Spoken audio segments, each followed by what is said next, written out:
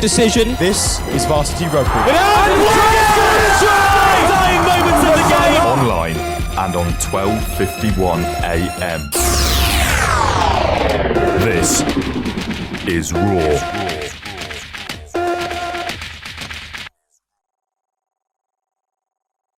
Welcome to your student radio station, bringing you great shows. Good evening, welcome to These Charming Men. The Jam Jar here, I'm Matilda and I'm Meg. You are listening to Bangs and Mash. This is going to be great. Great music. An era-defining band. New single from Radiohead. Great interviews. Hi, this is Frank Turner. My name is Sadiq Khan. I'm running through the Mayor of London. My name is Eddie Izzard. And keep up to date with the A arts. poet, a playwright and a cultural icon. He is, of course, William Shakespeare. News and politics. What about if the people are too stupid, though, to make this decision? People make that decision. That's the entire point of a democracy. Sports. So close. He slipped through. He brings it through on his left foot, just over the back of the net. On-campus coverage. When you think of Battle of the Bands, it just offers that real diversity. Welcome to the big decision. This is Varsity Rugby. Dying moments of the game. Online and on 12:51 AM. This is Raw.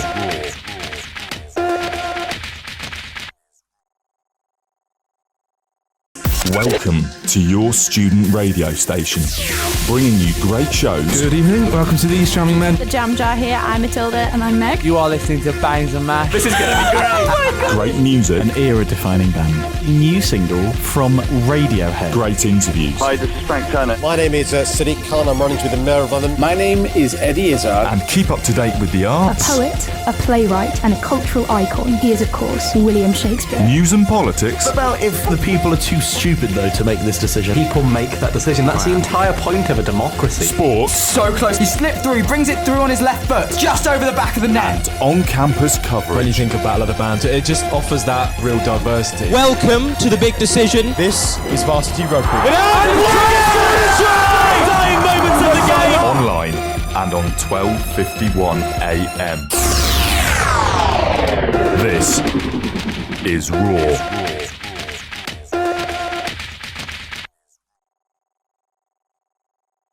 Welcome to your student radio station, bringing you great shows. Good evening, welcome to These Charming Men. The Jam Jar here, I'm Matilda and I'm Meg. You are listening to Bangs and Mash. This is going to be great. Great music. An era-defining band. New single from Radiohead. Great interviews. Hi, this is Frank Turner. My name is Sadiq Khan. I'm running through the Mayor of London. My name is Eddie Izzard. And keep up to date with the A arts. poet, a playwright and a cultural icon. He is, of course, William Shakespeare. News and politics. What about if the people are too stupid, though, to make this decision? People make that decision. That's the entire point of a democracy. Sports. So close. He slipped through. He brings it through on his left foot, just over the back of the net. On-campus When you coverage. think of Battle of the Bands, it just offers that real diversity. Welcome to the big decision. This is Varsity Rugby. Dying moments of the game. Online and on 12:51 AM. This is Raw.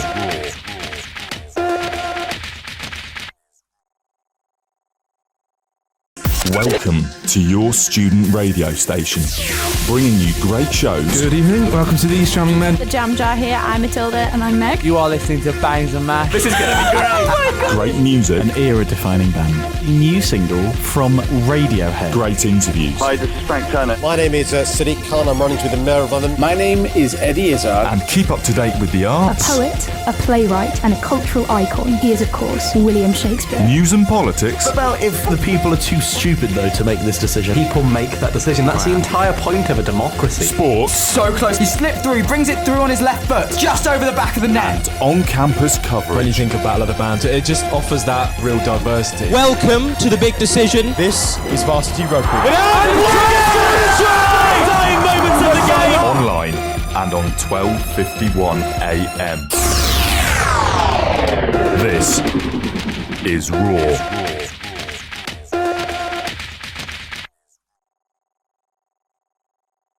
Welcome to your student radio station, bringing you great shows, Good evening, welcome to these charming men. The Jam Jar here. I'm Matilda and I'm Meg. You are listening to Bangs and Mash. This is going to be great. great music, An era-defining band.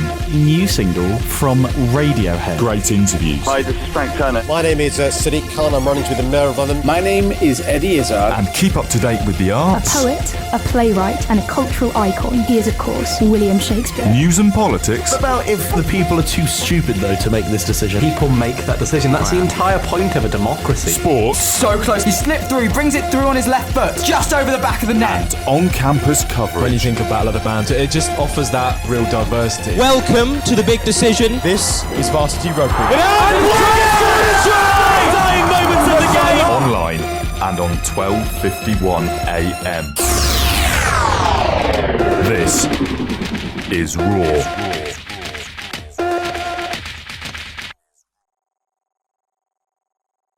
Welcome to your student radio station, bringing you great shows, Good evening, welcome to these charming men. The Jam Jar here. I'm Matilda and I'm Meg. You are listening to Bangs and Mash. This is going to be great. great music, An era-defining band.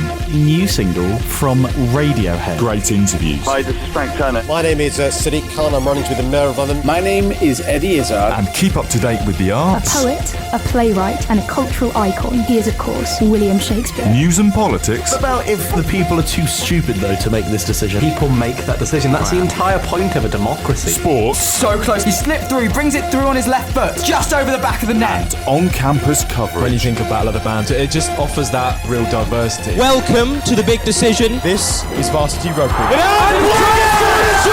Dying moments of the game. Online and on 12:51 AM. This is Raw.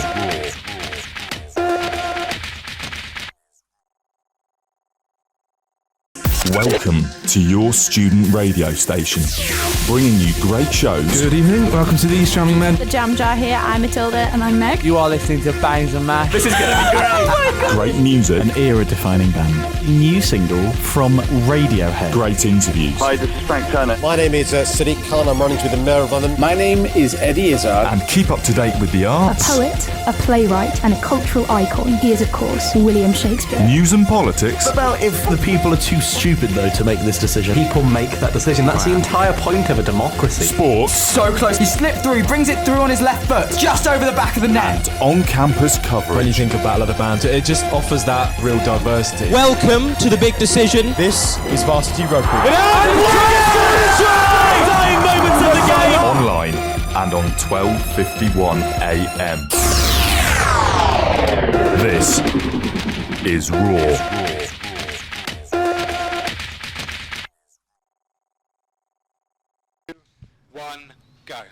Good evening and welcome to Raw's general election coverage for this snap general election in 2017. We've just had the exit poll and it shows that it's going to be a hung parliament but a Conservative party that is going to be the largest party. Now Dan, just quickly going to you, my first panellist, you voted for Labour in this election. Now although Labour aren't the largest party, that exit poll must sound pretty good to you. It does, yeah. I mean, better than like anything I could imagine, really. I'm sure it depends. I suppose it's still pretty close to Conservative majorities, but we could be looking at another fair election next October, I suppose. Ultimately, are you surprised that the Conservatives are the largest party? No, not at all. No, I expected quite a large Conservative majority. I think I was telling you about 20 years ago that I thought about Conservative majority 60. So then to actually go backwards is pretty astonishing considering like the issues that the Labour had.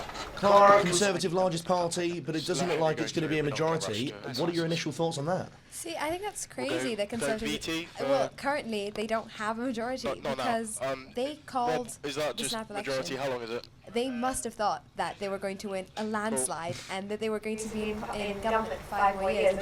This is kind of a weird result to be hearing right now. Obviously, we're not sure what's going to happen. We still have a long night to go. But as a 10 p.m. hearing this is kind of insane where we are.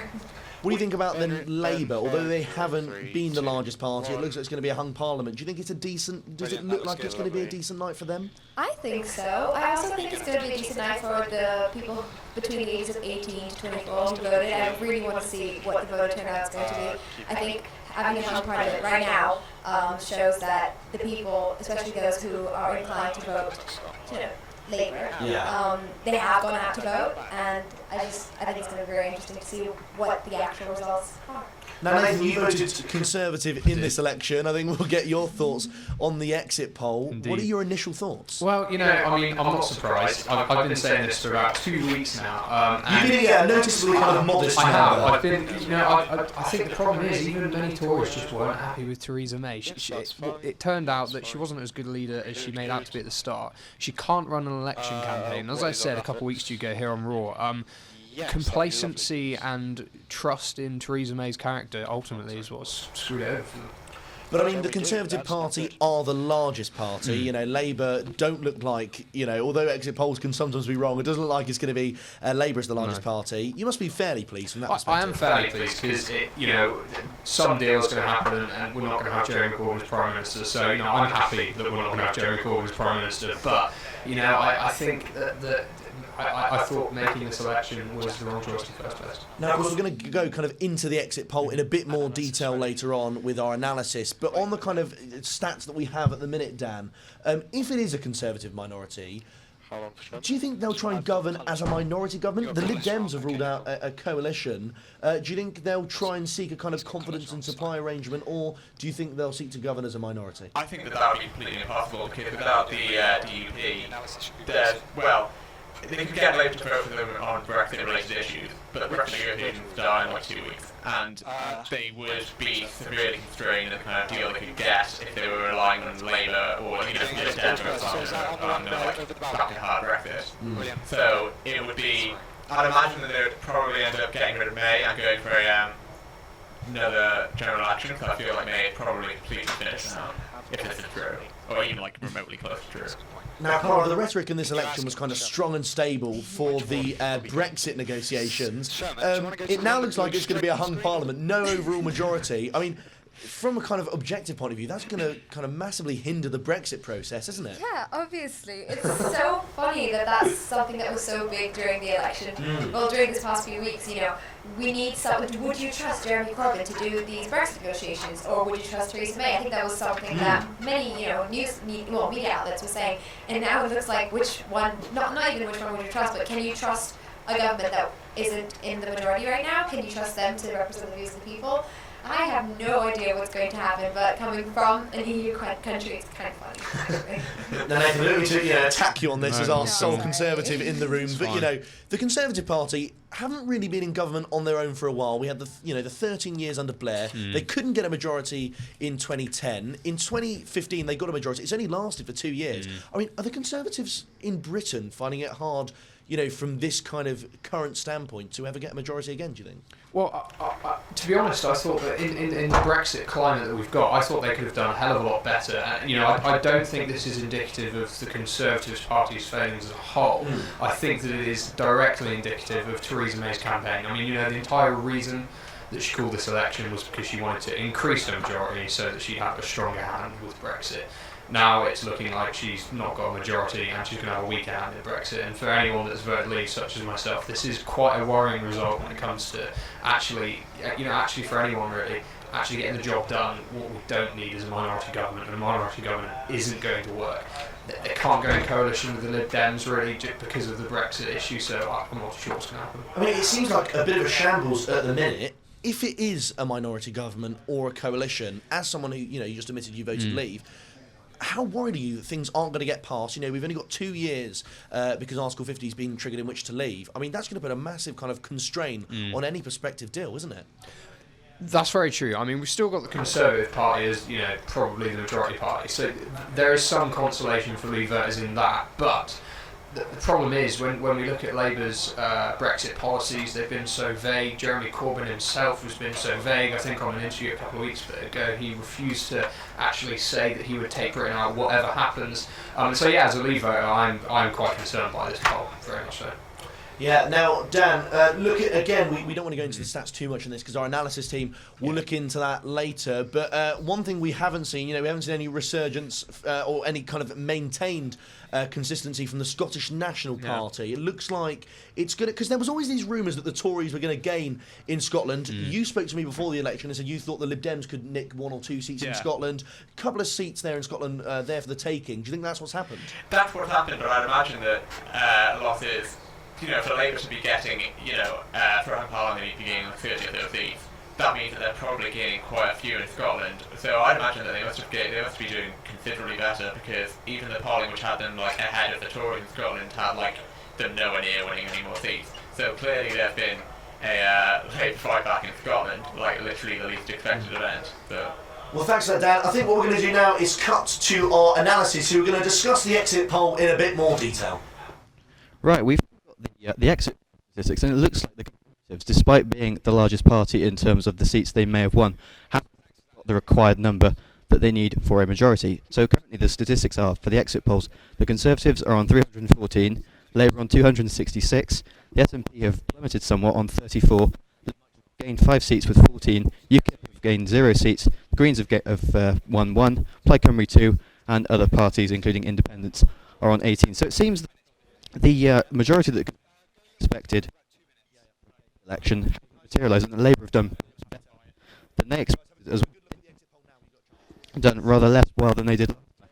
And UKIP have more or less vanished. I mean, Douglas Castle, of course, resigned as an MP, and he went independent after he left UKIP.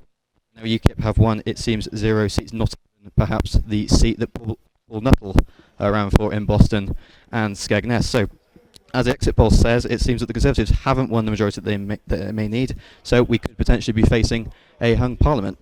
Labour, of course, do appear, like I said, to have done rather better than expected. The Conservatives, according to some, were hoping 150 seats, and the Labour have seemingly done a lot better than that. Have done a lot worse, maybe losing a potential 35 seats compared to what they expected when the election was called for. The Greens seem to have held on to their one. That is, of course, Caroline Lucas's seat in Brighton Pavilion. Plaid Cymru, I think they've lost seats, actually, because as far as I'm aware, they were normally on 3 seats in the last election. Now they're on to 2, and the others, including the independents, are now. Democrats have done well. A lot of pollsters were predicting that the Liberal Democrats would do quite badly. Some even saying that they would lose most of their seats, going down to 2. So that is the exit poll as we see them now. Right, so there we go.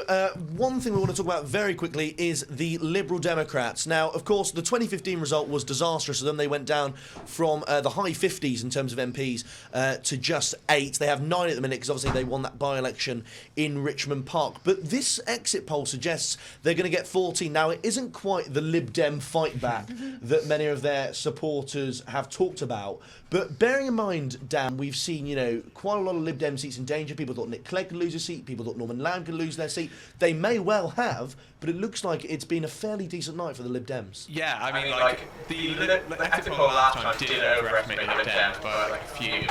But we'll have to see, because my guess is that they must have picked up the seats in London and Scotland to get to 14. They could have been Hoey and Vauxhall, for example. They must have won Twickenham and Richmond as well.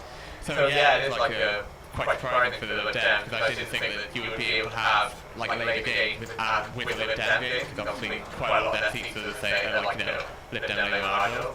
So clearly Lib Dems have hung on in most of their rural areas and gained a few. Well, obviously the Lib Dems seem to be the kind of pro-EU party in this election. Many people thought they could get a lot more seats than they have, even this exit poll suggests. But, it looks like an increase to the Lib Dems. Is that directly a result of the referendum, do you think? I think so. I think there are a lot of people that are still a year on, very shocked and very, disappointed by the Brexit result, and think that the way forward is a second referendum, which is what the Lib Dems proposed. And personally, I am not a fan of having a second referendum, but I understand why people would be. And if the Lib Dems were the only parties to suggest this, to suggest another way for the public to have their own votes, then that's why they that's why they have more votes. I don't know if that would be the only reason, but I think that's a main reason that they're standing out from the rest of the parties, especially on such a massive issue such as Brexit. So there's that. Nathan, on that issue of Brexit, obviously you voted Leave, but the Lib Dems were the pro-EU party. Has that helped them in this election? Oh, definitely. You know, the reason that if they've made any gains, the reason they've made gains is because of their Brexit stance. They pretty much offer the only alternative for Remainers. But the thing is, I think the reason that they haven't had sort of this Lib Dem resurgence that they've wanted, I think Jeremy Corbyn is the reason for that, actually, because of his sort of vague tone about the whole Brexit issue, sort of Remainers that aren't a bit sure, who were Labour voters, that perhaps would have been the swing that the Lib Dems wanted. I think that Corbyn's been vague enough that they won't have got that swing. And actually, Corbyn has been so successful that his success is going to limit the Lib Dems' success. Thanks for that, Nathan. Right, so we're going to discuss the rest of the parties, the Greens, UKIP, in a bit more detail later on. But first, here are some highlights of the campaign. Election is no sound bites. Well, it is absolutely crucial. I have just chaired a meeting of the Cabinet where we agreed that the government should call a general election to be held on the 8th of June. I don't believe they think about the national interest. That should be what drives people when they go to vote. But no slogan. Political leader, though. We can agree for the next come on, Andrew. You know that we will all be talking. The SNP have said they'll abstain in this afternoon's vote. Every party Leader, about First what Minister they think Nicola Sturgeon called it a huge political miscalculation and, quote, an extraordinary U-turn strong and stable leadership. And now I am joined live in the studio by Can't the claim Prime I've read it Minister, all, but here it Theresa May. is, Good morning, Prime stamped Minister. right through the middle Can we of agree the to start document, about 20,000. Apologies for some audio difficulties on our campaign highlights VT later on. We'll try and get that working for you a little bit later because there's some absolute gems there in the campaign that have happened this time around. But I think what we'll talk about firstly, Dan, is Paul Nuttall and UKIP. Now, we're smiling because Dan isn't the biggest fan of Paul Nuttall. I think it's fair to say. Dan, I mean, UKIP had, obviously they had the two defections in 2014 when the referendum was taking place. Douglas Carswell, popular local MP, kept his seat, but it looks like they've lost Clacton. Now, Carswell wasn't standing this time, but is that now the end of UKIP? I think it is. I think it'll be really interesting to see what the percentage breakdown is, because a lot of people felt that one of the reasons why Labour were trouble in this campaign is because UKIP were switching to the Conservative was going to, kind of create people calling it the purple wall for Theresa May in a lot of seats where UKIP would come as like a strong third. So it'll be interesting to see whether or not maybe either UKIP have overperformed perhaps and they've kept a lot of those voters, or whether or not they're completely collapsed and some of their votes have gone back to Labour, which could be something where perhaps for the last 5 they've gone down to 2 or so percent and they've lost some of their voters have gone back to Labour. So it'll be interesting to see the breakdown. Now, Clara, UKIP losing their only seat in Clacton. Dan thinks it's a pretty bleak picture for the party. Do you think this is now the end of UKIP? I think so. I think UKIP got what they wanted.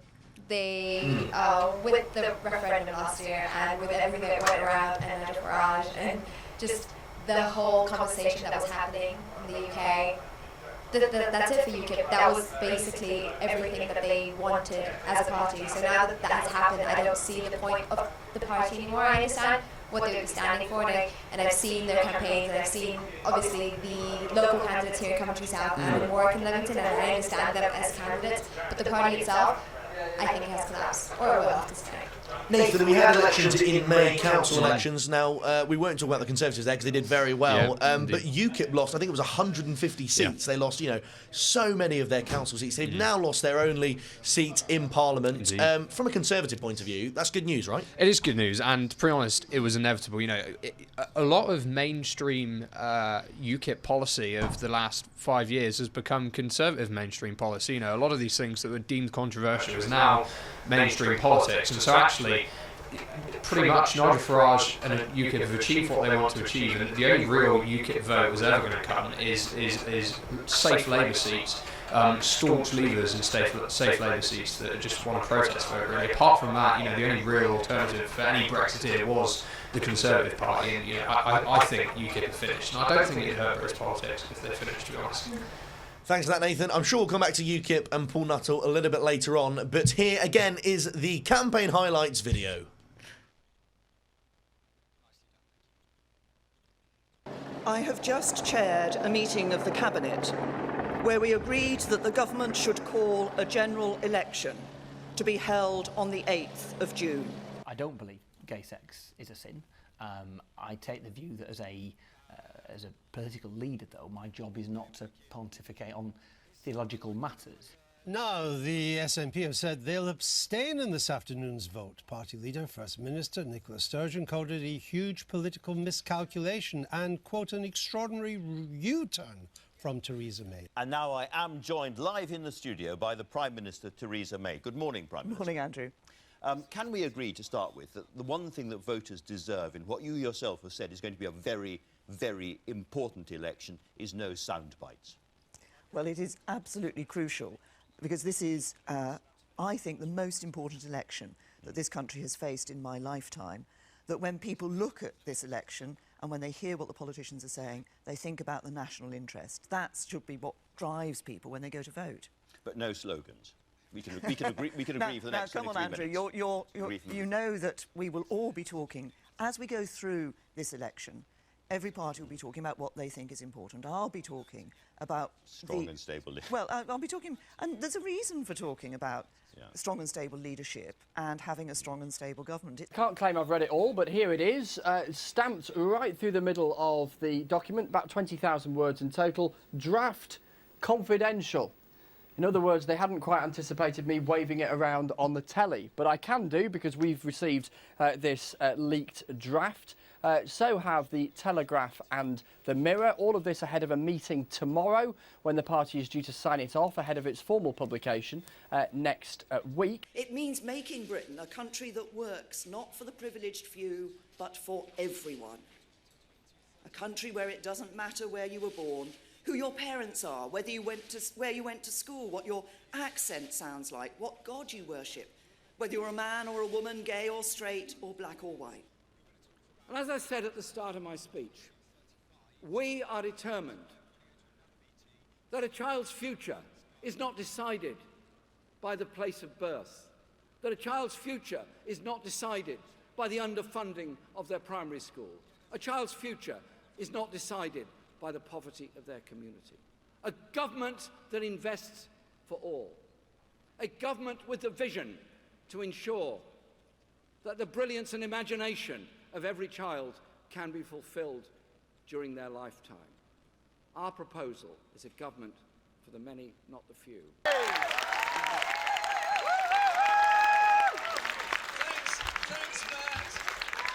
Thanks, Matt, for what you just said.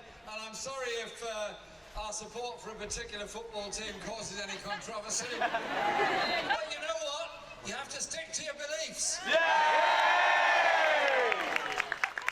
And I want you all to do everything you can to help get Matt elected to Parliament, because winning Warwick and Leamington, winning here, gives us the chance of forming a Labour government that will do things very, very differently in this country. It is now beyond doubt that the people of Manchester and of this country have fallen victim to a callous terrorist attack, an attack that targeted some of the youngest people in our society with cold calculation. In effect, to end the political ceasefire over the general election campaign, they are now saying, come what may, they will launch their manifesto tomorrow. Now, why that matters is because at the moment there is no sign of the main parties agreeing to resume the general election campaign. Tim Farron, this election's about electing MPs to sit in the British Parliament. But you're fighting on a manifesto which advocates UK laws being made in Brussels, having no control over immigration policy, and for Britain to stay under the jurisdiction of the European Court of Justice. Why? Well, Liberal Democrats are campaigning in this election to trust the people. And we know that people voted to leave the European Union last June. I grew up with people who voted to leave. I completely respect those who did. Obviously, I hold a different view. Can we look at something else on which you've changed your mind? Only this March in the budget, you proposed to increase national insurance contributions from the self-employed. Within a week, you'd back down from that. You accept that? Yes, I accept that. And we very clearly stated at the time. See, what one's bound to say is, if I was sitting in Brussels and I was looking at you as the person I had to negotiate with, I'd think, She's a blowhard who collapses at the first sign of gunfire. Words to describe the grief and anger that our city will be feeling today. I'm appalled and furious that these cowardly terrorists would deliberately target innocent Londoners and bystanders enjoying their Saturday night. If our human rights laws stop us from doing it, we'll change the laws so we can do it. We need to make sure we're secure. That means having an efficient, fully staffed police force. She's the one who presided over the loss of 20,000 police officers over the past 5 years. What we've said is we would immediately employ 10,000 more police officers and properly fund our security services. We won't defeat terrorism by ripping up our basic rights and our democracy.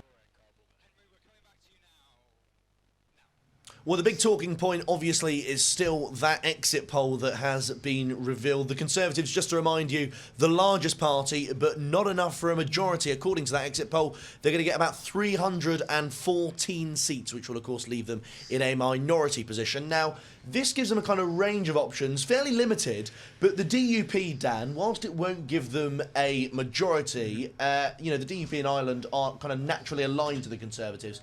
Do you think that is a certain deal that will take place after this? I think it would, but it still wouldn't be sufficient. I couldn't see the Conservatives being willing to go into another general election with a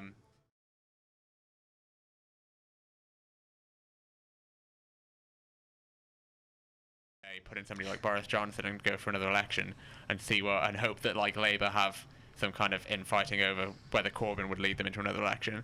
I think that would probably be their best move at the moment. A lot of people are talking as well because, the SNP, the Lib Dems and Labour, all of their seats combined, if this exit poll is correct, would be 314, which is the same as the Conservatives. Do you think that's realistic again or not? No, I think you'd have to end up with kind of weird Frankenstein like them, plus Sinn Féin, plus SDLP or something. The Rainbow Coalition. The Rainbow Coalition, yeah, which would be literally the coalition of chaos would actually happen. Yeah, I don't know. No, that's not going to happen. I don't think that I think that Labour would. I don't know. I think maybe Labour would welcome another election. Yeah. They may feel that now that they've established that Corbyn can, not win, but gain seats, that maybe they feel that they should go to another election with the momentum that they need to maybe get closer to a majority. Again.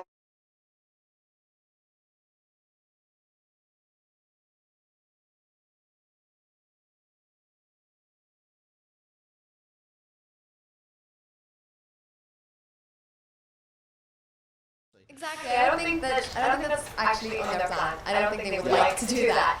At the same time, I'm not sure calling an election would be the best idea for them unless they do get rid of Theresa May and get a leader that's more, charismatic or at least represents more of the party and what the Conservatives stand for and not just dodges some of the issues. And then I think that's the only way the Conservatives can actually get a majority later on, because for now, having them in a coalition, that could really be coalition chaos. That's my opinion. Now, a lot of people on Twitter are saying, Theresa May's been a bad Prime Minister or whatever. Have you got any thoughts on this election, on the exit poll, anything you've seen on Twitter or in the news so far? Make sure you tweet us using the hashtag #WarwickVotes and we'll read out your tweets and put them to our panel and see what they think of that too. Now, Nathan, DUP, I've asked this to the other panellists, is that any kind of realistic possibility, do you think? Because broadly in terms of ideology, there's not really much difference. No, there's not much difference. They're pretty much aligned with where the Conservatives are at the moment, and if I'm honest, I don't see there's any alternative. They can't go in with the Lib Dems. That just can't happen because the Lib Dems want a second referendum, and if Theresa May goes and does that, she's pretty much undermined the whole campaign. They're certainly not going in with Labour, nor the SNP. We're definitely not going to have this sort of progressive alliance getting in, but we're certainly, unless there is a Tory majority in the exit polls, I think the DUP is the only way to go. I don't think that calling another election is going to do any good for the Conservatives whatsoever. Now, it looks like there's going to be some high-profile figures in trouble in the Amber Rudd, her seat is in danger. She had a 9% majority in 2015, but she looks like she could be in a bit of trouble. Also, Angus Robertson and Alex Salmond, apparently, two of the kind of big stalwarts of the SNP. Nearly said the SDP then. The SNP in trouble. And there's some other people as well, wondering whether certain high-profile figures are going to lose their seat. There was talk of Dennis Skinner losing his seat before this election. broadly, Dan, you know, are we going to see people like Nick Clegg, Alex Salmond? Do you think these people are still in danger despite the exit poll? I think Andrew Croft certainly competing at a very hard enough stage. I think he was on a third blue this season. It looks quite good. Is there anything we can put on the right side? I think people forget. I think the exit poll on the right side they looked lost really quite good. badly last time. A lot of Conservative MPs who look like they're in quite safe majority when they have a red. Actually, you know, having a 9% majority when you won last time by 7 isn't that safe.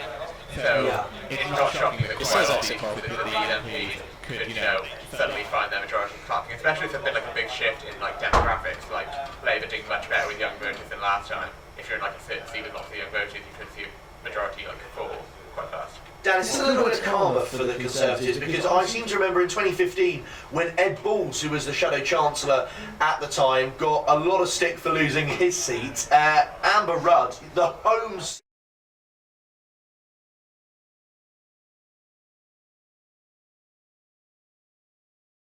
Consider the position they're in. They were up 25 points in the polls like a month ago, and to go down to what this is now, I think that really, you talked about Theresa May earlier, I think that in terms of like effectiveness, she's really going to be probably the worst Prime Minister of all time. How about Idit's card series? You do a break. The majority did very little for a year. I lose audio every time you do a transition between graphics. I think that she will get all the blame for this. Now, Clara, one thing that's funny, the reason they called this election, Brexit means Brexit, strong and stable. It was pursuing a kind of, you know, ideology for Brexit. Now, Labour's position isn't really for hard Brexit. I know these terms are fairly arbitrary, hard Brexit, soft Brexit. The Lib Dems look like they've picked up seats. Labour have picked up seats. The Tories don't have a majority. Is this a rejection of hard Brexit? I think so. I think it's not so much, you know, this is in terms of hard Brexit, soft Brexit. I think it's loads of people, maybe who didn't vote in the referendum or, you know, have changed their mind since, are starting to think, oh wait, there's another way out. Not out of this, because I don't believe there should be a way out of this. I think Brexit should be continued, but maybe something that would benefit more than just, you know, the 52% that voted. I think that having these other options for these voters is really interesting. But Labour does not have an actual, doesn't actually say what their Brexit plan entails. So we will have to see what happens after tonight. Nathan, is this a rejection? Someone who voted for Brexit, I assume, you know, is this a rejection of hard Brexit? Is this the British people saying they don't want to leave the single market, they don't want reductions in immigration? No. No, it's not. So? I mean, I'll start off by saying I don't actually believe in hard Brexit and soft Brexit. I believe in Brexit. There is Brexit, or there's not Brexit. I don't think this is a rejection of leaving the single market. You know, or the want to reduce mass immigration. They don't want, you know, a strong Brexit by the look of it, do they? Well, you know, your party in. Yeah, but you see, the thing is, so I'm going to make a distinction between immigration and mass immigration. I think they're two different issues. And Corbyn has said that freedom of movement is going to end. He's also said that he wants to get tariff-free access to the single market. Now, if those two things are going to happen, then he's going to leave the single market and freedom of movement is going to end.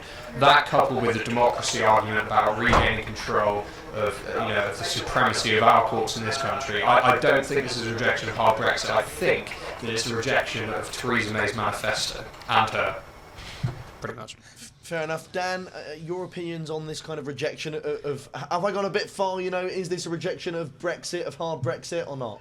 I think I agree with what you were saying. I don't think there's been a majority vote against hard Brexit, because I think that Theresa May failed to make the campaign about Brexit. I think one of the issues was that, as you said, neither party had a kind of actual platform for Brexit. It was just no deal is better than a bad deal versus we're going to get a good deal. So it wasn't as if there were concrete options for voters to pick from. And I think Labour were very successful at turning this into an election about public services, about austerity, about security in the last week. And once they did that, all of a sudden the Conservatives were a lot weaker. But it's 7 years into a government that's been cutting public services, that's not a very friendly terrain for any government. Now, just so you know as well, if you're a kind of, ardent fan of British politics, Sunderland is usually the first to declare, but apparently this year they could be overtaken by Newcastle. Newcastle are aiming to declare at 22:45. Some other things to bring you. Lib Dems have been saying, they've said it for the past 6 months and they're still saying it now, no coalition. And a senior Labour source has said if the exit poll is correct, they will not go into a coalition either. Not that they have much choice on 266 seats, but there we go. That's exactly what they're saying. Dan, one minor party we haven't spoken about just yet is the Green Party. Now, the Green Party, their co-leader, because of course they have two leaders, Caroline Lucas and Jonathan Bartley. I think they have they have two, but then they have like two beneath them or something. They have like a weird leadership thing. It's a strange structure of the Green Party, but Caroline Lucas, the co-leader. The Green Party predicted to win one seat. You'd assume it's Brighton Pavilion. Oh yeah. I think that Because they talk of the Isle of Wight.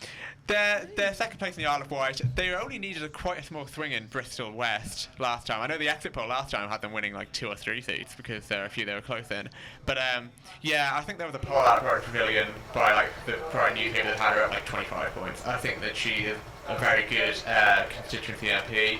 I think that Labour supporters there like trust her, so I think that there was probably quite a great deal of tactical voting to keep her in. Now, of course, along with this broadcast, we've prepared some videos for you to guide you through the election, and the first one we're going to bring you is Matt Delaney's Idiot Guide to the Parties.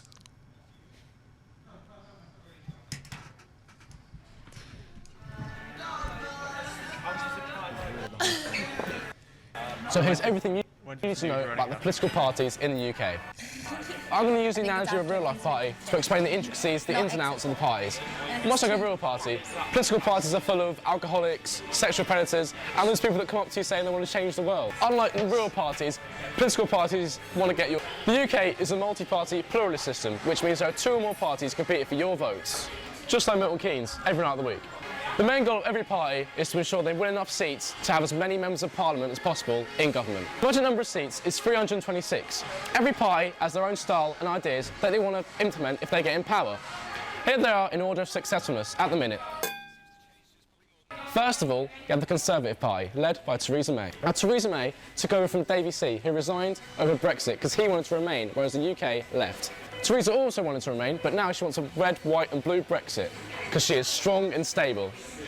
I'll explain later. The Conservatives, by definition, have ideologies of tradition and continuity, favouring tried and tested systems of government and institutions. The Tories are the awkward guy at the party, but he's hosting it and he's got a cracking house. But, as I said, he's a bit socially awkward, but he's got a load of money, so nothing else matters. And apparently the Tories hate poor people, which brings me nicely on to the Labour Party. The Labour Party, led by Jeremy Corbyn and his merry momentum crew. The Labour Party are traditionally the opposition in Parliament, but in recent years they've been seen not as particularly strong. Jeremy Corbyn is associated with Old Labour, a more socialist style of politics, in direct contrast to New Labour, who were ruled by Tony Blair. You remember him, right? But nobody likes New Labour anymore because they're a bit morally bankrupt, but then nobody likes Old Labour because they're taking us back to the 1970s. Either way, it's looking a bit eggy. The Labour Party is that guy who leaves the party early to sit next to homeless people and tell them stories. Speaking of going back in time, the 1950s is a desired time zone for the next party. The United Kingdom Independence Party, commonly known as UKIP. UKIP are all about Brexit. Brexit, Brexit, Brexit. Whilst Theresa May will stand up and say she's all for Brexit, these guys are the real deal. They liked it before it was cool. Formerly known as a bunch of closet racists and Fruit Loops by Davey C, they've grown a lot more popular under Nigel Fromage. Why is he written Fromage? I don't know. Is that a joke? Formerly known as a bunch of closet racists and Fruit Loops by Davey C, they've grown a lot more popular under Nigel Farage. His brand of UKIP out of my country politics has found a lot of sympathies across the country, especially with the far right. Nonetheless, his successor, Paul Nuttall, is hoping to find electoral success with Brexit. UKIP is a sexual deviant uncle who hasn't been invited to the party but turns up anyway. Next up on the Brexit barrel is the Liberal Democrats, led by the hater of liberalism and democracy, Tim Farron. This party wants to keep the UK in the European Union and do the referendum all over again. Sort of. The Lib Dems, famously not popular among students since 2010 when they raised tuition fees, are attempting to rekindle the youth vote through pledges such as legalising marijuana.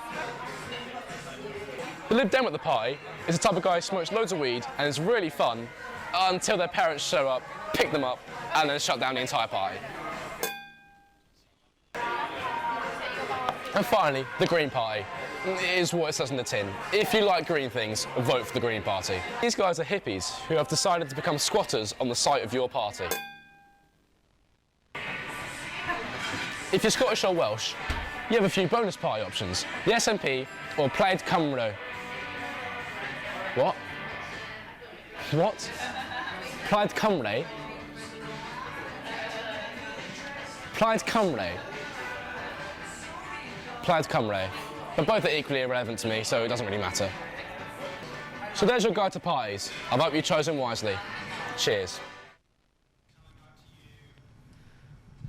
Right, now remember you can get involved in our coverage today by using the hashtag Warwick Votes. We're not seeing too many tweets at the minute. Get your tweets on, you know, get Twitter if you haven't got it already, and tweet us, hashtag Warwick Votes. Adam English has tweeted in saying, really good fun broadcast. Get a haircut, Henry. I don't think it was that bad. Bit rude, Adam, thanks for that. And Rob Myers says it's going to be a long night. Rob is coming on the panel a little bit later on to discuss those results. Now, a few things that have happened that I want to talk about already so the Tories are saying that, you know, in 2015 there was predicted to be a hung parliament, but the Tories still got a majority. So, you know, this exit poll isn't concrete. Also, the pound has gone down, something you mentioned before, Dan, as well, 2% against the dollar and the euro. And just to name a few MPs who apparently might be in trouble, Anna Soubry, whose constituency voted leave at Broxtowe, is apparently in trouble, and James Wharton, who is a Conservative in Stockton South, is also apparently in trouble. So we'll take those kind of individually. First things first, Dan. The senior Tory sources are right. I mean, they got it wrong in 2015. They said it was going to be a hung parliament, and the Tories ended up getting a majority. Yeah, but I think they're a little bit lower now than they were in 2015. And even if they were to get a hung parliament, even if they were to get a majority, it would only be a majority of like a few. Whereas the aim of Theresa May in this election was that she would win a solid enough majority that she could more or less push through any kind of Brexit deal without having to worry about certain elements of the Tory party who wanted to start to play hardballs, trying to get you know, their own personal things put into the deal. So in that way, it's just a complete failure. My guess is even that they've got a majority, she would be in serious trouble. They would have difficulty negotiating if the EU were worried that any deal would be able to get through Parliament. So I feel that even if, unless the exit poll is spectacularly wrong and you get like above 25, 30 seat majority, that this will be seen as a gigantic failure for the Tories. Clara, we're seeing, in terms of the economics, the pound is down 2% against the dollar and the euro. Not the kind of news we wanted to hear this evening, is it? No, it reminds me of when Brexit happened. I keep talking about it because we were up all Etched in night. your memory, is it? You know, we were up all night as well. And seeing these kind of results early on, I mean, is it going to drop even lower? What's it going to be like at 6 a.m. when we're still there? We'll give you a live update, don't worry. We will tell you, don't worry.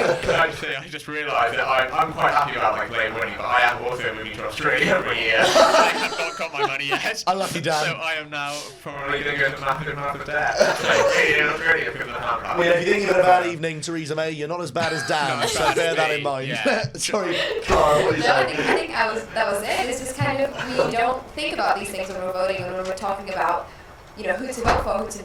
No, we don't talk about who not to vote for, but then we don't, when we see the results happening, when we see the pound dropping, it's something so real, it's kind of insane that we're at this massive moment in our lives and we're just seeing it happen right now.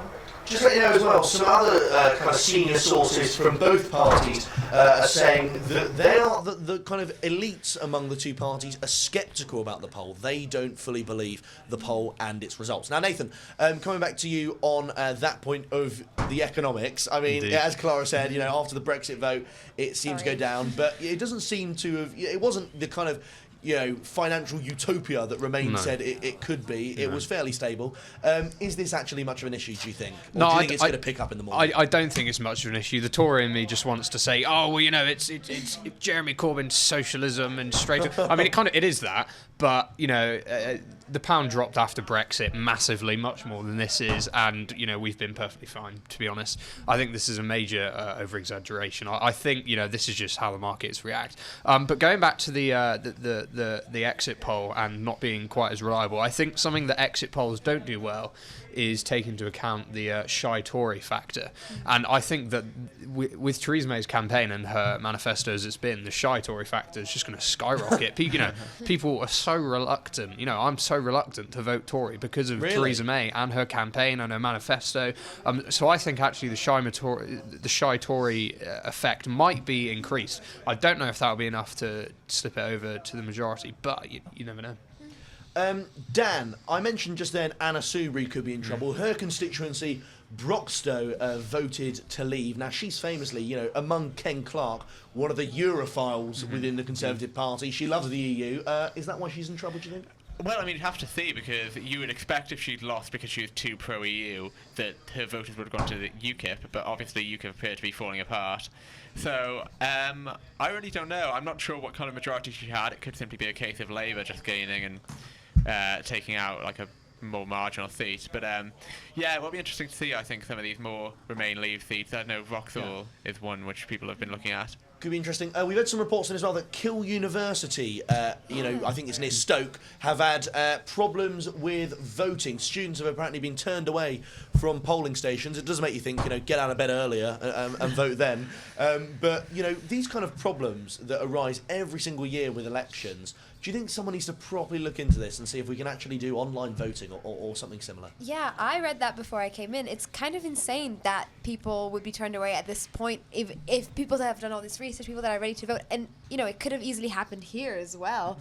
I don't know if online voting is the way to go or if there's anything easier. I just think there must be an easier way to make sure that you have your name on the register and you have you are sure that you can vote, so then that Kiel, you know, wouldn't happen again. But obviously I say that as an outsider because I did not vote, so I'm sorry if everything that I say just sounds completely stupid. Now, Nathan, I saw on the stream there that when I mentioned online voting, you were shaking your head. Absolutely, I was shaking my head. Well, you know, I think there's a reason that the way we vote is the way we vote. I think that, you know, if you actually made it online, you start going into cybersecurity issues. You know, all of you know, you open yourself up. You're worried about Russia? I'm not. You know, yeah, Russia could be, but just in general, I don't think it's as secure as good old-fashioned pen on paper, and I always take my pen because I don't trust the establishment with my pencil. But you know, I think no, I don't think we should. You know, there's a reason there is the way it is, and you know, but for me, I mean, it's quite good that if a load of students have been able to turn out. One question about this, though, and this is to anyone really.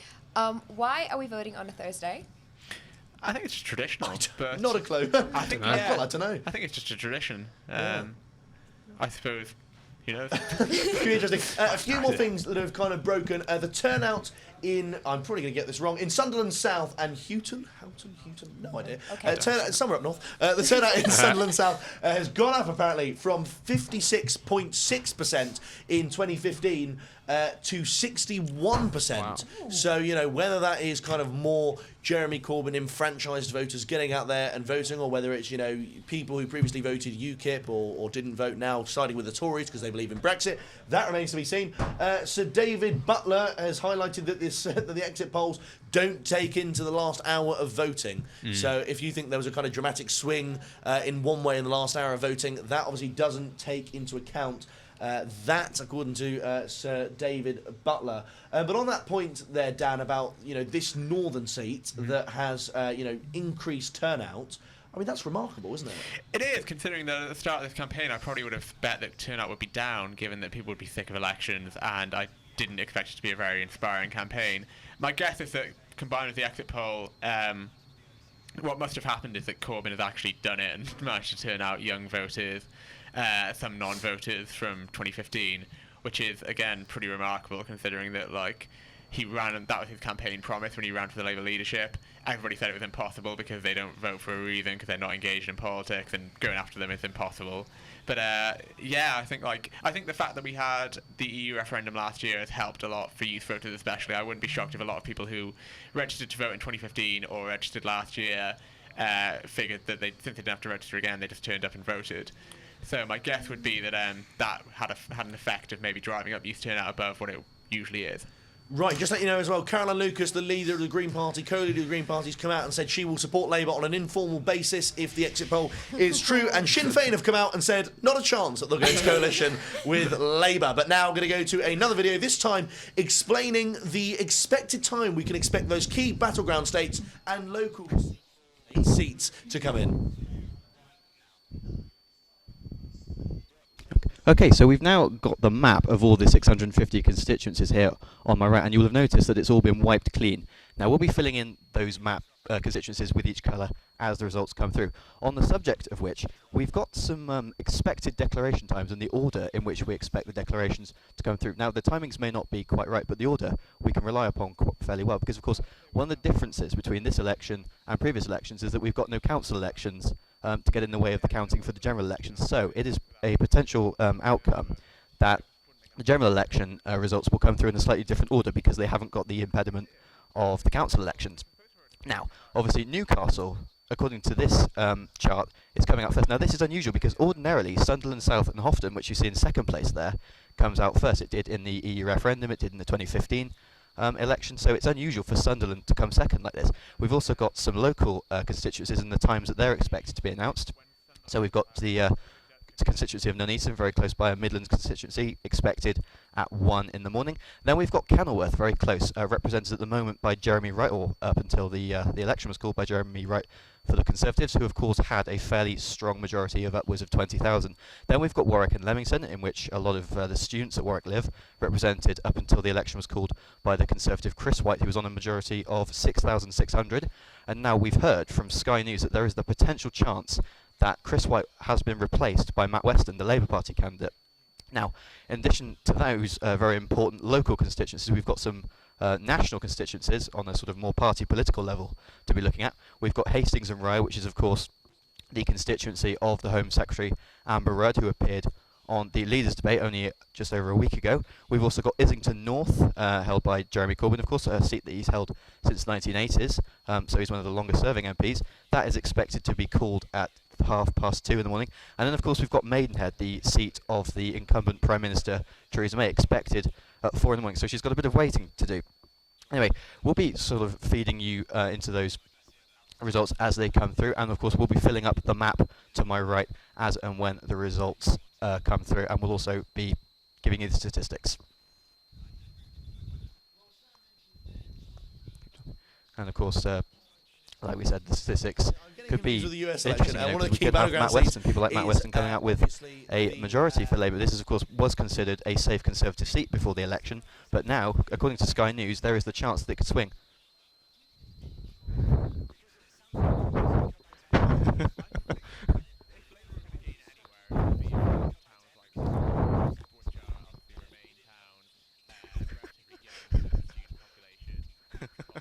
It's fine.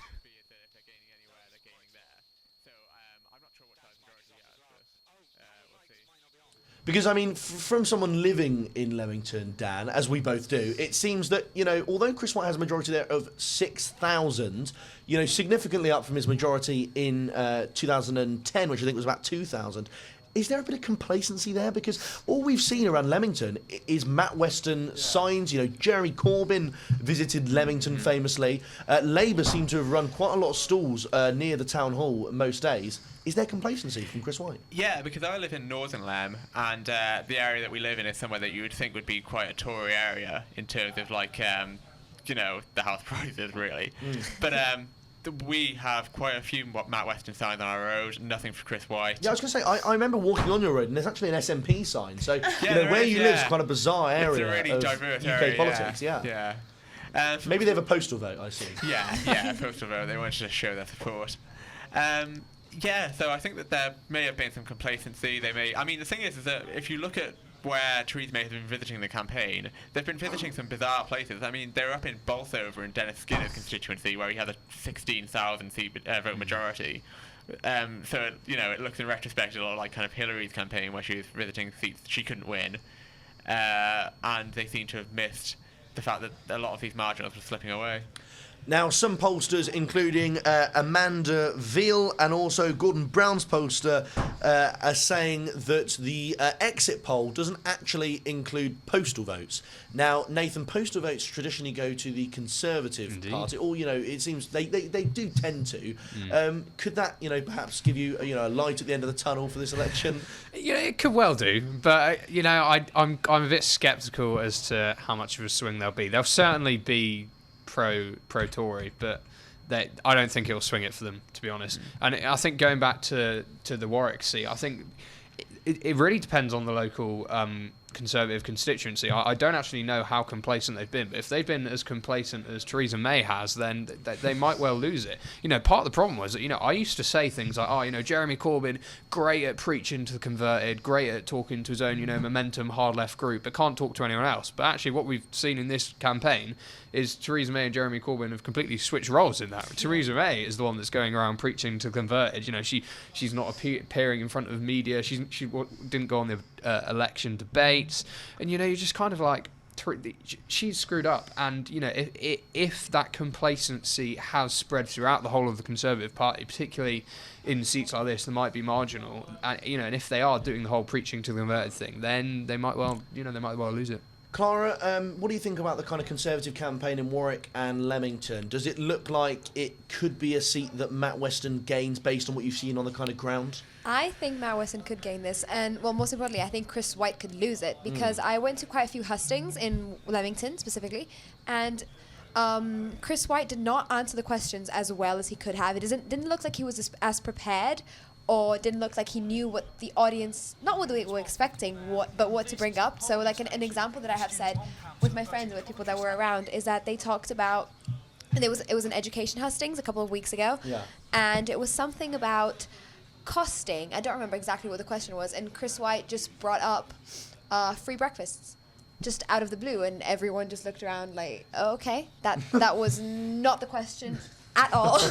Thank you so much. Do you think he's quite kind of poor as a politician in that respect? I think so. I think he just realized, or maybe he knew all along, that that's not the people that have been going to these particular hustings and not the people who are going to vote for him. They're there because they want to see a different side, a different politician. They're not gonna go and just recast their vote for someone who's already the MP.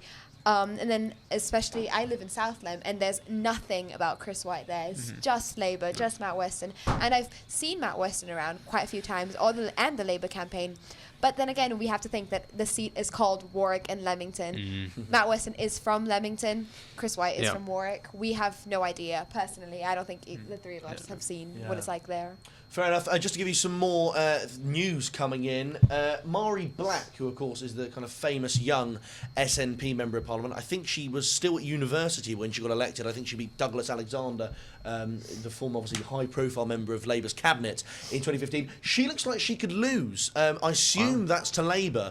Now, she's obviously a very high-profile Member of Parliament for the SNP. It looks like the Members of Parliament they do lose will be the high-profile ones. But the one thing I want to talk about now is I've just got some news from Google Trends that suggests the most discussed candidate in this election campaign that goes through the main three party leaders. So number one, Jeremy Corbyn with 51%, number two, Theresa May with 41%, and Tim Farron with 3%.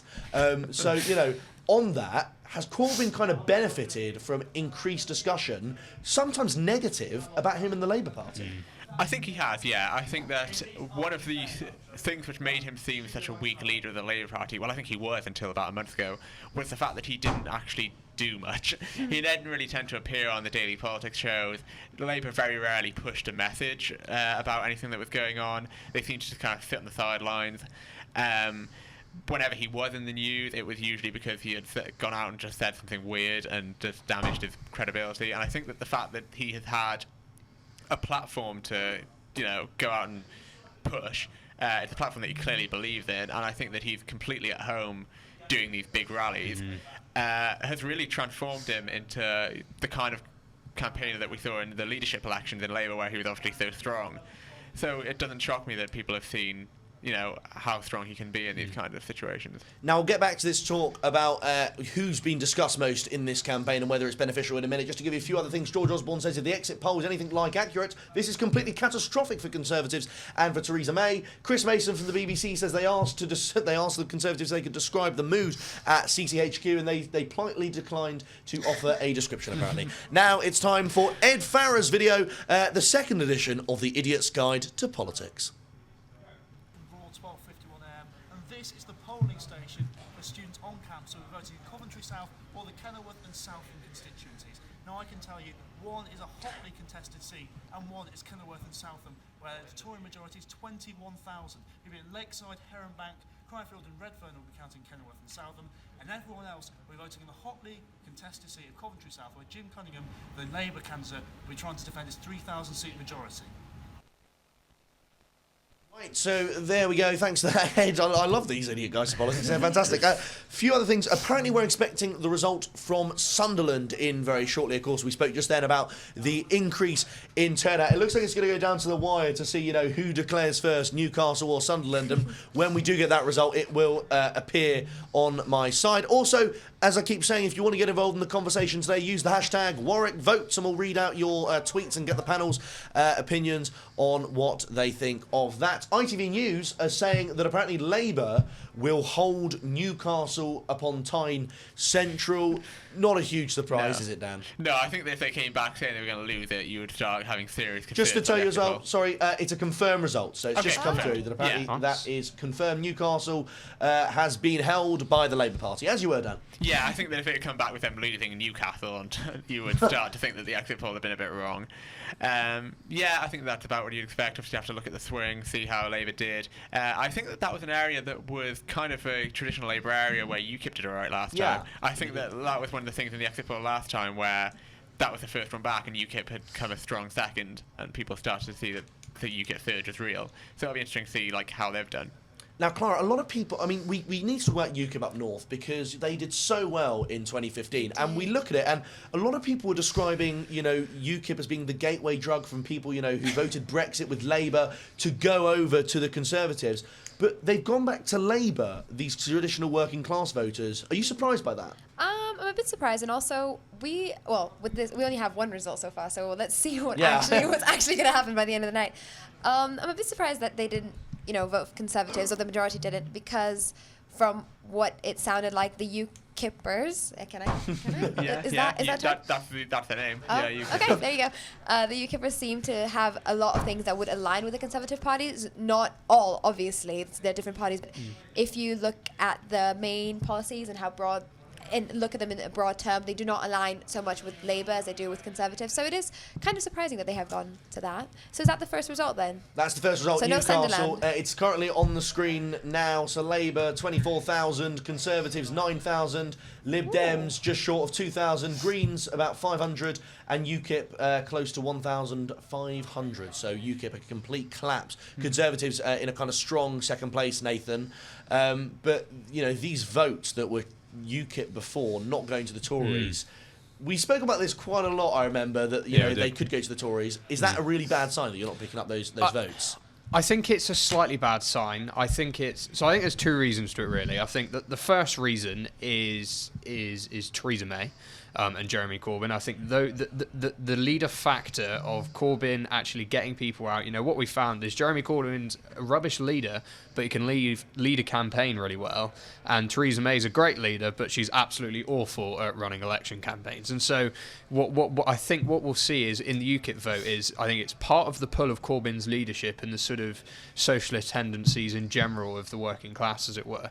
And I think then the other factor is the people that voted for UKIP are going to be hard Brexiters, and what I think Corbyn has done well is he's been vague enough for the Remainers that they're confident that they can vote for him, but he's still been tough enough to an extent that actually those UKIPers, who are left-leaning economically anyway, actually feel, what, if I can still vote in a way that sort of benefits me most in sort of, Jeremy Corbyn's economic manifesto, and still at the same time get that Brexit vote which I wanted for. So I think that pull would have happened even if Theresa May had acted in the way that she should have done in this campaign, but without that at all, I think that's what's done it really. Thanks, Nathan. We're going to go to a quick news bulletin now to explain that Newcastle result a little closer with Dan Subramanian. This is Dan with your 11 p.m. general news update. Exit polls are predicting a hung parliament with Conservatives winning 314 seats, followed by Labour with 266, Lib Dems, yes, space. No, click it again. Yep.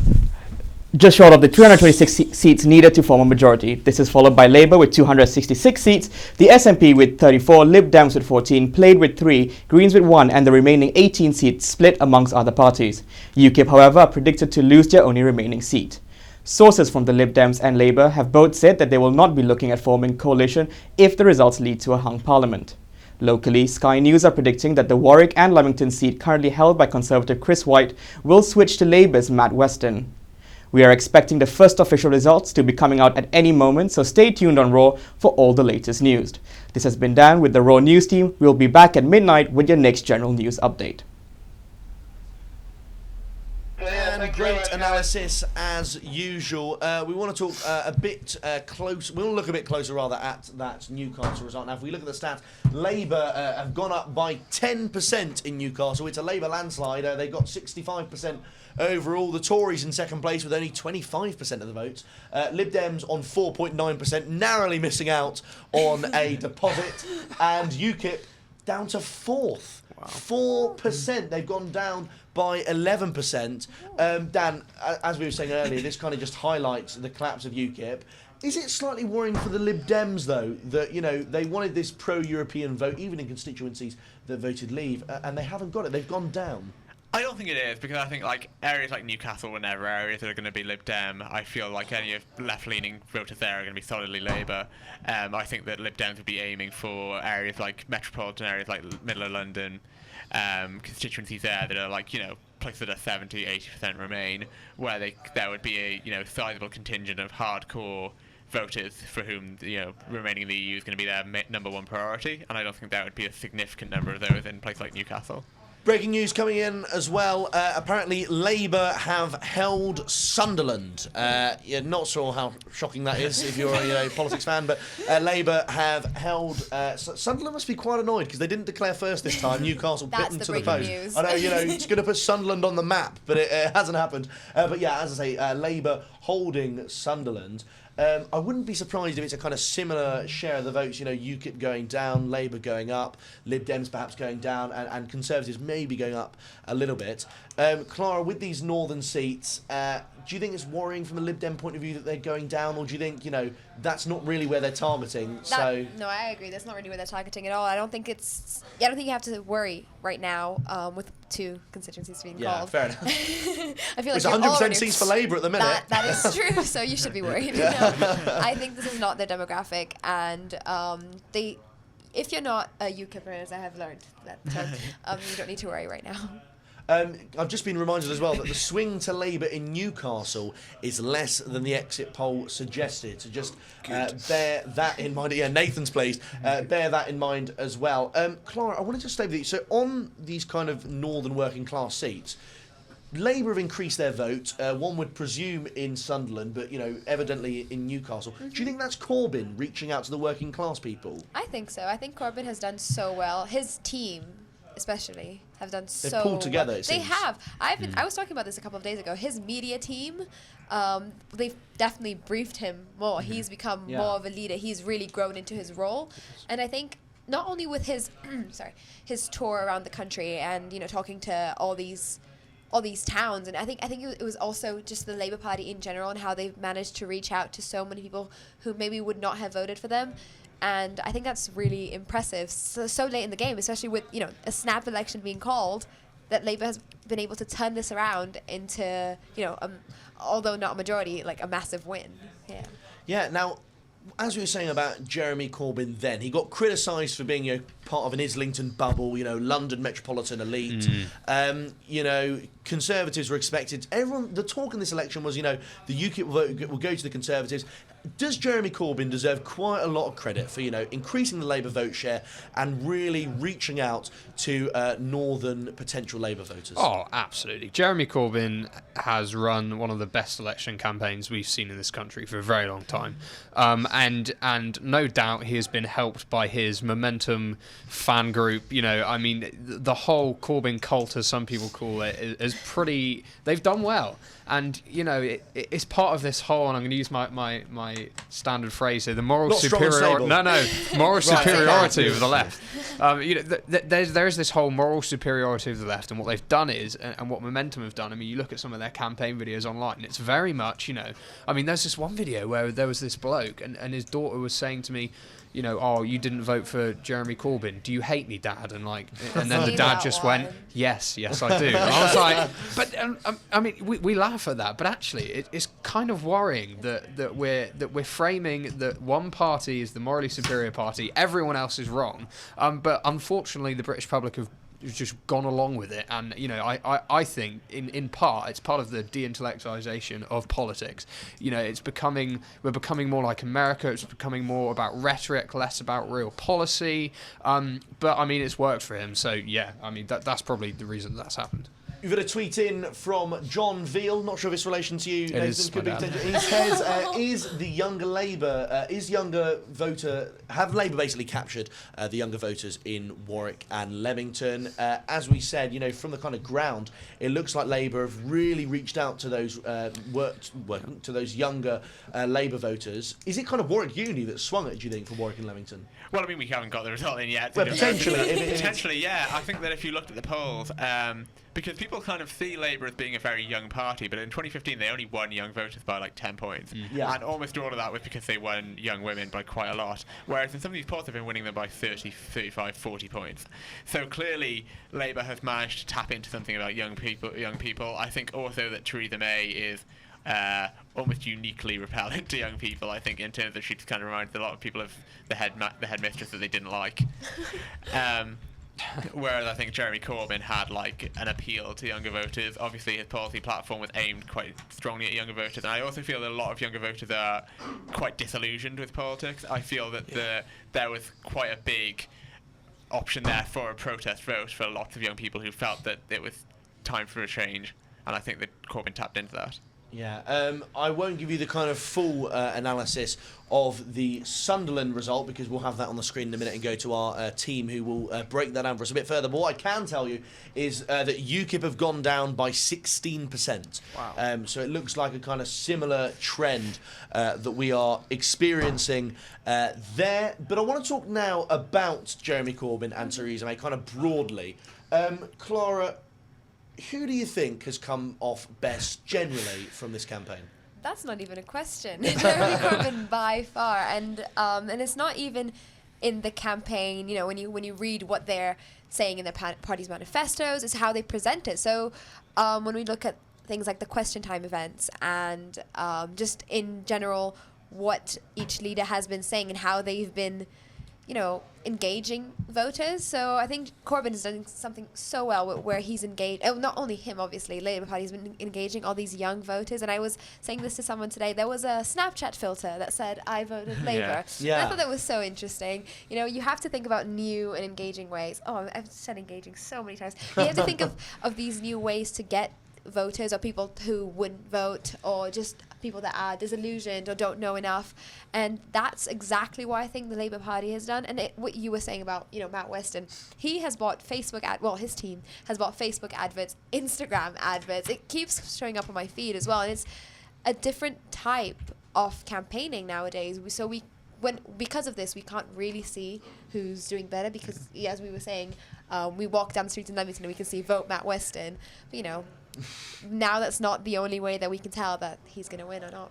Nathan, from a Conservative point of view, do you confess that Corbyn, in recent weeks at least, has run a better campaign? Yes, I mean, it just pretty much goes without saying Corbyn's run a better campaign.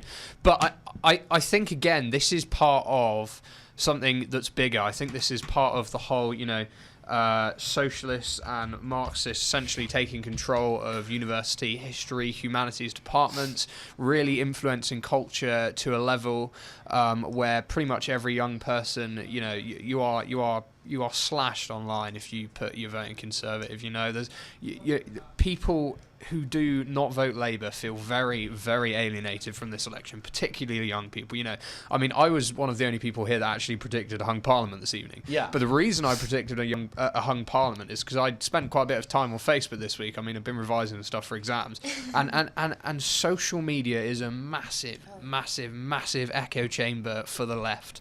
You know, the left have completely taken over social media. You look at any of even the popular posts from the Conservative Party, the top comments pretty much always someone going on about Theresa May. You know, that there is no real public sphere safe haven, as it were, for Tories in terms of social media. So I do think it's Jeremy Corbyn himself. Yes, definitely. Like, that goes without saying. You know, particularly his stances on the war. You know, he was right about Libya. He was right about Iraq. You know, he's got all of this sort of stuff. But I think the fact that he exists is part of a more broader movement amongst younger people to this harder socialist, morally superior, exclusive, Puritan club, as it were. Right, I think now we are privileged that Lembit Opik should be joining us on Skype for a quick interview, just to check if Lembit can hear me. I can hear you 10 out of 10, yes indeed. But did the country hear the Tories? That's the question you should be asking. It's great to have you on the line, or on Skype rather. Is this a shock to you that, you know, hung Parliament, although the Conservatives are still the largest party, but not a majority?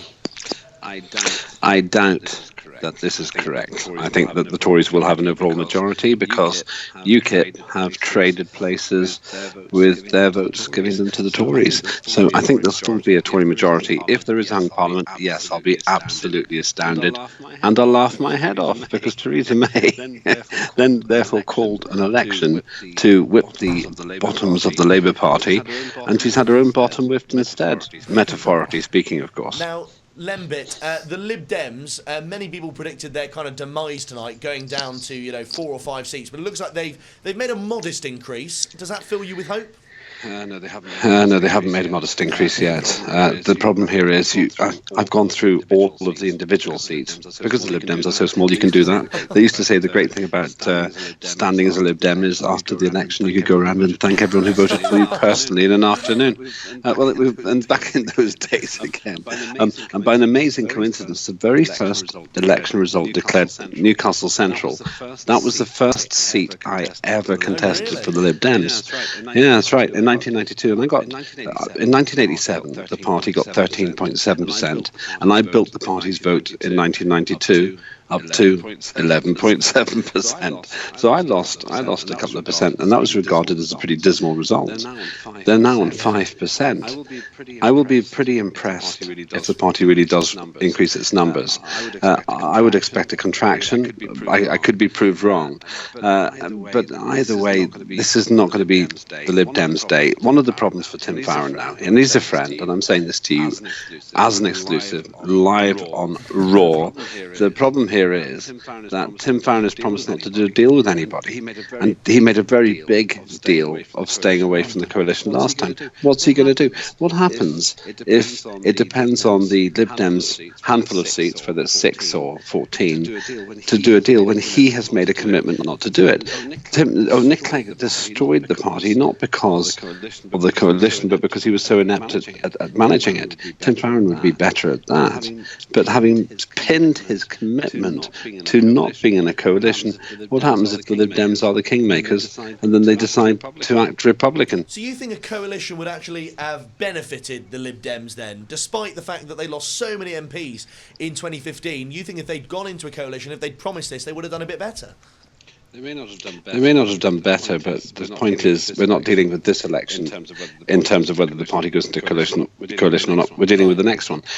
Let's be clear about this. When I was the leader of the Welsh Lib Dems, we were in almost perpetual coalition in the Assembly, in the Welsh Assembly, with the Labour Party, and I managed to double the number of seats. It was all of my own work, of course. Nobody else could take credit, just me. But the thing is, I got it up to 4 MPs. Now, that was half the size of the entire parliamentary party now. And we did that not because we were in coalition, but because we were intelligent in coalition. The problem was that Nick Clegg was wholly unintelligent when he was in coalition. He was just a political numpty, basically. Now, there's an old joke which goes, why did Nick Clegg cross the road?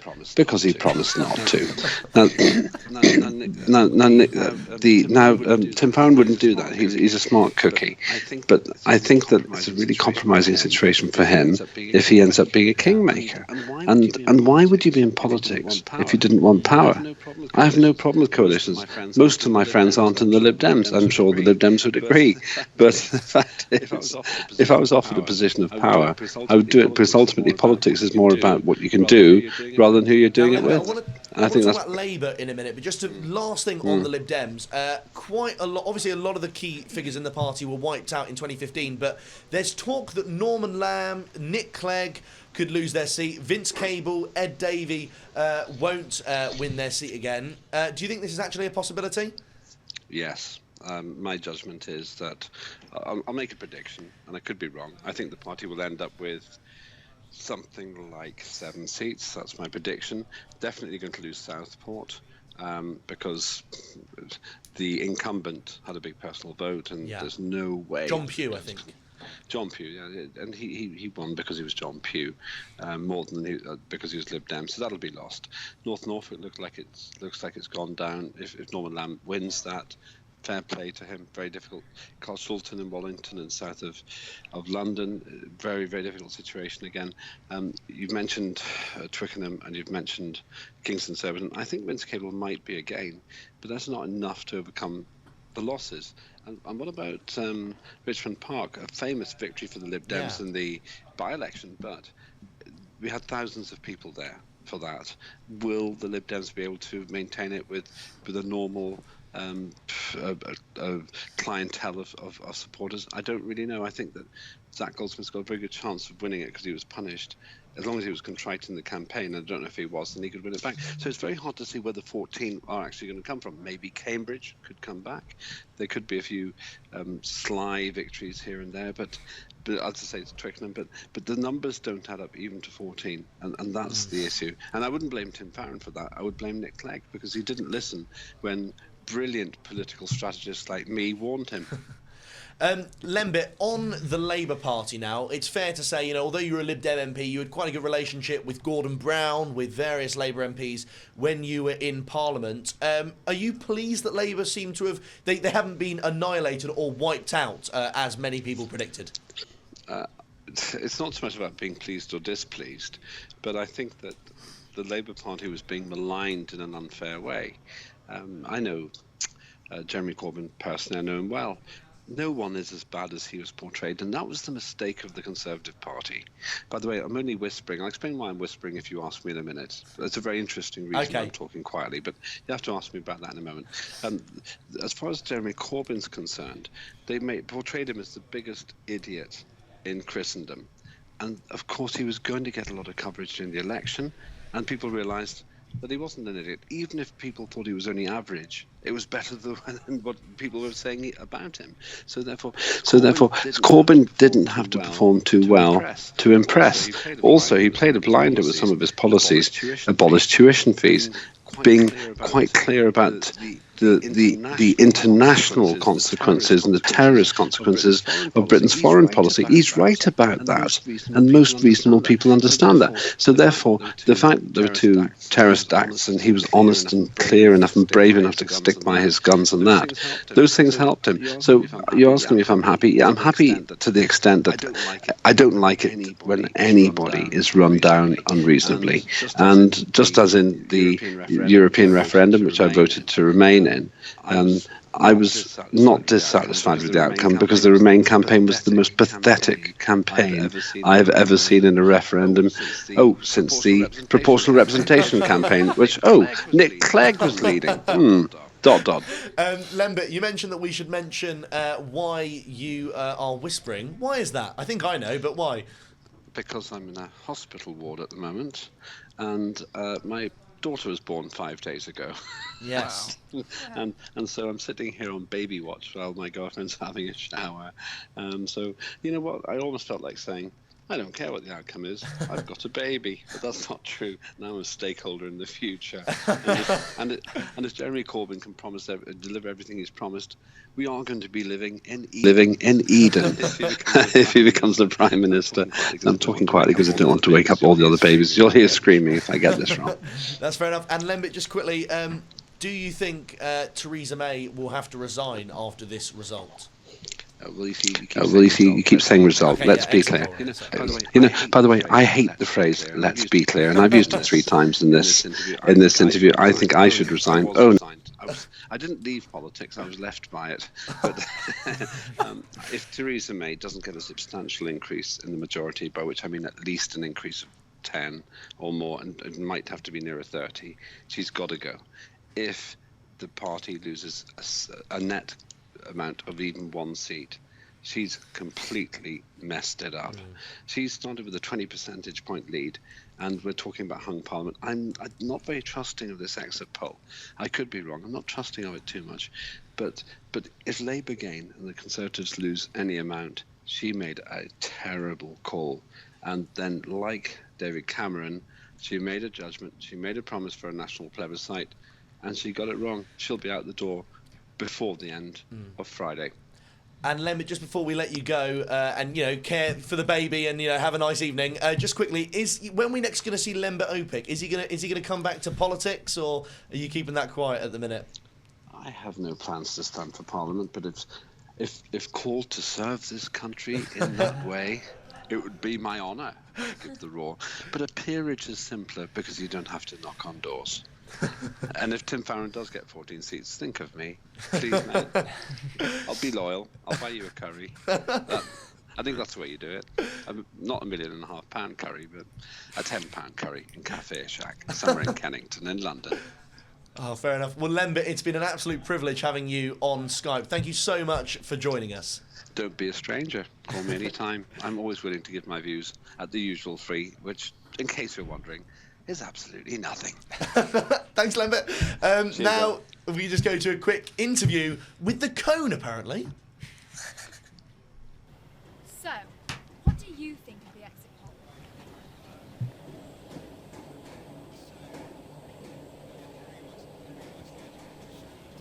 Great. And if you were Prime Minister, what's the first thing you would do?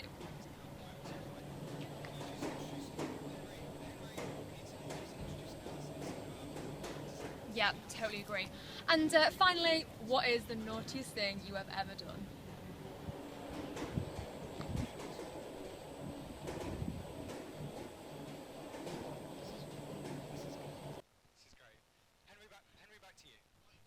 Now we're going to go to some analysis of the Newcastle seat and some key battleground states. Okay, so we've got some results in now. The first of which, as we predicted, was the Newcastle upon Tyne Central result.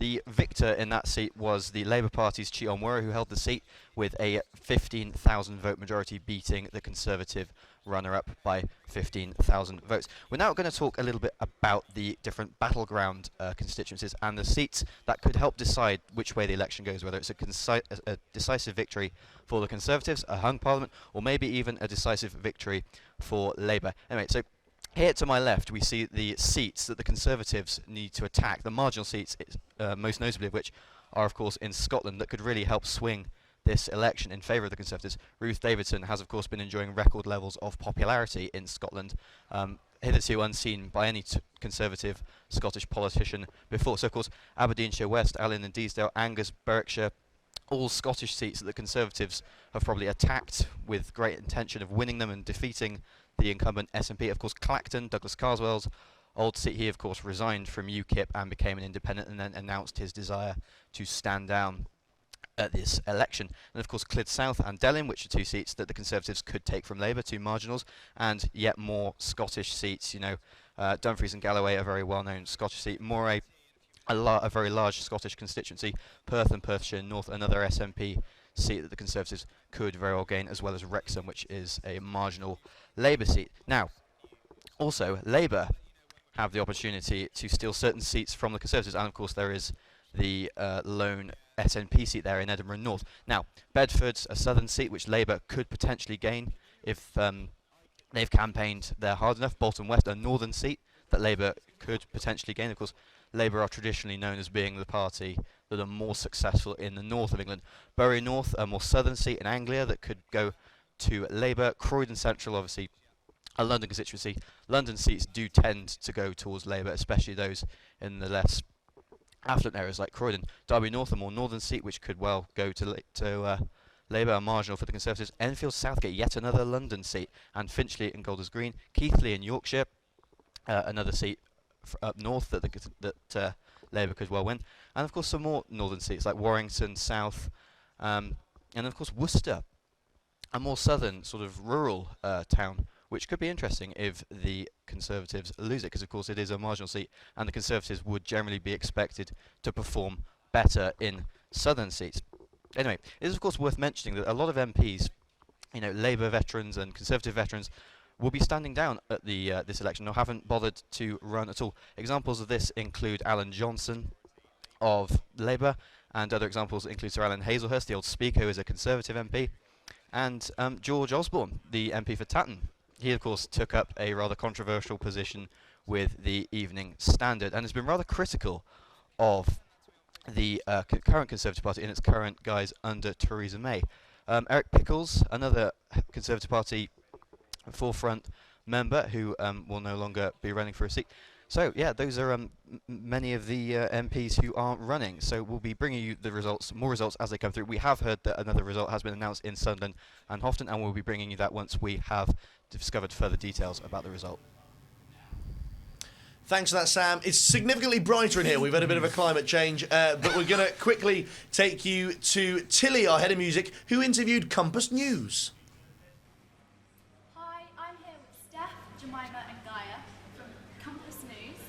For anyone who's watching this who doesn't know what Compass News is, what's it all about?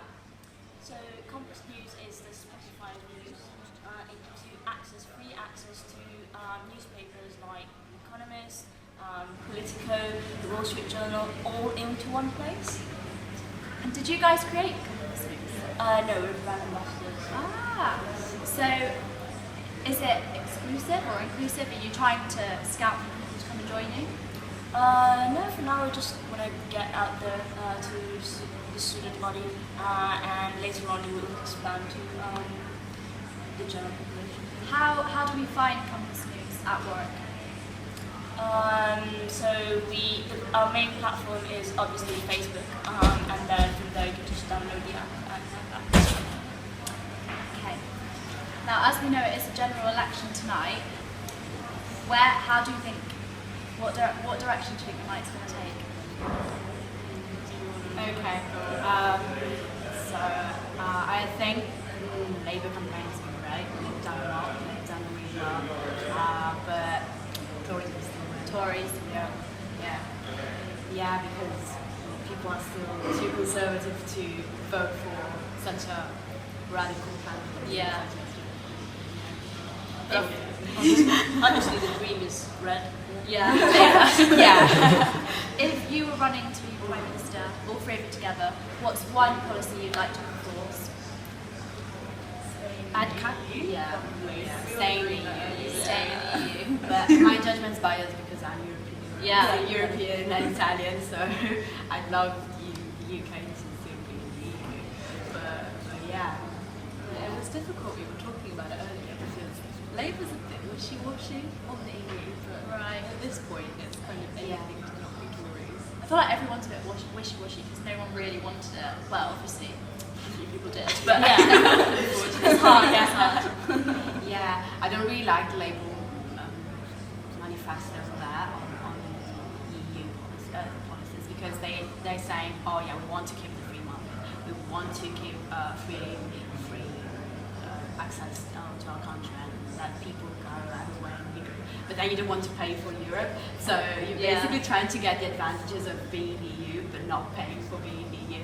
So I don't find that completely fair and not coherent with what the public has decided. That was a terrible decision, but if the majority wanted that, then it's right that decision needs to be respected. Unfortunately. Well, thank you for joining us this evening. Thank you. Download Compass News. Yes, download Compass News. It's great. It's great. It works. I'll definitely be downloading it. Thanks for that, Tilly and Compass News. We're still here with the panel discussing the results that have come in so far. News from Sheffield Hallam. Obviously, we haven't got any results in so far, but Nick Clegg is saying he's seen a Labour surge within his own seat. Obviously, he kind of narrowly held it in 2015. A lot of Conservatives apparently lended their vote to Nick to make sure he kept the seat. And John Curtis has also said that both results so far are indicating that the exit poll might be slightly wrong and that the Conservatives may be doing slightly better Dan, what are your thoughts on that? I think that's possible. I think that both of the seats have been in quite Leave areas, so it could be that the Conservatives are doing a bit better there than the exit poll, but maybe worse in other areas, or better in areas with big UKIP votes. But I think that those areas had such large UKIP votes that you would be expecting the Tories to be like, those would be some of their strongest gain areas, I would imagine, if they were like on track for a big majority. Okay, Clara, what do you think? I mean, these results suggesting that perhaps the Conservatives are doing better than people thought. Does this, show that the exit poll might be slightly wrong? It could be wrong. It also doesn't have to be wrong. I don't know. We have 2 seats so far. I'm kind of skeptical to say anything right now that that would have an impact on the whole election but personally, I think that the Conservatives are going to do better than the exit poll suggests. I'm not sure they'll get a majority, but they might get really, really close to it. Yeah. Nathan, have we understated the Conservative votes? It's only 2 seats to bear in mind, but do these 2 seats up north suggest that, the Conservatives might not be out of it just yet? I think perhaps, same thing happened last election. The poll said hung Parliament, then we had a Conservative majority. I wouldn't be surprised if we do have that, but I don't think we will. I'm sticking to my hung Parliament prediction. But talking about the Lib Dems specifically, Nick Clegg's had a rough ride in politics ever since tuition fees got introduced. I think. Do you think Tories will lend him their vote this time? I think they will. For particular people, certainly people like Nick Clegg, I think moderate Tories will, especially moderate Tories that were Remainers. They will certainly have that tendency just to keep Nick Clegg in. But the Lib Dem, I can't see where they're going to push really. I mean, historically Cornwall. I'm from Cornwall. And shout out to Declan, who's currently listening, my mate from Cornwall. Thank you, Declan. Thank you, Declan. I think historically Cornwall has been a bit of a Lib Dem haven, but the local MPs for the Conservatives are really, really strong and well liked, and so in places like that where it's they more voted about Leave as well. Yeah, exactly. Yeah, massive vote Leave majority, and I think. Anywhere there's vote Leave, the Lib Dems are going to struggle to make any gains, and they won't. But I think in sort of moderate Tory areas, as it were, I wouldn't be surprised if for key people they'll lend the vote to Lib Dems. So I would hope that Nick Clegg doesn't lose his seat. I mean, I think he's a really good politician. Yeah. I think he's done a lot of good for the country. So I would hope that he doesn't, but I wouldn't be surprised if he does lose it. And I can't see this effect happening for many other MPs really. Yeah. We've had some breaking news in as well. Not that shocking, but nonetheless breaking, that the Green Party have apparently ruled out a coalition with the Conservatives. So there we go. Hardly shocking, Dan. But going on what we were saying about Nick Clegg then, you are kind of Labour representative on the panel. You voted Labour.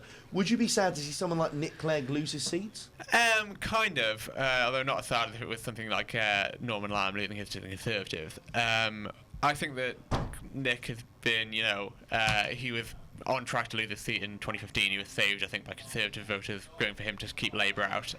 So I wouldn't be too sad to see him lose his seat. I mean, I do prefer him to a lot of obviously other Lib Dems, but still, it's the kind of seat Labour need to win if they were going to make serious gains in the election.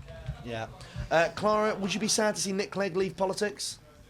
I don't know. That's a really weird question because what does it look like right now? Do you think he's going to lose? I mean, it looks like we don't obviously know, but Obviously. Nick Clegg is obviously saying that he thinks there's been a surge in Sheffield Hallam, which is his seat.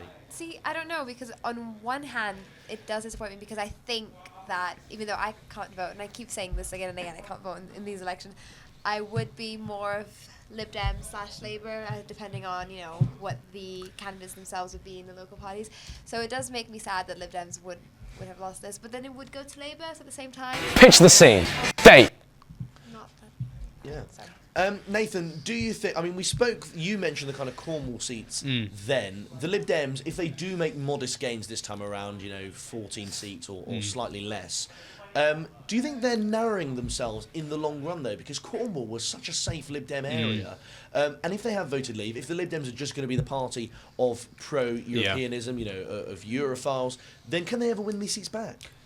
They're only going to win these seats back if they get behind Brexit, really. The only places that I can see the Lib Dems making any viable gains is in metropolitan, high Remain areas where there are quite wealthy people Jeremy Corbyn's socialism is not going to work there. Is not going to get voters, and pretty much the only place they're going to make the gains is in those places where there are high Remain votes. Anywhere where there's a majority Leave vote, you're not going to see the Lib Dems taking that seat. Whether or not they'll take that seat, whether or not those seats are sort of lost long term, I don't really know. I think it will really just depend on the party's stance at the time. I think, not everyone in the Lib Dems voted Remain. There are a good number of Lib Dem voters who did back Brexit, and so I don't think that the anti-Brexit rhetoric is necessarily indicative of the whole of the Liberal Democrats. I think it's certainly indicative of the current leadership. So if the current leadership changes and they actually get behind Brexit, they could take these seats back, but I just don't think they will. Fair enough, thanks for that, Nathan. We're going to cut now to a video, An Idiot's Guide to the Voting Systems. Picture the scene. Date, 15th of June, 12:15. Destination, a small field in Surrey. Participants, one unpopular boss and a group of individuals. No, it's not some early rural version of The Apprentice. This is in fact the creation of the UK parliamentary system. What happened was King John was throwing his weight around a bit too much, taxing the life out of everything. This left the barons a bit cheesed off. This metaphorical cheese manifested itself in a bit of a standoff, forcing old Johnny Boy to sign the Great Charter. The Magna Carta, for all you Latin lovers out there, this laid the groundwork for the parliament and politics we know today. As we continue our whistle-stop tour through our country's democracy process, we hit a few significant dates. 1295, King Edward I summons the first representative assembly and our parliament is born. 1391, and the bicameral system is born. That's the Houses of Parliament to you and me. Admittedly, the 17th century was a bit wobbly, but you can blame floppy-haired Charles I for all that. But then again, out of the Civil War came the 1689 Bill of Rights, which set out the rights and freedom in Parliament that we still have today. But hold your horses, likely it is, you wouldn't have been able to vote. It took until 1928 for women over 21 to get the vote. And it weren't until 1970 that 18 to 21-year-olds got the vote anyway. Now it's time for the technical bit, but don't worry, you're safe with me. What does your vote count towards, and why does it matter? In the UK general elections, it's first past the post. Whoever gets the most votes wins. But other countries use proportional representation, which is to do with percentages and stuff. But we don't do that over here, so I'm not going to talk about it. There's been a lot of debate into which method is better. A lot of people say that the other country's method is more democratic. But people voted for the Nazis and like Coldplay. You can't trust people. At the end of the day, you better get out there and vote. What? The polls are closed? Oh, best go and grab yourself a pint then. Right, some more update on those exit polls. Amber Rudd is apparently looking increasingly likely to lose her seat, and that's something we spoke about earlier. Also, one thing I want to talk about very quickly is Tim Farron. We mentioned this briefly. Lembit Opik spoke about Tim Farron. He was pretty hounded in this campaign, hasn't come across particularly well, in a position where many people thought the Lib Dem leader couldn't really, it's only upwards from the Lib Dems compared to their 2015 result. Hasn't happened. Has Tim Farron's leadership been in itself bad, or is it simply because of the kind of homophobic allegations? I think those two are linked. I think he's had quite a bit of baggage, which has been very unhelpful for him this campaign. I think he's also been hampered by the fact that Corbyn has done better than expected and has kind of taken away all the oxygen for anybody on the left, and has kind of left him without much really to do. So I think that, I think that he's run a fairly poor campaign. Obviously, if the exit polls are right, they've done quite well anyway. But yeah, I think that the Lib Dems would have preferred to have had a stronger leader. Okay, Clara, what do you think about Tim Farron in this campaign? Has he been unfairly treated? I completely agree with the fact that, he has, what we're seeing is that because Corbyn's winning so many more voters, that's why Nick Clegg looks like he's losing. But at the same time, I don't know if unfairly treated would be the right way to put it, because obviously he did say a few weird things, I'm just going to say that, and then obviously the media has latched onto that and expanded on it and tried to say exactly what he was saying. He never actually made a proper claim. So then I think that's what it was. It was like the first step to seeing how, I don't know how to put this, but what a leader he would be if a comment like that could derail his whole campaign, or at least, detract from the main issues. So maybe it's not that he was unfairly treated, but if that was any indication, then he wouldn't have been a great leader to start with. Just before we get Nathan's opinion on Tim Farron, Lembit Opik, just to thank him again for coming on, but he said to us, he said his prediction is an overall Tory majority, Labour roughly level pegging, SNP contraction, and Lib Dems in single figures. I could be wrong, but hey, so is my constituency in 2010. So thanks very much for that, Lembit. Nathan, Tim Farron hasn't come across particularly well in this election. Is that directly due to the homophobic or allegedly, refusal to say that homosexuality is not a sin? So I think this isn't something that's down to Nick Clegg. Don't think this is something that's down to Tim Farron himself. I'm a Christian. I think that this is actually part of... I think this is a direct result of the move to the hard left and the move to the moral Puritan nature of the momentum wing of the Labour Party. We're not, but officially we're a Christian country. I find it as a Christian very worrying that someone can be so marginalised by just on account of their faith. The whole reason that they're asking him these questions about homosexuality is because the media are working on the assumption that Christians are homophobic. That's just not the case. There is no data to support that. And I think the issue of asking him whether or not it's a sin actually comes from a misunderstanding of general politicians don't really know what the doctrine of sin is. Yeah.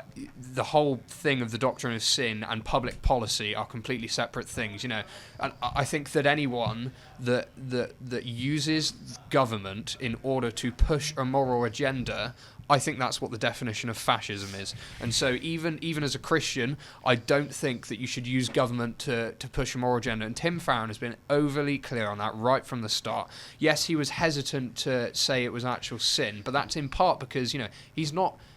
His role as a politician isn't to go around making theological statements. It's simply not the role of a politician. The role of a politician is to implement policy, and on policy he has been exactly pro LGBT rights and all this sort of stuff. So actually, really, the media's hounding of him doesn't have a basis. What it actually is it's indicative of the media's disconnect from normal people. It's indicative of the media's incredibly left-wing agenda that says anyone that's not an atheist, socialist, Marxist is wrong. And so as someone who's a Christian, I think this is perhaps slightly worrying of the move that the direction of British politics might take. Christians certainly aren't persecuted in this country. You can't say that. You look at places across the world, but I think Tim Farron has been particularly hounded by that, and I think that's not been good for this country. On that then, Nathan, this isn't something that's particularly relevant to the 2017 campaign, because as soon as he was elected Lib Dem leader, these allegations, I think it was a Channel 4 interview he gave where he refused to say whether homosexuality was a sin. Obviously the media have kind of dug this up again and focused on it for this election. Do you think Tim Farron would have done better? Now, I mean in terms of Lib Dem vote share, I mean in terms of Lib Dem seats. Would they have actually done, got a better result in this election if he didn't have the so-called baggage from the past? No matter, your opinion on whether it is baggage. I don't think so. I don't actually think that has swayed a lot of people, because I think most people are sensible. Most people can see that he has been clear. I think it might have had a small effect perhaps on some groups of society, but in general I really don't think it was. I think the major effect, the only baggage that he really has, if any, is the fact that he's got such a pro-Brexit stance. I think that his stance is completely undemocratic, and it's a bit of an oxymoron considering he's a Liberal Democrat. I think it's been horrible. I think it's very indicative of the state of the media, but I don't think that it's had that much of an effect on the election. Fair enough. Some more results coming, or opinions coming in from high sources. Welsh Tory sources are saying that they think they have lost Gower and Vale of Clwyd. There we go. Wasn't even going to try and pronounce that. Dan, I don't know too much about that seat, but the Tories saying they reckon they've lost that. Gower had a majority of 27, so it's not. Oh right, okay. It, yeah. So they look like they've lost that, and also apparently the Conservatives look like they're going to hold Swindon North. Not too sure of the kind of constituency profile there, but looks like they're going to hold that. Dan, going back, the last thing I want to ask about Tim Farron then. Do you think he would have done better if the baggage wasn't there? I think he probably would have, but I think, like I said, he was just kind of drowned out by Corbyn in the campaign. There wasn't much space for a left-wing option, really, with Corbyn's, being doing so well. I think that he didn't really have a clear message to push. Fair enough. One thing as well, we said we were going to definitely talk about after Tim Farron is I want to ask, the Lib Dems proposed in this election to lower the voting age to 16. Nathan again shaking his head. He got strong opinions on this. We'll start with you then. Why not lower the voting age?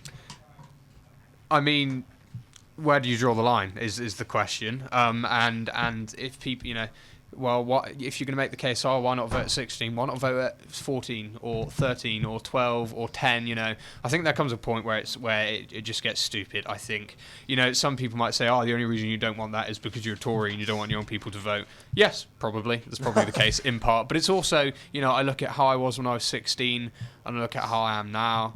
When I was 16, I was absolutely sure that I got everything figured out, that I knew everything, and I look back on myself then now and I'm like, mate, what are you doing? So I think that the only case that people really make, I don't think people sort of have an ideological case that they believe that it should be 16. I think the only reason people are pushing for it is because they want it to benefit themselves, really. And so I think even if it would benefit me, I wouldn't argue for it because I know. I mean, I'm only 19, but 16-year-olds, they don't really. I mean, some do, but in general, they don't really. Sure, this is a debate we can carry on further, whether the voting age should be lowered to 16. But before that, we have a constituency profile report from Barnaby Merrill and Matt Allen. They had a closer look at the constituency of Warwick and Leamington. This broadcast has been brought to you by the BBC, DFS and a prominent Central Asian betting syndicate to which we owe crippling debts. The constituency of Warwick and Leamington. We drink here, we cut shapes at neon here. Some of us even live here. Although it's easy to get seduced by the glamour and charm of this, England's answer to Monte Carlo, Matt and I are here to rip off the town's mask and expose its true face. Though it might not seem like it, the truth is that these very streets are chock full of crunchy, nutty, syrupy history. Like honey badgers in the Okavango Delta, Barnaby and I are here to jauntily sniff out, crack open, and share the sweet, sticky goo of our local legacy. Leamington Spa, Le Spa de Leamington, as it's known in France. The town is home to the largest parish church in England, and more importantly, was once the stomping ground of Anthony Eden, long-time Foreign Secretary, short-term Prime Minister, and inspiring jazz pianist. He represented Leamington Spa between 1923 and 1957, when he stepped down as PM and as an MP. In a way, his career was like this river, largely based in Leamington, but unlike this patriotic waterway, Eden engaged in a series of fraught battles with Winston Churchill for the soul of the Conservative Party. Anthony Eden is most well known for his botched invasion of Egypt, or possibly his range of eyebrow products. In a plan vaguely resembling the plot of Scooby-Doo 2 Monsters Unleashed, Eden wanted to unleash Israel on Egypt to justify an invasion so we could take back the Suez Canal, which had been purloined by the big man of Egypt, your boy Nasser. But Eden had to ripcord that mother on account of the Botticelli of backstabbing Dwight David Eisenhower. The then US president tapped out the invasion like so many forgettable iPhone games and left Eden high and very much dry, giving life to the Radiohead song released a mere 39 years later. Humiliated on the national scene, his career ended in ignominy. But what legacy did Anthony Eden leave in this constituency? Viali's, the shop that, if nothing else, will gladly deal you chicken regardless of the state of your intoxication. But whilst the decor screams modern chic, this restaurant actually boasts a link to our man Eden. It's named after Paolo Viali, a close friend of Eden's who escaped Mussolini's Italy in his Foreign Office briefcase in late 1937. Upon being informed of the death of Il Duce, Viali threw a chicken leg in the air with glee. The chicken, already seasoned, landed in a vat of hot oil. Fried chicken was born. That same vat of oil is still used today, testament to the joy of liberation and the worryingly lax food hygiene standard regime here in Warwickshire. It's believed that a particularly dodgy night on Viali's chicken led Eden to exclaim, "We cannot agree that an act of plunder which would threaten the livelihood of so many nations should be allowed to succeed." Evidently, he thought 360 for 6 wings and chips was a bit of a rib. But Viali's isn't the only Leamington institution hiding an Eden collection. A little further north, we find the scene of one of his greatest triumphs. smack. Anthony Eden frequented this nightclub during its previous incarnations as Bosh, Pow, Bash, and a short-lived spell as Ow, please stop hitting my face. It was here that the rock'em sock'em robots of the 1950s, Eden and NASA, first met as youths. The music was loud, the Malbec was flowing, and they were introduced by a mutual friend. NASA got a bit battered after necking 3 Jaegers, and foolishly chose to declare its intention on the Suez to the entire club at 2 a.m. Eden claimed this was bang out of order. NASA pounced, starting the fight. NASA had made a rookie error and didn't notice the fact that Eden was with his crew. Flanking Eden were Rab the Reach Butler, Harold Hammerhead McMillan, and the notoriously tough Duncan One Punch Sandys. A passerby warned that fighting may lead to war with Egypt. We are not at war with Egypt. We are in an armed conflict, declared Eden, as he delivered volley after volley of punishing gut blows. Eden and his conservative posse delivered Palmerston-style gunboat diplomacy to the dictator, leaving him as dazed and confused as a Led Zeppelin single. Reeling, NASA was left with only one memory of the evening: desire to nationalise a canal. Any canal. Eden swaggered out drunk on his own success and on the reasonably priced wine selection stocked by the venue. Little did he know that this little fiasco would forever colour Egypt-Britain relations. The man, the myth, the institution that was former MP for Warwick and Leamington, Anthony Eden, has directly touched the lives of almost every student to set foot in this fair town. For this we are truly grateful. Every regrettable drunken decision, every long-standing ambition that transpired to have not been such a good idea after all, we owe it all to Mr. E. We hope that our amble up the alleyway of history has been in some way educational, or at least that it puts me in with a shout of writing the next official biography of the PM. Naturally, such is the scale of this titanic figure in British political history that the truth merges with fable, meaning lots of what we've just said may be inaccurate. Have a strong opinion on what is true and what isn't? Keep it to yourself. Goodbye. Goodbye. Did we both do the goodbye? I said no such thing. You know, I could just...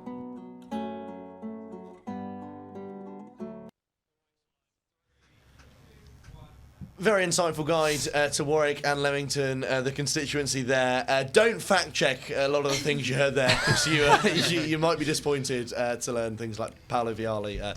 Anyway, I won't ruin it for you. Also, I want to talk now about the echo chambers that we perhaps live in, the media bubble. First things first, Dan, on social media, you have Facebook. Yeah. Most people, young people, obviously, understandably vote Labour, but more people this time seem to be proud and kind of boasting of the fact they're voting for Labour. I think that might be true. I think that probably the EU referendum kind of galvanised a lot of young people. I think this has been a more energising campaign, I think, for young people than Ed Miliband's maybe was. I think because of Jeremy Corbyn's policy, he's been quite aimed at young people. Yeah, I do think that social media can be a bit of a left-wing echo chamber, depending on your friends. But that's just the way it is. It's just the fact that most young people are quite left-wing, so you just gotta live with it. Fair enough. Clara, what do you think of this kind of media bubble that has apparently emerged? I think there are loads of things wrong with the fact that we have a media bubble and that sometimes we can't escape from it. Some of the things, for instance, on Facebook is when you add loads of friends from university, from your course, and they're usually kind of, they might vote the same way you would vote, or they think the same way as you think, so you believe that that's true for the rest of the country, or for the rest of the electoral. It's just, I think I can see where that's coming from, and I can see why it's there, and I know Facebook is trying to at least tell you about what these echo chambers are. I think what really hurts me is seeing people say things like, if you vote Tory, unfriend me, or unfollow me on Twitter. I regardless of my political opinion, I like having conversations and I like understanding where people come from, which is why I'm on this panel in the first place, which is why I'm here, learning about, politics of a country I can't vote in. It's kind of, I don't think it's great for democracy being in these echo chambers, even though I understand why people like them so much. If you just log on, probably if you log on to my Twitter timeline right now, you'll just see Labour's going to win. And Nathan, is this something you've kind of experienced being a Conservative? Does it seem that the students is a kind of left-wing echo chamber? Yes. I say this a lot. Moral superiority of the left and the echo. The problem is, right, the algorithms that work with social media are the things that you like are the things that you're shown. And so, most people won't go and like, if you're a hard Labour supporter, you're not going to go and like the Tories' Facebook page, right? Because if you like it, well, you don't actually like it. So it's part of the problem with the word like. And then what happens is because you don't like it, you therefore don't see any of it. And then you only see the things that you agree with. And so we're coming to this perpetual state where people are pretty much only hearing things they agree with. And so they don't actually know how to deal with it when people don't agree with them. And so what we're seeing is, and I think that is why the standard of debate is slipping, is because people in general are more divided over politics now because of this. People just don't know how to deal with people disagreeing with them. And so when we come into the situation where we have a debate, it automatically goes from, oh, you disagree with me, let's talk about the policy and why.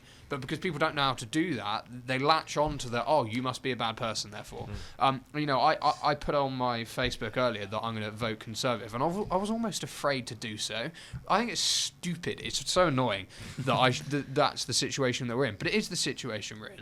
And, I know, even from that, just from putting on my Facebook page that I'm going to vote Conservative, there will be people who will look down on me because of that. I think that is just absolutely wrong. It's a complete de-intellectualisation and oversimplification of politics. It's not the case that socialism is morally correct and capitalism or centre-right politics is morally incorrect. That's simply not the case. There are people who genuinely care about this nation and the welfare of this nation on all sides of politics. One of the great people for this is Nick Clegg.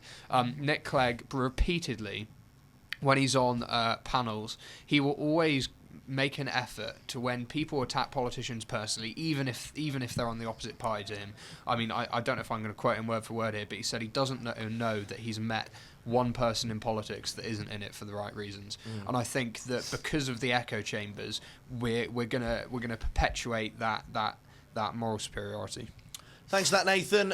So that is the first 2 hours of Raw's general election coverage finished. I'm going to be handing over to Niall Johnson, who will take you through the results as they come in. They'll come in a lot faster now from 12 till 2. I'll be back at 2.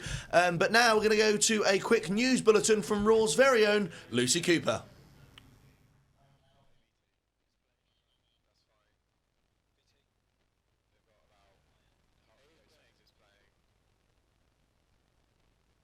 Catch election highlights on Raw 12:51am on Facebook, Twitter and Instagram. And live updates on Raw News Warwick. And don't forget to use the hashtag WarwickVotes. So embarrassing. So he's been watching me pose this whole time.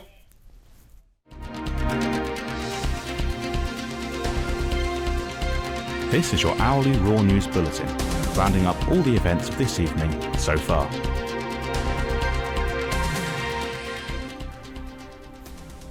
This is Lucy with your midnight news update. The first official results have come out of Newcastle Central and Sunderland South, both being Labour holds. However, the Tories' result was stronger than the exit polls indicated.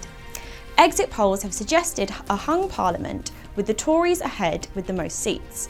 The polls have suggested the Tories losing 17 seats to take 314.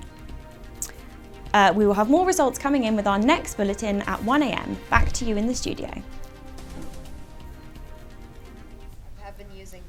Hello and welcome back to Raw's general election coverage. My name is Niall Johnson and I will be taking you through the entirety of the next 2 hours on this landmark night as we dissect the election results as they come in. I'm still joined by Clara Vasquez-Paniago, Dan Welsh and Nathan Veal. And we're expecting a number of declarations coming through in the next 2 hours. I think Swindon are very, very soon to declare, so we'll have information for you as soon as that comes in. But I think just to look back on what we've seen so far, the results in Sunderland and Newcastle, I suppose, Dan, to be expected, it'd be very worrying if Labour weren't to hold these seats. Yeah, I think that one of the things we were talking about earlier is that apparently the exit poll there, the Conservatives outperformed a bit, so it seems like the exit poll may have been more regional than expected, because I know that in some of the other seats they've declared already Labour did better than the exit poll, so it seems like there could be some shocks if the exit poll was not uniform, if some areas the Conservatives done better, if it's like a heavy Leave area. So I think that obviously it would be a shock if Labour lost that seat, but we'll have to see whether or not it's going to be indicative of the whole situation. I mean, Clara, for you, obviously not being from the United Kingdom, were you aware of this sort of Sunderland always getting their result out first, and now obviously this renewed rivalry of Newcastle trying to beat them and actually winning this time round. I think it's quite funny, actually. Yeah. Yes, because if I'm not mistaken, it was the same in the Brexit vote, I think. Yeah, I think they've got yeah. a proud history since 1992. Wow. I think Sunderland have turned their result out first. Oh, that's sad they didn't get it this time then. I know, It's brutal. just, I think that's just a part of the politics that I didn't think about before I moved here. It's really interesting to just be here on the night. And Nathan, from the Conservative point of view, you weren't expecting any sort of landmark results, were you, No. in the North East? I mean, one of the factors, though, has been in the run-up to the election that some seats in the North East, some Yep. former sort of steel worker sort of areas in County Durham in particular Yep. are going to be taken by the Conservatives. But with the early sort of result from the exit poll, Yeah. maybe they're not going to go that way. Well, I think some of them will. Again, this is quite regional at the moment. The same thing happened in 2015 where we saw a hung parliament in the polls, but what actually happened was we had a majority. Personally, I think we're going to continue to have a hung parliament, but obviously from a Conservative point of view, I'd be more than happy if we didn't have a hung parliament. But I don't think these early results are indicative of the nation. I think it'd be.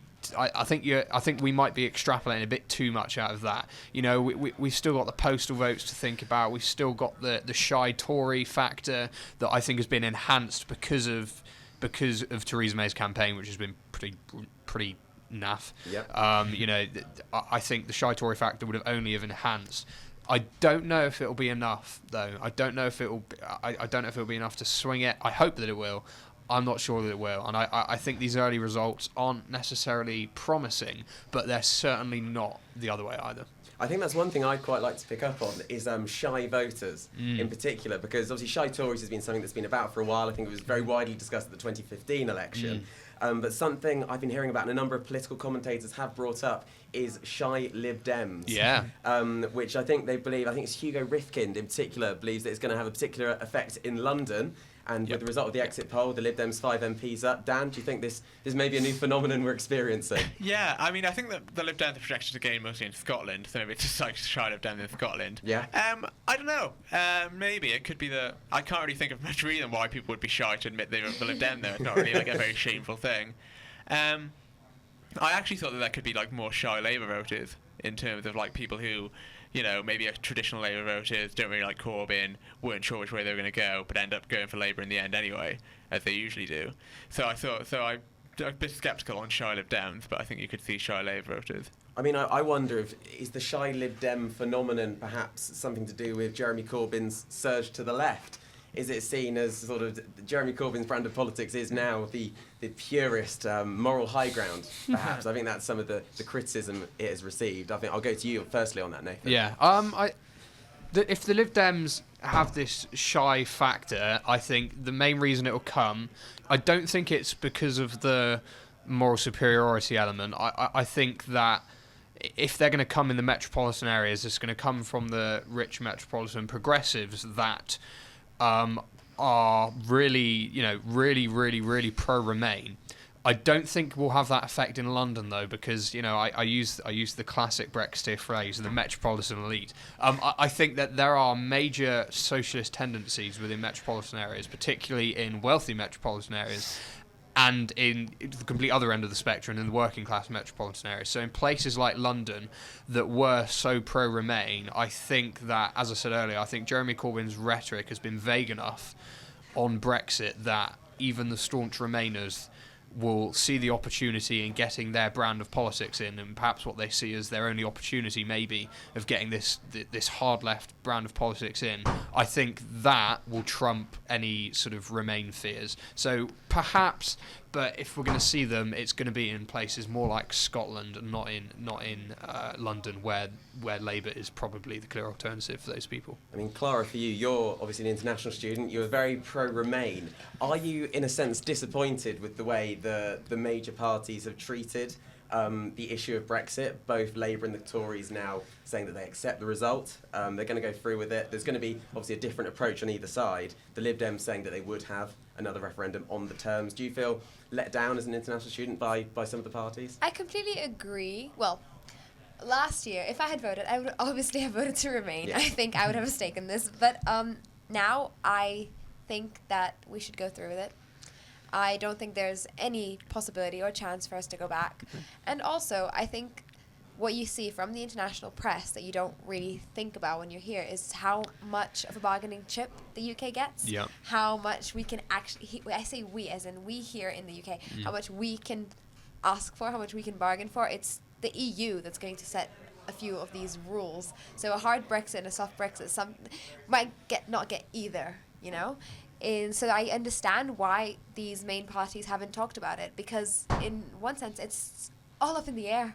They don't have a specific, step-by-step process, because A, never happened before, and B, it's the EU that will tell them a few things, or the negotiation processes won't be decided by the parties right now, 2 years before. So you believe that the EU holds sort of the gambling chips at the minute and will, at the end of the day, set the terms? I really do, because I think I was a bit more skeptical about this a couple of months ago before the French elections, but now that Macron is in, he's more of the pro-EU, or at least let's work together to make the EU better, and we're seeing kind of the same thing with Germany. I think the EU has more ground to talk to the UK. I say as if they're just, people having a chat over coffee, but that's really what I believe, that as much as we can say here from the UK, we're going to leave the EU, it's the EU that says, well, look at what it's actually going to be. If I could jump in there very quickly, actually, I think it's quite interesting that you say that it's almost as if Theresa May and Jeremy Corbyn haven't been able to talk about Brexit, because as you say, if they go into too much detail, then they're almost pledging things that they know they can't pledge because the deal hasn't been made, But the issue with that is them not being able to talk about it is the whole point of this election was supposed to be a Brexit election. Yes. And I think this is what Theresa May has done, and this is what, in part, has been part of the failure of her campaign, is that she framed the reason that she put this election forward was that she needed to increase her majority so that she'd have a stronger hand with Brexit. And then prior to saying that, hardly talked about Brexit for pretty much the entire campaign. This is one of her key failings, and she shouldn't. I mean, I didn't think she should have called the election in the first place, and this is pretty much exactly why. Is because, yes, the election should have been about Brexit, but we can't talk about Brexit because they can't make any pledges. So I suppose to touch on one of the things Theresa May has said, is a bad deal worse than no deal at all? That's one thing that she has come out and said. Jeremy Corbyn disagrees with her. Yes. You would agree with that, yes. Nathan? I think at the end of the day, I wouldn't necessarily say a bad deal is worse in terms of economically, but it's certainly worse in terms of the democratic process of this country. So people voted to leave the European Union. So what we're saying is either way, we need to leave the European Union. Now, when they say bad deal, I think what they're talking about is a deal where we don't really get much access to the single market, where we have to still have some of the freedom of movement, and we still have to remain perhaps part of the customs union, or one of these things where Europe is still have a sense of that democratic power, and we don't get any economic access. I think that's what they're talking about when they say a bad deal. And the reason that is worse than no deal is because what that means is if you go into a situation like that, then the Brexit that people voted for isn't being carried out. So it's not necessarily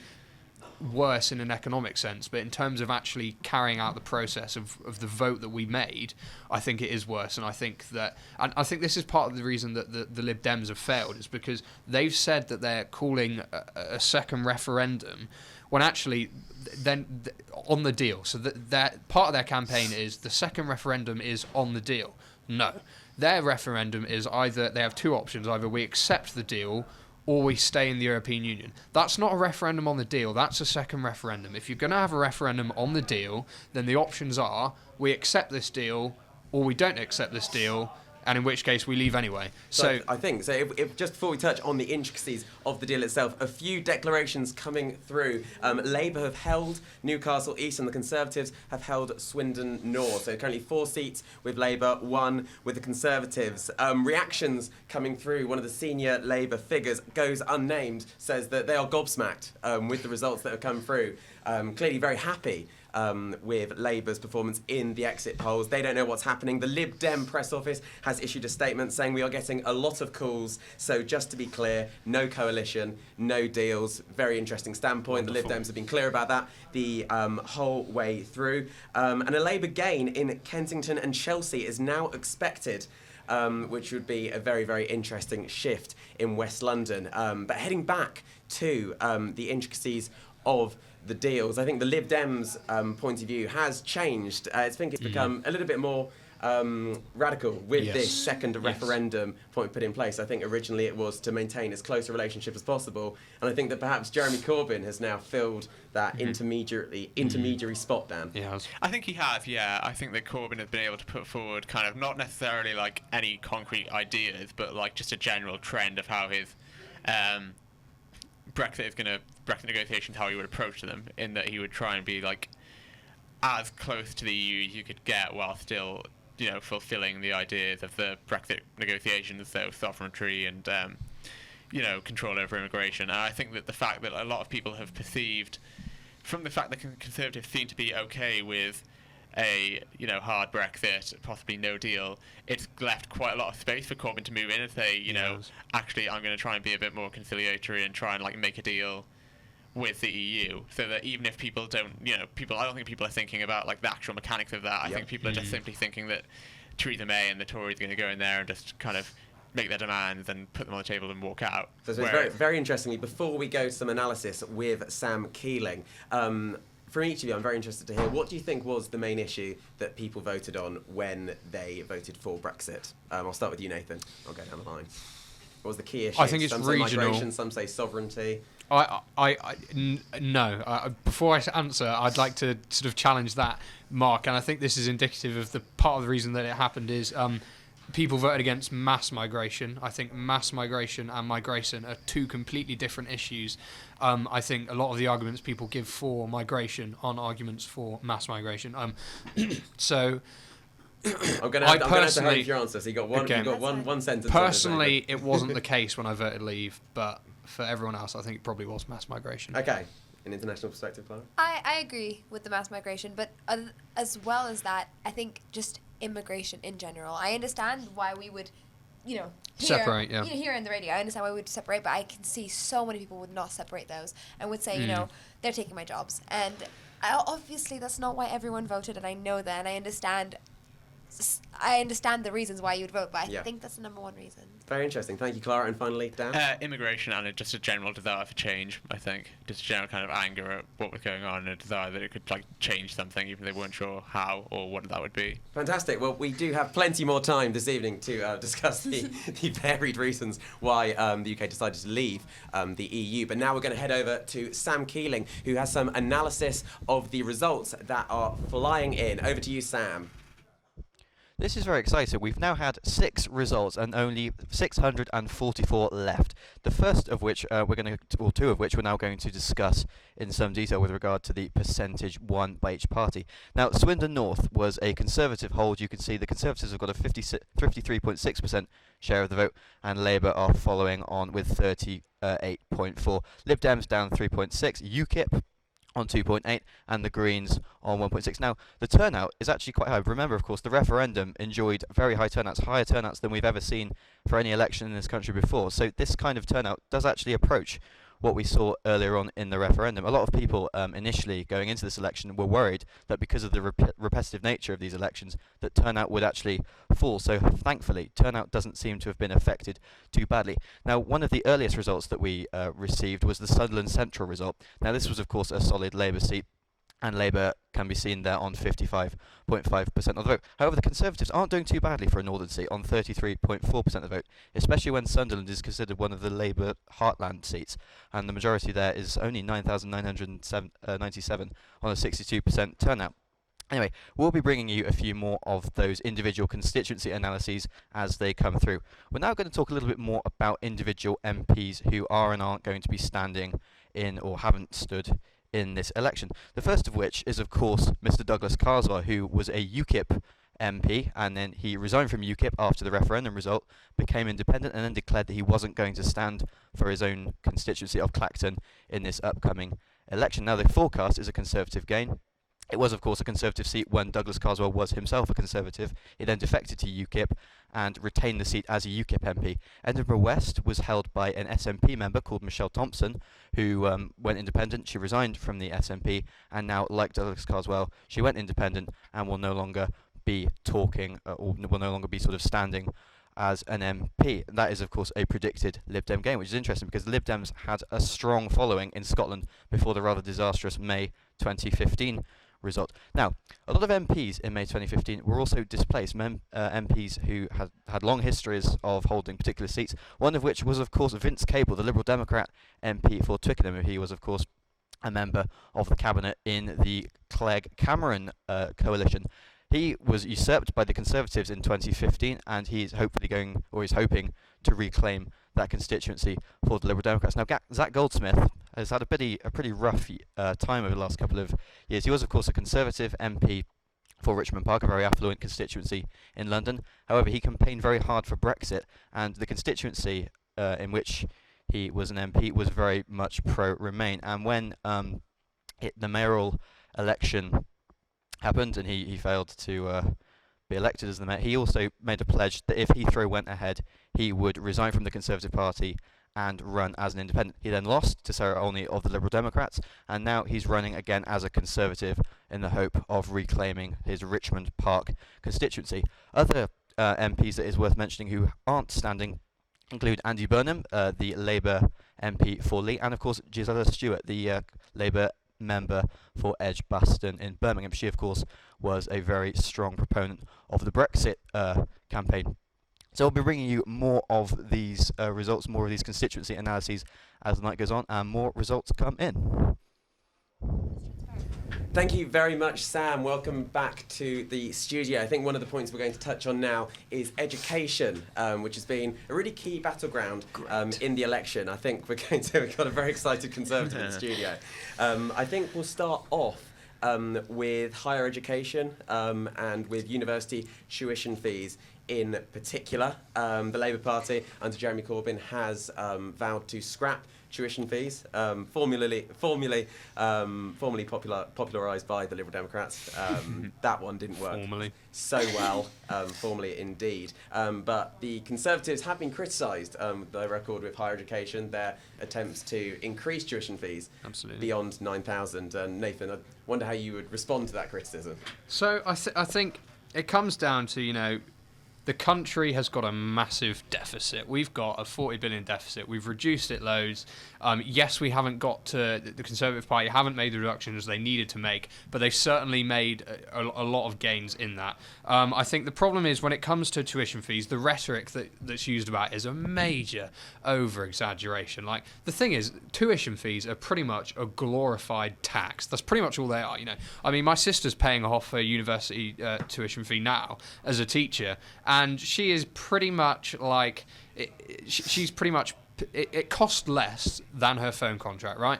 This whole, the rhetoric that's used about it is very much in the bulk sum. But actually, when you're paying it off, it's pretty much nothing. It's more of a glorified tax. I personally do not have a problem with the fact that I'm going to pay for my education, being here at Warwick. That really doesn't bother me, especially when the country needs that. And some people say, oh, well, it doesn't help social mobility. If people have to pay to go to university, then perhaps the poorer, that will de-incentivise them. That is a complete load of tosh, quite frankly. I think that anyone in this country can come to university. Anyone in this country can come to university and get a loan. Actually, the poorest in general have massive, so my parents get enough so that I pretty much get nothing.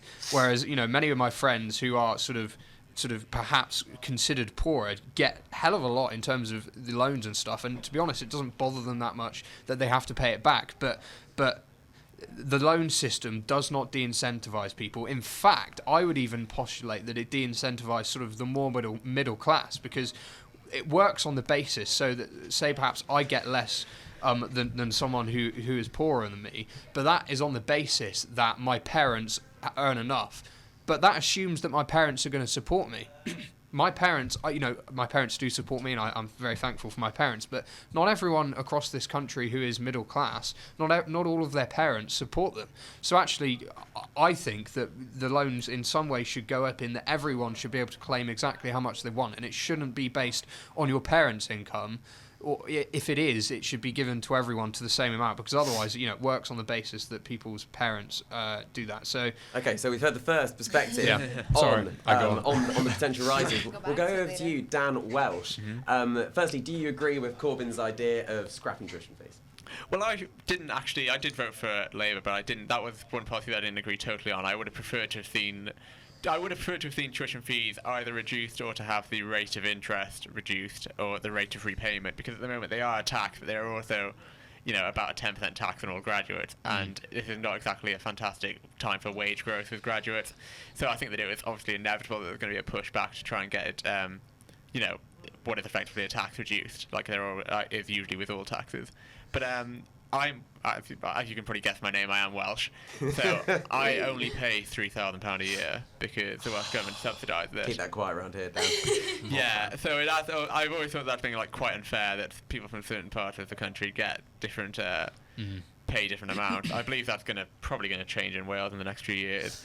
But yeah, I was in favour of a reduction probably to 3,000 because I thought that it was a kind of a waste of money that could have been used for reversing welfare cuts. And then if we look beyond the UK, Clara, I'm not completely sure what your situation is regarding tuition fees as an Erasmus student.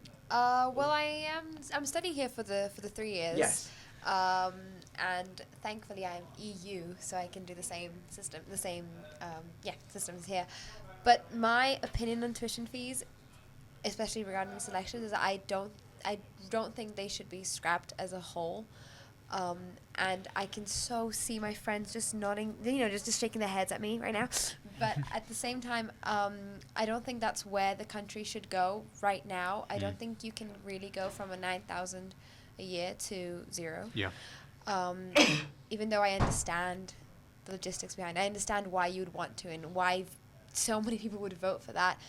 I think if this is something that you really want, if this is something that the country is going to do, it should be reduced little by little, or at least, with the tax system and the repayment. I'm not personally a fan of free tuition at university level.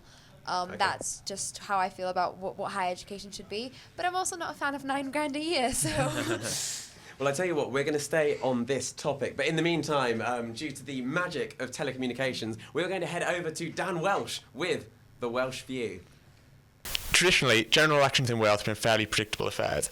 Labour has won every general election in Wales since 1918. Prior to that, the Liberals had won every general election since the 1850s, when the Conservatives last won. However, at the start of this campaign, a bombshell poll showed the Conservatives winning Wales by over 10 points, the first poll to ever show them leading. A few weeks later, a second poll showed a Labour recovery to a deficit of 6 points. However, a new poll today on the 22nd of May showed Labour winning by 10 points, an improvement over their 2015 result. Winning by 10 points would be projected to win Labour the seat of Gower. The polls have consistently shown a decline for the Liberal Democrats, who hold 1 seat in Wales, Carmarthenshire, for Plaid Cymru, who hold 3 seats, and for UKIP, who hold no seats. Wales is often seen as a monolithically Labour area, similar to the south-east of England for the Conservatives, but outside of the South Wales valleys, which are dominated by Labour, Wales is actually quite a diverse region, with seats won by 4 different parties. In 2015, Wales had 3 very marginal seats.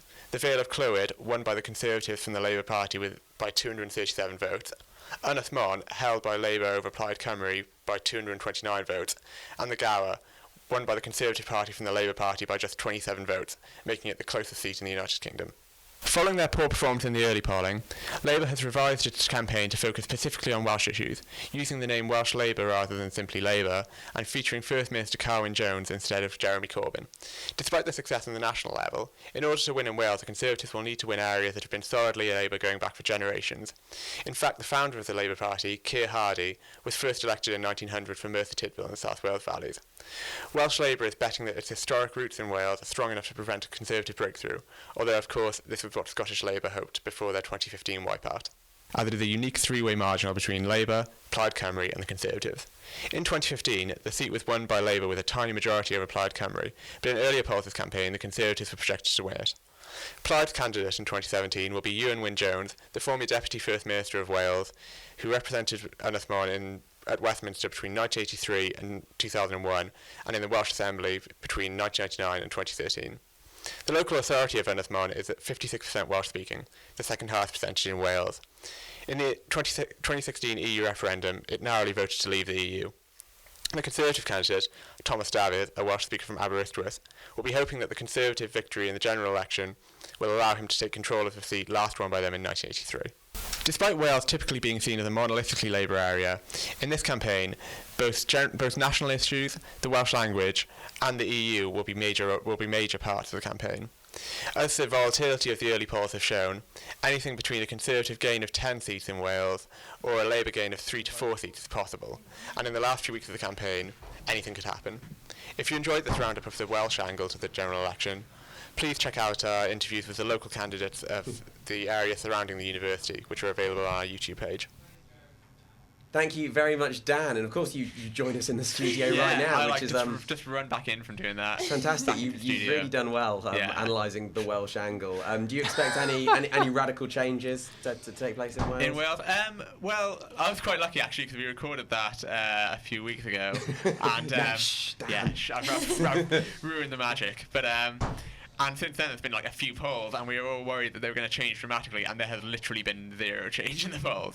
So, I think Wales is interesting in that it's quite, like I said in the video, it's quite like a diverse country. It's not really like Scotland, where you get one party winning everything. It does have areas that are like Welsh language speaking, that are Plaid Cymru strong in. It has areas that are along the border that are almost entirely English, that the Conservatives are strong in. It has like really weird areas that are liberal, basically based entirely off of like the 1800s, like religious conversions and stuff. It's Goodness weird. gracious. So, you could see like some weird results there. I know that it does have the most marginal seat in the country, which is Gower, which has a Conservative majority of 25. So that is obviously something Labour will be looking at picking up, and also Vale of Clwyd as well. I think has a Conservative majority of like 100.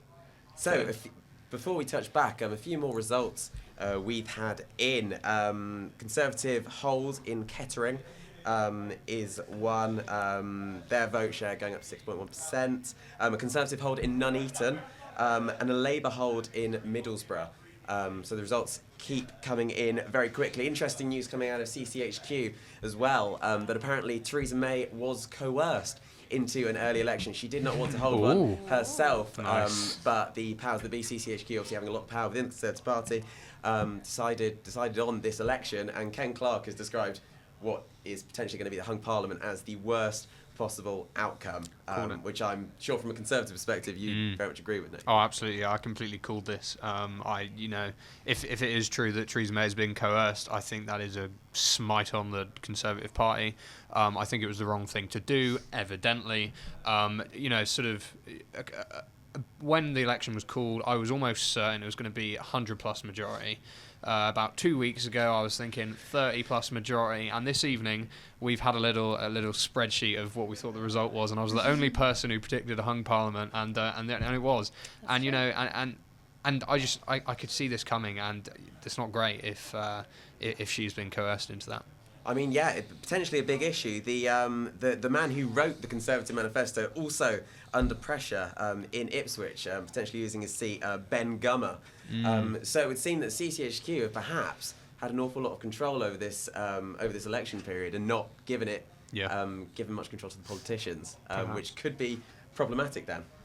I think the manifesto is probably the key moment in the campaign where it all changed. I think that they came out with a really bizarre manifesto where they didn't seem to have any like actual positive policies to push. The only thing they had was the social care change, which almost immediately everybody realised the problems with, and the winter fuel allowance, which also they refused to say like what the scale of the cuts would be to that, which I think damaged them. So I think that it's been. Yeah, I think that it's quite interesting because everybody expected Theresa May to like transform the Conservative Party into like Mayism and stuff, and like maybe take it towards being more of a working class party, and she came out with a manifesto that didn't really match that at all. And I think that was probably the moment where people realised that maybe she was not the fantastic campaigner that everyone thought she was. One of the criticisms, of course, has been that Theresa May perhaps stole some of Ed Miliband's unpopular policies and rebranded them, and this is round 2 of Ed Miliband's policies being trashed. One of the issues, though, has also been costings on the manifesto, and there's been huge issues, unusually, with the Conservative manifesto, costings, Nathan. Well, you see, the thing about this is the initial concerns were with the Labour Party's costings. Some of the tax revenues that they think they're going to get, the IFS have said they might not get. So Labour's taxation certainly isn't going well. But the problem is the Conservatives spent so much time campaigning on that they forgot about their own costings. So, the whole argument against, Labour, they don't have the manifestos costed, but neither do we. So, the whole basis of the argument was completely flawed.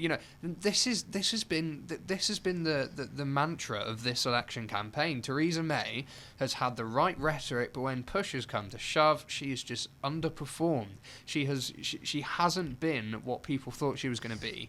And particularly with the costings, that was a major muck-up. I don't know who at CCHQ sort of began to push that, but that was an absolute flop. We've had a couple more results in. Rather unsurprisingly, the Conservative Party have held Basildon and Billericay, and there has also been a Conservative hold in Broxbourne. We're going to head over now to an interview conducted by Jamie Lee Jenkins with a Labour voter.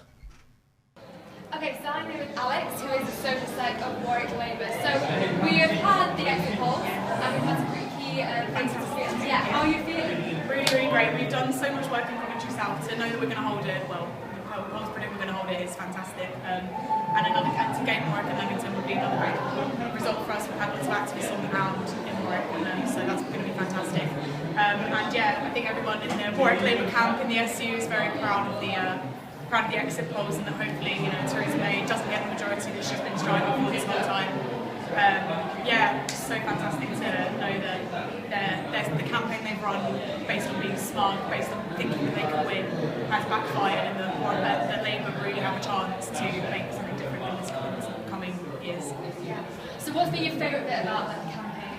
I've loved being on the ground. I love talking to people on the doorstep. It's so much fun to go speak to people, understand why they're voting Labour, why they love Labour, and why they've done it their whole lives. And just being with your friends as you go and campaign, it's so fantastic. And it's the friendships that you build through campaigning. I know it sounds really cheesy, but it's so great. And I think everyone in our society has come together so much over this last few weeks to really make a final push and cops out.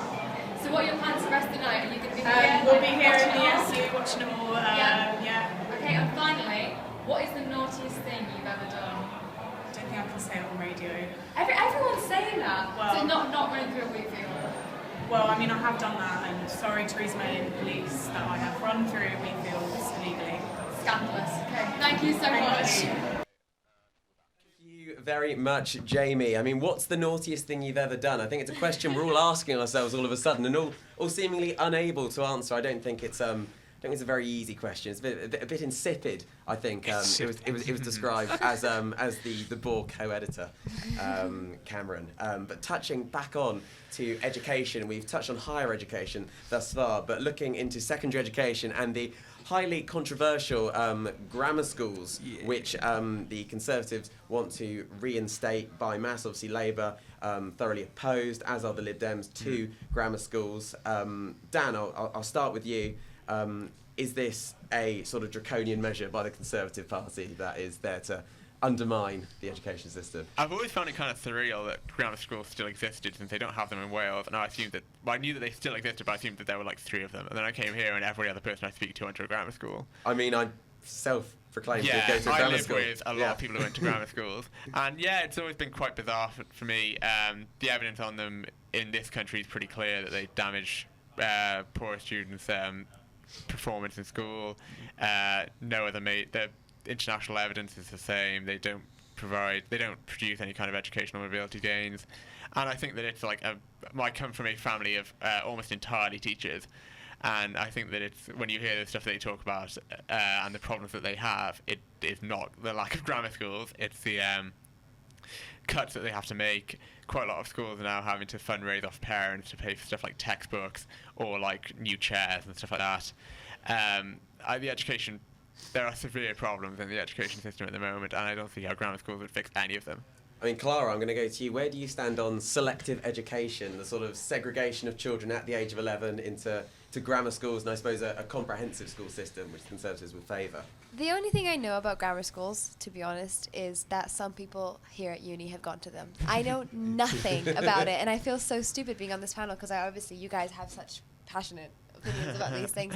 But what I can say on this is that I really don't know, and the way that both parties have talked about it is as if everyone knows, which makes sense because, you know, if you grew up with the system, you should know what a grammar school is. But to someone who's new to how education here works, it was a bit daunting at first. Yeah, I mean, it's an interesting one. I suppose grammar schools in themselves are one of those quintessentially British institutions that I suppose you don't have elsewhere. I mean, is there selective education where you've grown up? Well, all across the world. Yeah, let me just go through every single country in the world. Obviously, there's so many different... I don't actually know how to answer this question. All I know is that from when I remember growing up, you know, my friends' siblings being accepted into grammar schools, and it was more of something that you would talk about, like, oh wow, instead of something that would affect us. See, I don't even know what I'm saying to put into words correctly. All I know is that it's a really big issue that I have no input in, so there you guys go. There you go, no worries. Well, we'll go over to someone who is going to be very pro. No, ask me about Brexit. No, Clara, we'll be back on Brexit very shortly. But, Nathan, grammar schools, a positive force for social Absolutely. mobility? I think grammar schools are the best way of providing social mobility at a young age. I think the argument that says they only benefit the richest in society is completely flawed, because that is on the basis of now, in that the places that have retained grammar schools in general are only rich places. That wouldn't happen if grammar schools were rolled out across the country. So that argument about it being just for the rich, that doesn't work. So the real question is, does it provide social mobility? From my own experience, I went to a state school, probably one of the worst state schools in the country, in Cornwall. It was pretty rubbish when I went there, and it was pretty rubbish when I left. As someone who was quite academically able, quite frankly, the current system absolutely failed me. And the reason for that is nothing to do with funding. I think this argument about grammar schools, I don't think the purpose of it is to solve those issues we've got with education in terms of funding, because funding, this attacks a different problem. This attacks social mobility, and funding isn't going to increase social mobility. What increases social mobility is actually when we tailor education to the specific skill set and the specific learning focus of the people that are in education. And this was my problem, was that I was amongst students who perhaps weren't necessarily as academically able as me, and as much as the teacher tried, you can't teach really well and in depth. You can't push those people on who can do more academic stuff, because you are sort of held back, as it were. But I suppose, what would you say though to the criticism that the peer group argument works both ways? That if you are to remove the crop of students who are more academically able, who do perhaps have greater parental support, and you segregate them further, that creates more of a divide. What do you say to that sort of I think it's a criticism? generalisation that the people that are more academically able have greater parent support. And I also it's not a correlation thing, just two different points. Yeah, okay. So the issue is we can't rely on parents. We can't rely on there being good parents, as it were. You know, this talks about, like we were talking about the tuition fees earlier. But the thing is with grammar schools is the only opposition to it, you know, you say, we segregate children at the age of 11. Well, you know, they already segregate kids in schools to an extent. You know, you don't have everyone in the same maths class. You have, like, set 1, set 2, set 3. So the argument which says, you're segregating people, there's nothing wrong with that, because it's not saying that those people that go to grammar schools are bad anyway. All it's saying is that they can tailor education in a more practical way or in a more academic way, and there's nothing wrong with either of those. We're going to go straight back to grammar schools, but first, Ed Farrar has managed to track down the elusive Jack Hadfield for an interview. We're outside Warwick Student Union HQ. I'm with Jack Hadfield. well-known presence across campus. Jack, what are your original thoughts of the exit poll? It's shown that the Conservatives are the biggest party, but they haven't got an outright majority. What are your thoughts? Well, my thoughts, Ed, are that the 2015 exit poll, that predicted Conservatives at 316, which is just 2 above the number that we currently have in the exit poll this year. But I really don't think that. But it's weird. I mean, we still could definitely get a majority. Still possible. This is a very early time in the night. What time is it now? It's about 11. About 11. About 5 past 11. So, exit poll's been out for an hour. There's still hope. So yeah, there is still hope. Exactly. One of the outside RKC HQ. But what I am hoping for, as you can see with my delicious pint of Guinness, is that there will be a Conservative DUP coalition or kind of vote sharing system. Because then, with that, I think May won't be able to push for a soft Brexit or something, because you won't have the majority season for that. So she'll have to rely on her hardcore Conservative Eurosceptics backbenchers and the DUP. So, in fact, for those on the right, it might actually end up a better night than if the Conservatives had won an overall majority. So I'm still hoping. Thank you very much, Ed, and Jack, of course, as ever, a keen Raw member. We're going to head back to grammar schools. Clara is learning a lot about grammar schools and thank you. their entrenchment in British culture. But I suppose I'll put to you, Dan. Do you believe that grammar schools could potentially have a negative effect on comprehensive schools? I do, and there are actually studies that do this in Kent, where they show that children who don't fail to get into grammar school in Kent underperform children compared to children with similar demographic backgrounds in areas that have comprehensives, and also that the children who go to these grammar schools in Kent actually don't do really much better. I think it's something like about a third of a GCSE grade better than similarly demographic children in comprehensives. So what it appears is that grammar schools don't actually improve children, they just have good results because they get the children who come from good background in the first place, while they actually end up damaging children who fail to get into grammar schools because they end up being put into areas with lots of children from those bad backgrounds.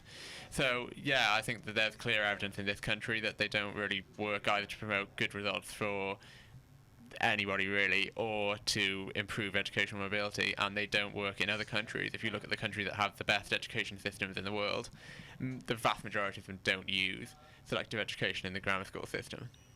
Yep, back over to you then, Nathan. Do you think grammar schools sort of promote inequality, as Dan suggests? I don't think they promote inequality, because I believe that people who are more academically able and less academically able are equal. I believe that the only route to a career is not through university, it's not through a degree. Actually, I think we need to move away from this era where everyone has to go to university just because they go to university. I think if people go straight into work or they go through apprenticeships, then actually that is a really good and valuable and equal way of getting into a job.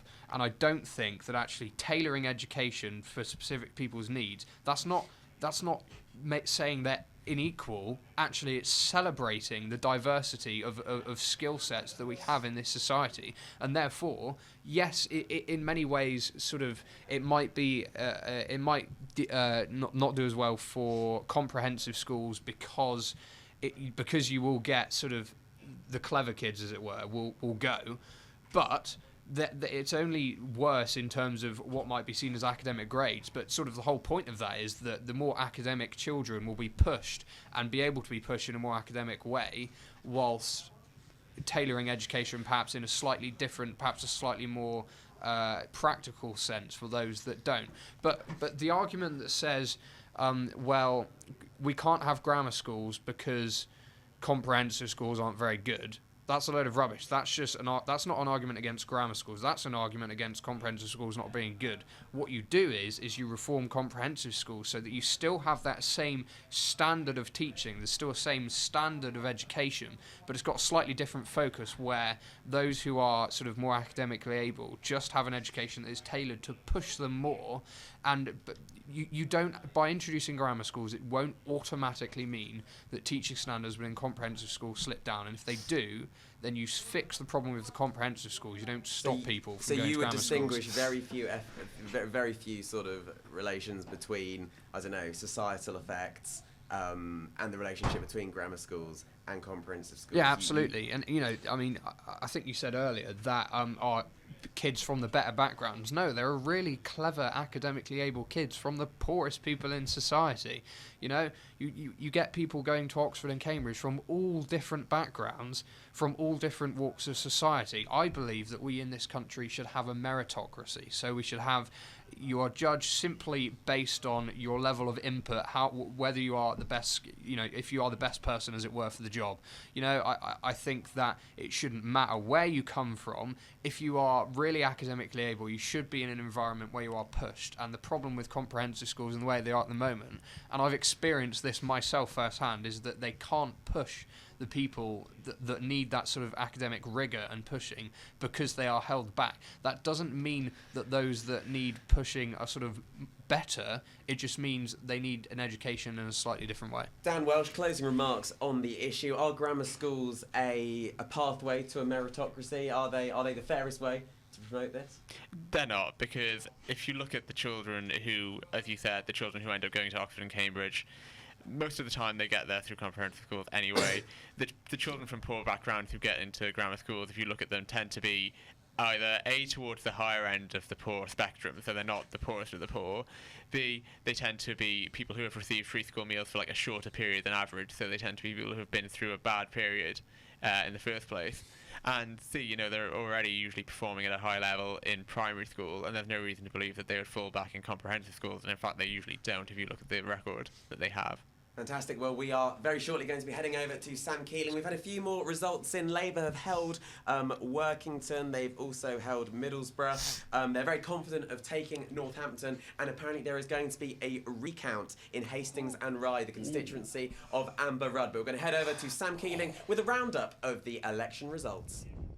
Very interesting to hear the debates about grammar schools, but we've got some more results to deliver to you. The first of which, as was alluded to, is Middlesbrough, which is, of course, a Labour hold. We can see the Labour party there are on 55.5% of the vote, with the Conservatives behind on 33.4%. Lib Dems, rock bottom with 1%, UKIP on 4.1%, and the Greens on 1.6%, actually outperforming the Liberal Democrats in this particular constituency. Majority of 13,873 for Labour, which is quite respectable, on a 58.3% turnout, which is a little bit less than we've seen for some of the other constituencies so far. But we'll see how that trend in turnout progresses. Another Labour hold, Workington, a much more marginal hold in this case. We've got 51.1% for Labour compared to 41.7% for the Conservatives. These two parties are really dominating constituencies like Workington. You see the Liberal Democrats on 2.7%, UKIP on 3.7%, 0% for the Greens, which is a pretty poor showing for them, and a 69.2% turnout, which is a little bit of an improvement on Middlesbrough. Anyway, the next one is a Conservative hold, which is of course Kettering. We've got 57.9% for the Conservatives in Kettering and 36.5% for Labour. Liberal Democrats doing a little bit better here than they have done in earlier seats, with 3.3% of the vote. Again, 0% for UKIP. It's looking to be a pretty poor night for UKIP so far, and a surprising 2.3% for the Greens, with a majority for the Conservatives arising at 10,562 on a 69.1% turnout, which is similar to the previous one. Next Conservative hold is Broxbourne, where they have gained 62.2% of the vote, and Labour are way behind on 28.9% of the vote. Liberal Democrats, again, 3.1%, similar kinds of figures as we've seen compared to other seats. UKIP outperforming the Liberal Democrats on 4%, which is a lot better than some of the other seats we've seen for UKIP so far, and 1.8% for the Greens on a slightly lower 64.6% turnout, and a rather convincing 15,792 majority for the Conservatives. And now we're going all the way to Essex with Basildon and Billericay, which is again a Conservative hold. a 65% turnout, and a nice tidy majority of 13,400 for the Conservatives, who of course accrue 61% of the vote. Labour lagging behind with half that on 31.3%. Liberal Democrats on very similar numbers here with 3.4% of the vote. UKIP outperforming Liberal Democrats once again on 4.5%, and the Greens doing very poorly here with a recorded 0% of the result. Next one is Nuneaton, a local seat that we mentioned earlier in our predicted run of results.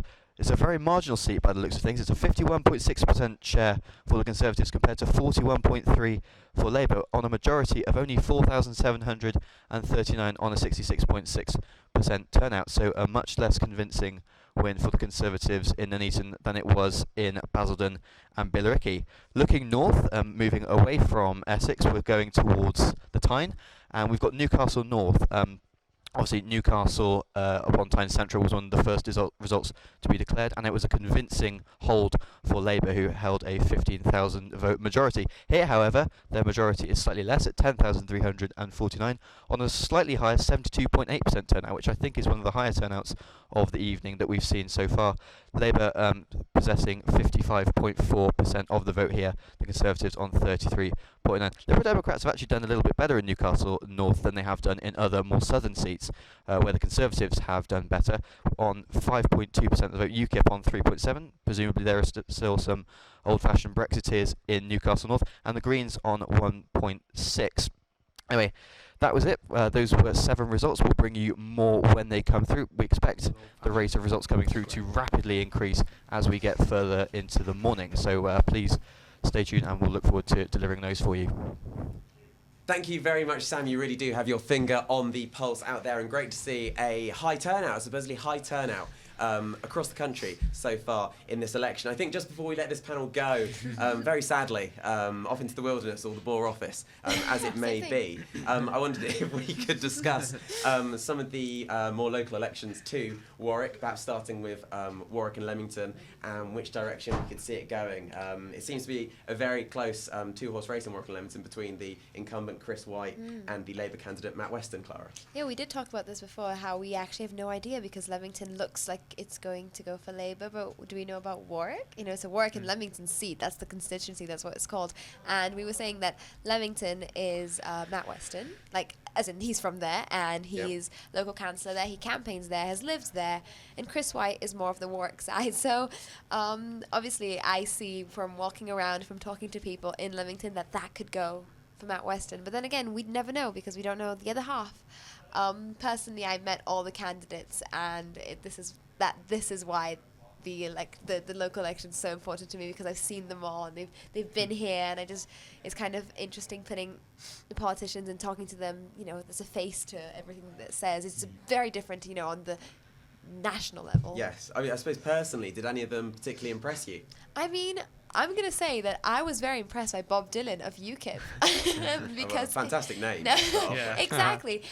Because obviously, not coming from the UK, I was a bit skeptical of what he was going to say, if he was going to reject the interview. And he was just very nice and very open. And obviously, some things that he said I did not personally agree with, but he never made it sound like he was superior or that his views were better than mine, which I unfortunately got the impression from Chris White, which, you know, may have been an off day. I'm not saying that's what he is, but I, on the whole, was very impressed with how Bob Dylan handled everything. And I have said this to so many of my friends, and they said, "Are you voting for UKIP now?" Well, I suppose humanising politics, though, is key. Because behind all politics are politicians. Exactly. And they are sort of the mainframe that keeps things ticking around. But a lot of the time, largely perhaps due to the media, we're removed from that, and we don't really get to see these people who do care about the issues that are important to them. And with social media as well, people can just, you know, you can just be here and write an awful message to a politician because you don't agree with their policies. And we were talking about Tim Farron before and everything. So that's essentially what it is that you're so far removed from the people that for you they're a name on a piece of paper or on your phone screen, and that's why it's so, you know, it all goes back to, you know, the media bubble that we're in. It's so hard to get out of. Yeah, I mean, Dan, you had the pleasure, I believe, I of did. interviewing the Liberal Democrat candidate. Yeah, Nick Solomon. Nick Solomon. Yeah, He's great as well. Yeah, Yeah, nice guy. Yeah. I listened to that interview. It's a fantastic interview. You seem to get on. Yeah, we did. Nick he's had kind of a tough campaign, because I'm not sure I think we mentioned it in the interview, but he was not planning to run because he's a graduate student at Birmingham. And also, his wife gave birth. Like 4 weeks ago. His wife gave birth. Insane. His wife gave birth, I Fantastic think, backstory. two days before they announced the election date. So he had to break the news to her that he was also running as an MP, in charge of having to he said that the day before I interviewed him, he had been up at 1 a.m. With the baby in one arm and typing out an essay with the other. So I don't know how he's handled campaigning, but yeah. I think that redefines sort of a stressful life. I mean, us as university students, we think we've got it bad, but we're not having children or running an election. I saw him yesterday in the Fat Birds Cafe in Leamington. I was in there having breakfast, and he walked in with his wife and his baby. Did you say hello? I didn't, because I felt awkward, but yeah, I didn't have the courage. As a member of the media, you wanted to allow him to get on with his touch, private life. Yeah, but he seems to have run a good campaign, considering the amount he's got on his plate. So yeah, and Nathan, looking at the Conservative candidate Chris White, how do you rate him as an MP? I think he's done all right. But his problem is this area wasn't a high Leave vote at all.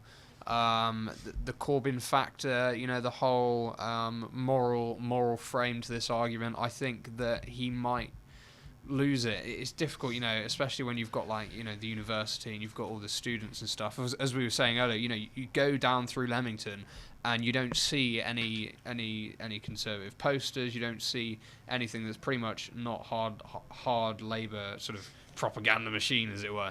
And I think it's in areas like this specifically where we will see whether or not can Corbyn make significant gains. I think this is a particular seat that will be quite indicative of can Corbyn actually take from the Conservatives in this election. And on that note, I'm going to ask you for your prediction on Warwick and Leamington. Every one of you, starting with you, Nathan. I'm just going to stay Conservative. Clara? I think Matt Weston of Labour. I think Labour gain, yeah. A Labour gain. So we're looking at 2-1 on a Labour gain. I think we're now ready to hand over to our news team, which is Daniel Subramaniam and Lucy Cooper.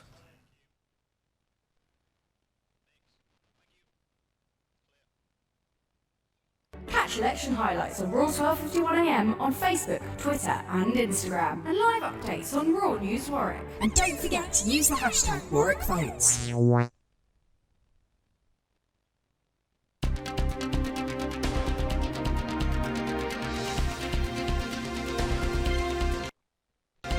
This is your hourly Raw News Bulletin, rounding up all the events of this evening so far.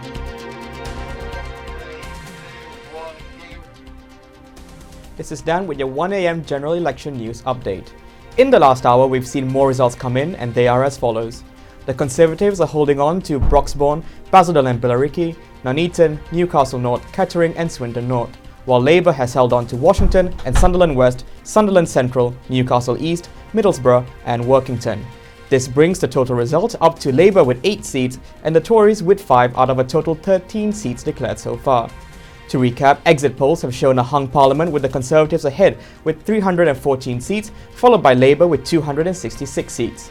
Both Labour and Lib Dem sources have said that they will not be looking at a coalition government. Meanwhile, the Green Party has also rejected a coalition with the Tories, but will consider one with Labour on a quote case-by-case basis.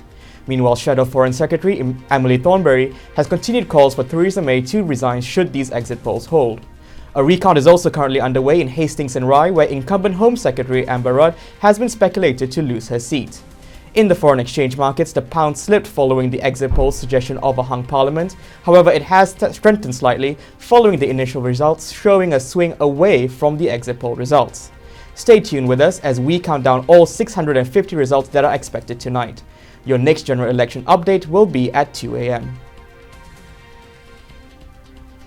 Very much, Dan. The time is 1 o'clock and we're back in the studio and we have a brand new panel to introduce to you. We have the current co-editor of The Boar, Cameron Clark. We have Jack Hadfield and we have Joe Spagnelli. Welcome to the three of you. Thank you very much. Hey. I suppose we'll start off with how are you enjoying the election night thus far? It's been a little bit different to the one we predicted, Cameron. Unexpected, I suppose. I think we saw early estimations prior to the exit poll coming out that said it was going to be interesting. I think it has been interesting so far. Perhaps more in line with what we expected. It's certainly not been a Labour landslide. I don't think that was ever really realistic. I think we can all agree on that.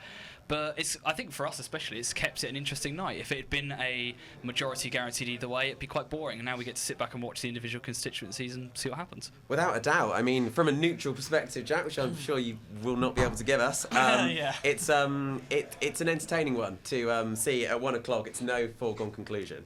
Yeah, entertaining, that might be not the word I'd use. More terrifying, almost. Not terrifying, but this is certainly not what I expected. I was predicting sort of 60-70 Tory majority, like sort of straight out. But now, you know, with the election poll, with the Conservative seats looking like almost exactly what they were predicted at this, at the same time as in 2015, just 314 votes. So 314 seats predicted this year compared to 316 predicted, 2 years ago. This is, I don't think anything really that anyone was thinking would even happen tonight. I mean, if you had to pinpoint some of the key issues that have gone perhaps wrong for the Conservatives, where would you look? Well, there's one key issue, and that's Theresa May. She is the single point of failure that's screwed us all. I think I would certainly say that's why. I mean, I quit the Conservative Party when she became Prime Minister and when the Leadsom stepped down. So I was like, no, she's going to. Was that on her stance on Brexit in particular, or her personality? It was partially over stance on Brexit, and that I thought she'd be, too big government, too sort of, economically left and possibly socially left as well. But certainly her the manifesto has been just a pile of steaming hot garbage, I think, and really, and her leadership has just, she can't campaign at all. She is absolutely rubbish, when actually trying to talk to the electorate, which is played right into Corbyn's hands. He'd probably be in my opinion an awful Prime Minister, but he certainly knows how to run a good campaign. I will give him that. Thank you very much also for reigning in your words about the Conservative Party manifesto. Heading over to you, Joe. Yeah. Looking on the other side of things, Indeed. What can Labour pinpoint as perhaps the key success that has seen them do better than the key than success most that they've had? predicted? I mean, without wishing to poke fingers at the opposing party, just the many supposed failures of the Conservative Party after being in government. One of the major issues in the election, at least in the early stages of the campaign, was health, which the Tories have been appalling on for the last 5 years. Jeremy Hunt is one of the most unpopular politicians of the century so far. Labour naturally strong on health. I think as the election's gone on and in the wake of obviously the Manchester and the London attacks, I think the Tories have gained a little bit of traction because that's where their strengths lie. National security, defence, they're traditionally strong there. But it's really surprising, Jack stole my statistics, sadly, that this exit poll is actually very similar to the one that we saw in 2015. I still think the Tories are going to get a majority, although it may not be quite as strong as last time. But I am 100% in agreement with Jack. Theresa May called this election to get a bigger majority, and her supposed failure to do that is entirely her fault. I suppose one of the key things that you may have missed was the information that came through that perhaps Theresa May was coerced into calling this election by CCHQ. Some senior sources have been coming out with that, and Jack, would you be surprised? No, that wouldn't surprise me. I mean, CCHQ are full of nutjob dirtbags, to be honest. They're all really just... They are sort of some of the worst, career politicians. They're backstabbing. There's so many, there's so many allegations and things that are bullying and bribing, and obviously the whole election expenses scandal that's recently reared its head again. From 2015. I would not be surprised that CCHQ wanted this. Although, what doesn't seem to fit is that May would have been pressured into doing it. Because I don't think... She certainly has a strong personality, and I wouldn't say that she would be able to be pressured into anything. So perhaps there would be some advisement from her, but I wouldn't say there would be...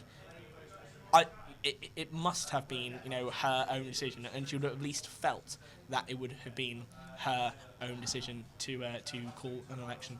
I mean, Cameron, do you perhaps think something may have been afoot? Obviously, Theresa May's line before that had been so strong that there was not going to be election, and then she changed. I think that's interesting. When the election was called, I certainly didn't predict it when they announced the announcement at 11 o'clock. Running up to that, I think most of us guessed that wasn't what the announcement was going to be. People were looking at the podium and saying, oh, it's not branded, it might be a health announcement, something personal. But when she called it, one of my first thoughts was, well, that's a smart move, because they were leading the polls by about 20 points. Most people had said privately, well, why aren't you calling an election? This is your chance to wipe Labour out if that's what you want to do. Certainly in hindsight, it appears to have become a miscalculation, but a lot of that is down to the campaign, I think, fundamentally. I think if they'd run a strong campaign, I think one of their key miscalculations has been running a presidential-style campaign off the back of May. Whoever advised that is a serious miscalculation. If they'd run one based on the strength of the Conservative Party as a whole, and they have got a relatively strong cabinet across the board, regardless of what you may think, that might have worked more effectively, and they might have been able to deflect better. The problem is when you put the spotlight on May, it has quickly become apparent that she is not up to task of being, whilst an effective politician, not an effective stateswoman. I think that's what's really crippled her. Looking beyond May, though, do you think the Conservative Party and Theresa May dithered for too long before calling the election? I don't think it would have mattered. I think if they called it early, the same problems would have reared their head.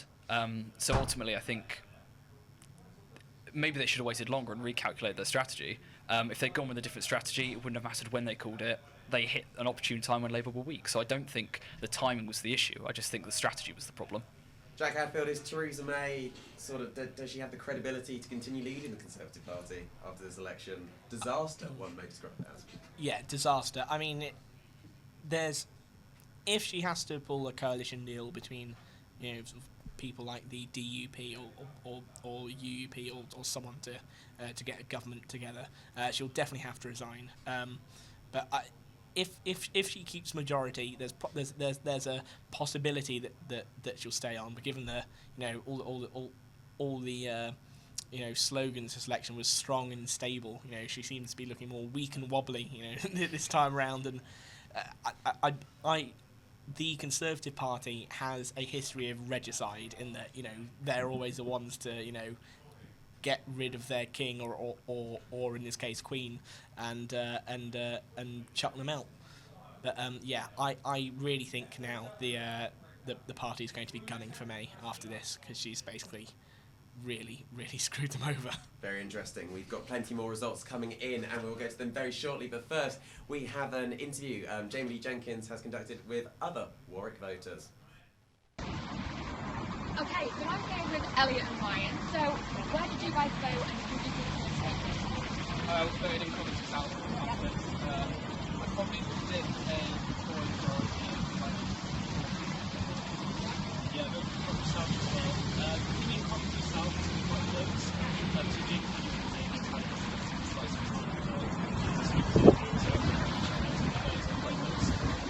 I mean, obviously, it's not a campaign. It's not a campaign.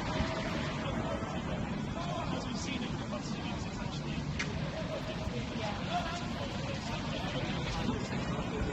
So what's been like your favourite part of it? Something Yeah, I just... boys. Yeah. Hello, thank you. I'm sorry about that minor technical difficulty. We are back in the studio, and results coming in as we speak. George Galloway has unfortunately conceded defeat in his constituency. Labour have held Jarrow. There's also been Labour holds in Halton, Wrexham and Tooting, the former seat of the Labour Mayor of London, Sadiq Khan. Any surprising results there for you, Joe? Well, I mean, this is the part of the evening where we haven't really got onto the key battleground seats, the key marginals like the Gower or Derby North that are going to swing this election when it all comes out. I'm not surprised by any of them. They're all fairly safe seats. More than half the seats in this election are safe seats. It's going to get a lot more interesting as the night unfolds. We've also had a Labour gain in Vale of Clyde. A very interesting seat, if I may say so myself. The Lib Dems.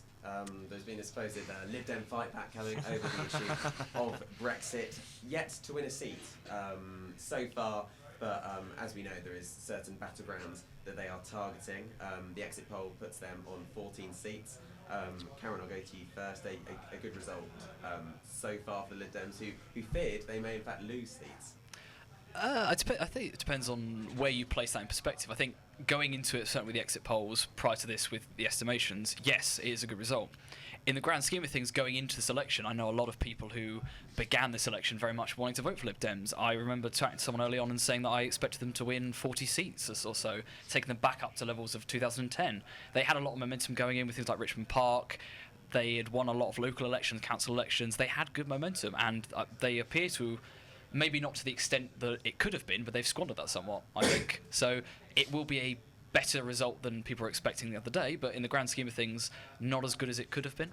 Do we think that that sort of elasticity was possible? Do you think the Lib Dems would have been able to bounce back to such high levels already after being so damaged from the coalition government? The tuition fees issue was always going to haunt them, especially with young voters, and that's kind of undeniable. But I think if you've got, particularly for smaller parties, if you've got a young and energetic leader, like you saw with Clegg in 2010, you can kind of brush over a lot of the cracks, certainly, and you can inspire people. And, I mean, you've seen that with Macron in France, and certainly Farron tried to make that pledge. And I think the thing that's damned them is Farron hasn't necessarily had the charisma or the energy and has squandered the campaign somewhat with, unfortunately, the whole gay rights issues.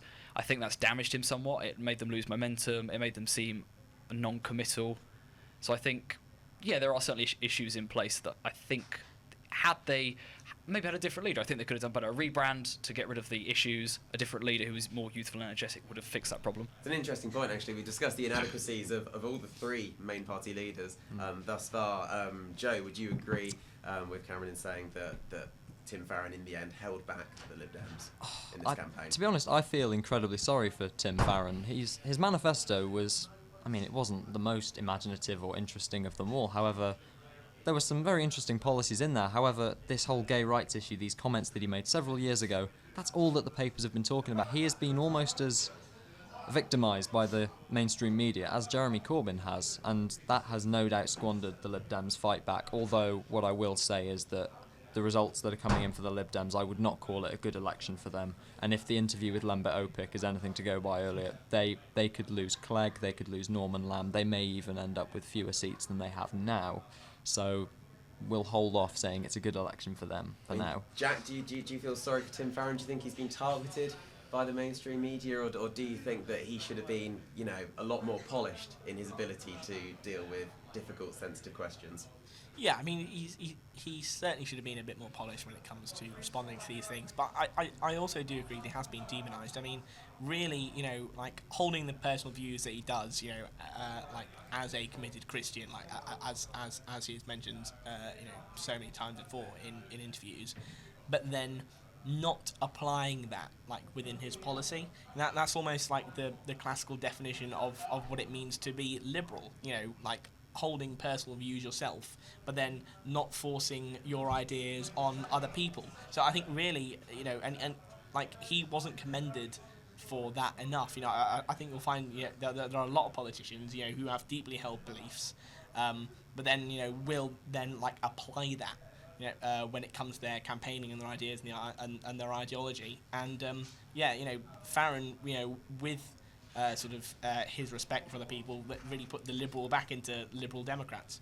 Fantastic. Well, thank you very much, Jack, and we're hopefully going to have Jack Hatfield defending the Liberal Democrats plenty more this evening on the show. We'll see what happens. We're going to head over now to Sam Keeling with some further analysis of the declarations as they have happened.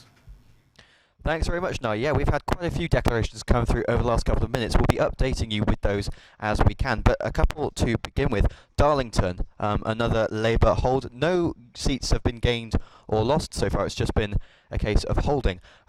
Labour's margin here seems to be quite small, actually. We've got a 50.6% vote share for Labour compared to a 43.3% share for the Conservatives, with a majority of just 3,280, which could be eroded away at any time over the next couple of years, perhaps. Turnout 67.6%, which is relatively quite good compared to some of the results we've seen so far regarding turnout. Liberal Democrats doing slightly worse than average on 2.3, UKIP doing slightly better than average on 2.6, and the Greens sort of meeting what we would expect from them at 1.2. The next seat is yet another Labour hold. It is a northern seat again. It is South Shields on a rather more convincing 61.5% of the share of the vote for Labour compared to 25.9% for the Conservatives. Liberal Democrats quite bad on 1.7. UKIP probably pulling in one of their best vote shares of the night so far on 7.4, and the Greens on a relatively high 3.5 on an appallingly low 49.7% turnout, and the majority there is 14,508. This is probably the lowest turnout we've seen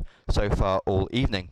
Anyway, we've got another one, which is a Conservative hold, in contrast, which is another one from Essex, Basildon South and Thurrock, with a 57% share for the Conservatives and a 32.5% share for Labour. UKIP, again, doing quite well in these Essex seats on 6.8%. Liberal Democrats doing comparatively badly with 1.6%, and the Greens averaging out on 1.4%. The turnout here has been better than the one we saw in South Shields on 64.2%. However, it's not quite as high as some of the better turnouts we've seen so far today. The majority of the Conservatives is 11,568. A lot more results have come through, such as Yarrow, and we'll be updating you with those as and when we can. Thank you very much, Sam. We're going to go back. I think we're going to touch on the fate of UKIP in this election. Obviously, 0 seats predicted at the initial poll. No seats at the minute, with the standing down of Douglas Carswell. And Jack Hadfield, as someone who would have at one point described themselves as a committed UKIPper, are you saddened by the electoral demise of the party? No, I'm not really, to be honest now, because they completely deserved it. They were run by a bunch of imbeciles after Farage left. As soon as I mentioned earlier, I defected from the Conservatives to UKIP when Theresa May, became Prime Minister. But then, once they had Nuttall and people like Suzanne Evans and the anti-Farage's guys from the NEC, start putting their policy forward, they really ignored their grassroots. I mean, the Young Independents guys, which is the youth wing of UKIP, were just complaining about them all the time, and they were like, what are you doing? You are going to completely lose any hold you have anywhere. I think there was quite a desire from the grassroots to pivot away from the EU towards a more anti-Islam sort of stance. With people like Anne-Marie Waters, who's the anti-Sharia law campaigner, standing in a seat in London, and the grassroots has been saying that for ages. And then too little, too late, and they come out with these ridiculous policies. I think we all remember the genital mutilation checks. When girls would come back from foreign countries, they'd be inspected to see if they had genital mutilation. You're like, no, what are you doing? This is going to lose so many votes. It's not going to do anything practically, and it just makes you look completely moronic. You can always go back to the 2010 manifesto, which had trains being painted new colours to look more British or something. It really is. Pretty much as soon as Farage left, it went into a death spiral. I mean, if Stephen Wolfe had become leader, I think they would still have been, an electoral force to be reckoned with, and I think could have taken a lot of seats in the north. And So you think the absence of Farage allowed, to quote David Cameron, the fruitcakes and the loonies to take control? Yeah. Well, more like the more centrist guys in the party, the guys who weren't really a fan of Farage. I think there was one guy in the NEC this year who who told people to vote Lib Dem in some Norfolk seats, and it was like, really, you're on the NEC and UKIP, and you're telling people to vote for the Lib Dems, the party that's pushing for a second referendum on the European Union. So yeah, it certainly is full of fruitcakes and loonies, and I really hope that UKIP burns down to the ground after this election, so another sort of populist right party, or maybe a revived UKIP, can sort of spring up from the ashes. I mean, Cameron, do you think UKIP have struggled with a cohesive identity following Brexit? I think the brand is certainly damaged. I think a lot of politics is down to the individual brand. I think Farage was the UKIP brand, and I think certainly they've struggled to re-establish that brand. I think Nuttall doesn't really know what he's doing in terms of establishing that. I think they don't really know what they stand for anymore as a political party, and I think there's also kind of loss of direction. I think with the whole Brexit vote, obviously they weren't. People always say they were a single issue party. Obviously, they did have manifestos with other issues. Whether they were as fleshed out as other parties, that's debatable. But I think you certainly lose if you lose that driving force behind your agenda. You risk going into a tailspin ultimately, and I think that's happened with them. I think if they'd had a stronger, more charismatic leader, someone like Farage or Stephen Wolf perhaps, could have steered them through that. And I think Nuttall is not the man to do that, and I think that's where they've floundered.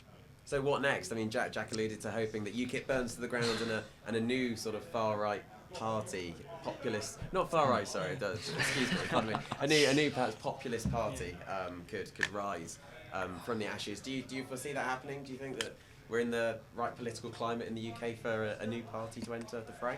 It doesn't really need to. I mean, I agree to some extent that the loss of Farage damaged the popularity of UKIP, and it certainly meant that their campaign was a lot less directly effective. Farage was always very good at reaching out to disaffected working class voters, whereas Nuttall has completely failed to do that in this election.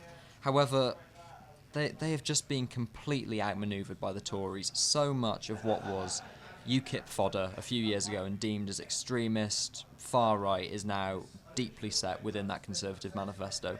UKIP, it's quite ironic. UKIP are set to win absolutely no seats in this election, and from an ideological standpoint, they are probably the biggest winners of this election thus far. It's very interesting. So, Jack, I'll let you finish off this conversation. What would be your ideal new populist party? What would they be made up of? Do you think it would have? Do you think it would follow a similar route as the Leave.eu campaign? I mean, I think Aaron Banks, the sort of founder and funder of that, has often alluded to starting his own party, focusing largely on fulfilling the Brexit. Yeah, I mean, so with the demise of UKIP now, there is no major party, pushing for a smaller state, within Britain. So May has, really sort of has shifted away, from the right, in terms of minimising the role of government in people's lives. There's no, I think she bashed libertarians like within her own party a few months ago. So there is no libertarian anti-government streak within any major party, and I think that is crucial. There needs to be a party that offers not solutions to people with more government, but less government, and the rolling back of the state, sort of as Thatcher did in the 80s. I think really minimising the role of government in people's lives, that should be the general focus of the hopefully new party that comes back after this. And Aaron Banks, I think, is pretty well ideologically aligned to create that new party if that ever happens. Is Aaron Banks a dangerous man, Cameron? What do you mean by dangerous? I'll let you interpret that how you will. He's an interesting character. Is his influence, I suppose, his behind-the-scenes influence? No different to any other rich millionaire, billionaire figure. I mean, you see the whole conspiracy theory about George Soros these days. I mean, as unfounded as they are. Anyone with power, money and influence is always going to be regarded as dangerous in the sense that they can influence people. I think he's certainly an interesting figure. I think he has his views on the direction of British politics and the country should take. And I think he's very keen to take the country in that direction, and I think he's willing to use his money to do so. Whether that means he founds a new party, whether he decides to find another party to back with his money, that remains to be seen. I don't lose sleep over him. He will do what he wants to do, but that's his right to do that, so we'll have to see. Fantastic. Thank you very much, guys. Just a bit more information coming through. Laura Kuensberg has tweeted that Amber Rudd has said, "I'm hopeful but not complacent," but she does look thoroughly miserable. Labour have gained Battersea. Carlisle's been held by the Conservatives, and we've got a confirmation of Tooting being held by the Labour Party. We're now going to cross over to Ed Farrer, who has an interview with a Marxist voter.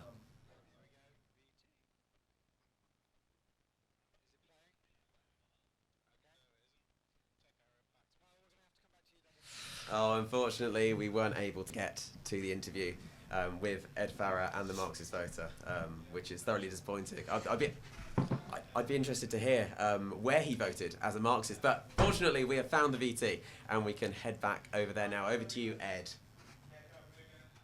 I'm here outside Royal Steel HQ with Thomas Sood, the president of Warwick Marxists. Thomas, what are your thoughts on the exit poll? Big gains for Labour. It's really quite brilliant. As someone who completely despises the capitalist system, we're seeing the British capitalists completely lose it. They are going to, in 2 weeks, go into the biggest negotiations Britain has ever done without a government. But all because of, let's say, people like Jeremy Corbyn, who've run a fantastic campaign, bold, open, socialist policies, convincing the people of Britain to vote for him. It appears, okay, I might look an idiot in the morning, it appears he has.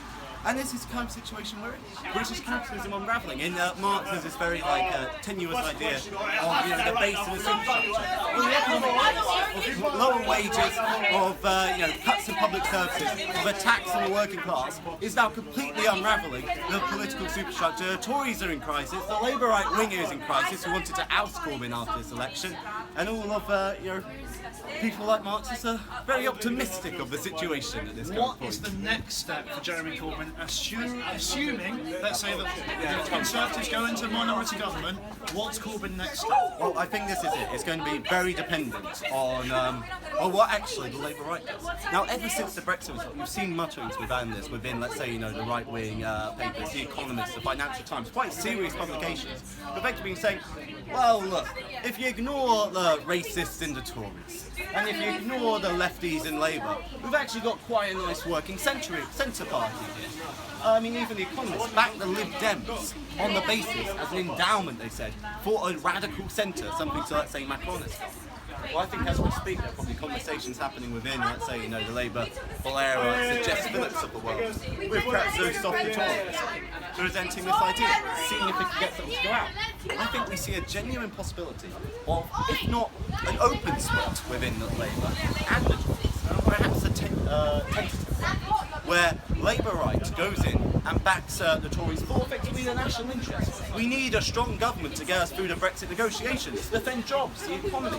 The pound will almost certainly fall in the morning by quite large amounts, more than, let's say, what you've had with Brexit in the Conservative Parliament. Who's going to do that? Either, let's say, perhaps Labour will end up in a direct split. Maybe we'll see something like 1935, where we had a national government. Maybe it'll be more tenuous. Maybe Labour right does I scratch your back if you scratch mine. It's impossible to say. What Labour needs to do, what Corbyn needs to do to continue momentum, is argue for a strong and left-wing platform. So Blairites continuing to undermine him, and he's able to speak on a strong socialist policy, he's massed in support. He needs to continue going to the left. He needs to get rid of and eliminate the right-wing elements in his party to take it forward. And finally, do you think Jeremy Corbyn will make it to the next election? It's another 5 years. Wow, at this point it could be another 6 months. Do you think it will? Do you think he'll make it, or is there? And if he's not going to, are we going to see this, let's say, relatively far left wing of the Labour Party in control of the Labour Party at the next election? I'd be surprised if the next election is in 5 years at this point. I'd be very surprised if either the Tories or Labour continue to coexist in their current forms. I reckon we'll see radically different parties which are trying to coalesce around the radical centre. They realise their current base of basically just being a middle ground of politics and ignoring the polarised elements has failed. We're in polarising times, and that's why people like Corbyn, people like situations like Brexit, etc., have benefited. I don't think we'll either see Labour or the Tories in the current state. We'll see something entirely new. I think people like Corbyn will be at the head of these entirely new things on the left, actually, connecting with people on these far left policies, which I think we'll see having a big impact. Thank you very much, President of the Royal Marxists. Thank you very much.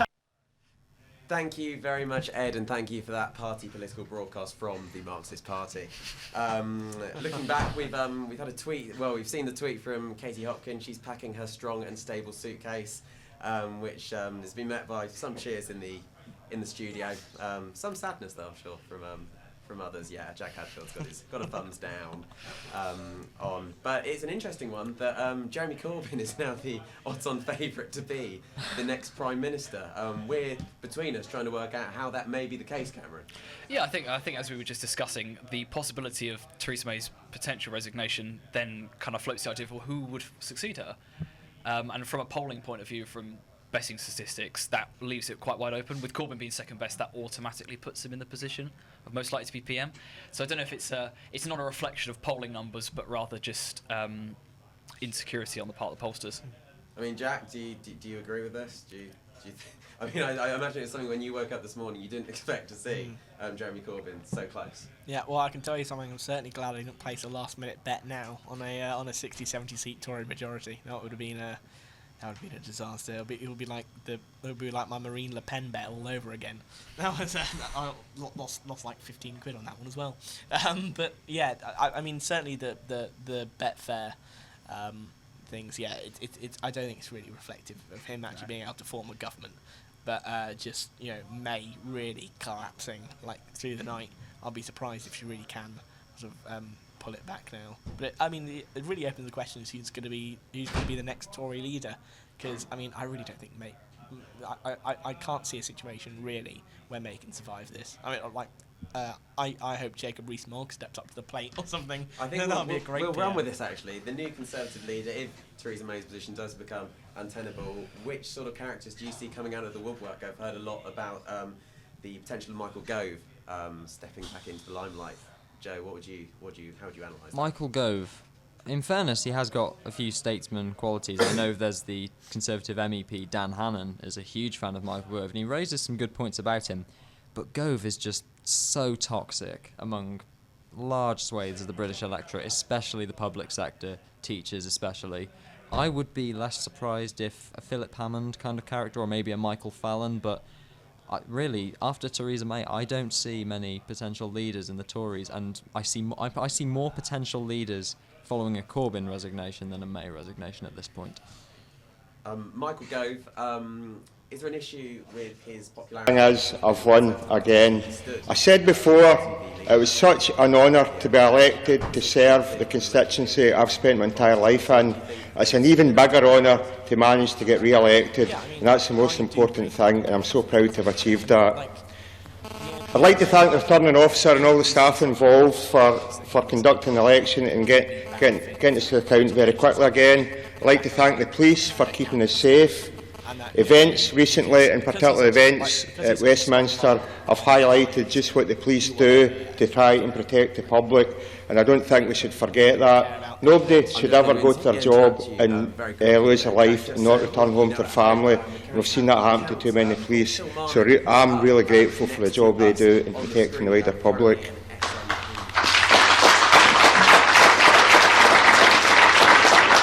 I'd like to thank my agent, who's also my wife, Cindy. Thanks very much, Cindy. Love you. Cindy's actually, she just started a new job which coincided with my campaign, so it's been a very difficult few weeks, but we've got there. I'd like to thank my campaign manager, Graham Barton, and all the activists that have put their heart and soul into this. Without yous, I could not be here, and it's much appreciated. Today, the weather was terrible, and we had activists out, chapping doors, manning the polling stations. There's absolutely no doubt we had the most activists on the streets, and that's indicative of the support I've got, and it's reflected in getting us over the finishing line today. Now, I'm so proud to be re-elected. There's no doubt it's a bittersweet moment. The first result announced saw one of my fantastic colleagues, Margaret Ferrier, lose her seat, and it looks like there will be more of my great colleagues that lose their seats. Can't really be a judge of how well they do as leader, because obviously, you know, just a month ago, May was incredibly popular individually, and obviously, you know, as the campaign went on, she completely dropped, you know, from people's expectations. So I think the reverse can happen. There can be a sort of, you know, Michael Gove fight back into the Lib Dems. Very interesting. We'll continue this talk actually on the Conservative leadership very shortly. Just to confirm, Kilmarnock and Loudon, that is an SNP hold. I believe their first seat on the night on the board. We're going to cut over now to Tilly, who has a behind-the-scenes look on all of the general election coverage that has been happening tonight with Sam Keeling. Enjoy. I'm lucky enough to be sat here with Sam Keeling, who's providing all the statistical analysis of the night. How are you feeling? I'm feeling quite exhilarated. You know, it started off a bit tentatively. We're a bit anxious with all the statistics because we've got to process them and then I've got to read them out and memorise them and talk about them. But I'm really looking forward to it. I think it should be really exciting when, you know, we get a lot of results coming through every minute and, you know, Sherman's pumping out the statistics and I'm talking about them. So I'm really excited. I think pretty tired. Do you feel the pressure? I did initially, yeah. But I don't know. I think when you get used to it, it's all right. With the second or third time I went live, I was actually quite looking forward to it. So, yeah. And what's your personal feelings about the news that you're reading out right now? Well, the news I've been feeling that I've been reading out so far has been Labour victorious. Yeah. And the news that we may not have a Conservative majority, which to anyone who knows my politics isn't, to me, a good thing. But I'm rather hoping that we will improve as the night goes on and the Conservatives will hopefully get a majority. I must say you look very professional with your little... Thank you. I feel like I'm sort of plugged in like a DVD player. I've got so many wires going into me.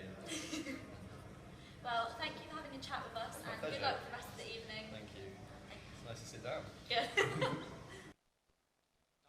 There was a wonderful spark in that interview there between Tilly and Sam, which was absolutely lovely to see. Really well interviewed, Tilly. Thank you very much. But we're back in the studio now, and we're going to go back to the Conservative potential next leader. I mean, we really didn't think we'd be discussing this so soon after Theresa May not being elected, being appointed to the Conservative Party leadership. I'll go over to you, Cameron. Who do you think are the front runners? I think it's difficult. I mean, it will very much depend on who loses their seat tonight. For Amber Rudd, I think for a lot of people it's the front runner, but obviously her seat is very much in contention.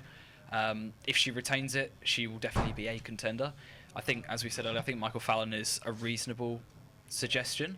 I think Hammond would struggle based on his U-turn. And his internal popularity is he's very much a strong free marketeer, and that doesn't gel with a lot of May's current advisors. So I think he would be pushed to the side slightly. There's always the issue of Boris. He's always lingering in the background. Maybe not this time, but I certainly think he still has ambitions. I think given another couple of years for him to worm his way back up to the top, I think he will certainly take another stab at it. I think it's very difficult to call. There's not a natural successor. I mean, there's not been time. You could see Leadsom come out the woodwork again. Hunt will inevitably throw his name in the ring, but he's so drastically unpopular, I think he would struggle. So I think we're in this weird kind of nebulous zone. Maybe tomorrow morning, when the sun comes up, it'll be a bit clearer who starts to form in the queue. But I imagine so. It'll be interesting to see the initial statements, I suppose, following the final election results. Surprising not to hear anyone mentioning Boris Johnson. As of yet, Jack Hadfield, wry smile.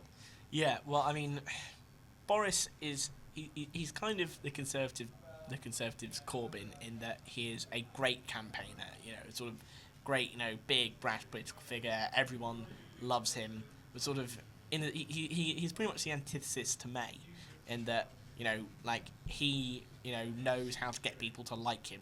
He is a lovable, affable buffoon. Sort of. But everybody, even if you disagree with his policies, he's probably one of the guys you'd love to go out for a drink with, sometime. It'd be great running around London at 4 o'clock in the morning, completely drunk, and Boris was like, "Oh yes, why don't we go, steal a flag from somewhere or something?" I can only imagine what sort of raucous atmosphere that would be, Jack. But he's the antithesis to May in that he can't run a government. I mean, from what I've heard and what I've seen is that during his tenure as London mayor, he was awful, actually, managing things, actually putting things together. He's a great front man, but he's not the guy you want in control. He's like somebody you want as one of your cabinet ministers, probably, with somebody who doesn't have to actually, put the hard graft in. He just wants to be a figure you can bring out,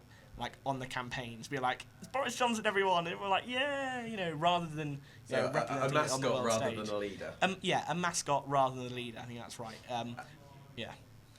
I think one of the some of the big news coming back in is that Mhairi Black has been re-elected. One of the major stories, I think, of the 2015 election. Obviously, the youngest MP coming in, only 21, I believe, at the time of being elected. But she's been re-elected. I think she had.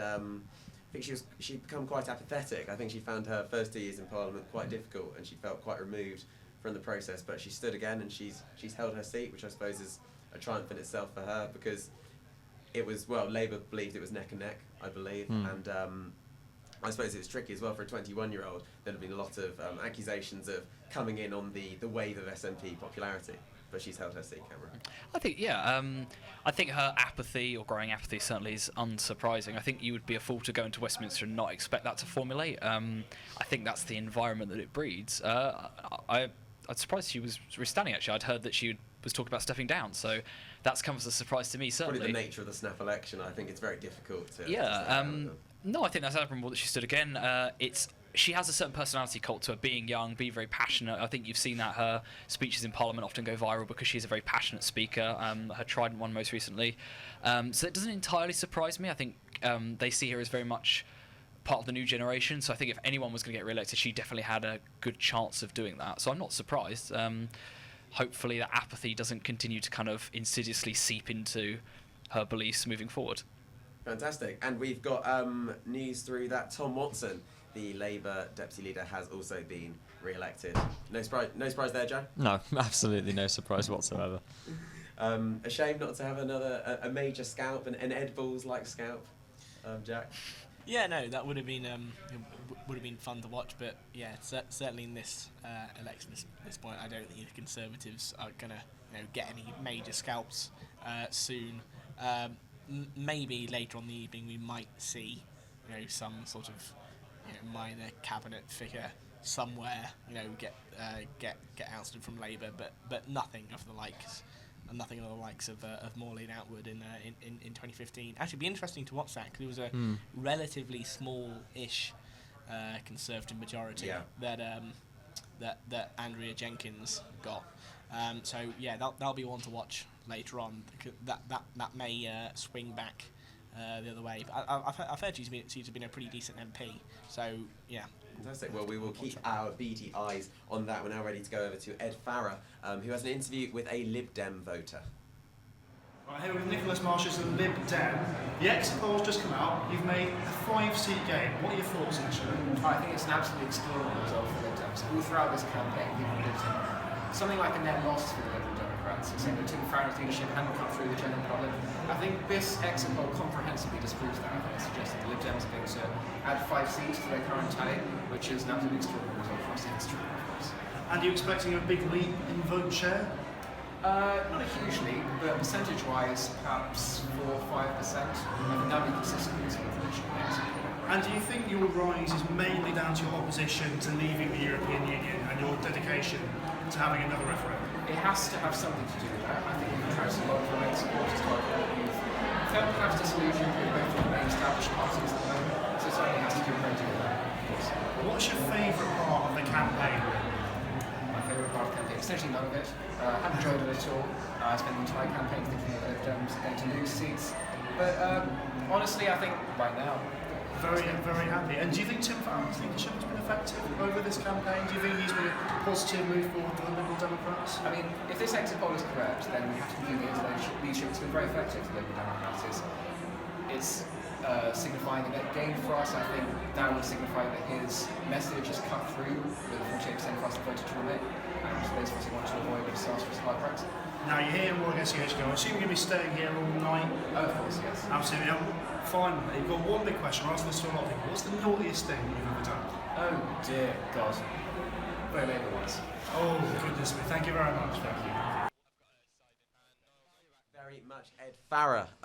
Very interesting news that we think that Justine Greening has held her seat in Putney, but with a very slim majority of 1,000. We're yet to have that confirmed, but we will have it very soon. But before we do, we're going over to Sam Keeling, who has analysis as ever. Over to you, Sam. Thanks very much. Now we're getting results thick and fast now. We're getting a lot more than we can keep up with. So I'll just run you through 7 results very quickly.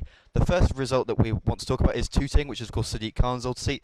This has been held by Labour with a majority of 15,438, which is a fairly sound majority, on a good 74.7% turnout, which is one of the higher turnouts we've seen so far this evening. The Conservatives are trailing behind on 33.1% of the vote, and the Lib Dems doing comparatively well when you look at the rest of their results on 5.3%, UKIP on 0.6%, and the Greens beating UKIP with 1.5%, which seems more or less in line with what they've been scoring throughout the evening so far.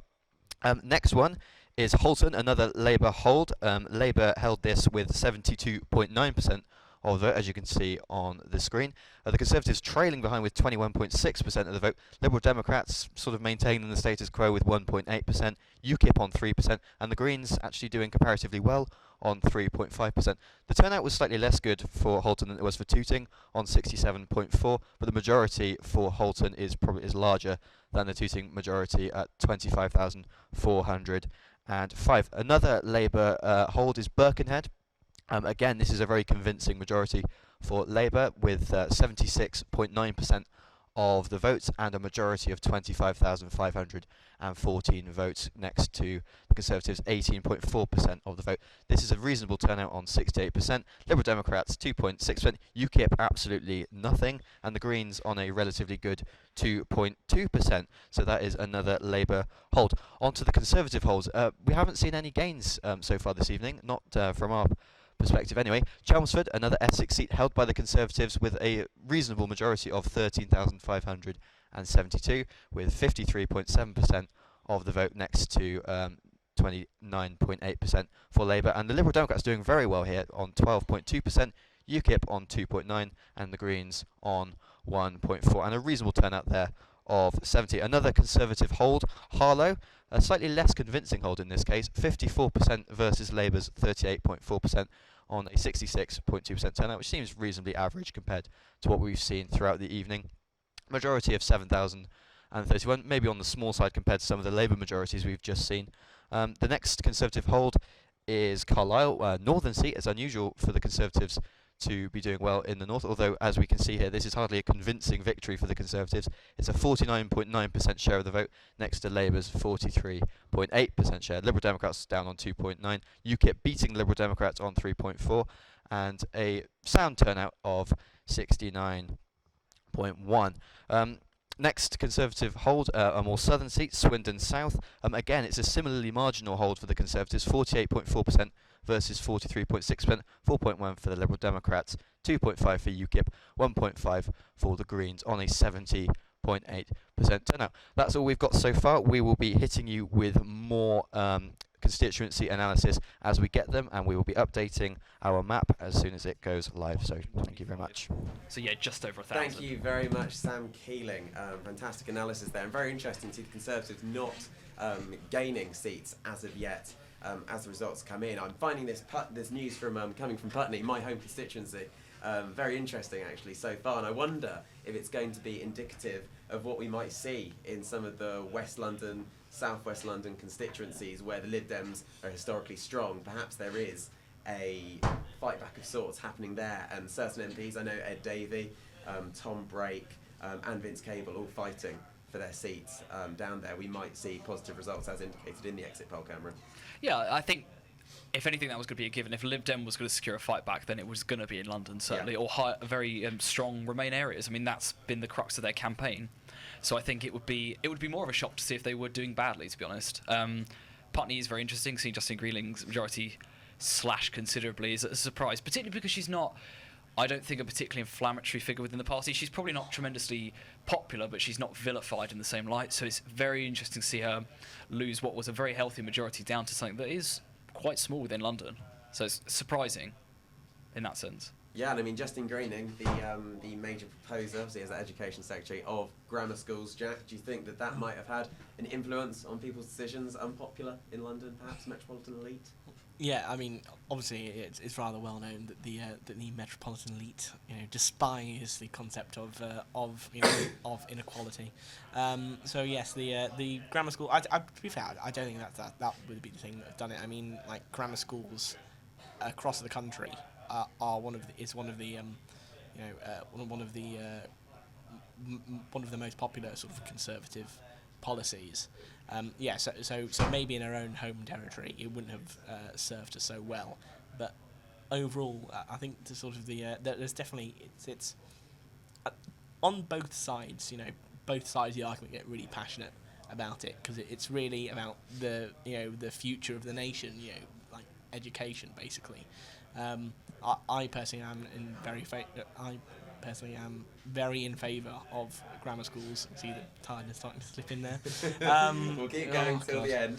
Yeah, well, depends when the end's going to be, with Corbyn as PM or something. Well, we don't have to go that far into the future yet, Jack, but we do know that there has been a Conservative hold in North Warwickshire and also Conservative hold in Stratford upon Avon, so two constituencies very close to us here. Joe, are these interesting early indicators of what we may see closer to Warwick campus? Potentially.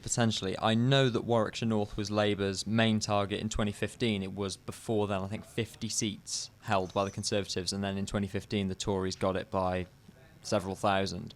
It depends really on how the vote share breaks down. If Labour have made gains in Warwickshire North, then perhaps that is indicative of hit, and perhaps Chris White will lose his seat for Leamington. That's the rumour that's circulating around the office right now. But really, if Labour want to win the election, which is looking unlikely in the case of anything other than a hung parliament, they need to be winning seats like Warwickshire North, not coming second and slashing Tory majorities. Very interesting. Sorry, Jack, do you want to pick up on that? Yeah, point? just jumping in on Warwick and Leamington, I've had sort of some people from the Conservatives saying that for those at the town hall in Warwick and Leamington, either saying it's really too close to call and that there may be a recount, but yeah, it certainly won't be a big majority for them either way. I think it would be a very small majority for whoever wins that, possibly within the hundreds, maybe even tens. I mean, we've had the turnout through for Leamington and Warwick, and for Kenilworth and Southam. Their turnout there was 77.6%, and in Warwick and Leamington it was 73%. So a turnout just above the national average, which is obviously good to see. Cameron. Yeah, absolutely. I think in any functioning democracy, you want a high turnout. I believe, if I remember seeing correctly, it was around 71% in 2015 for the turnout for Warwick and Leamington, so that is an increase, which is positive to see. Be interested to see what demographic that falls under. I'm surprised by Kenilworth and Southam, actually. Very strong Conservative seat. I think going into this, we were pretty confident that they were unlikely to lose that, to the point where the Conservative MP didn't agree to do any interviews. I think he was so comfortable with winning that he didn't feel the need to. So, interesting that such a high turnout there. Weird to see in such a safe seat, but it's reassuring to see that people weren't apathetic in this election. I think people clearly felt that it was worth coming out to vote, and that's always reassuring. Certainly, and I think we're now going to cross over to your colleague, the Deputy Editor-in-Chief of the Boar, Emma Johnson, who is being interviewed by Tilly Goodall. Hi, me again. I'm here with Deputy Editor-in-Chief with Communications. Yes. That's a bit of a mouthful. I'll just remember you by the girl with the really cool shoes. That's fine, thank you, I really appreciate that. Let's talk about politics, because of course it is the general election tonight. It's a very important day. If you were running to be Prime Minister, what would be one policy that you would implement or remove? Yeah. Without a doubt, it would have to be mandatory tax-free cheese. Most of my diet is based off of Baby Bells. Baby Bells? I do eat light Baby Bells. It's not even quality cheese. No. I don't want to go too far. I think maybe that's for the future, but right now I think we need to be realistic. I think realistic politics is definitely important right now, so Baby Bell. So put tax on private education. Yeah. Remove tax. Yeah. Oh, okay.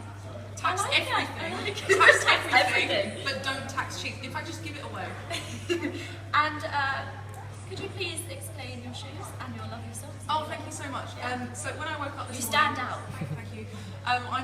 Although I'm obviously very politically informed, I decided this morning that I should be dressed in a politically neutral manner, and despite the fact that I could have just worn black, I decided that the best thing to do was to wear every colour, so that no one knew who I voted for. No one does. Maybe I put myself as a write-in vote, and I think I probably should have done that. That was pretty good.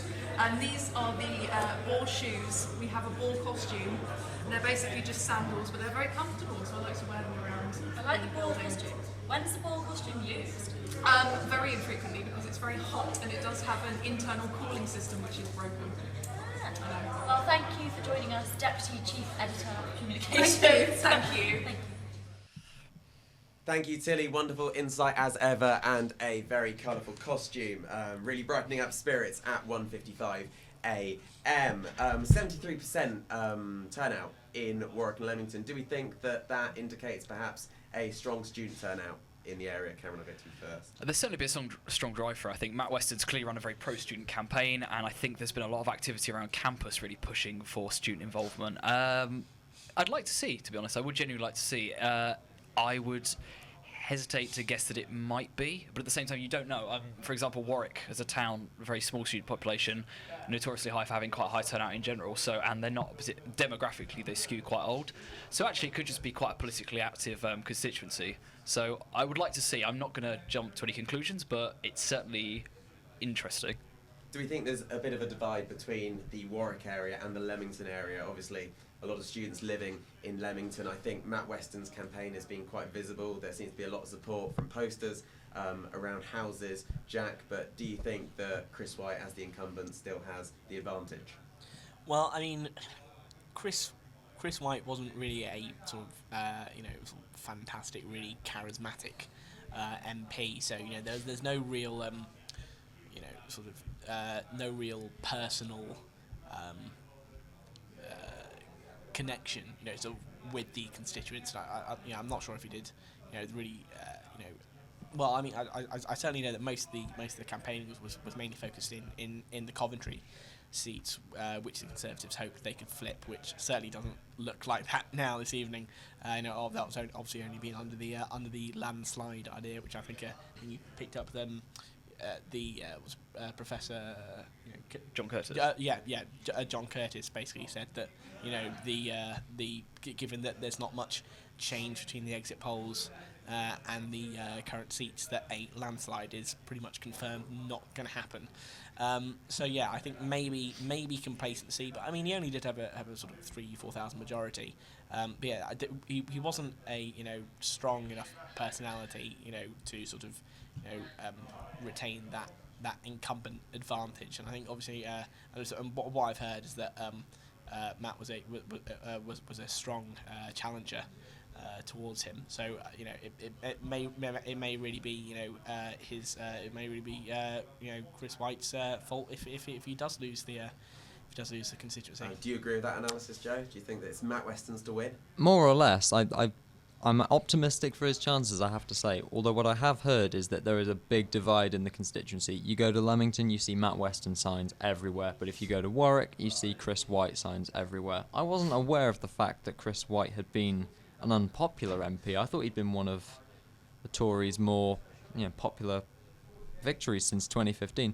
I mean, I'm expecting a Matt Weston swing there. However, I mean, 3,000 or 4,000 votes, we say it's not much, but that still requires a pretty big swing to overturn the constituency.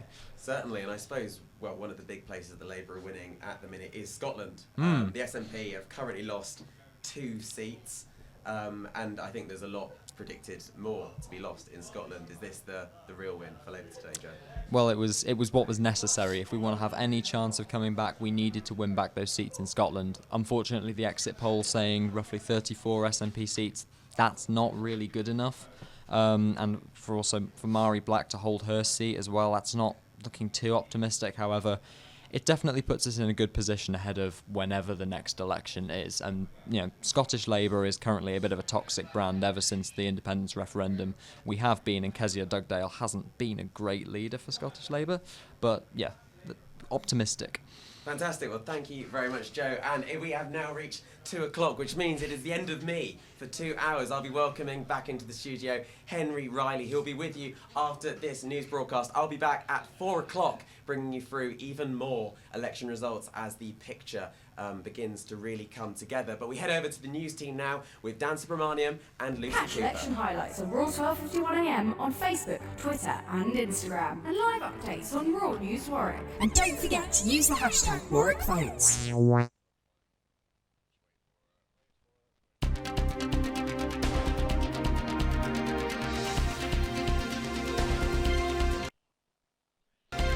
This is your hourly Raw News Bulletin, rounding up all the events of this evening so far. This is Lucy with your 2am general election news update. In the last hour, we've seen quite a few declarations. These include a Labour gain from SNP in Rotherham and Hamilton West. Labour has also continued to hold on to Darlington, which was seen as a bellwether seat for an increased Conservative majority. Meanwhile, the Conservatives have held Carlisle, Swindon South, Harrogate and Basildon South. Closer to campus, the Conservatives have held North Warwickshire and Stratford-upon-Avon. So far, with 51 seats declared, Labour has gained 2 and are now leading with 27 votes. The Conservatives have lost 1 seat with a total of 18 seats now. The DUP have 2 seats, followed by the SNP with 2 after losing 1 seat. We'll be counting down all 650 results that are expected tonight, so join us for your next update at 3am. For now, it's back to the studio where there's been a shift on the panel as Henry now takes over from Niall. Over to you, Henry. Thank you so much.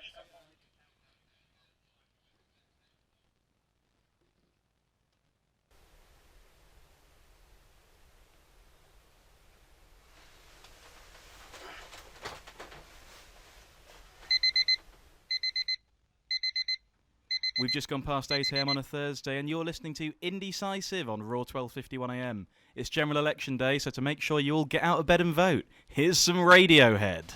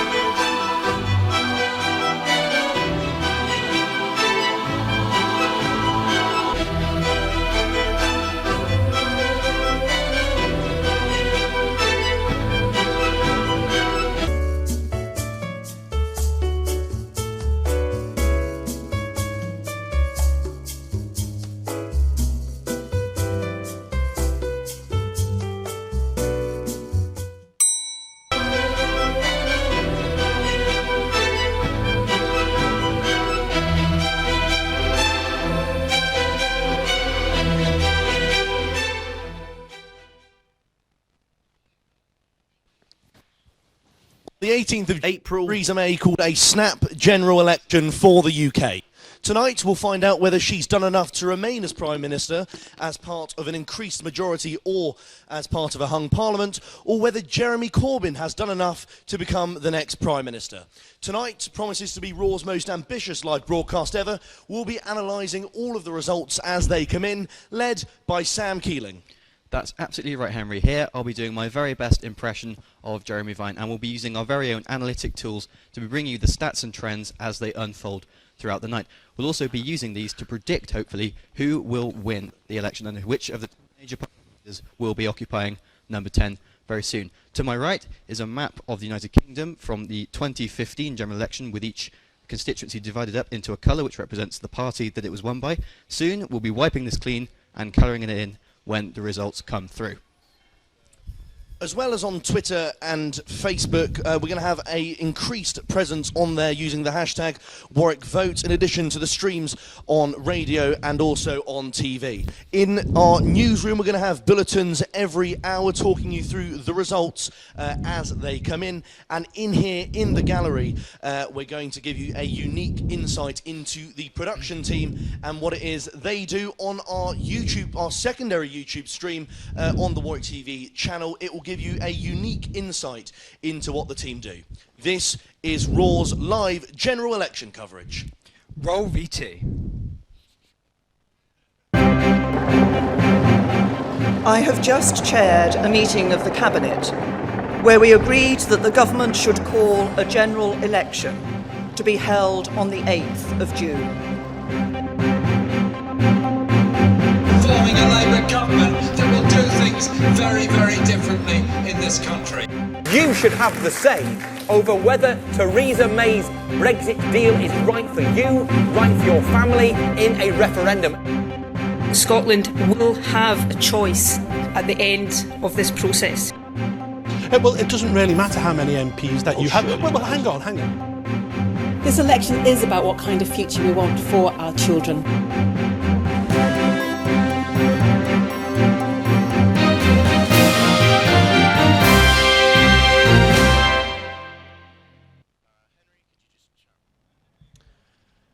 That's right. I'll be here from 2 o'clock until 4 o'clock until Niall will be coming back again for the graveyard shift, let's be honest, talking through the results as they come in. It looks like it's going to go... It looks like some of the seats are going to be very close. Rob Bowler joins us, actually. Hello. In the studio This right is now. going to be a good Rob's one. been helping to put this broadcast together. Now, Rob, I want to ask your please don't.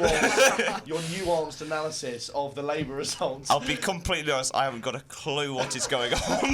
Rob, before we actually let you go, how do you think the broadcast has gone so far? I mean, to be honest, I haven't really paid much attention to that. There's that much going on behind the scenes that who knows. I think it's going reasonably well. But yeah, in terms of the election itself, I literally have no idea what is going on. That is absolutely fair enough. Now, some of the results we're getting in, for instance, in Yeovil, which of course was traditionally a Lib Dem safe seat. Paddy Ashdown, the former leader, was, of course, Member of Parliament for Yeovil. David Laws, the Cabinet Minister, obviously very famous, was also the the Member of Parliament for Yeovil. So it seems very interesting that Yeovil is so strong Tory, and it went there in 2015, but this time looks even stronger this time around. But I think we're going to go now to a quick video before we go to any more panel discussion. We are back in the Student Union HQ. Results are coming through. Labour currently have 6 seats. They have regained them all of the north. Not too much to shout about, but the Labour vote share, Jack, has jumped significantly, especially in areas like Sunderland, which voted Leave. Why do you think that is? Why do I think that it's jumped in areas that voted Leave? Yes. I think that's because UKIP as a party have collapsed. They haven't differentiated themselves that much from the Conservative Party. And now that we've voted to leave the European Union, they serve no real purpose. And I think a lot of people who voted UKIP or voted to leave, when I say voted UKIP, I mean in the election before 2015, they have no real reason to vote UKIP now because we're leaving the European Union. And a lot of these people, they come from the sort of stereotypically working class backgrounds or working class areas that traditionally voted Labour. They've got Labour values, so they're going back to Labour. It's that simple. And of course, there was a poll. It said 35% of UKIP voters, the only ones that even voted in Coventry South, who would return to UKIP. Yes. That's quite significant. A lot of vote share, potentially going back to Labour, especially in the north, maybe not so much in the south. But in the south, that's true. You just mentioned Coventry, didn't you? Yes. I mean, when the exit poll came out, they looked at it constituency by constituency, and I'm not only pleased to say it looks like Warwick and Leamington is going Labour for the first time in 12 years. Coventry South, which we as a group, Warwick Labour, have campaigned so hard for, is remaining Labour by the looks of things. And yeah, I think that's because not only do we have a great candidate there, it's because at the end of the day, the people who voted Leave, they love our economic stances, they love our social stances. This has not been the electoral oblivion that people thought it would be. Well, they present then Jim Cunningham, 20 years a Labour MP here in Coventry South, is likely, we don't know completely yet, but the exit poll says it's very likely he will continue to be MP for the next 5 years, or potentially, whatever happens in the home parliament, until the next general election. So great stuff. Finally, Jack. Yes. Do you think the UKIP's decline is because Paul Nuttall is a bit too affable? Is he a bit too affable? Oh. Big question. Paul Nuttall seems to be a lot less extreme than Nigel Farage, and is making an effort in a way to come across less extreme and a bit more mainstream. Is that why they're losing votes? Well, when Paul Nuttall was announced as leader, I initially was a little bit worried because he seems very working class. He's in touch with his northern roots, but it's been bizarre lie after bizarre lie. He's lost touch with his voters, and let's face it, UKIP became a one-man cult around Nigel Farage. As soon as he's out of the picture, suddenly they're gone. So without Nigel Farage, UKIP are doomed. Well, thank you very much, Jack. We'll be doing interviews in the Student Union HQ with anyone who wants to give us their opinions. Results are still coming in. I mean, you already approached me because I'm a fantastic interviewee. Here he is. Is that right? Here he is. What a man. Thank you so much. Thank you. Yes, that's right, we're back. We've also replaced Jack Hadfield with Sarah Morland from The Boar. She's the news editor at The Boar, so Jack might be coming on a little bit later. But for now, we've got Sarah, which is good, a change of panel. I want to talk firstly about, results coming in Leeds North West. Now, this was a seat the Lib Dems held in 2015, one of the 8, obviously, only 8 that they held, but they've now lost this seat to Labour. Now, the exit poll predictions of kind of 14 seats for the Lib Dems, Joe, does that seem quite optimistic now? What was the exit poll for the Lib Dems in 2015? It was 10. Yeah, because they... So they did overstate it then. Yeah, they overstated it then, but, I mean, as your interview with Lambert Opik said earlier, he's looking extremely pessimistic for the night. He's thinking Norman Lamb, Nick Clegg, with the exception of Tim Farron, the 2 biggest names in the Lib Dems, losing their seats tonight. Listen, even if they do win 14 seats, that is still not a good night for them, especially when they were considering waiving the or riding the anti-Brexit wave that they've been going on this year. Dire night for the Lib Dems. I really was expecting more from them. Sarah, is this, I know it's only 1 seat, but do you think this is going to kind of spiral into a successive number of losses for the Lib Dems again? I think it is going to be a disappointing night for the Lib Dems. They kind of took a gamble. They focused on Brexit on the second referendum, and the election turned out not to really focus on that, and I don't think it paid off for them. Do you think that we're going to see them losing seats, losing votes then across the country for that? Yeah, I think they were expected to make gains from Labour, and that's not going to happen. Yeah, Cameron, by the Lib Dems positioning themselves as the pro-European party, I mean, Leeds North West is a constituency that has the University of Leeds in. You know, it's a university outlooking, kind of place. Are you surprised they're not kind of more pro-EU and perhaps looking to the Lib Dems? Leeds has been interesting. My best friend's at the University of Leeds, and he's based in that constituency. Right. So he went to the Corbyn rally when it was going on, and the kind of barometer he gave me was that it was leaning towards Labour. I think, whilst Brexit is a key issue for students, I think the policies in Labour's manifesto, particularly tuition fees and whatnot, are also very pro-student policies. So I think from the get-go it seemed like it was going to flip. Whether this leads to a cascade of other Lib Dem losses, I am not so certain of. I think this one was always in play, this seat. If it comes as a shock, I think maybe it would be a different story. But this I'm not surprised by. I think Labour's positioned themselves as pro-student, so even with Remain as a factor for the Lib Dems, they're still struggling to get airspace with students because of that. Now, being told that Nigel Farage has said we may be looking down the barrel of a second referendum, obviously with the Conservatives being the largest party but not getting enough for a majority, Labour doing much better than expected. According to the exit poll, the Lib Dems getting a few seats. Joe, I mean, is this going to risk the kind of clean Brexit, the hard Brexit that many people who voted to leave the EU, who wanted to leave the single market, do you think that's kind of put a spanner in the works? Well, the Lib Dems are set to gain far fewer seats than they did in 2010, when of course they were the coalition partner last time, and we are certain now that it is because the Lib Dems were in that coalition that the referendum never happened during that parliament, then it happened in 2016 instead. I don't know if Tim Farron, with only 14 seats at best, is going to have enough influence in that coalition to force that second referendum through. But it is definitely going to sacrifice the clean, fast, hard Brexit that the Tories have been pushing for.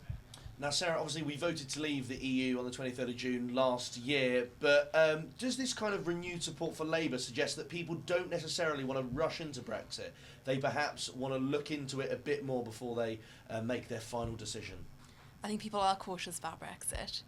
They're kind of sceptical about the kind of hard Brexit that Theresa May has been pushing, because I think a lot of people understand that the kind of hard line that she's aiming for isn't necessarily something we're going to be able to get, and by pushing this narrative of how Britain is going to act in the negotiations isn't necessarily going to help what actually goes down.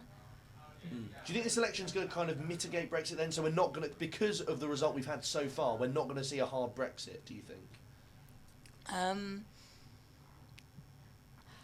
To use the phrase, maybe a kind of softer Brexit, because Labour are doing so well, people are kind of rejecting what the Tories have said, do you think? Or yeah, I mean, I think there's a division of people who voted in the EU referendum. There's people who wanted a hard Brexit, which I think is a very small fraction, and out of the people who voted Leave and the people who voted Remain, there's people who have accepted that Brexit is going to happen and who are in favour for a sort of easy middle ground. And I think that's something that they think Labour might be able to deliver, and something that the Conservatives' kind of poor performance may support. Yeah. Cameron, what do you think about that? I mean, do you think that this result is directly saying that the British people want to, Labour's quite a nuanced position on Brexit. The British people are saying we don't actually want to rush into it. We want to, protect the rights of EU nationals. We want to be a bit more cautious. Yeah, I think this election's not an outright rejection of Brexit, certainly. I think if Labour had taken the stance of being pro-Remain and campaigned on that in much the way Lib Dems had, then I think that would be the conversation we're having. I think Labour's more nuanced approach certainly, I think, resonates with a lot of people. I think people want social change and they want more control over the laws, but they don't necessarily want an economic collapse, which I think Labour is attempting to sell. I also think it's interesting representative-wise in terms of how people feel. I think Labour, people feel safer with negotiating Brexit, I think, because David Davis has certainly presented a very bullish approach to Brexit. I think people want a positive relationship with the EU post us leaving, in the assumption that we do in fact leave. And I think us going in there and saying, well, no deal is better than a bad deal, puts us in a very combative and a very isolated position. And I think people want control, but they don't want regression. And I think the Conservative Party have been hampered by pushing for regression.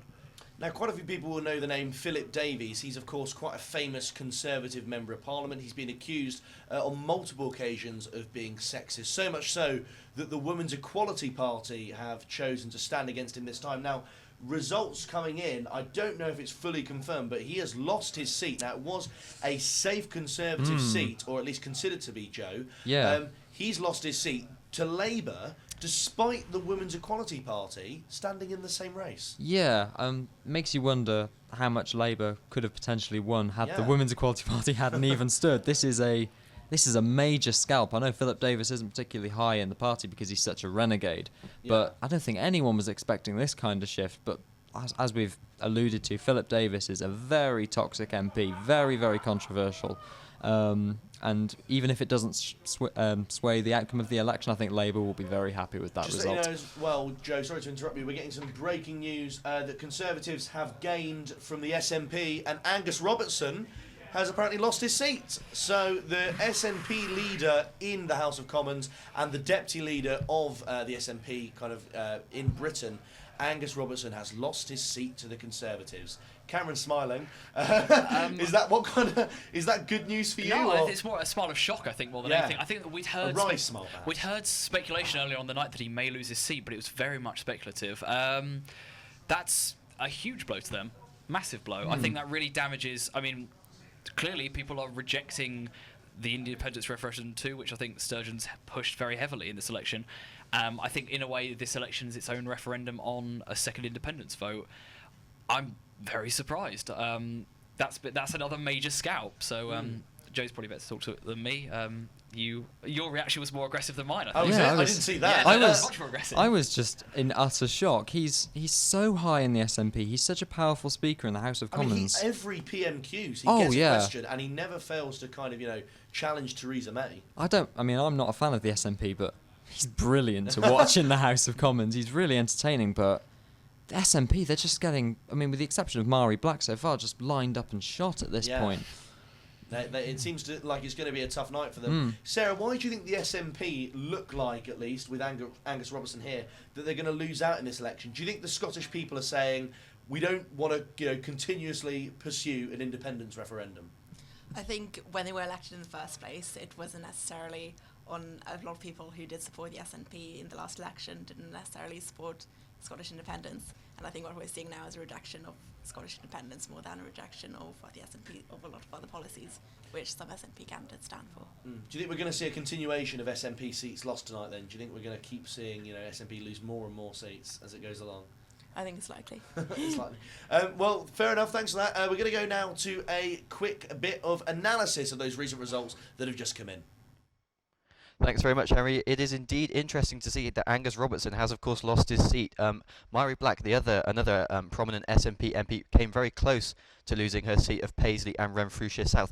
However, we've also got some English results for you. The first of which is actually a Scottish result, not an English result, excuse me. The first of which is Angus, which is a Conservative gain from the SNP. One of the first gains that we've seen of this evening. This result came through some time ago, and we'll see how the Conservatives gained 0.6% of the result compared to Labour's 12.9%, and the Liberal Democrats down on 3.2%, and the SNP on a very low 1.4% on a 63.4% turnout. The majority of the Conservatives isn't huge, but when you look at the actual percentage difference, it actually makes sense that it is a reasonable majority because it's probably quite a small constituency. Anyway, on the other hand, we've got a Labour hold in West Bromwich West, a fairly local Midlands constituency. Labour with a tolerable majority of 4,460 on a comparatively low 54.7% turnout. Of course, we see there Labour with 52.1% of the vote compared to the Conservatives 39.7%. UKIP actually outperforming all the other secondary parties with 6.4%. You can see the Lib Dems and the Greens have tied there. Another Labour hold is Oxford East, where Labour have pulled together quite a convincing majority of 23,284 compared to the Conservatives' percentage vote share of 22. Liberal Democrats doing relatively well compared to a lot of their other performances this evening, 9.1%, and an independent candidate scored 0.5%, so they'll at least be getting their deposit back, and the Green Party were on 3.5%, so that is a convincing hold for Labour. An equally convincing hold for the Conservatives is in Fareham, where the Conservatives gained 63% of the vote compared to Labour's 25.2%, Liberal Democrats on 6.8%, UKIP on 2.7%, and the Greens on 2.3%. Good turnout, 71.7%, and a thumping majority for the Conservatives of 21,555. So that is a good hold for them. The next one is another Labour hold in Pontypridd in Wales. And we see how Labour accrued 55.4% of the vote compared to the Conservatives' 26.7%. Liberal Democrats on 4.9%, slightly higher than their national average. UKIP on 0%, the Greens on 0%, and the other there you can see on the right-hand side of the screen is a 10.3%. That is Plaid Cymru, the Welsh party led by Liam Woods. Labour have scored a reasonably good majority in this seat on 11,448 on a slightly below average 65.9% turnout. Another Conservative hold, Cannock Chase, a reasonably good hold, 55% compared to Labour's 37.4%, and you can see the Liberal Democrats are down below there on 1.7%. UKIP reasonably well on 4.2%, and the Greens on 1.7%. Turnout 64%, slightly below average, but not appalling, and a reasonable 8,391 turnout. The next one, a local constituency, Stratford-upon-Avon, a solid Conservative hold, 62.2% of the vote compared to Labour's 22.3%. Liberal Democrats doing reasonably well with 12.1%, and all the rest coming towards the bottom on 0.9% and 2.6% for the Greens. The turnout there is obviously quite good, 72.3%, and their majority is also pretty convincing. So that's all we have for analysis at the moment. We'll be bringing you more results. They're coming through very quickly. We can't keep up with them really, but we will do our best to bring the best and most interesting results to you for analysis. Yeah, actually awesome. Right, yes, so we're going to keep talking about those results that are coming in. Just a few tweets to keep you updated. The Kingston Labour Party have tweeted that apparently a drawing of male genitalia counted as a vote for UKIP, and the returning officer has approved that in the seat of Kingston, and Surbiton counting is underway there. Also reports that Ken Clark has kept his seat. He's held on. He said he was going to stand down originally when the election was going to be in 2020, but decided to stand again. So one would assume that this will be his kind of last stint in Parliament, and then will be, will stand down in 2022. I want to move on now to talking a little bit about the issue of proportional representation. Now, one of the arguments for first past the post, and we've seen it in continuous elections other than 2010, was that it's better than PR, better than proportional representation, because it always produces a kind of strong majority government.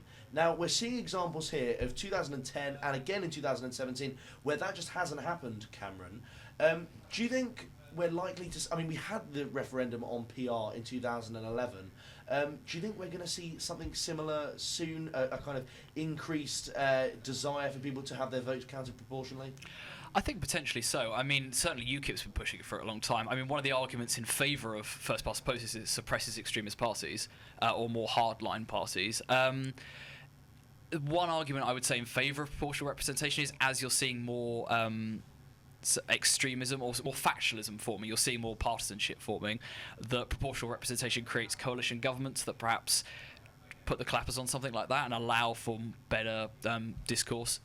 I think certainly you're seeing that in the US, where you're getting this horrible partisanship that's preventing any kind of discourse, and you're getting government stagnation because of it. I mean, Europe, for all its flaws, often functions effectively with coalitions. It's turbulent, certainly, but you're getting good collaboration because of it. It's hard to say. I don't know. I can't take the temperature of the public conscience on that. Some people I know are certainly in favour of it, but others, I think if you went down the street and asked 10 people, you get some probably surprising responses, and you get 10 different responses. So it's hard to say. Fair enough. Sarah, do you think people want their votes to be counted proportionally now? You know, this argument about proportional representation seems to always come up, but never really seem likely to be passed. Do you think we're going to see, you know, kind of a renewed resurgence in it if there's another hung parliament? I think the debate about it's definitely going to come up. I think among young people especially, recently you've had this sense of delusionment. You know, your vote doesn't count. You can vote for something, but it doesn't necessarily mean it's going to come to pass. And I think the issue of proportional representation does address this, but obviously whether it would actually kind of, yeah. Do you think first past the post is quite outdated then, Sarah? Well, yeah, you mentioned Europe as well. Coalitions do work in other countries, and you get more movement, more difference. I wouldn't say the system as a whole is outdated, but maybe it needs to be revamped. Just to give you some more results coming in as well, the reports are that Nick Clegg is at severe risk of losing his seat. The Lib Dems have also lost Southport to the Lib Dems. This was one of the seats that was kind of predicted to definitely go Conservative. John Pugh, who was the Lib Dem MP there, stood down before this election, so it was a new Lib Dem candidate. It was always expected to go Conservative, but nonetheless, another loss for the Lib Dems. Also, the Barnsley East Lib Dems have apparently achieved fewer votes than the Yorkshire Party. So it clearly is a mixed bag for them. But Joe Swinson, the former kind of high-profile Lib Dem Member of Parliament, has won back East Dunbartonshire. Joe, before I get you to talk about the Lib Dems, just quickly on the issue of PR, I suppose they're linked, but on the issue of PR, what do you think about the debate there? Is it going to be renewed? I don't know if the debate's going to be renewed. You don't win elections based on promises of electoral reform, but what I will say is that in the wake of that 2011 referendum, despite what David Cameron said, the issue has not died down at all. That was a disgrace of a referendum. It was a choice between the terrible system that we already have and one that was basically the same except proposed by the Lib Dems. The proportional representation, I don't know if the British public are ravenous for it like the Lib Dems and the Green Party seem to be, but electoral reform is not dead as an issue in the UK, for sure. More news as well. I spoke about this very early on, but apparently it is looking likely that Amber Rudd, the Home Secretary, is going to lose her seat tonight to the Labour Party. Now, Joe's kind of etching around in his chair now. Is that good news for you? That's absolutely enormous. On the same week that we basically lose our Home Secretary due to illness, we take out one of the Tory frontrunners. That's basically Ed Balls, but 2017. Okay, just to let you know as well, ITV are apparently saying that Labour have held Coventry South. Now, obviously, we have no kind of proof about this yet, but according to ITV, Labour have held Coventry South. Just for context, I mean, this is such a key battleground state. It's been non-stop talked about in this particular area. A lot of people, I think a lot of the campus political parties directed all of their campaigning away from the Warwick and Leamington seat to Coventry South because they believe that to be the real marginal. And most people, I think, Cameron, did expect Jim Cunningham to be in a bit more trouble than, he clearly is in. Yeah, absolutely. Early on, it looked very much like Michelle Lowe. I mean, she's an incredibly competent candidate, as we saw when she came in for the politics hustings. She's very competent. She knew what she was doing. Jim Cunningham was at risk, I think, largely because of Labour's unpopularity early on. It was like it was going to be a toss-up with a Conservative potential win. And then slowly, I think as Labour's gained momentum, Cunningham seems to have pulled it back, really. I think he in of himself is a popular local candidate, and I think that has helped him. But this is a surprise, certainly. I think there was always a chance, even with the renewed poll figures, that he had the chance of losing it still. Even from a kind of on-the-ground perspective. I'm not tremendously surprised. Warwick and Leamington, I think, will be the real one that will shock us or not shock us, depending. But it's certainly a sign of things to come for Labour. They're holding, which is reassuring for them, certainly. Right, we're going to go to another video now. This time it's Matt Delaney giving his idiot's guide to the EU. The EU was founded in 1957 for the Treaty of Rome, but has since, according to some people, drifted away from its democratic customs to some mega-state dictatorship sort of thing. The EU currently has 28 member states, 27 when we finally leave, but that could rise to as many as 30 because countries such as Turkey want to join. But Davy C said it could take decades before they do. I mean, has he even seen Eurovision? There are 42 countries in that competition. I mean, when did Israel and Morocco become part of Europe? Even Australia are in it now, and no one seems to know why. And so, on the 23rd of June 2016, us, the British people, voted to leave the European Union and take back control of our borders, our laws, and our economy. Well, that's what Nigel Farage says anyway. Besides, some people think that the European Union is just full of a load of unelected bureaucrats anyway, attempting to make Europe into some massive empire, like that Star Wars thing. I mean, this whole executing Article 50 thing to get us out is all a bit scary. I mean, in a few weeks, Donald Tusk is probably going to reveal himself as some Chancellor Palpatine and start ordering the death of all the Brexiteers like Michael Obi-Wan Kenobi or something. Another point is like, hang on, Steve, aren't we leaving this European Union thing? Yeah. Okay, so why am I doing this? You don't know. Well, don't look at him. You don't know. Right. No. Why am I doing this? That's right, yes. So we're now going to be talking primarily about Amber Rudd's seat in We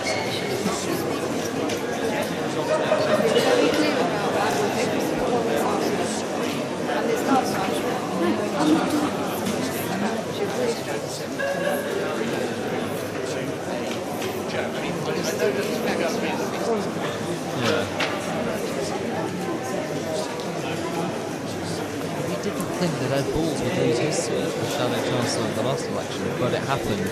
To be honest, the onus for the blame is on the Conservative Party. They should not be fielding a candidate in such a large position in a seat that could potentially turn.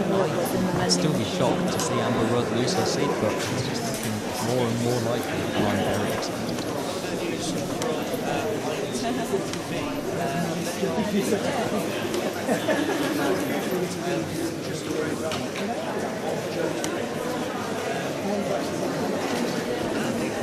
Unexpected against, I think, even May's potential resignation, rather than we feel it's the success if she was the seat all bets are off, who succeeds there. It does compromise the kind of natural progression of things. Surprising as well, I'm interested to see where the backlash comes from there. She's not an unpopular candidate, certainly. She was certainly in the TV debate showed herself to be popular that. So it'll be interesting to see what the General Party's reaction to it is.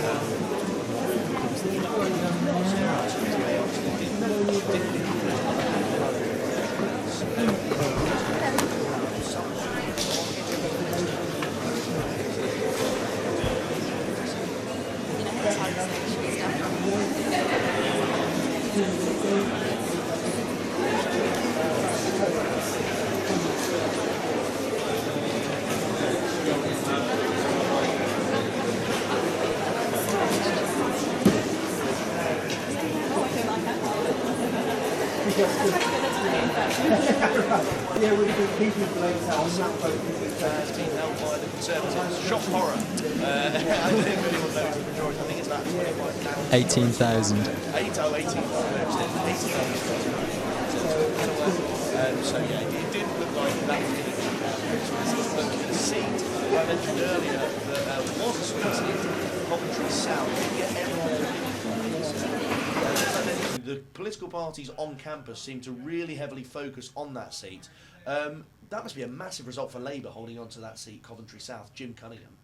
Increasingly, it's been looking like Jim Cunningham was set to keep the seat, and I think there's a lot of Labour support there, and we've just been seeing that grow over the recent weeks. Yeah, Cameron, did you expect this to be, honestly, a Jim Cunningham hold? No, I'll be honest with you. I came into this election with a slightly pessimistic slant, perhaps a realistic slant. We did our straw poll, didn't we? And I predicted, I think, a Conservative majority of around, I think I went for about 48, 58 seats in the end. So no, I expected this to be one of the ones that flipped. I thought that Conservative momentum would carry them through. I thought the competency of the candidate would carry them through. So no, I'm surprised, certainly, definitely. I mean, you were at the hustings with the candidates for Coventry South, organised by the Warwick Politics Society. Was. I mean, out of Michelle Lowe, who was the Conservative candidate, and Jim Cunningham, the Labour candidate, do you think either of them really stood out, honestly? I think Jim Cunningham demonstrated experience, certainly. He's a long-time serving MP, and so that's not tremendously surprising. He knew his stats and figures. I think he came across quite charismatic as well, which I think obviously helps to sell you on the doorstep. Michelle Lowe, as I said previously, also was very competent. She had a huge binder in front of her with the entire Conservative Policy Manifesto in front of her, and demonstrated a lot of knowledge and a lot of competency. And I think those hustings are a bad kind of barometer of popularity, because I think Warwick in general often leans quite far left. So obviously there was some unpopularity towards her there, but on the doorstep, I think Cunningham sells himself well because he's charismatic, he's popular, he's well known. Michelle Lowe, on the doorstep, I don't know. She's got the knowledge, but I think the lack of charisma on that part might have let her down. People didn't have faith in her in the same way. Do you think the Coventry South seat will be kind of... Do you think it was won, if it is indeed won by Jim Cunningham? Obviously, we don't know yet. Do you think it would have been won on the kind of national campaign of Theresa May and Jeremy Corbyn? Or do you think it's one of those seats where the ground campaign, you know, the political parties on campus, as I keep saying, have put so much time into Coventry South? Do you think that's really where it's been won? I think when we get Warwick and Leamington through, I think that will be a better test of ground campaign, because I think they are much more divisive personalities. I think, actually, if you're measuring it against certainly the poll swings, as Labour's gained momentum nationally, Coventry South has gained momentum. So I think actually this has got a lot to do with the national campaign. One thing we did say in our latest issue was the fact that Warwick University as a whole had a massive influence on this election, and I would be interested to see what the youth turnout is, because potentially a lot of this, if it is in fact a win, could be down to students. So that is a factor I think we should perhaps consider. We will wait and see. We're also getting news as well that there's apparently a recount in Westmoreland, which is Tim Farron's seat, the leader of the Lib Dems, so remains to be seen whether the leader of the Lib Dems will keep his seat. But now we're going to go to a quick video. Ed Farrer spoke to Warwick Welshstock. My name's Brock and I'm from Warwick Welsh Society. I'm the social sec and we've just had the exit poll. Firstly, what were your thoughts on the exit poll? I was actually quite surprised. Well, part of me wanted it to be true. I kind of predicted a hung parliament, but yet again I kind of thought there must be a Tory majority, because like some of the different polls were like predicting different results, so it was quite surprising. Yeah, I'm quite relieved actually. So. And do you think the exit poll is correct? Do you think the Conservatives, who have 314 seats, not enough to make a majority? Do you think that's actually going to happen, or can you trust it? I think we can trust it to an extent. I don't think the Conservatives will get a majority, and it's just going to be interesting to see now if anyone's going to go into coalition with the Tories, or if there's going to be a situation where, you know, the so-called progressive, the potential progressive alliance. But I'm hoping that it'll be less than the exit polls, the Conservatives will have a less majority, and hopefully then we can form a minority government with Labour. Now, you were foremost, but you voted here. Yeah. You only just found out that you were in a constituency which I'm also in, Kenilworth and Southam. I'm from Cryford, we have to vote Kenilworth and Southam. We both thought it was Warwick and Leamington. Yeah. Kenilworth and Southam have 21,000 Tory majority. Do you think your vote was a little bit wasted? Yeah, it obviously was wasted, and I only found out on the date because I rang up the electoral commission as well, or whoever's in charge, and they said it was in the Leamington constituency, so I was a bit gutted to find out on the day that I wasn't actually voting in the right constituency, which I was hoping for, because back home it's applied safe seat as well, and here it was a Conservative safe seat, so I had no option really, nothing to do, so basically a wasted vote. And what's your plans for the rest of the evening? Just get drunk probably, might go snack, but we'll see how it goes. And finally, what's the naughtiest thing that you've ever done? Definitely not running through Wheatfields, but it's probably a bit too bad to tell everyone else, but definitely not as bad as Theresa May running through a Wheatfield. Thank you very much, man. Right, we're going to stay with the Coventry South seat, because I'm looking at some statistics here, and the breakdown of the result is as follows. So 26,000 nearly for Labour, which is 55% of the seat. Tories, 17,000, close to 80, so 17,927, so basically 18,000, which is only 38.1%, and then the other parties, Lib Dems and UKIP and Greens on 2.9, 2.2 and 1.3% respectively. Really not that close, depending on, well, looking at what we thought was going to happen here. I mean, nearly 8,000 majority. for Labour, which Yeah, is that's up just from unheard of. 3,000 People thought- previously, yeah. Well, many Conservatives thought this was going to be quite an easy game. Yeah, 100%. I'm shocked by that, actually. I thought it was still going to be a close-run race. Do you think this is going to kind of impact results in the night? Because if we really thought this was going to be that close, are we, almost understating the Labour vote in certain marginal seats? Joe, I'd want to ask you that because I think the swings. Okay, I'll go first then. I think swings are all over the place tonight. There's not a consistent pattern throughout the board, so I think it's. I don't want to jump the gun and try and make any takeaways early on. I'd be interested to hear what you think. In reference to the Labour vote nationally as a whole, we talk about shy Tory syndrome, how the polls naturally favour Labour, like for example in 2015 when it was supposed to be so close and we ended up with a Conservative majority. Is there a shy Corbyn syndrome now? People ashamed to admit they're voting for a socialist? I'm a passionate Labour Party member. I am stunned at the Coventry South result. I was convinced it was going to go Conservative. Yeah, I mean, Sarah, did you really think, although we thought this was going to be close, I mean, seriously, a 7,000 to 8,000 majority, this is unheard of, isn't it? It's a massive margin. Yeah, it's crazy. And do you think this is going to reflect in other polls close to, across the country in marginals? I mean, it's one seat. We can't tell how it's going to affect how other seats are going to perform as a basis. But it's looking good for Labour. Yeah. It's looking very good for Labour. Okay, well, I mean, if we look then at how this has happened, because so many of the kind of mainstream press, The Sun have been criticised, the Daily Mail have been criticised for their headlines they've run directly against Jeremy Corbyn. How has he won then? If he's had the whole of the media against him, if he's had, the whole of, a large chunk of the Labour Party, despite the fact he might not win the most seats, he's clearly the winner of this election, isn't he, Cameron? I think absolutely. I think he's defied the odds continuously over the last 2 years. If you're going to go back to the analysis of publications, I think we have to look at how people consume media these days. The grip of print press is certainly waning. Although the Sun and the Mail still sell tremendously well, their online presence is growing to kind of balance that out. But equally, I think it depends on people's view of it. I think a lot of people view the tabloids as very much like you can't always take them at face value because they are considered tabloids. I think for me, what's been most fascinating to watch is The Telegraph. Infamously got in trouble in 2015 for sending emails from within Parliament to try and influence the election. Were fined for it, of course. Very much considered a broadsheet. Used to win awards for quality journalism. This election has been atrocious, quite frankly. I've been appalled, and I would no longer classify them as a broadsheet. They've run attack pieces. The pieces are not balanced. They're poorly researched. Often the spell checking on them is atrocious. It's as someone who heads up a journalistic publication, I'm quite appalled. I don't feel that this is the responsibility of good journalism to run stories such as this. So I'm interested to see if the general public's view of journalism is shifting, if people no longer trust publications, which arguably you're seeing with the whole mainstream media angle in the US, whether that's coming over here, people no longer trust publications, particularly younger audiences who frankly know it's rubbish. Well, Cameron, staying with you, I mean, you're obviously saying that the kind of quality of newspaper journalism in this election hasn't been great. Could you attribute that to the fact that it's a snap general election and they haven't had much time to prepare, or do you think there's kind of no excuse? They've all been pretty poor in their analysis of the election. You could perhaps argue that. I would say it's more of a wider industry trend. You're seeing essentially a race to the bottom. You're seeing this chase of clicks over quality journalism. Sarah could perhaps speak more to this.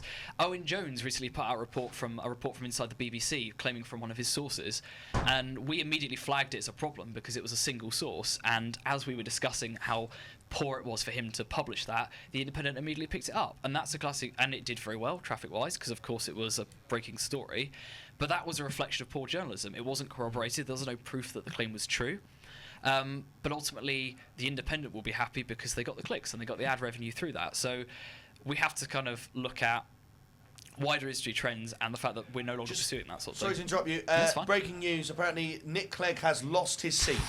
Confirmation, Nick Clegg has lost Sheffield Hallam to the Labour Party, a seat which he held on to in 2015 by about 3,000 votes. The former leader of the Liberal Democrats, the Deputy Prime Minister, Nick Clegg, has lost his seat. Sarah, can I just get some reaction to that from you? Wow, wasn't expecting it. Yeah, Labour's doing well.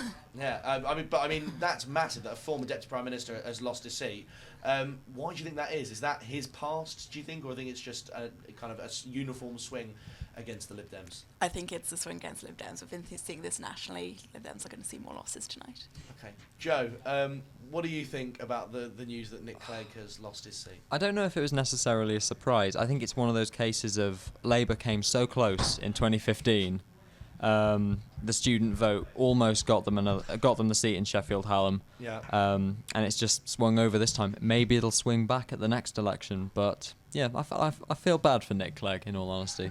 He's been subject to some pretty vicious attacks over the last couple of years.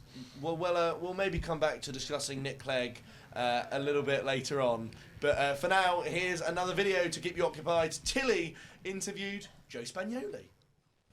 Hi, it's me again with Joe Spagnoli, my dear friend from the music team at Raw 12:51am. Hey. How you doing? I'm doing alright. It's very exciting getting all the results in live. It's going to be an interesting night, I think. I understand that you're quite into politics. You are joining the panel this evening. I am. I'm going to be on the panel in, I think it's like 20 minutes now. Slightly scary, but... So I do have a question for you. Okay. Wrap your brains. It's like scared now. What I'd like to know is, if you were running to be Prime Minister, is there one specific policy that you would like to implement or remove, and why? You see, this is not... I'm a member of the Labour Party. This is not a Labour policy by any stretch of the imagination. It would be an effective end to the war on drugs, which has been one of the biggest home sector failures of the 21st century. That would obviously entail the legalisation and decriminalisation of many recreational drugs for personal use. However, with stricter penalties on the dealers, so it would be very much like the system being introduced in Canada right now, because that's currently working very, very well. But that's just my opinion. Well, thank you, Joe, for joining us. Thank you very much. Good luck on the panel. Thank you. Yes, Lembert Opig has just tweeted news that there's actually something Lembert Opig predicted a little bit earlier on, that Nick Clegg would lose his seat. I think we're going to have to stay with this for a little bit longer. Cameron, obviously it looks like it's a bit of a atrocious night for the Lib Dems, despite that optimistic exit poll. These results for the Lib Dems just seem absolutely bizarre. I mean, if the Lib Dems lose Norman Lamb, Nick Clegg and Tim Farron, but somehow gain 13 MPs, it just seems ridiculous, doesn't it? It's certainly interesting. I think you lose the backbone of the party, and it's compromising their identity. I think there'll be a few teary eyes later tonight if it continues on the current trend. It's unexpected. In all honesty, I would have more expected to see Farron lose his seat over Clegg. I think Clegg has clawed back some of the limelight, especially promoting, anti-Brexit stance. I think he's liked by, the general populace now. I mean, a lot of people still haven't forgiven him, but I think it's a shock, certainly. I think it'll scupper a few plans for the party, certainly. I'm surprised. Yeah, and just to let you know, Nigel Farage has tweeted that UKIP are back in business if Labour go into coalition. So, not quite sure what Nigel Farage means by that, but, maybe we're going to see a return to frontline politics for Nigel Farage. It remains to be seen. Sarah, can you make any sense of these random Lib Dem losses, random Lib Dem gains across the country? It just seems really weird, doesn't it? Yeah, the Lib Dems are still carrying the legacy from 2010, and obviously it's going to take more than 7 years to come back from that. They tried to go on an anti-Brexit platform, and clearly that didn't work for them. I think they're going to need to completely rebrand themselves. Okay, Joe, what do you think? Just to let you know as well, the Conservatives have held Uxbridge as well. Surprise, surprise. Boris Johnson, the Foreign Secretary, in that safe Conservative seat, has held on. But what were you going to? Do you want to come back on anything that Sarah said about Nick Clegg? I think more or less everything that needs to be said has been said, other than that it is a shock. And I would perhaps add that, I feel bad saying this, can the Lib Dems actually survive as a main political party now after 2 disastrous elections for them? We're going now to a special video. It is Ed Farrer, the Dirty Exit Poll. We are here in the Piazza to play the inaugural game of the Dirty Exit Poll with Connor and Albie. Right, so what we're doing is we're getting the guys to pick a 3-course dish, or a 3-course menu, from the Dirty Duck, and from that we're going to guess where they voted and who they voted for in this general election. Connor, here's the menu. Here's the Dirty Duck menu for everyone. Can you select for us your 3 dishes? Well, I looked at this menu before, and I thought I'd like some sun-fried chicken goujons. Nice. A triple D. Triple D. A triple D. I don't want a double D. Like I need the triple D. All the way. Yeah, all the way. Yeah. Like if you're gonna take the D, just take it as much as possible. And then the D ice cream, the classic. Okay, so the ice cream. I'm going to go in straight away, Albie, and I reckon he's a Labour voter. Now, what I'm saying for this is, firstly, his dessert is the cheapest out of all of them, alongside the sorbet. That is true. I was going to say. £2.70, great value. Also, he's going for the triple D, which I'm going to relate in some way to our spending on healthcare in the NHS. You don't just want an NHS which works for the few. You want an NHS which provides Cajun foot-long sausage with fried onion, sour cream, salsa and cheese, served to go street food style. And that for me, are you a Labour voter? I am. Oh. I am. It's just I love the street food style. That is, oh my goodness me. Well, first ever Dirty Exit Poll, we're Albie, we're going to move over to you. Me and Colin are going to try and guess who you vote for the Dirty Exit Poll, the inaugural one on Raw General Election coverage. I'll have 3 nachos, please. 3 nachos? 3 nachos. He wants all the nachos for himself. This is a good point. He's stealing all of the capital away from the workers. Yes. 3 nachos though. Is he just going for the same thing over and over again? He might. This is. I like chilies. You like chilies? He likes it hot. This is a Fox food. Yeah. He doesn't like it. He's not UK. He's not UK. I think we're going to have to go with Conservative because you are stealing the means of nacho production away from the workers. You are. I'm actually a Lib Dem voter. No, voter? Nightmare. What? He's gone through nachos, but they can only compete in the same places over and over again. Thank you so much to Albie and Colin for joining for the inaugural Dirty Exit Poll. Keep it going on throughout the Warwick General Election coverage with Raw 1251 AM. Where should we go next? Now, the recurring theme in some of these constituencies is that turnout isn't as low as many people thought it would be. This election was called very last minute and was called only a month after we had the council elections, which, although council elections don't normally produce great turnouts, it's quite a drag for the British people to go out to vote for councils and then a month later vote for the general election. Joe, we see increased turnout in places like Newcastle and places like Sunderland. Are you surprised by that? I am surprised because, of course, at the beginning, when the election was called, we all saw the video of, I can't remember her name, the old lady in Bristol just going, another Jean, one. Was it Jean, maybe? Brenda. I don't know. Brenda, sorry. Brenda. Yeah. Old woman's name. Just, we don't need another election, blah, blah, blah, blah, blah. I was really expecting some voter apathy and dejection as a result of the election being called like this. But it's, irrespective of which party wins, it is great to see turnout on the rise again because it was so low in the new Labour years. Just, sorry, Joe, to stop you there. Breaking news, the Lib Dems have won Twickenham. Vince Cable is back in Parliament. Dr Tanya Mathias, who was, of course, a councillor before she was an MP, won the seat off Sir Vince Cable in 2015. But Sir Vince Cable, the former business secretary, is back. Joe, I'll stay with you because you're nodding. You look pretty happy. I was a big fan of Vince Cable back in the day. I felt very bad for him losing his seat, and he deserves it. And I think that maybe he's not leadership material for the Lib Dems. He is getting on a bit, dare I say. But as a potential shadow chancellor figure, he's a very, very strong MP. The interesting thing as well, actually, coming in is that Copeland, of course, the recent by-election that was tight between Labour and the Conservatives, was Labour for years and years and years. It looks like it's going to stay Conservative, which is something that could provide a bit of food for thought. But Cameron, staying with what I was discussing, actually, we'll move on to Vince Cable, because that's quite a big name back in Parliament. Is that unexpected, do you think? No, I think not. I think from what I've seen, the Lib Dems have concentrated a lot of their resources on getting Vince back into Parliament. So I think it's not a tremendous surprise. I think we would have been more shocked if he'd lost it. I know it wasn't cut and dry, obviously. I think something they'll desperately need. Certainly, they need a veteran in there. Especially coming off the back of Nick Clegg, obviously. It'll be interesting to see what the eventual makeup of the party is post this, but this is reassuring for them, certainly. It's not another loss, it's a win, so we're making gains. David Winnock as well has apparently lost his seat. We'll bring you more information of that. Of course, the Labour Member of Parliament formerly has lost his seat. Well, as I say, we will bring you more information of that when we get it. But Sarah, sticking with the actual point about voter turnout, as Joe explained, there was a case that there could be some voter apathy in this election. Traditionally in Britain we have a voting turnout of about 60-65%. Are you surprised that it looks like it's going to stay quite high, or did you think it was going to drop? Not really. I think recently we've had a few issues which have really kind of mobilised people, especially young people, to vote, such as Brexit referendum and Jeremy Corbyn's leadership. Have had a huge impact in kind of getting a new kind of more energetic interest in politics. So do you think Jeremy Corbyn is, kind of directly advancing people going out, registering to vote and going to vote? Yeah, I mean, definitely if you look at the numbers of the people who signed up to join the Labour Party after he became leader and the number of people he's mobilised on social media, I mean, I think that gives you a kind of idea of the support and the traction he's getting, and I think we can definitely expect to see at least a good proportion of that translated into polls.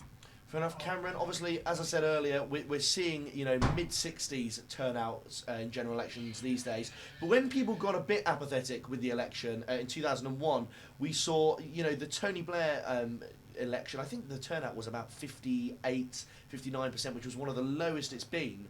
Were you expecting something similar this time around? I think it was quite hard to gauge, to be honest. I did expect some apathy, certainly. There's definitely been voter fatigue. Even internationally, I think the US election took the wind out of a lot of people's sails. And I think because people got so invested in that, and with council elections, mayoral elections, by-elections, Brexit, general elections, it's been a long 2 years, certainly. But I think actually coming off the back of Brexit, with such a shock result, I think it mobilised a lot of people who felt that actually, my vote does matter. So if anything, that was quite inspiring. And I think having quite a positive campaign on the Labour side and the Lib Dems taking quite a strong stance has mobilised particularly younger voters who might have felt apathetic otherwise. Do you agree with Sarah that Jeremy Corbyn has kind of enhanced this renewed interest, particularly among young people, to go out and register to vote? Yeah, I think so to an extent. I think particularly in the kind of back end of the campaign where he's gained a bit more personal traction, I think people feel a lot more inspired. Since the manifesto launch, I think a lot of people, whether they read it or just looked at bulletin points on BBC, felt quite inspired by it and have felt actually it certainly offered things to voters who would otherwise have been neglected. So I think it gave people a viable alternative for the future, and I think that was enough to mobilise them, certainly. Just to give you some more interesting data, actually, Birmingham Yardley was a Lib Dem seat until 2015. Jess Phillips won it. Jess Phillips, obviously quite a famous Member of Parliament. She's quite vocal, particularly against Jeremy Corbyn. She's been re-elected with 57% of the majority, but the Lib Dems have fallen to third place. 18%. The Conservatives are in second with 20%. So, and I would remind you as well that the former Lib Dem MP stood again against Jess Phillips. So we're seeing that the Lib Dems in this Birmingham seat, another kind of, a largely populous place, very cosmopolitan, metropolitan place, is not siding with the Lib Dems. It's going to Labour.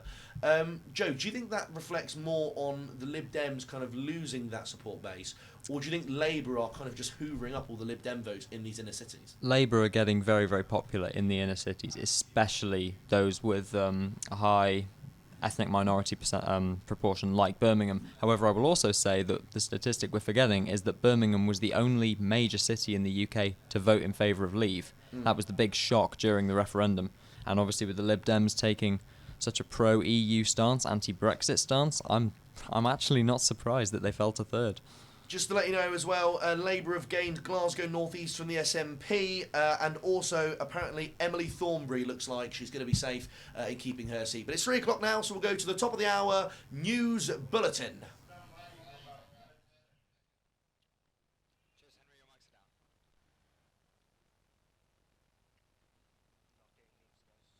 Catch election highlights on Raw 12:51am on Facebook, Twitter and Instagram. And live updates on Raw News Warwick. And don't forget to use the hashtag WarwickVotes.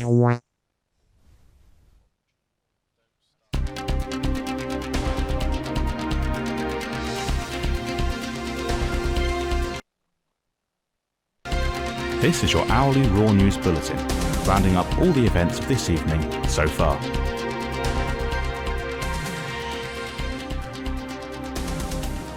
This is Dan with your 3 a.m. general election update. With 249 seats counted so far, we are seeing Labour in the lead with 121 with a gain of 10. The Conservatives follow with 98 seats and 3 loss. The SNP are currently in third with 15, though they have lost 7 seats to Labour and the Tories. SNP Deputy Leader Angus Robertson has lost his seat in Moray to the Conservatives, while incumbent SNP MP Mary Black held on to her seat with a reduced and slim majority. She has said that the SNP will be prepared to work with Labour for a coalition government should the need arise. Labour has gained Battersea from Financial Secretary to the Treasury Jane Allison. Meanwhile, Junior Minister James Wharton has lost his seat in Stockton South to Labour. Boris Johnson, however, has held on to his seat in Uxbridge. Former Deputy Prime Minister Nick Clegg has lost his seat in Sheffield Hallam to Labour. Lib Dem leader Tim Farron is also under threat with a recount currently underway in his Westmoreland and Lonsdale seat. Meanwhile, Sir Vince Cable, former Business Secretary, is now back in Parliament, having won in Twickenham. On campus, Labour have held on to Coventry South. The results are coming in hard and fast. We'll be back counting down all 650 results tonight that are expected. Join us for your next update at 4 a.m. More seats coming in. Ben Gummer, who of course is the Paymaster General, I think he's a Secretary of State for the Cabinet Office, has apparently lost his seat in Ipswich by under 1,000 votes. Ben Gummer is that. And also UKIP, just coming in, have lost Clacton. So UKIP now have 0 people in the House of Commons. Cameron, what are your thoughts on that? Not tremendously surprising, to be honest. I think clearly, for now, Douglas Carswell's sentiment that he was the first and last UKIP MP is holding. And it's not tremendously surprising. He won that off the back of his personal politics as opposed to, I think, the UKIP brand. We'll see if Farage returns and if UKIP returns to any kind of strength, if he is in fact the last MP, but for now I'm not tremendously surprised. I don't know if anyone else was. Yeah, I mean, if we look at the UKIP campaign, obviously they weren't predicted. Now Brexit's happened to make kind of vast gains across the country. But Paul Nuttall has kind of run a dreadful campaign in his own respect. Yes. I mean, it's been kind of appalling from him. Despite the fact that they've gone down a seat, you know, he has to resign, surely. Yes, I, in my opinion, I think he should. Whether he feels that and whether UKIP feels that, I think personally he should. I think he tried to emulate the Farage kind of anti-establishment figure, but he lacks the kind of grasp on kind of public conscience that Nigel Farage arguably has, and so just came across as a bit rubbish, to be honest. I was going to say something I'm not allowed to say on air. Yeah, I think he's got to go. The question is who replaces him. Apparently there are 3 votes in it as well in North East Fife, the constituency in Scotland. I think it was formerly held by Ming Campbell. I could be wrong on that, but the seat in Scotland nonetheless. 3 votes in it. I'm not sure who the 2 main parties are there, but I'm sure the team will get back to me on that and let me know who it has come down to the wire to in that particular seat. Joe, just a quick word on Ben Gummer, who was obviously Secretary of State for the Cabinet Office. If Amber Rudd loses, if Ben Gummer loses, I mean, these are massive kind of prize scalps that Labour are taking away from the Tories. Yeah, don't want to, big scalps across the board. I'm not really too familiar with Ben Gummer, but again, it was a fairly large majority that he had, dare I say. This is, I mean, as we've been talking, there isn't really a national trend this evening in terms of votes, but Labour picking up big wins in key seats. Yeah. Oh, Sarah, by the way, as well, what do you think of Ben Gummer, another potential cabinet member for the Tories, losing their seat?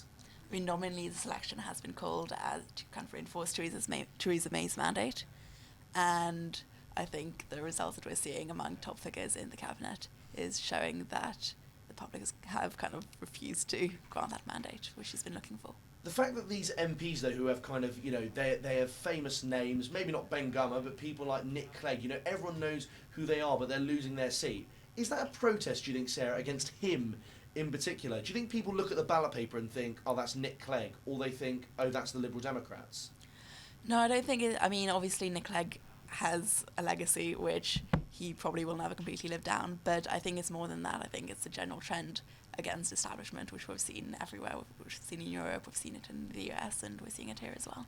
Thanks, Sarah. We've been told that Jeremy Corbyn has apparently held Islington with 40,000 votes. I don't actually know if that's true, but we'll have a look at that a little bit later. But now, here's some analysis. Yeah, it's one interesting night for the Liberal Democrats. Bittersweet, to say the least. Nick Clegg has, of course, lost his seat in Sheffield Hallam, according to the BBC, and Vince Cable has regained his old seat in Twickenham. But anyway, as we said earlier, we've got some projections for you as to what the end result might be. Now, to my right, you'll see the bar graphs that indicate that the Conservatives are, in fact, 4 seats short of a majority, sitting on 322 seats, according to our projections. The Labour Party are a little bit behind with 261 seats. SNP have lost, according to our projections, around 20 seats, which is quite a considerable loss for a party who only had 56 seats to begin with. Liberal Democrats have, in fact, gained with 13 seats. UKIP have gained no seats because, of course, what's his name, Douglas Carswell, he became independent, and subsequently UKIP didn't have any seats going into this election, and 22 other parties, independents, etc., including Plaid Cymru, occupy the remaining 22 seats. Now, in addition to this projection, we have, of course, got the rest of our constituency analyses to keep up with, the first of which is Pendle, which is a Conservative hold. They've got a sound majority there of 1,279 on a 69% turnout, which is a fairly reasonable turnout relative to what we've seen so far this evening. Conservatives there on 49% compared to Labour's 46.2%. So perhaps not so strong a majority as we may have thought, not that much in it. Liberal Democrats down on 2.1%. BNP, this is their only emergence so far this evening, on 1.6% of the vote, and the Green Party on 1.1% of the vote, so that is an unusual result there from Pendle. A Conservative gain in Southport, actually, we have, with 38.7% of the vote, which is only marginally ahead of Labour's 32.6%, and the majority of 2,914 is indeed rather slim. Liberal Democrats doing rather well there on 26.4%, UKIP on 2.4%, and the Greens on 0%. A 69.1% turnout is more or less the same as what we've seen so far this evening. The next result that we're going to talk about is a Labour hold, a fairly important seat, Cardiff Central, which Labour have held on to convincingly with a majority of 17,196, with 62.4% of the vote compared to the Conservatives' rather paltry 19.8% in comparison. Liberal Democrats again doing well in this seat on 13.4% compared to UKIP's comparatively small 0.8%, and the Greens are on 1% with 3.5% going to Plaid Cymru. The next seat is another Labour hold. It is Nottingham South. Labour have again convincingly held Nottingham South with a 15,162 majority and 62.4% of the vote. Conservatives less than half of that with 30.9% of the vote. Liberal Democrats, UKIP, and the Greens sort of hovering around 3 to 2% of the vote. The next one is a local result, Coventry South. I'm sure a lot of people at Warwick University will fall into the Coventry South constituency, held by Jim Cunningham with 55% of the vote and a 7,947 vote majority, compared to Michelle Lowe's 38.1% vote for the Conservatives. Greg Judge from the Liberal Democrats is on 2.9%, Ian Rogers for UKIP on 2.2%, and the Greens trailing last on 1.3%.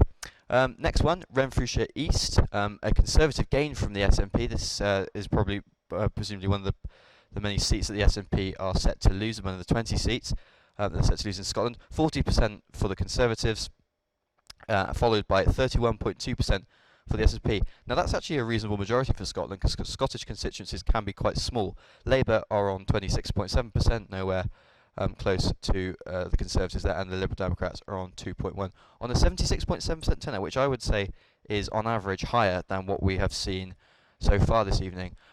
Boris Johnson has, of course, retained his seat in Uxbridge and South Ruislip with 50.8% compared to the Labour Party's 40%. Liberal Democrats down below on 3.9%, UKIP on 3.4%, and the Greens on 1.9%. It's a 5,034 seat majority, which perhaps isn't quite as thumping as one might expect for such an important and sort of heavyweight Conservative like Boris Johnson. It might be more reasonable to expect him to come from a constituency with a double-figure majority, but that is what we have so far. So we will keep updating you with more results as and when they come through. We will keep doing the analysis, and we will also be bringing you some more in-depth analysis of local results later on. Just to let you know, Eric Pickles has apparently predicted, Sir Eric Pickles rather, has predicted a second general election to happen soon. I suspect that's because perhaps it isn't going the way of the Conservatives. Some more results to bring you as well. Lib Dems have gained Bath from the Conservatives, but the more kind of local and more interesting result for the minute is Matt Weston, the Labour Party candidate, is now the next Member of Parliament for Warwick and Leamington. Cameron, are you surprised by that? Tremendously so. Having personally spoken to Chris White a few times, Sarah's spoken to him more than I have, he personally was very confident that he was going to win, was quite brazen about the fact in many of the hustings, even going to the point of saying that he hadn't read the other parties' manifestos, wasn't very clear on actual manifesto points himself, seemed very, very confident. A 6,000 majority, comfortable, certainly, but not, as we've seen, out of the realm of possibility tonight. I think this might be more of a personal reflection on local politics. Matt Weston has been a very popular candidate. He's canvassed well. He's come across very well.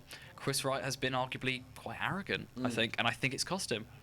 One thing we kind of know about Matt Weston is that whilst he was a councillor in Leamington, he ran the kind of U1 bus campaign, didn't he, which a lot of students got behind. Sarah, did you hear a lot about this when he was a councillor, his campaign for, against Stagecoach? Yeah, I mean, I met him a couple of times. He was walking around. He's been talking to a lot of students about this. It's something he's been working on for a while, and I think he knows that students care about, and he's been pushing it. Warwick and Leamington wasn't really seen to be a swing constituency in this election, but Jeremy Corbyn visited nonetheless. Joe, I mean, do you think Jeremy Corbyn had a sneaky feeling that if things went his way and Chris White was a bit complacent, he could win? It's interesting that Corbyn showed up at a seat that wasn't typically seen as one of the key marginals. I mean, and the support for Jeremy Corbyn on that day was incredible. He gave a wonderful speech. He ignored the Wengerite banner over his shoulder for obvious reasons. He did address it, though. He did address it, but he's let's stick together is what he said. But yeah, a big surprise, I'd say. I thought Matt Weston had a chance, but I do agree with what these two have said. I think it was a reflection of local politics. I don't know how much time the three of you have spent in Leamington, but from the kind of ground campaign, it certainly looked like Matt Weston had the upper hand. His posters, in particular his state boards, were everywhere in Leamington. You could see Matt Weston and his team, mostly of Warwick Labour activists, on the parade at the town hall, kind of campaigning for Labour, getting people to vote Labour. Do you think that's a big reason, Cameron, that Chris White didn't really seem to have any ground campaign? I think Warwick and Leamington is kind of the tale of two cities, really, in the sense that Leamington is very much, obviously, as a student town. I think Matt Weston centralised his campaign on Leamington. I think if you go to Warwick, you would see quite a different story. And I think Chris White focuses a lot of resources there. In many ways, to his detriment, you've got Bob Dylan, who was the UKIP candidate, who was the mayor of Warwick previously for the Conservatives, wanted to run as the Conservative MP. I think actually, potentially, I could be wrong here, we will see down the road, but I think that he might have eaten into some of Chris White's votes. Despite being UKIP at a time where UKIP were tremendously unpopular, Bob Dylan's personal brand was very popular. He came across as very genuine, as did Matt Weston. So I think Chris White unfortunately suffered an attack from both sides. He lost some of his base and then was kind of piled on by Matt Weston. So I think the ground campaign has played a big part in it, but I think miscalculations have played a bigger part in it. Couple of other things to tell you. Conservative gain from Dagenham and Rainham from Labour. Jeremy Corbyn's majority was indeed over 40,000 votes, which is absolutely incredible. And Cambridge was a seat that the Labour Party held by only 560 seats against the Lib Dems last time against Julian Huppert. They've now got over 52% of the vote this time round. They've increased their majority by 16%. A lot of people thought that was going to go back to the Lib Dems. So there's still plenty of interesting results coming. Don't go anywhere. Make sure you stay with the Raw coverage, and we'll be bringing you those results as and when they come in, and get involved by using the hashtag Warwick Votes. But for now, we're going to give you a quick behind-the-scenes insight from Tilly, who chatted to Sam and Sherman. Hello, it's me again, back with Sam Keeling, of course, presenting all the news this evening, and also Sherman. Now, I'm not quite sure what your role is. I know it's very complex. Would you please explain what you're doing this evening? So, today I'm running the virtual graphics of our broadcast. I'm not just watching these two monitors. We've got touchscreens, virtual maps, and just a whole load of computers and screens and cables that's running around. And hopefully keeping everything running smoothly, which it isn't doing. It's going pretty well. that much so far, but we're getting there. How valuable is Sherman to you this evening, Sam? Oh, he's immensely valuable. He's the only person he's the person who makes my job possible because he's controlling the graphics. Yeah. I'm sort of talking about. He does the hard work, like hammering in the numbers and sorting out the technical stuff I don't understand. I just waffle and talk things and stand in front of a camera. That's literally it. I know that you've been immensely involved in the preparation for this broadcast. Yeah. How does it feel that it's finally happening? It's kind of a relief because you can actually sleep tonight or tomorrow morning. Yeah. Sleep all day tomorrow? Yep. I've got a party to tomorrow night, but Well, that's okay because you can sleep all day and then you'll be prepared again. that is very true. On a scale of 1 to 10, how smoothly would you say things are running? I'd say it's a 7. Better than expected? Better than expected. Could have been better, but we're coping with what we've got. We're managing. I'm sure the next news analysis, whatever you do, dissect the news, is due soon. So I'll let you get back to your jobs. But thank you for having a quick chat with us. All right. It's nice to sit down again. Yeah. Enjoy the rest of the evening. Cheers. Apparently we're having conflicting reports about Dagenham, so I won't kind of go into too much detail about that. John Cruddas, of course, is the incumbent Member of Parliament there, but some people are saying it's a Conservative gain. Other people saying it's a Labour hold. I think what we will do is we will kind of refrain from talking about that for the minute. You mentioned then, Cameron, about numbers for Warwick and Leamington. We don't know anything at the minute, but you assume it's got to be close. I would imagine so. It was, it was, what, 6,000, a majority, I think, previously? And in 2010, it was 2,000 for Chris White, and of course increased that, as you say, to 6,000 in 2015. So it's been very tight before. I would expect to see, it could be under 1,000 potentially. It generally could be that tight. YouGov had it on massive margins of error. I think it had 10% on either side, pretty much. So, but again, at Coventry South, that was a much higher swing than I expected, certainly. So this could also be a surprise. That might be a trend emerging in the local area. It may not be. I would err on the side of caution and say it's going to be a small win if it is.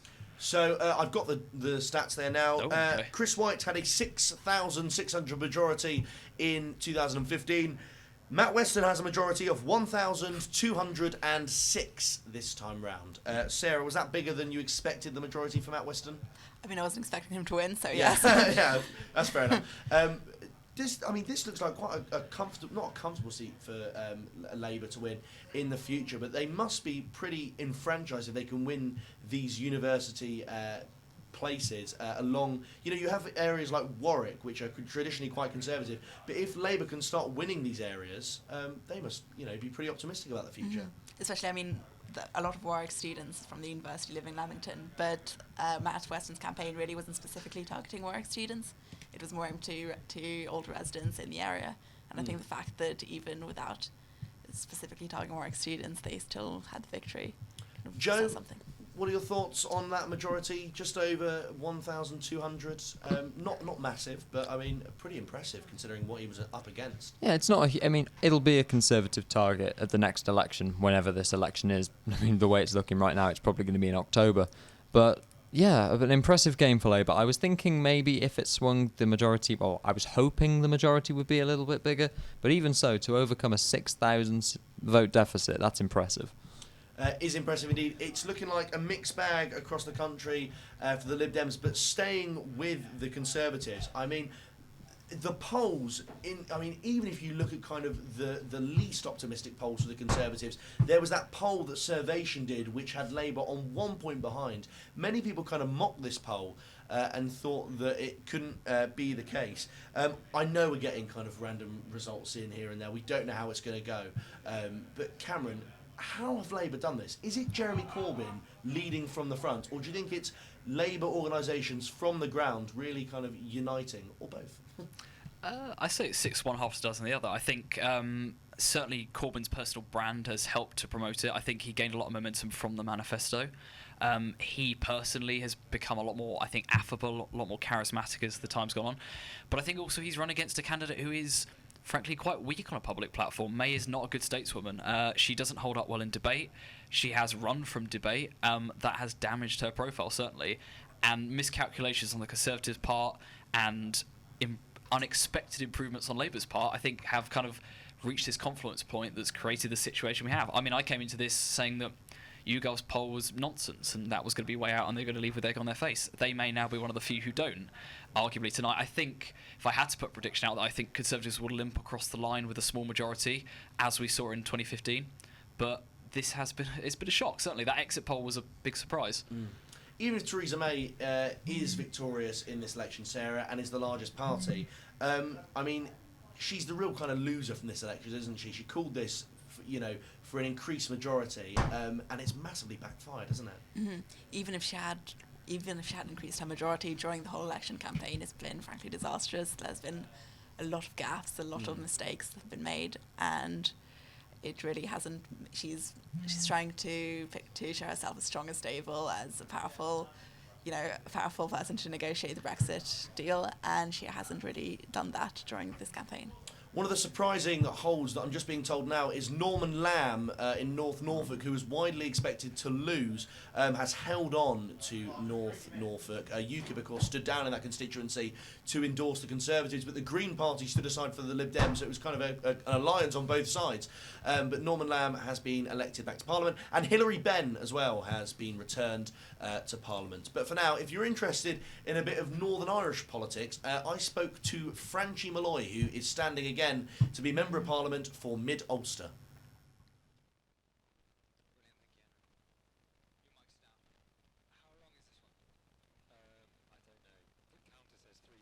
Jeremy Corbyn, who's the leader of the British Labour Party, obviously has got a lot of stick for his involvement with Sinn Féin politicians, particularly Martin McGuinness, people like that. What do you think about that criticism that Jeremy Corbyn's received for merely kind of talking to people on the Sinn Féin side, for engaging in debate? Do you think the criticism's kind of fair? No, I don't think it's fair at all. I think we all have an obligation where there's a conflict situation to try and resolve it, where people are being killed in various different ways, where on this side of the water, where the bombs that were happening here in London and Birmingham and the Manchester and various different cities, we have an obligation to try and bring that to an end and to resolve the conflict. And it's very unfair for people to pick out, and for the media to pick out Jeremy Corbyn in particular, or Ken Livingstone and people like that, who did actually try to reach out and trying to accommodate and trying to listen to what we were saying.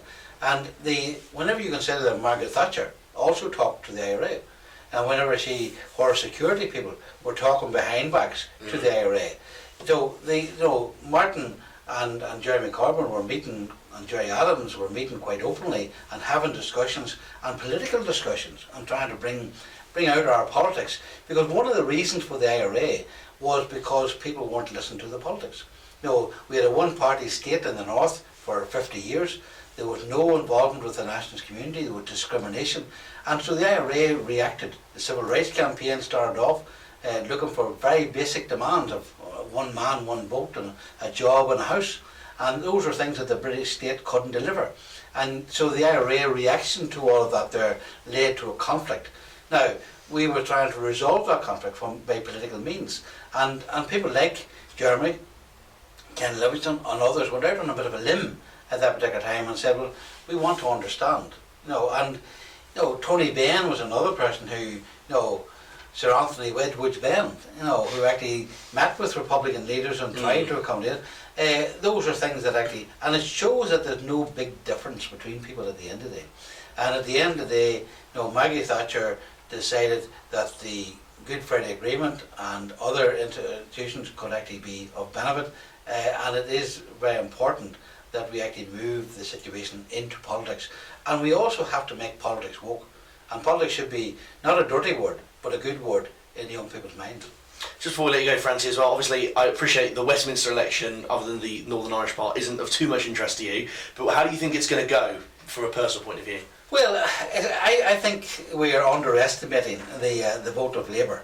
And I think Jeremy Corbyn has been the target within it. But I think if you see some of the rallies and the support that's on the ground, whether that comes through in the actual vote at the end of the day, but I think you can see what he's trying to represent, a groundswell of support on the ground where people are looking for better. People are looking for representation. They're looking, like the minority of people voted for the present government. Minorities shouldn't be electing governments. Majorities should be electing government. So it's important that people come out to vote doesn't matter where it is, whether it's with my own constituency or here or anywhere else, that it's important that people exercise that vote, because once they stop voting, they lose power. So the way to bring back power to the ordinary people is to deliver it on the ground and to use their vote. Francie Malloy, thank you for joining me. Okay, thank you.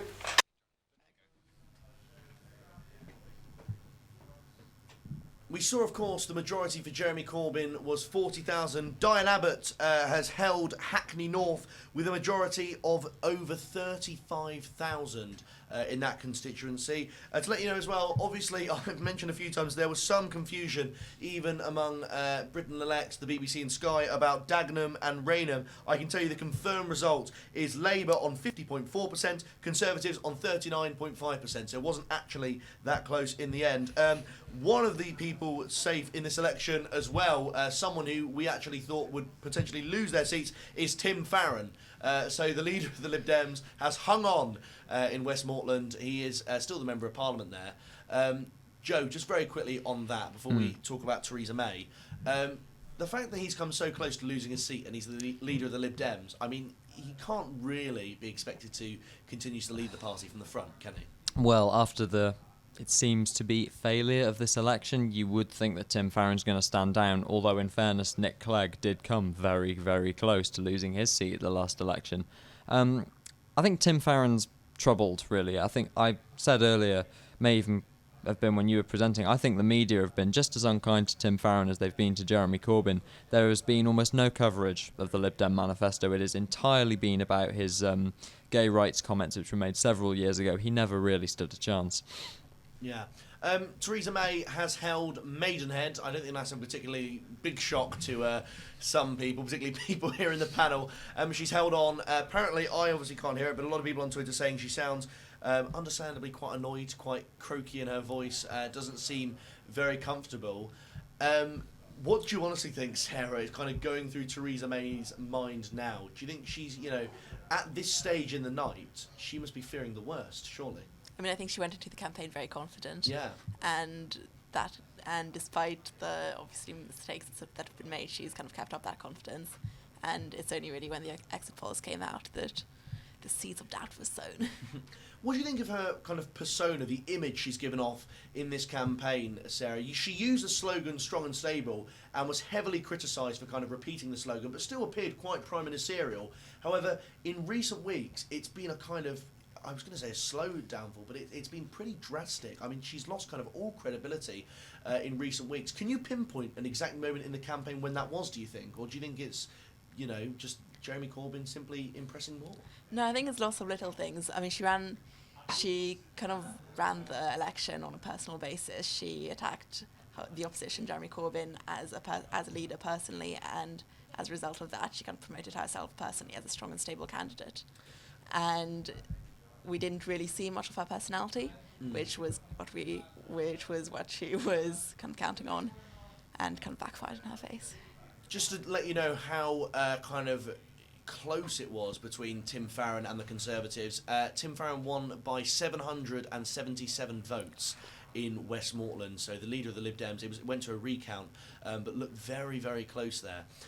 Cameron, Theresa May, the image she's given off, her persona in this campaign, how can you go from being so prime ministerial, everyone's saying, she's had although it was a honeymoon period, everyone's saying, she is a fantastic prime minister, to losing so much credibility? By having no charisma, I think at the end of the day. Do you think it comes down to that? I think when you base an entire campaign on the brand of an individual, you are required, whether that's effective charisma or ineffective charisma, to have some kind of personality. For her, she's a pragmatist at heart, and it's the reason she survived at the Home Office for so long. But I think for an effective pragmatist to function, you have to be a principled pragmatist. You have to be able to say at some point when to stop. And for her, she's pragmatic in the extreme. You see this in these painful interviews you see with her, where people ask her basic questions on what drink she likes or what film she likes. And what was the naughtiest thing she's ever done as well? Or people ask it whiskey or wine, and she said she liked both. And someone mentioned two films, and she said she's seen neither. And it's just almost this caricature she became, where she seemed as if she wanted to become Teflon, but she wasn't smooth enough, and so just became a bit vapid and a bit vaporous. So we're going to go now to the Kingston Count. Edward Jonathan, Liberal Democrats,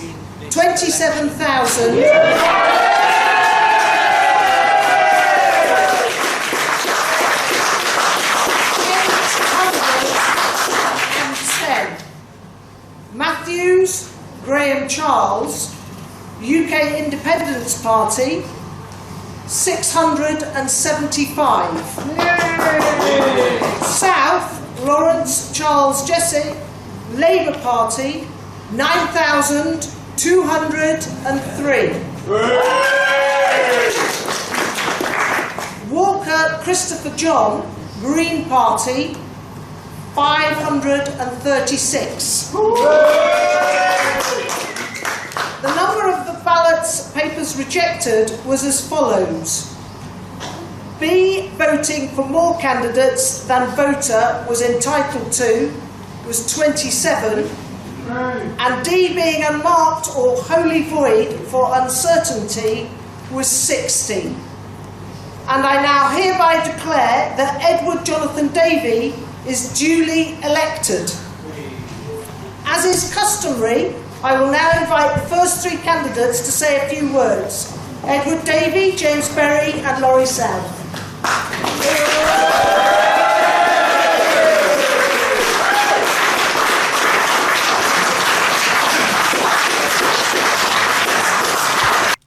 So results coming in there from Kingston and Surbiton. Sir Edward Davey obviously held the seat from 1997 until 2015, where he lost the seat to Conservative James Berry with a majority.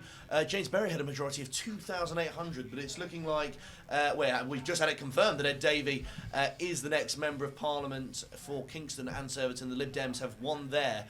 So Cameron, the Lib Dems have won back Twickenham, they've won back Kingston and Surbiton. Do you think they'll keep Richmond Park? Because Zach Goldsmith is a very popular local candidate. I'm very intrigued by Richmond Park. Obviously, Sarah Olney took it all of about 2 months ago. So, but obviously, Zach Goldsmith had the spanner in the works of being an independent candidate, as it were. So lacked Conservative Party funding. I'd be interested to see whether, with Conservative Party backing and general voting patterns, if she retains it or not. It's very hard to predict if people go into the booth 2 months later and go, well, I picked Sarah Olney previously, I'll just stick with her again, or whether someone goes, do you know what, actually, let's give Zach Goldsmith a go again. Because I think 2 months, no one can get anything done in 2 months. I genuinely don't know. I'd be interested to hear what you think, actually. Personally. What's that, sorry? I'd be interested to hear what you think, personally, as someone who follows this quite closely. Well, I couldn't possibly comment on that. But I've been told in a minute we're going to go to a video about the dirty exit poll, which I will bring you in a moment's time. But Sarah, just quickly, what is your opinion on Zach Goldsmith's seat? Obviously, he lost it in that kind of famous by-election recently. Do you think there's any chance he can win it back? I mean, there's a chance. Honestly, most of what I've heard about Zach Goldsmith was in his mayoral election, and he ran a very negative campaign, and it'll be interesting to see if the kind of support he got from that and how it will affect his campaign. Joe, thoughts on Richmond Park and North Kingston? I wonder if the constituents of Richmond are actually going to punish Zach Goldsmith for his lack of principle. He promised that if Heathrow was completed, he would leave the Conservative Party. He did. He stood as an independent. He failed. Now he's standing as a Conservative candidate. To be honest, if I was a citizen of Richmond, I'd just be fed up with him at this point. Keep Sarah Olney. We're going to go now to the dirty exit poll with Ed Farrer. Are you ready for another very, very special dirty exit poll? So, Ed, what are your choices? It's my turn. I've gone big. The Dirty Duck is the best place to have a three-course meal. That's true. And the only thing, as we've worked out tonight, the only thing you can have for starter, anything else is wrong, is the Dirty Duck nachos, a classic. Cheese, sour cream, salsa, jalapenos. No guacamole, which I hate guacamole. Really? Hate guacamole. No guacamole on the Dirty Duck nachos. Big one. Game changer. Don't think you're green. Good one. For me, it was a toss-up. The chicken inferno and a double-decker burger. Double-decker? Dirty Duck burger? Who knows what double D stands for? Double D. Nobody knows. I'm going to go with the chicken inferno. Okay. There's paper, there's some substance, chips, mayonnaise. Perfect. Yeah. Now, I've never had a dessert of the Dirty Duck. Okay. But I'm a decadent man, as you can see. So I'm going to go with the Dirty Duck sundae. Solid caramel ice cream, crumble cookie, whipped cream. What more could a man want from a turkey duck lunch? See, you've given me Labour vibes. Yeah, You've given me really strong Labour vibes. Can I? the vibes. So what we've gone for the? Have we gone for the double D? No, the chicken inferno. Oh, spicy Quite filter exciting. chicken burger. Quite exciting. I'm not a boring Melted man. cheese. You're not a boring man. Not a boring man. Make that clear. So you're definitely not conservative. And Getting that vibe. yeah, and the lack of guacamole loving is telling me you are not agreeing. So I'm torn between Labour and Lib Dem. But the fact you described your dessert as decadent just makes me think that you're not comfortable enough to commit to Labour. Oh. So I'm gonna go down the middle. I'm gonna go Lib The Dem. Liberal Democrats. I am. Natalia Jacobs. You were correct.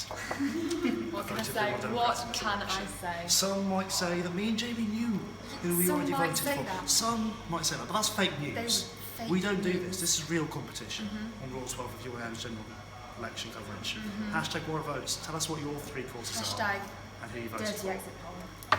New hashtag, new trends here on Raw.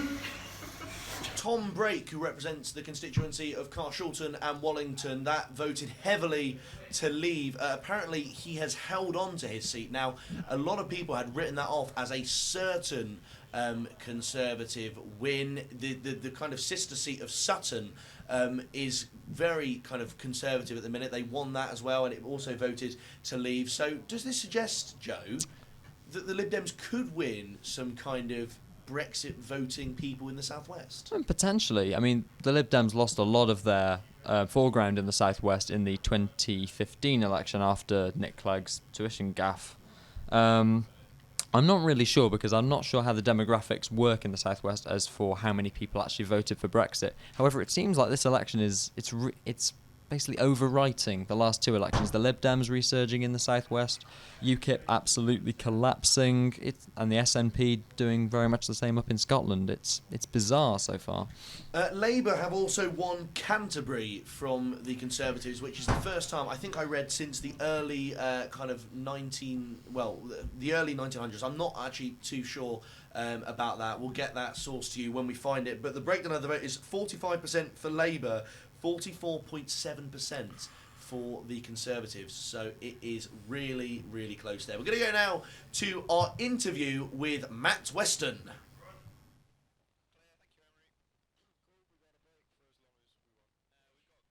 Sam Keeling spoke to Matt Weston, the Labour candidate. Matt, you're currently a councillor for Leamington Wills. What made you decide to run as a candidate for the Warwick and Leamington constituency? Well, of course, it was only 5-6 weeks ago, I think it was, that the election was called. And I have been a county councillor, as you say, the last 4 years, and recently re-elected 2 weeks ago.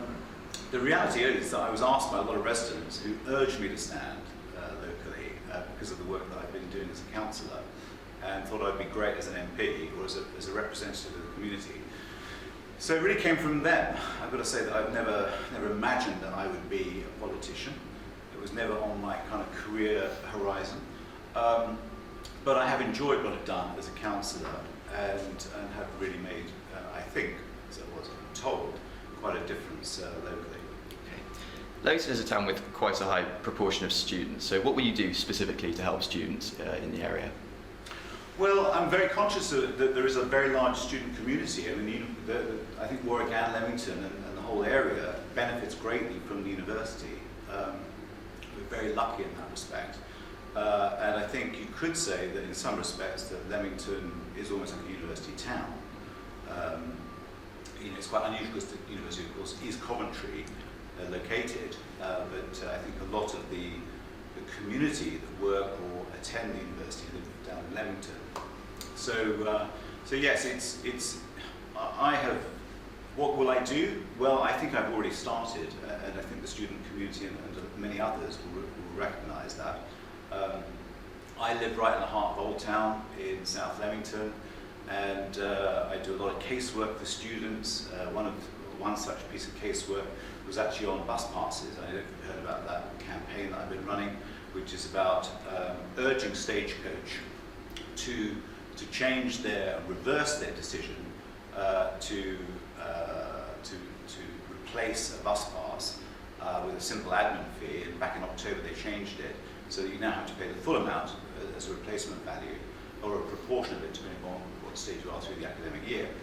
So I took that on board from a piece of casework where one of the student community came to me and asked me to intervene, which I did on their behalf. Wrote to the managing director of Stagecoach, and it was sorted. So, that was not a problem. And since had another example of casework from a student resident in South Leamington, and have got this campaign going. We have almost 1,000 signatures on that particular campaign. Likewise, have been campaigning hard to bring greater regulation to the housing market, accommodation market for students, which I think is a huge issue. There's a lot of accommodation in South Town, Leamington, but also all over Warwick, Leamington, and of course with Coventry too. But I believe, and I think the Labour Party do believe, as evidenced in the manifesto, that we want to bring greater regulation to the whole housing market and to the rental market. And what I see and what I hear, particularly from students, is that there are some major issues, particularly around agency fees and about, for some rogue landlords. There are some very good landlords as well, of course. But it's actually bringing some sense and regulation to that market, because I think a lot of the students are being exploited, really, particularly over retained deposits, some extortionate fees, and so on. And I will be campaigning very hard. If I was elected MP, I would really make that an important issue, as I already have with colleagues in the district Labour group. So we have a 5-point plan, which is very comprehensive. They're the headline 5 points, to address these issues and bring some sense and regularisation to the market. Okay. The last time the Warwick and Leamington constituency was held by a Labour candidate was between 1997 and 2010, which were of course the Blair-Brown years. One of the reasons it is arguable that Blair was successful was because he managed to convince voters from other parties to vote for Labour. So what do you think you need to do to convince Conservatives, UKIPers, Lib Dems and Greens and people from any other political persuasion to vote for Labour? It's a big task in, whatever, 3 weeks today, I think. I think the most important thing is that people understand who I am. I think there's some real issues about the way our society is going, our politics, and I think that the way elections are being held, but I think with what's happening with the economy, what's happening with education, what's happening with health and so on, that I would like to think that people are beginning to challenge the current sort of political orthodoxy. And what we have increasingly in this country is almost, virtually a one-party state. Here in Warwickshire we have the county council dominated by Conservative. They have 36 members versus 10 Labour and a few others. Likewise in Warwick District Council, which is Warwick and Leamington and Kenilworth, there are 36 Conservatives versus 9 Labour and 2 Lib Dems. So there is a real disparity, really, in the political representation of the area against perhaps the popular vote, and that's just the way the electoral system works currently. But I really believe that for every member of this constituency, whether it be the student community or the long-term resident community, they need a powerful voice to represent them, which is also a counterpoint, really, to these authorities. If we have basically one party dominating every tier of our political structure, things just will not be held to account, and we will, that's what happens in monopolies or in dictatorships. Ultimate power, you lose a balance really in the democratic system. So I think it's really crucial, and I would hope that some moderate Conservatives, Lib Dems, Greens, UKIPers, whoever, will see that it's crucial that we have that counter voice, and I'm sure I can be that person. The Labour Party manifesto was, of course, released early this week. Policies included renationalisation of the railways and increased tax on people earning over £80,000. Which of these new policies do you think is the most important? I think it's a terrific manifesto. I really think that we as a party have nailed it on so many fronts. I think our views on investment and this is something I've been actually pushing for on the county council. Now, Vauxhall is one of the most unique constituencies in the United Kingdom. It voted heavily to remain. I think it was about 79-80% to remain. But yet their Labour Member of Parliament, Kate Hoey, was, she was on the kind of vote leave barrages on the Thames. I mean, she was very pro-leave. She's pictured with Farage in leaflets. But Kate Hoey is, of course, standing here. The Lib Dems hope with the pro-remain vote that they could pull off a shock result. So I'm going to get the results feeded through to me. Kate Hoey has 31,522. So to be honest, from that first result for Kate Hoey, it looks like she is going to hold on for the Member of Parliament for Vauxhall. Greens have 1,152 in that seat, so it's not a particular seat. I don't think the Greens were targeting it at all. Conservatives, 10,277. So the Conservative vote there not looking too strong. It doesn't look like it's going to be a race between Labour and the Lib Dems.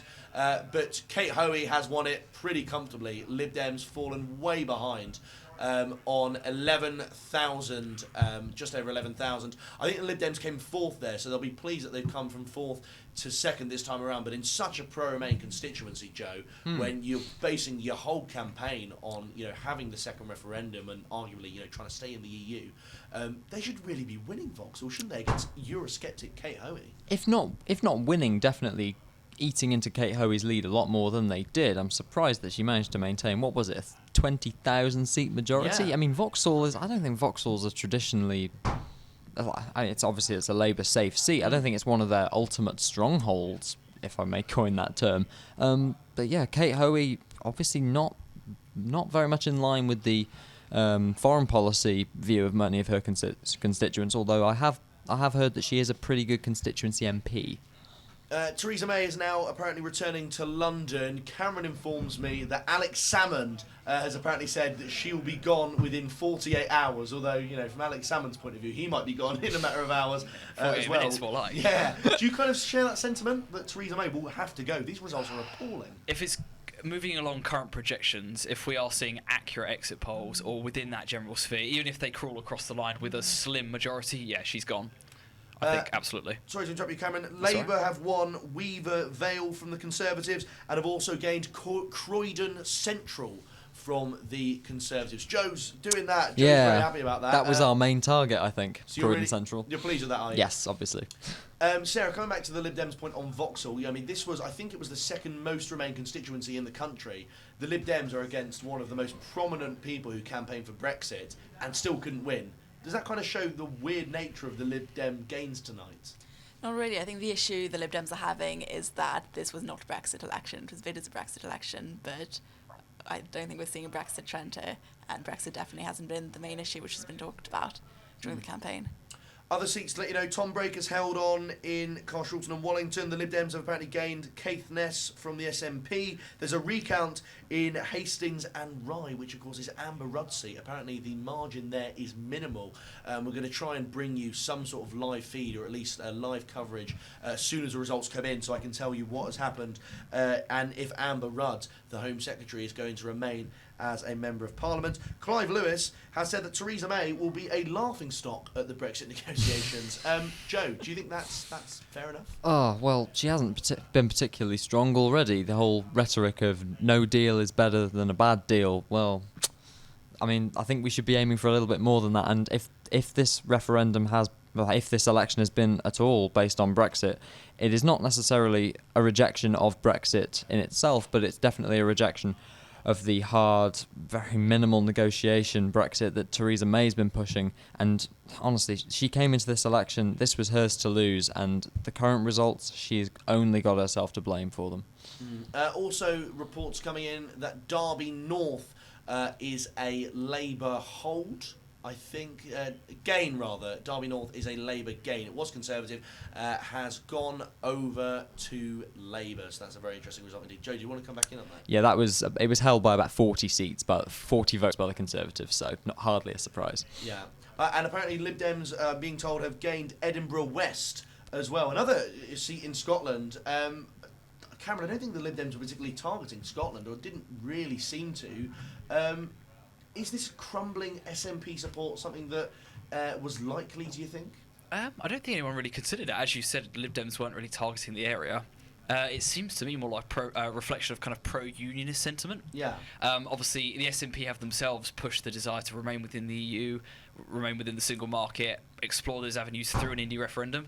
I think maybe for voters, the Lib Dems present an option of remaining within the EU and remaining as part of the Union, which obviously, looking at current statistics, is around 52% would like to remain within the UK versus something like 36%. So clearly the sentiment for another indie referendum isn't necessarily there, but the sentiment to remain within the EU is. So inadvertently, whether Lib Dems meant to or not, they appear to have gained quite a bit of traction in Scotland.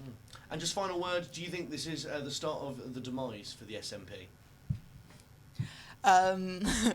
Well, it's hard to see how them, I mean, for Nicola Sturgeon especially, her whole campaign is for a second referendum, and it's hard to see after that performance tonight how she'll be able to carry on pushing for this.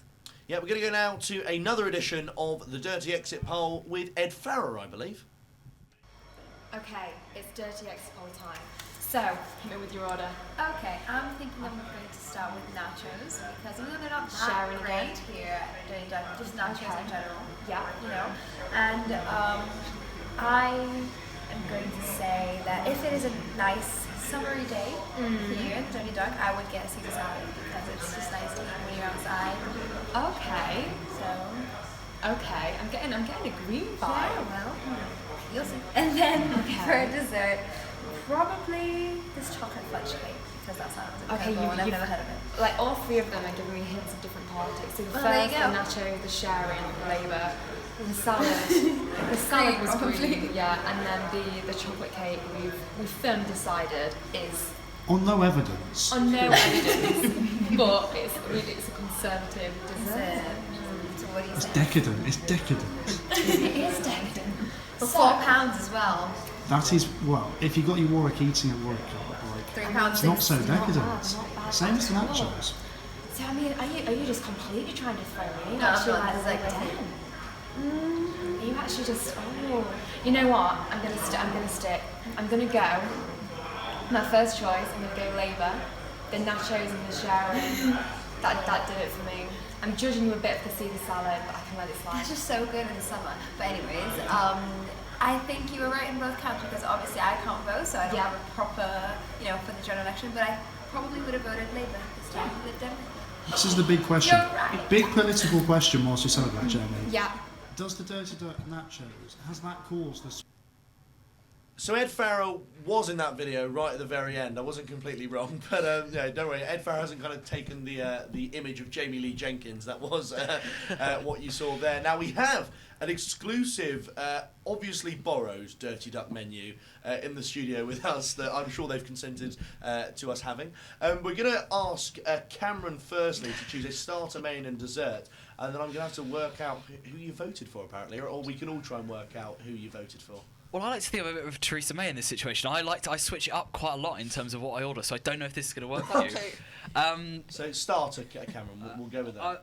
If I was ordering this right now, I'd probably go for the nachos for starter. The nachos? Yes. I'm judging you quite a bit, not going to lie, but that's fine. I mean, the selection's pretty simple. It's falafel, fried chicken goujons is the other option. It's not... Chicken goujons are pretty good, but that's fine. I'll accept your wrong choice. I feel like if you're doing main course, you've got to go for the triple D. Always.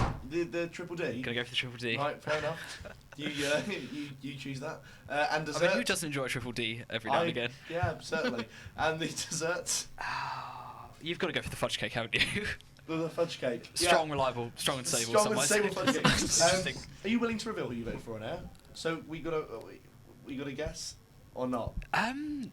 I think, given my position, I'll keep it hush hush. Okay, I'll keep it hush hush. So that was actually pointless, but you can make your own. But you can have a guess. Now have a guess. I'm curious to see what you say anyway. I would suggest that Cameron voted. Can I ask what constituency you voted in? Mid Bedfordshire. Nadine Dorris's constituency. Okay. I think Cameron voted for the.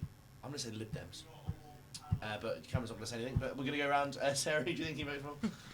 I mean, the chocolate cake is pretty, conservative as an You going? option. Okay. But the triple D is, a bit masculine for Theresa May. So I don't know. Okay.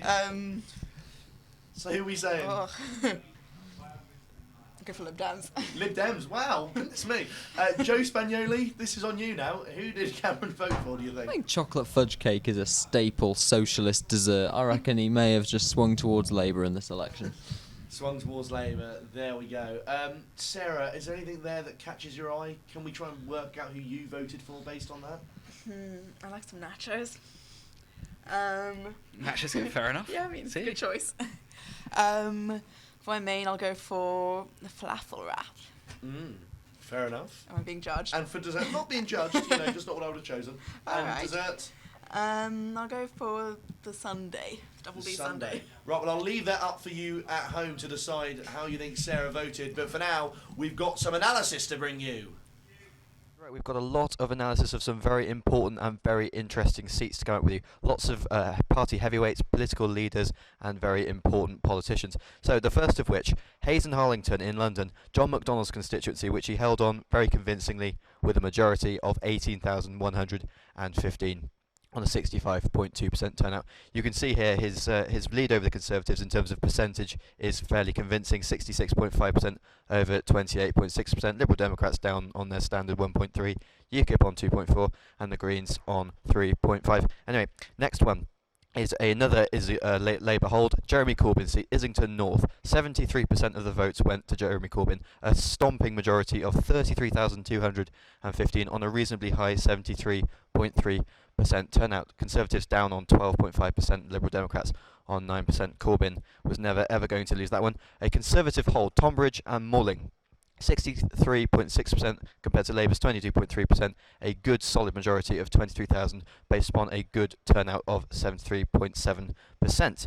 Next one is another Conservative hold and a Conservative favourite. Jacob Rees-Mogg has held on to his seat of North East Somerset with 53.6% of the vote and a reasonable 10,235 vote majority on a 75.7% turnout, which is a very good turnout, even compared to some of the good ones we've seen so far this evening. Another important local seat, Warwick and Leamington, a miraculous result, a Labour gain from Conservative, maybe not miraculous when you consider the analysis that some of the panel have directed towards it, a very marginal, very slight majority for Matt Weston of the Labour Party over the incumbent Chris White of the Conservatives. Liberal Democrats down on 5.2%, UKIP on 1.5 and the Greens on 2.2. That is, of course, a very important constituency. I'm sure many people at Warwick will live within that constituency, so that will be a result that many of them may have influenced at some point.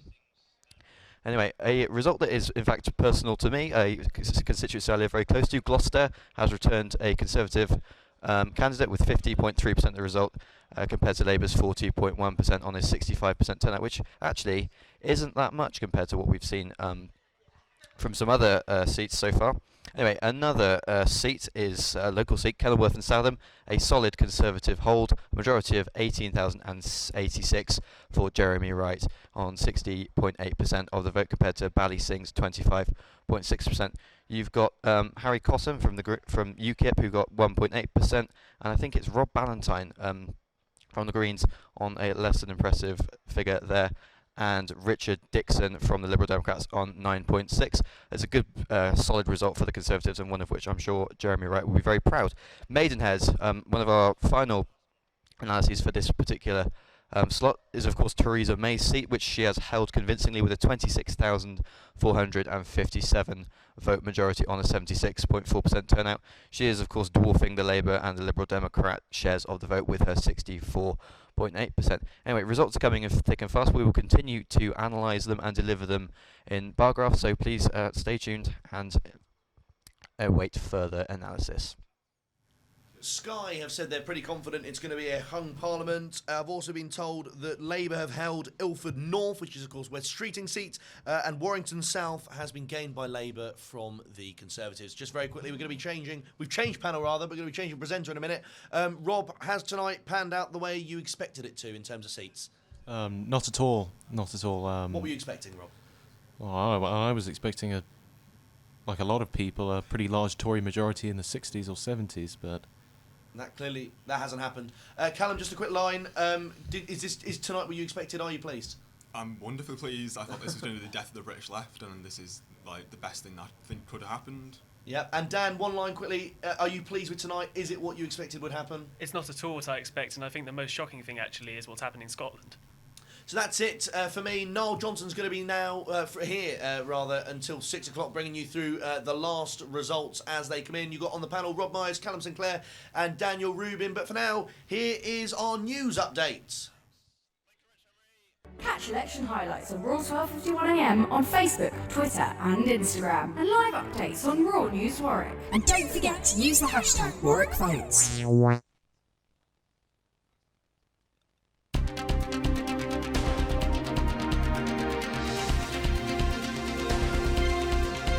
This is your hourly Raw News Bulletin, rounding up all the events of this evening so far.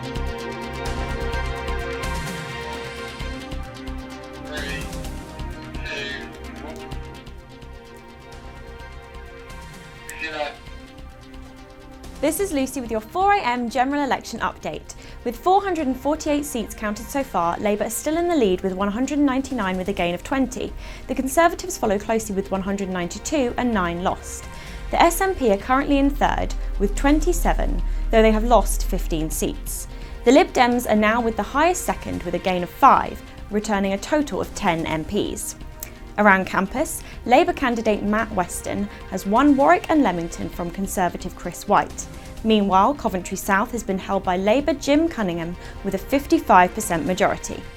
Elsewhere, Labour Party leader Jeremy Corbyn has won his Islington North seat with a 40,000 vote majority. Prime Minister Theresa May has also regained her Maidenhead seat, though with a reduced majority of 26,000. Meanwhile, Amber Rudd's seat of Hastings and Rye is currently undergoing another recount. Lib Dem leader Tim Farron has been re-elected in his Westmoreland and Lonsdale with a significantly reduced majority. The Lib Dems have also regained their seat from Kingston from the Conservatives, while incumbent Lib Dem Norman Land holds on to North Norfolk. UKIP have lost Clacton, currently their only incumbent seat. UKIP leader Paul Nuttall has also lost his race to the Conservatives. Meanwhile, Conservative Ben Gummer has lost his Ipswich seat by less than 1,000 votes. Labour's Hilary Benn, however, has returned to Parliament, winning Leeds Central, while Diane Abbott holds onto her seat in Hackney North with a 35,000 vote majority. With less than a third of seats yet to be declared, it certainly seems like the race to Westminster is going to be heated. Stay tuned with us as we bring you all the latest results and analysis from the election. We'll be back at 5 with your next hourly update. Fantastic work in the news department by Lucy and Dan as ever. I'm Niall Johnson. I'm back in the hot seat bringing you through the next 2 hours, hopefully until the point we get a result and we can all go home very satisfied with our work here this evening. We've got a new panel, a new exciting panel to talk to, and I think probably one of the things we can suggest, Henry asked you for a line and we are a bit surprised with how it's turned out. Do we think there's been any major scalps? Is there any major MPs that we think, goodness me, they've lost their seats, or goodness me, they've held on to their seats? What do you think the surprise package of the evening has been for you? I'll start with you, Rob. It's got to be Nick Clegg losing Sheffield Hallam, one of the big beasts of the Liberal Democrats, and well, he's lost to a Labour candidate, and it's... I think it was interesting, he was the last remaining member of the Quad, as it yeah. were, the sort of 4 key players in the coalition government. Yeah, it's... I think a lot of people, sort of on the Liberal end of the political perspective, are gutted that Clegg is gone. He certainly represented a very strong Liberal side to the coalition government, but at the same time, it seems as though his mistakes in the coalition government in conceding the tuition fee rises that the Conservatives were able to successfully blame on him has meant that has obviously meant that he was put in a position that he was not able to recover from after 2015. Certainly, and I mean, with 486 seats declared, Labour still have a lead, still on 216 compared to the Conservatives' 212. at the minute. So still very neck and neck with about 170 odd seats left to declare. Callum, do you agree with Rob? Do you think Nick Clegg is a big surprise from this election, or do you have any other potential candidates for? No, I think Nick Clegg was inherently weak. I don't think he was a big scalp. He wasn't the big scalp of the night because I don't think many people expected Nick Clegg to regain sort of any sort of influence or power within the Lib Dems. I think someone like Angus Robertson, I think his going is going to make a really big impact, and I think it's more impactful on what will happen with the independence referendum, possibly after Brexit, as to how strong the SNP are. But no, I'd say Angus Robertson, hopefully Amber Rudd. Hopefully Amber Rudd's the next big scalp. Very interesting that Angus Robertson was, the seat was taken by a Tory as well. Yeah. Very interesting shift there in that constituency. And Dan, how about you? What was your scalp of the evening? Well, I feel it's just been brought up there. Obviously, there have already been some significant scalps on the Conservative side. Mentioned the Ipswich result earlier. But the fact is, even if Amber Rudd does manage to retain her seat at this point as it goes to another recount, coming down from a 4,000 vote majority last time around to this kind of closeness, Amber Rudd obviously has been one of the foremost cabinet ministers in Theresa May's campaign throughout this election season. And so for her to suffer such a blow and such a public blow is really kind of testament to how this campaign has gone for the whole party. Certainly, and very interesting, we've just heard that Theresa May is arriving at CCHQ. And I mean, I don't think it takes too much common sense to realise that meetings at 4 o'clock in the morning aren't usually about positive things. Is the end nigh, Rob Myers, for Theresa May as Conservative leader? Absolutely. From what journalists that are in close contact with the Conservative Party are saying, is that the Tory front bench is furious with Theresa May. And I think they have every right to be. Even the cabinet were kept in the dark as to the direction of the campaign that May's advisors were running. With the exception of Ben Gummer, who's lost his seat tonight, I think it's very likely that the Tories will be seeking to remove May from the position as leader of the party in the next few hours. Callum, as a Labour supporter, will you be happy to see the back of Theresa May? Oh, absolutely. But I think the most interesting thing is just how radical a shift it's been from Theresa May. Seems this like unassailable. There was no way that anyone thought that she was going to be beaten 4 weeks ago, and now she's just she's powerless. There's people vying for a position. Boris Johnson's apparently contacting people about leadership bids. So I think this is indicative of sort of hubris, really, of Theresa May, reaching too far. But hopefully, someone takes over. I just don't really prefer anyone in the Conservative Party to take over. Certainly, and Theresa May, a rather tragic tale, I suppose, as leader and for a very short time Prime Minister. Yes, well, obviously, I think it will definitely call into question aspects of the Conservative campaign, because obviously, just a month ago, this situation did seem unthinkable to the vast majority of people. And obviously, there has been a shift away from it in recent weeks, but at the start of the campaign, there was such a focus on May herself as a character and as a leader, building around that idea of strong and stable leadership and her as Prime Minister. Obviously, her opinion poll ratings were at all-time highs towards the start. So looking at where that exactly has gone wrong and what caused that is really going to be a big point of focus, I feel. Do we think the TV debates and her absence from them across the board, do we think they had much of an effect? I mean, in the end, they weren't widely watched because there wasn't that full quota as we've seen in recent years. I feel it's almost a symptom of kind of the larger problem that played into the part of Theresa May really hasn't put on a good performance in any of these kind of public debates or questions this election campaign. Obviously, with the phrases that were repeated at first, such as strong and stable leadership, to try and ingrain that message, it almost became comical to most people. And her inability on most occasions to kind of give a straight answer and move away from a script, I think, really has come back to bite her.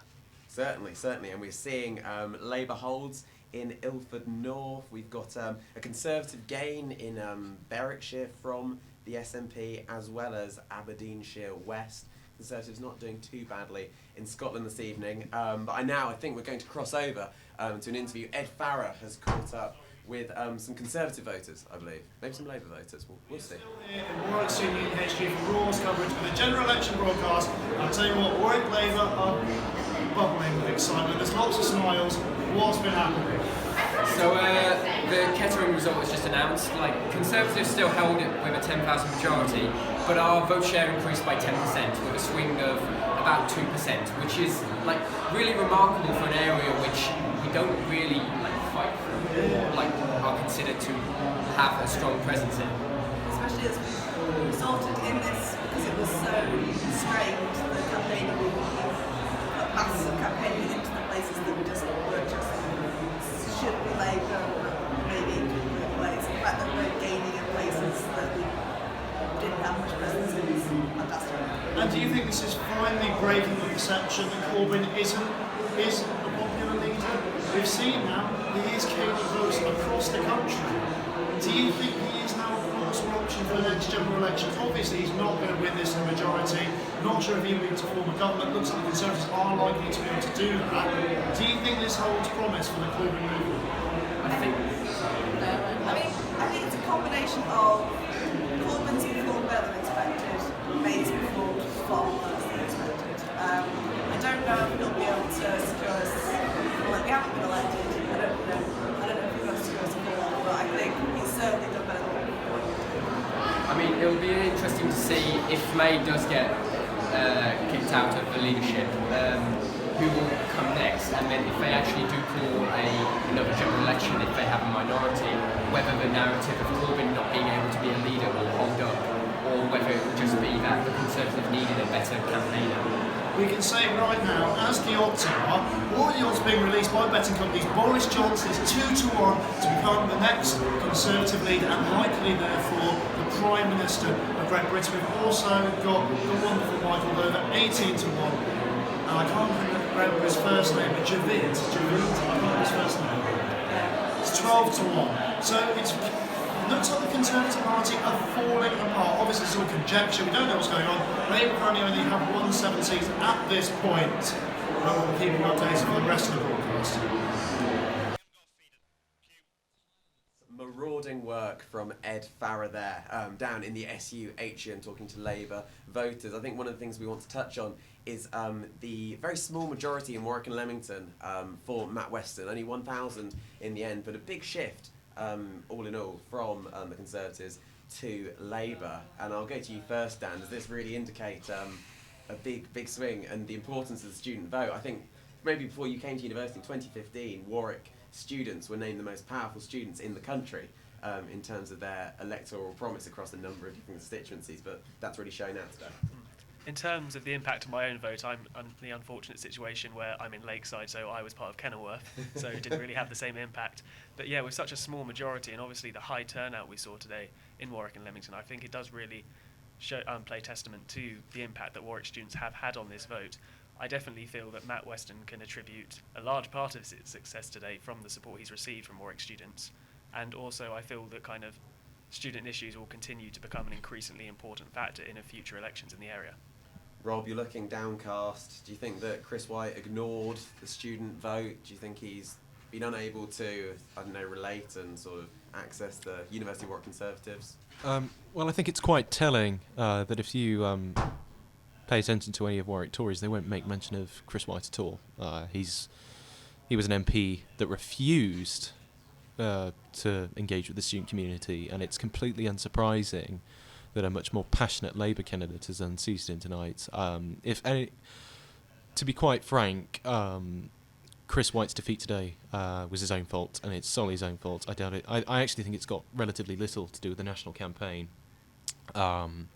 Given the sort of natural student affinity for the Labour Party, it's just the fact that Matt Weston's come to Leamington, he organised a good campaign to get the student vote out, and Chris White showed complete and utter contempt for the student community. It's not surprising. Do you agree with that analysis, Callum? Yeah, I do. I agree the student vote obviously has a massive impact, but it's wider than the student vote. It's people. It's not just the student vote that's affected this in Warwick and Leamington. It's people seeing homeless, the dozens of homeless that are in Leamington Spa and all around this constituency, and all the other failing public services. People have seen that, and people have obviously responded. So it's much larger than just like a youth reactionary vote or just a failure to connect with the youth. I think this is a broad, spanning over generations. That's what's affected this vote, not just us. We've got more results flying in. The Tories have taken, they've held Thanet South, and Labour have gained Reading East. So a number of Labour gains across the evening. I think it's about 22 gains in total, but I'll give you more information on that as we have it. Such important gains, but I mean, as we move in towards the final 140 seats, do we think this is the time when Conservatives, often more rural seats, announcing at a later time? Is this when there's a late surge for the Tories, Rob? Yeah, especially like as you said, we have loads of rural seats that are still waiting to be announced. Although I'm under the distinct impression that Bolsover has stayed Labour in the last few minutes, which was a target rural seat for the Tories, and it'll mean that a stalwart in the form of Dennis Skinner, pardon me, sort of confusing people close to Jeremy Corbyn. Yeah, I think we'll see plenty of them, plenty of the rural seats coming out very soon. Whether they'll stay Tories, anyone's question now. Let's talk mainstream media and media coverage of the election. Callum, you wanted to talk a little bit about George Osborne. He's been quite a divisive figure. I think I saw a picture today of two different Evening Standard headlines in two different areas of London that they used on the same day. I think it was one in Victoria and one in sort of perhaps Thornton Heath area, a little bit further out. One attacking the Tories, one attacking Labour. So at least he has been consistent on that much. But there has been a sort of weirdly divisive campaign in the mainstream media, one may say especially against Jeremy Corbyn.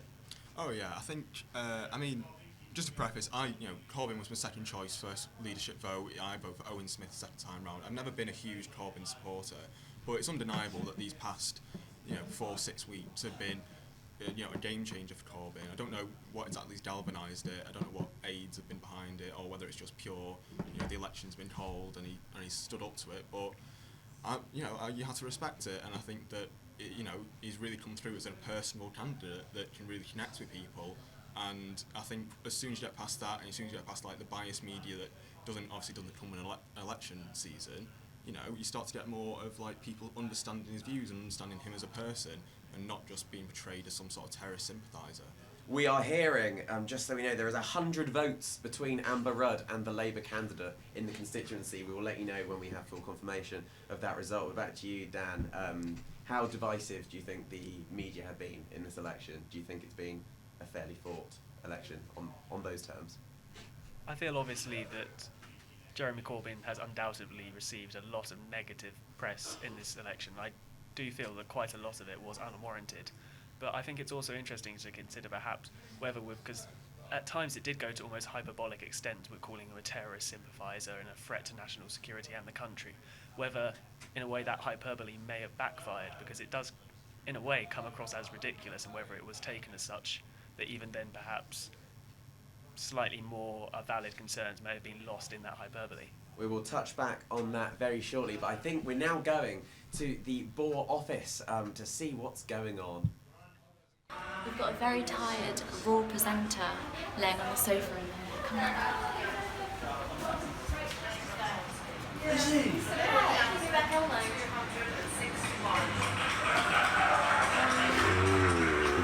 How are you feeling, Niall? I'm recharging my batteries. He's recharging. Elmo's winning the election.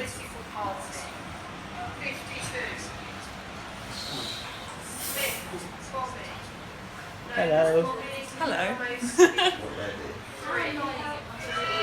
Hi guys. I don't run for this You're a normal kind of election officer, and I discovered that you've got a Prime Minister's seat and you have to avoid that.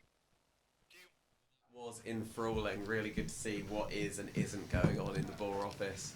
We've really reached the peak of BTs at this time, which is wonderful to see. But yeah, we're back and we are we're bringing you through. There's 125 seats left to be announced, and it's still very tight. Alex Salmond we're hearing Alex Salmond may have lost his seat, which would be a huge scout. The SNP receiving major losses at the minute.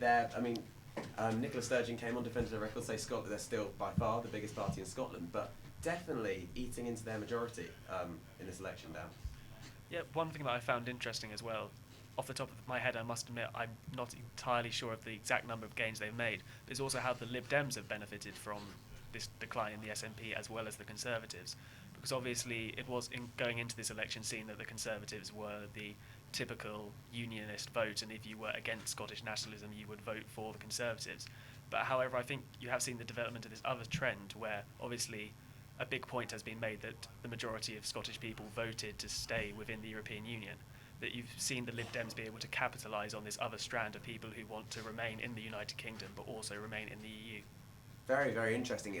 It's actually a Conservative gain in Alex Salmond's seat, a 2,000 majority for the Conservatives. An interesting trend in two major players in Alex Salmond and their leader in the House, whose name... Angus Robertson. Angus Robertson, whose name did escape me for that moment. Two huge scalps for them. Big hits for the SNP. Well, yeah, I think it's partly, I think, people aren't too keen on independence referendum. I think, that's a big part that's playing into it. But I also think that the SNP isn't as popular as it once was. I think people aren't a huge fan of, I wouldn't go so far as say austerity policies, but it's certainly edging on there. And I think people are starting to look towards Labour.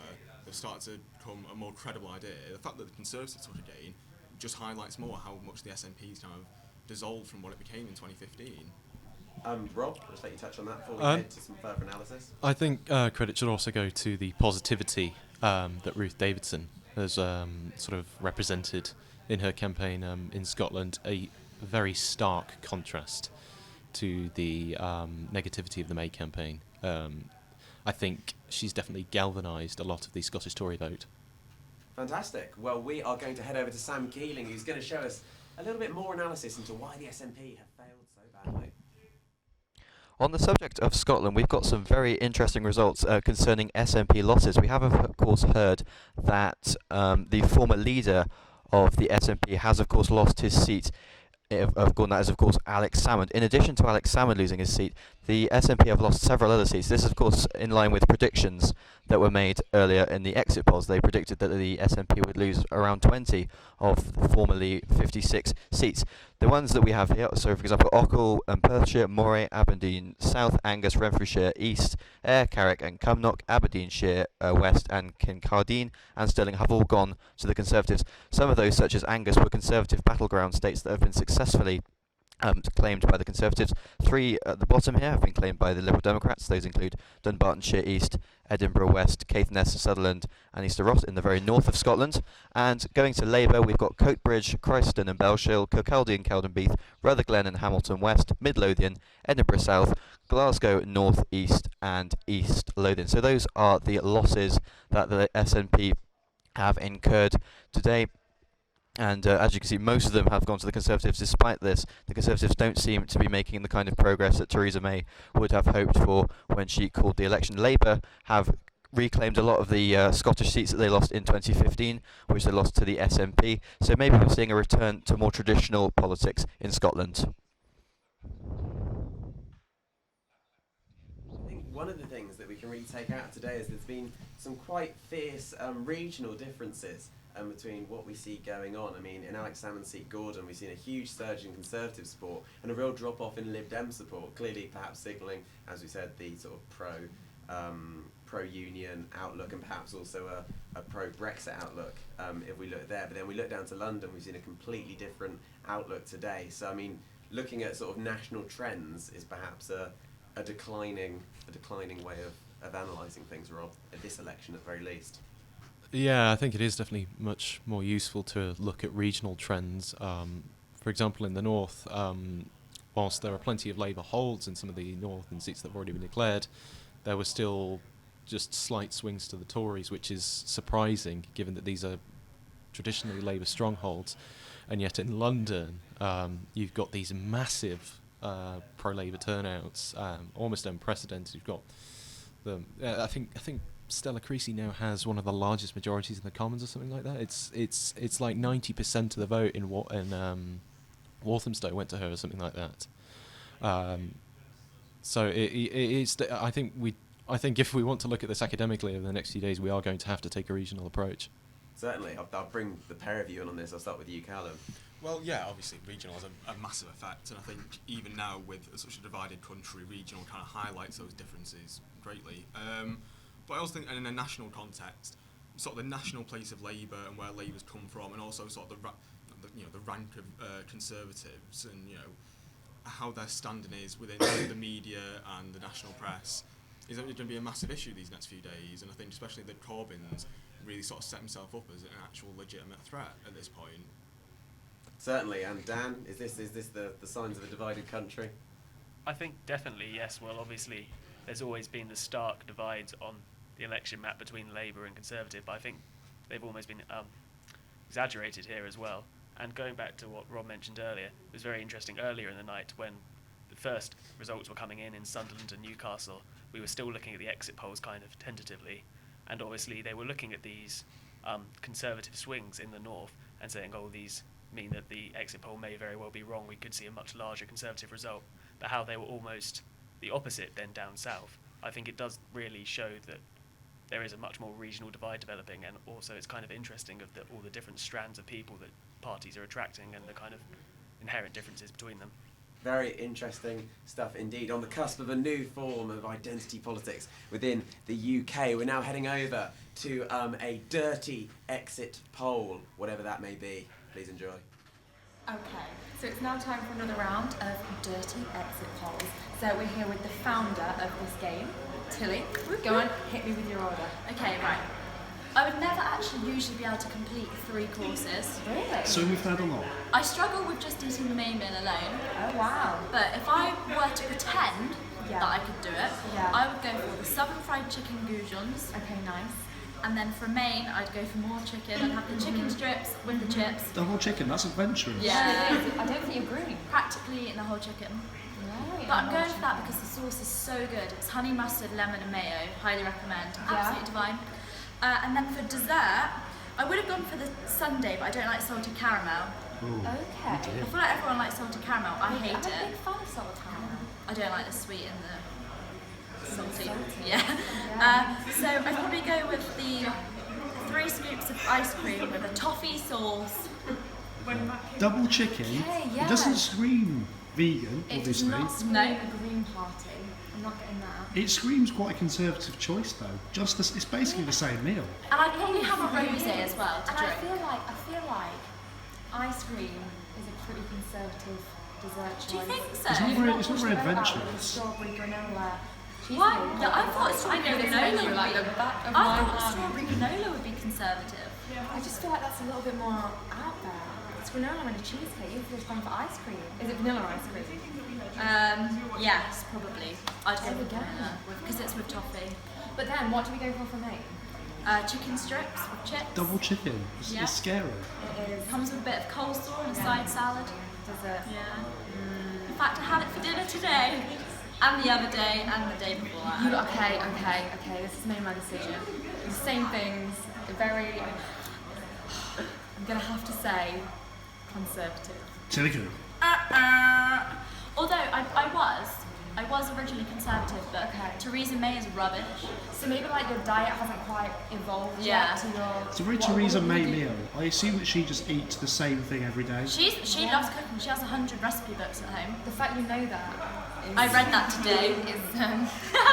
Oh, thank you very much. Tilly, it's been a pleasure. Here's your menu. Thank you.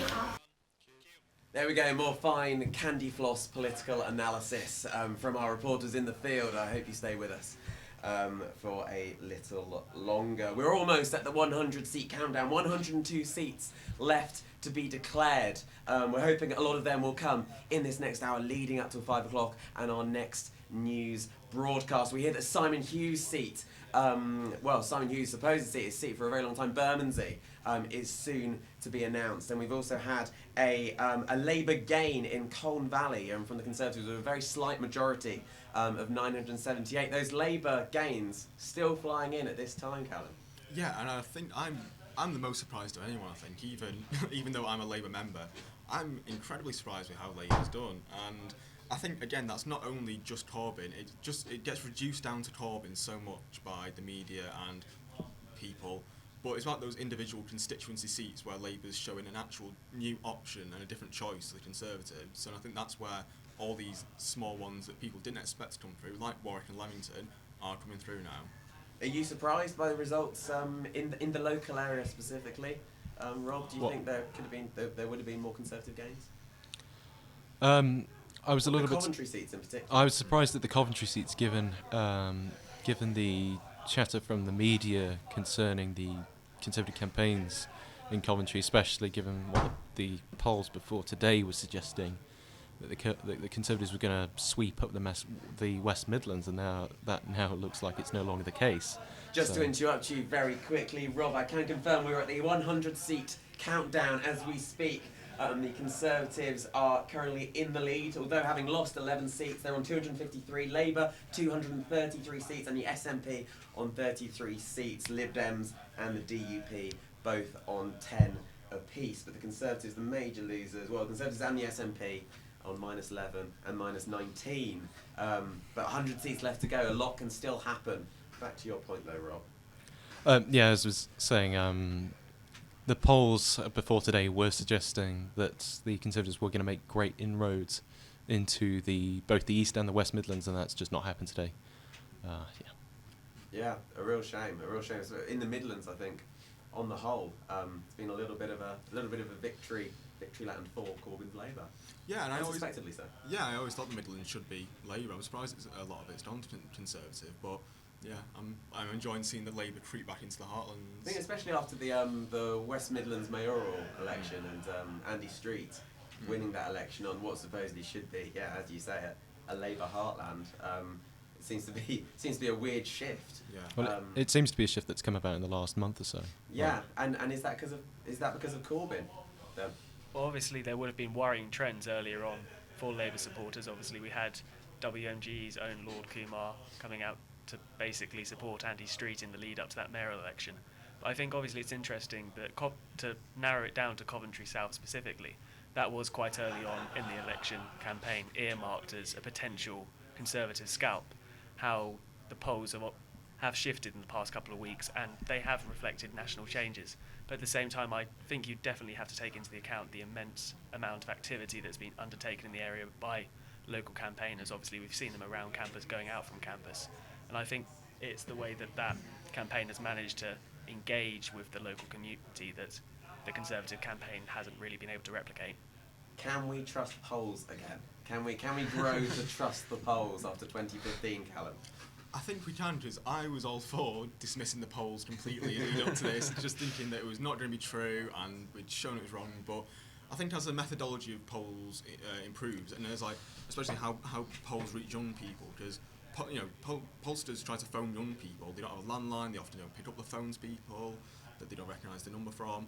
If there's more ways to sort of access that, especially if there's turned out in such large numbers this election to vote, then you'll probably get a more indicative polling sample next time. Same question to you, Rob. Well, I think it's fairly safe to say that YouGov has been vindicated after a week or so of ridicule from the political and media establishment, given that it's now fairly safe to say that most of the polling companies, including ICM, which at the last election was the most optimistic for the Labour Party, have all been herding around a large Tory majority that isn't going to happen.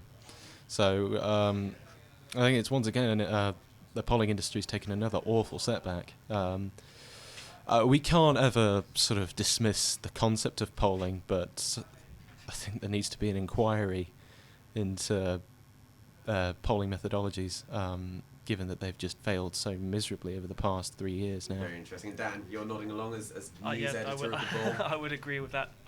Obviously, with the exception of our own poll for the SU elections this year, which did have a 100% success rate, I would say for national polls, obviously there has been kind of this lack of trust from the public, and I feel there's obviously a lack of trust within the industry as well that was reflected by, yesterday was it YouGov who published their two separate polls with their two methodologies they were trying out, one predicting a very large Tory majority and the other putting the two parties neck and neck.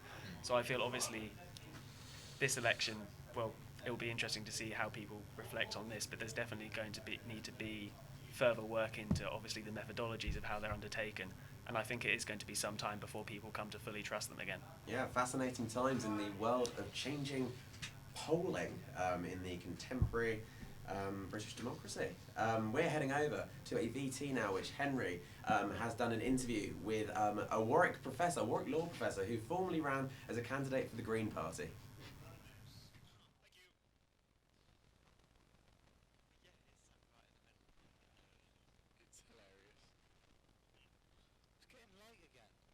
Right, now we're delighted that James Harrison joins us in the studio now. James is an Associate Professor of the Warwick Law School and was also the Green Party candidate for Kenilworth in 2010. James, thanks for joining me. Hello. I think we'll start firstly with that election in 2010. What was it like running as a candidate in a general election? Because obviously most people haven't kind of experienced that. Yeah, it was fun. I mean, it was interesting. I got to do a load of different events, hustings they're called, where I got to say my views and the views of the Green Party alongside the other candidates, including one at the University of Warwick, which was fun, and had lots of debates about the issues. And I suppose part of the reason that I stood was really to give a very different perspective to people that they could then vote for. And the Green Party stands for a range of issues, both on environmental and social justice issues that other parties weren't really raising at that election time. So I just wanted to give people an opportunity to kind of be able to vote for someone who stood for something very different. And in this election we see, with obviously the kind of left-wing leadership of Jeremy Corbyn, or perceivably, many Green voters could be expected to kind of be tending towards Labour this time, particularly in marginal constituencies. Do you think that's a trend we're likely to see at this election? Yeah, I mean, I think it's a real shame. I think there should have been a kind of progressive alliance parties. I know that the Green Party were very much in favour of that. I think it's a real shame that that hasn't happened, because there are marginals in which the Green Party or the Labour are fighting each other when they could really be fighting for a lot of common causes. That's probably partly about the nature of our political system and lots of other issues as well. Where we are at the moment is, some Green voters will shift, others won't, I think. I think one of the shameful things of this election is how far down the agenda environmental issues have been. And we have heard nothing about the environment through this election. If you think about the kind of young voters who are here at the University of Warwick, I would expect a lot of them to be very concerned about our environmental as well as our economic future. And so if you want to give the government, whoever it turns out to be, a push that environmental issues are important, I think the one way to do that is to vote for the Green Party.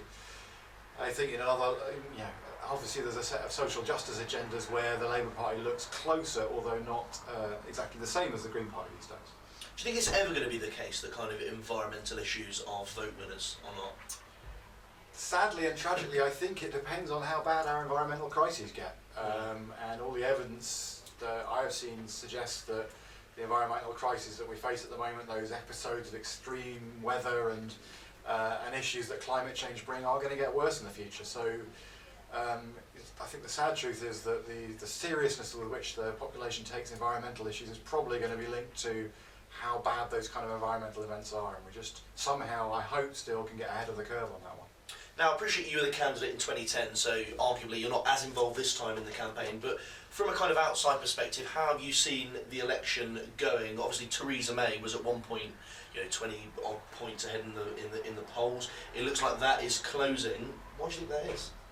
It's interesting, isn't it? I mean, I thought, I haven't been able to track this election at all. I thought the Lib Dems would do really well on the basis of a kind of people voting pro-Brexit, and that turned out to be completely wrong. So I'm not sure I've got any insight that helps on this, but I think what I've found is that I've been in a way disappointed with the competence of all the political leaders. I don't think anyone has, and to me Theresa May certainly hasn't in the debates I've seen her, given that sense of a strong leader who can govern well. There's been a lot of kind of flip-flopping on issues, a lot of an inability to get the facts straight, the figures straight, across the board really from the main political parties. So that's been disappointing, and I think generally there is a sense of an unfairness about British society that Jeremy Corbyn has tapped into, a sense that we need something to tackle fundamental issues of social inequality and injustice. And I think that resonates with a lot of people, and always being someone that people know less about and then get to hear more about during an election campaign, I think can help you with your campaigning. Now, just finally, obviously, when you stood for the Green Party in 2010, they achieved that seat in Brighton of Caroline Lucas. Yep. 7 years on, it's still one seat in Parliament. The results at council level have arguably been improving, but it's still kind of slow and steady success. What's a successful result for the Green Party this time round? Well, I'm not that close to what's going on in the Green Party. I've had to move away because of work issues. But look, for a small party in an electoral system that's massively stacked against them, it is very difficult to make fast progress. It's slow and steady wins the race. And so we have been building up local council seats, and we did at the last election build up a lot more second places in electoral constituencies. And I think a success this time around would be cashing in on at least one of those seats and trying to get at least one more seat in Parliament. And then it's a question of doing the work in between to build up more of all of those council seats and to show that when Green Party candidates are actually elected, as Caroline Lucas has been and Jonathan Chilvers has been down the road as a local councillor in Leamington, when those candidates are elected, they actually do fantastic good work for their local constituencies, as Green Party candidates tend to do. And if we keep on doing that, we will eventually get more and more people in Parliament, I'm sure. James Harrison, thank you very much for speaking to me. Thank you.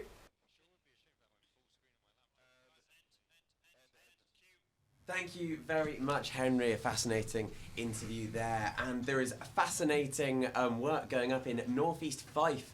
At the minute, there has been 2 recounts. The first resulted in a majority of 3. The second resulted in a majority of 2. And I think we're on to another recount. It's between the Liberal Democrats and the SNP. So a very, very important seat for both parties. The Lib Dems hoping to grow their 10 seats as it is at the minute. The SNP making sure that they don't have another loss to add to their multiple thus far. Very, very interesting. In the break we were talking about Nigel Farage's comments of the potential for a second referendum if there is a hung parliament. And Callum, I wonder if you wanted to expand on that.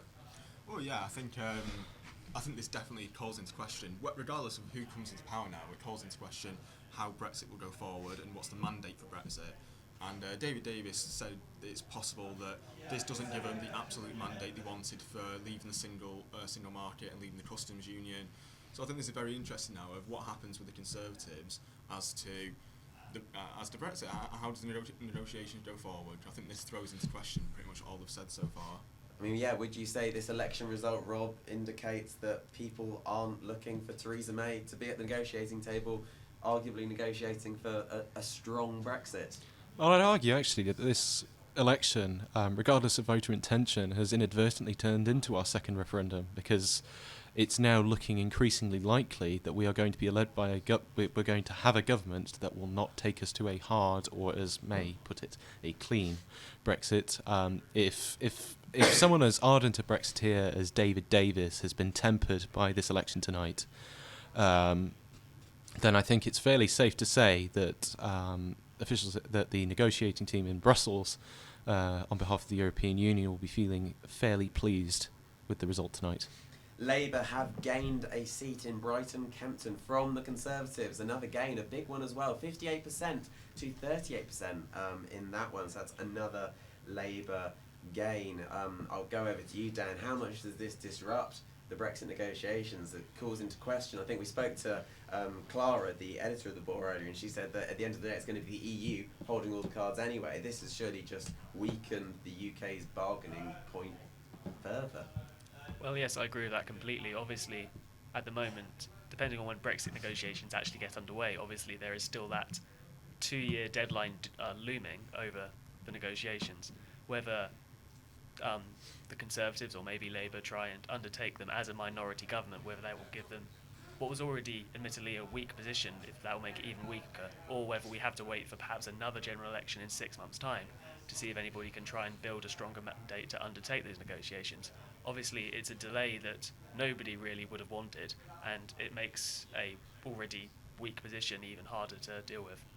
The Conservatives have gained Derbyshire North East from Labour. One of the few Labour's Conservative gains taking place. But we've also heard that Coventry North West has been held by Labour, another local seat that Callum, I'm sure, will be very happy about.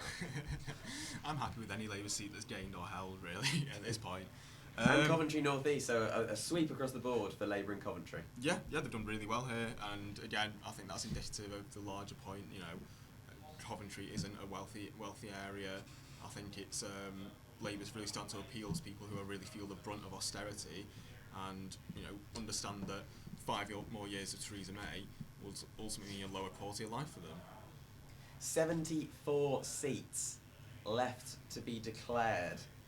I don't think anything radical can happen at this point, and it does appear, BBC predictions suggesting that it will be a hung parliament. I'm not sure there's enough seats left for the Conservatives to gain and get over that 326 majority line. Predictions, I'm going to say, for the next few days, where does the country go? Who are going to be the major players, Rob? Well, I think the Lib Dems are certainly going to be emboldened by this vote. The Conservatives will likely want to try and appeal to them over the next few days, given that if it does end up turning to a hung parliament, and if the Brexiteers have had their hopes dashed of a hard Brexit, it might be worth their while trying to pal up with the Lib Dems again. But whether the Lib Dems are willing to after what the 2010-2015 years did to them, well, that's anyone's question. I think one of the things that's been made clear, Vince Cable said it in his winning speech, and I think it's come out of the Lib Dem press office, is that the Lib Dems will go into no coalition. Okay. There'll be no deal, regardless of the party. Which is an interesting stance. Just on the Lib Dems, there's been a second recount at Richmond Park. Sarah Olney against Zach Goldsmith, the rematch, only about 2 months on after Sarah Olney took the seat in a huge swing in the Lib Dems' favour. There is a second recount, so it's going to be very, very close in Richmond Park. But back up to you, Rob. But I think the Progressive Alliance that certain individuals that were sort of less optimistic about a Labour victory at the time, journalists such as Paul Mason, were peddling as an attempt to try and oust the Tories. That looks incredibly unlikely now, given the SNP's confidence has been smashed. The Liberal Democrats are very keen to stand alone. That, and at this rate, it doesn't quite look like Labour will be able to scrape enough seats together to form a government anyway. So, Callum, where do we go? What's going to happen next? Well, I don't think even to the most ardent Momentum supporter, Labour was never going to form a whole, solid majority government. I think hung parliament is realistically the best thing we could hope for. With any luck, my ideal situation would be Theresa May steps down, you have another leadership challenge with the Conservatives. That would inherently weaken them within itself, because you'd probably have someone like Boris, and he's a bit of a controversial figure. And hopefully you'd see something, another election in 6 months. Corbyn could build on this momentum and then go forward and hopefully secure a mandate.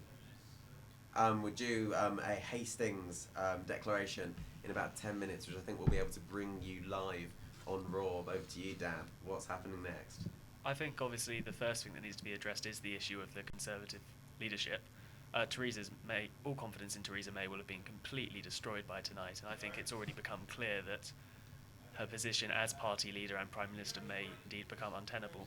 It was telling earlier in the night that when asked Liam Fox earlier tonight was asked whether Theresa May could carry on her position as Prime Minister, and rather than flat out deny it, he said, well, we'll have to see, and even that in itself kind of gives an indication that the party may be looking to move on. Obviously there has been talk of Boris already making allies within the front bench to try and build a leadership challenge.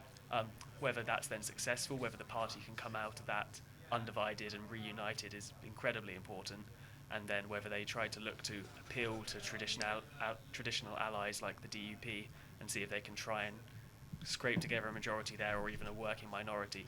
But obviously really at this point it's anybody's guess, and I guess we'll really have to see the final numbers before the practical elements of it can really come into play. Indeed, but I mean, initial comments like that from Liam Fox, the Secretary for International Trade, appointed by Theresa May, one of the key players that would be taking place in the Brexit negotiations. A lack of confidence, it's got to be the first indicator that we're going to see change. Well, you'd say that about Jeremy Corbyn, but when he was voted nearly unanimously by the PLP to be ousted, so I don't know. It's fair to say that the Labour Party and the Conservative Party, they often, the way they treat their leaders and the way it happens, it's always been very different. Yeah. Theresa May is, in her own words, a bloody difficult woman, though, and I don't think this would be. I don't think May would go down easily. I don't think this is going to be a case where, unless it really goes badly, May will just hang it up tomorrow. I've got a feeling she's probably got some tricks up her sleeve, because I doubt she's worked her entire life to get here to lose it. Well, do you agree, Rob? Do you think there'll be a certain degree of pragmatism? She'll put party above her personal ambition? Going by the nature of her acceptance speech in Maidenhead tonight, I'm inclined to disagree a little bit. She seemed emotionally smashed at her acceptance speech. Her voice was breaking. It looked like that she'd been... Oh, go on. No, carry on. I think we were going to bring you news from Hastings, but the the returning officer has walked off the stage. Okay. So back to you, Rob. Is that some people have noticed that she'd been noticeably crying. So I don't know if she's got any fight left in her after tonight. And the Tories are very, very, very efficient at getting rid of leaders, as we've seen over the past 40 years. So I think this is very honestly very much the end of her. Is this going to be an instance, do you think she'll be pushed, or do you think she'll go of her own accord? I think she will go, because she said that losing just 6 MPs would be a loss for her, so yeah. Well, that's happened already. Yeah. Dan? I suppose it comes back to that earlier point of how intrinsically at the beginning of this campaign it was linked to her personality and her own leadership qualities. So the fact that the Conservatives have suffered what is in no uncertain terms a defeat for them under that banner of her leadership and kind of her own credentials, I don't really see how they could continue under her. I mean, I think this will go down as a peculiar election and a bit of a landmark election, because I mean the Conservatives, they have still gained the most seats, but never has a result like this been considered such a defeat for the ruling party. Yeah, what's important to highlight, I think, that I've not really heard a lot about tonight is May is unelected. She hasn't been elected by anyone. She won by default within the Conservative Party. She was Prime Minister by default. And I think I was surprised. I thought when that happened there'd be more sort of uproar when things started to go badly about the fact that she was unelected. But I think this is going to raise even more problems for whether she stays or not, and especially for her challenges as well. It depends whether Boris can put himself as an actual credible Conservative leader and whether he can get that vote, because I don't think there's going to be another Conservative leader election that doesn't have, a democratic vote within it. We've heard that in North East Fife, after the third recount, there is now one vote in between the Liberal Democrats and the Scottish National Party. We're hoping they'll count properly in the next hour or so, and we'll bring you that result. We'll be heading over to Hastings very soon. 64 seats left to be declared. The Conservative Party currently stand on 280 seats, so that means 46 of those 64 would need to be won for them to achieve a majority. It's not going to happen, is it, Rob Myers? It's looking increasingly unlikely. Oh, yes. Just to put it mildly. Bring us some optimism, Rob. Come on.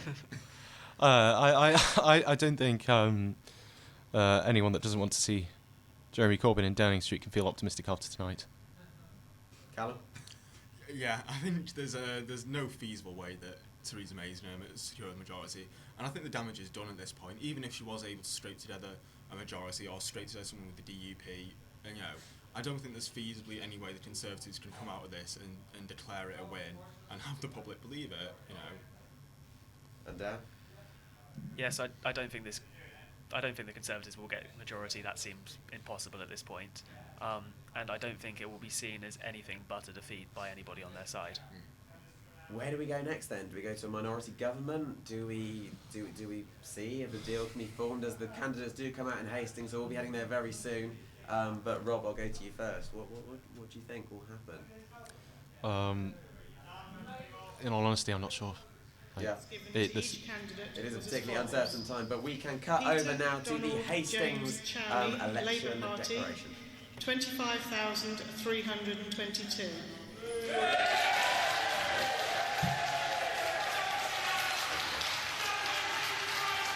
Nick Perry, Liberal Democrat, 1,885. Michael Sheridan Phillips, UKIP, 1,479. Amber Rudd, the Conservative Party candidate, 25,668.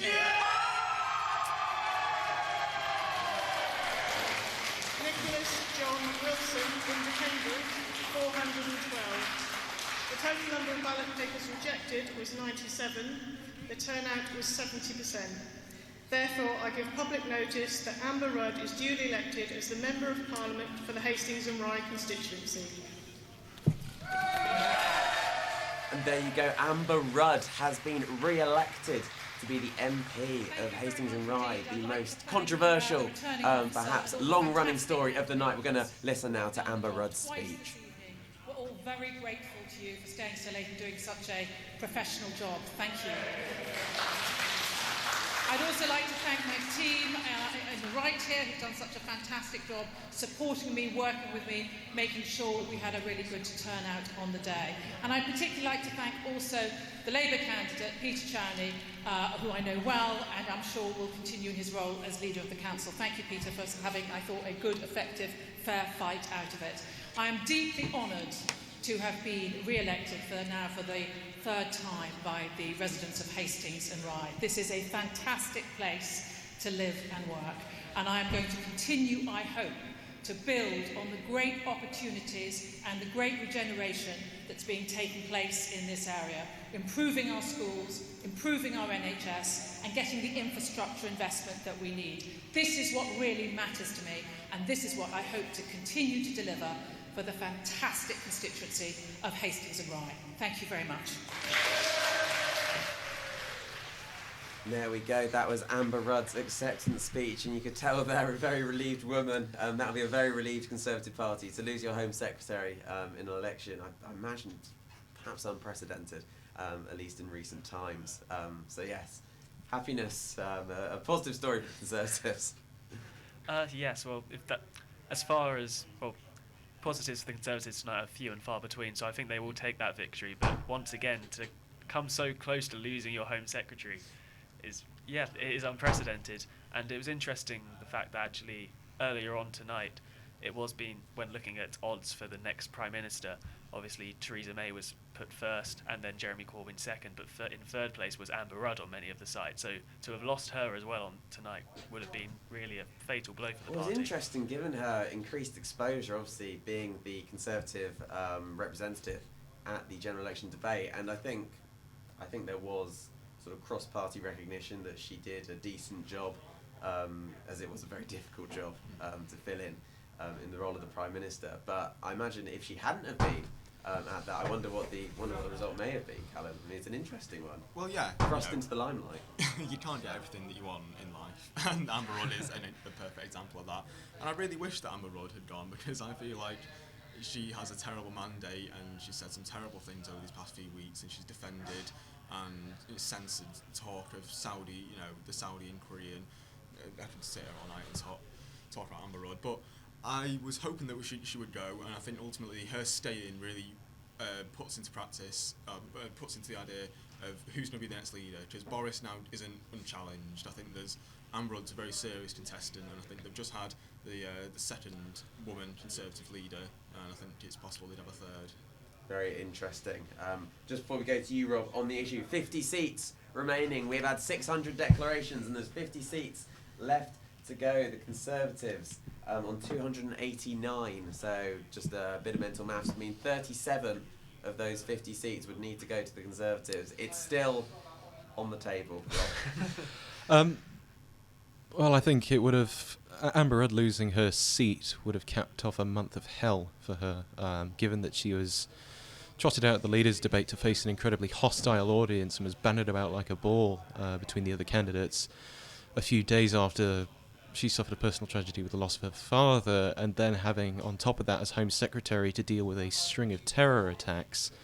One can't help but feel a little bit sorry for her, and I think it will be a shred of a silver lining to a very dark cloud of a month for her. Certainly, and we are hearing the Sky forecast it has the Conservatives at between 315 and 321 seats, so the majority do look like they're going to be going the Conservatives' way. I think Richmond Park is going to be a very, very interesting battleground for Lib Dems against the Conservatives. But I think we're at the top of the hour. We're coming up to 5 o'clock, and it is now time to cross to the Raw News team, Lucy Cooper and Dan Subramaniam. Catch election highlights on Raw 12:51am on Facebook, Twitter and Instagram, and live updates on Raw News Warwick. And don't forget to use the hashtag WarwickVotes.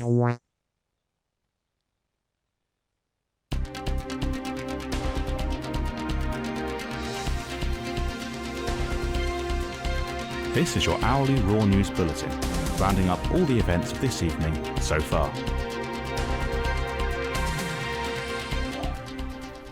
This is Dan with your 5 a.m. general election update. In the past hour, we've seen the Conservatives overtake Labour for the first time tonight. With 594 seats counted so far, the Conservatives are now in the lead with 285, having lost 12 seats. Labour follows closely with 245 and gaining 29 seats. The SNP are third with 33, though they are emerging as one of the biggest victims of the night, having lost 20 seats.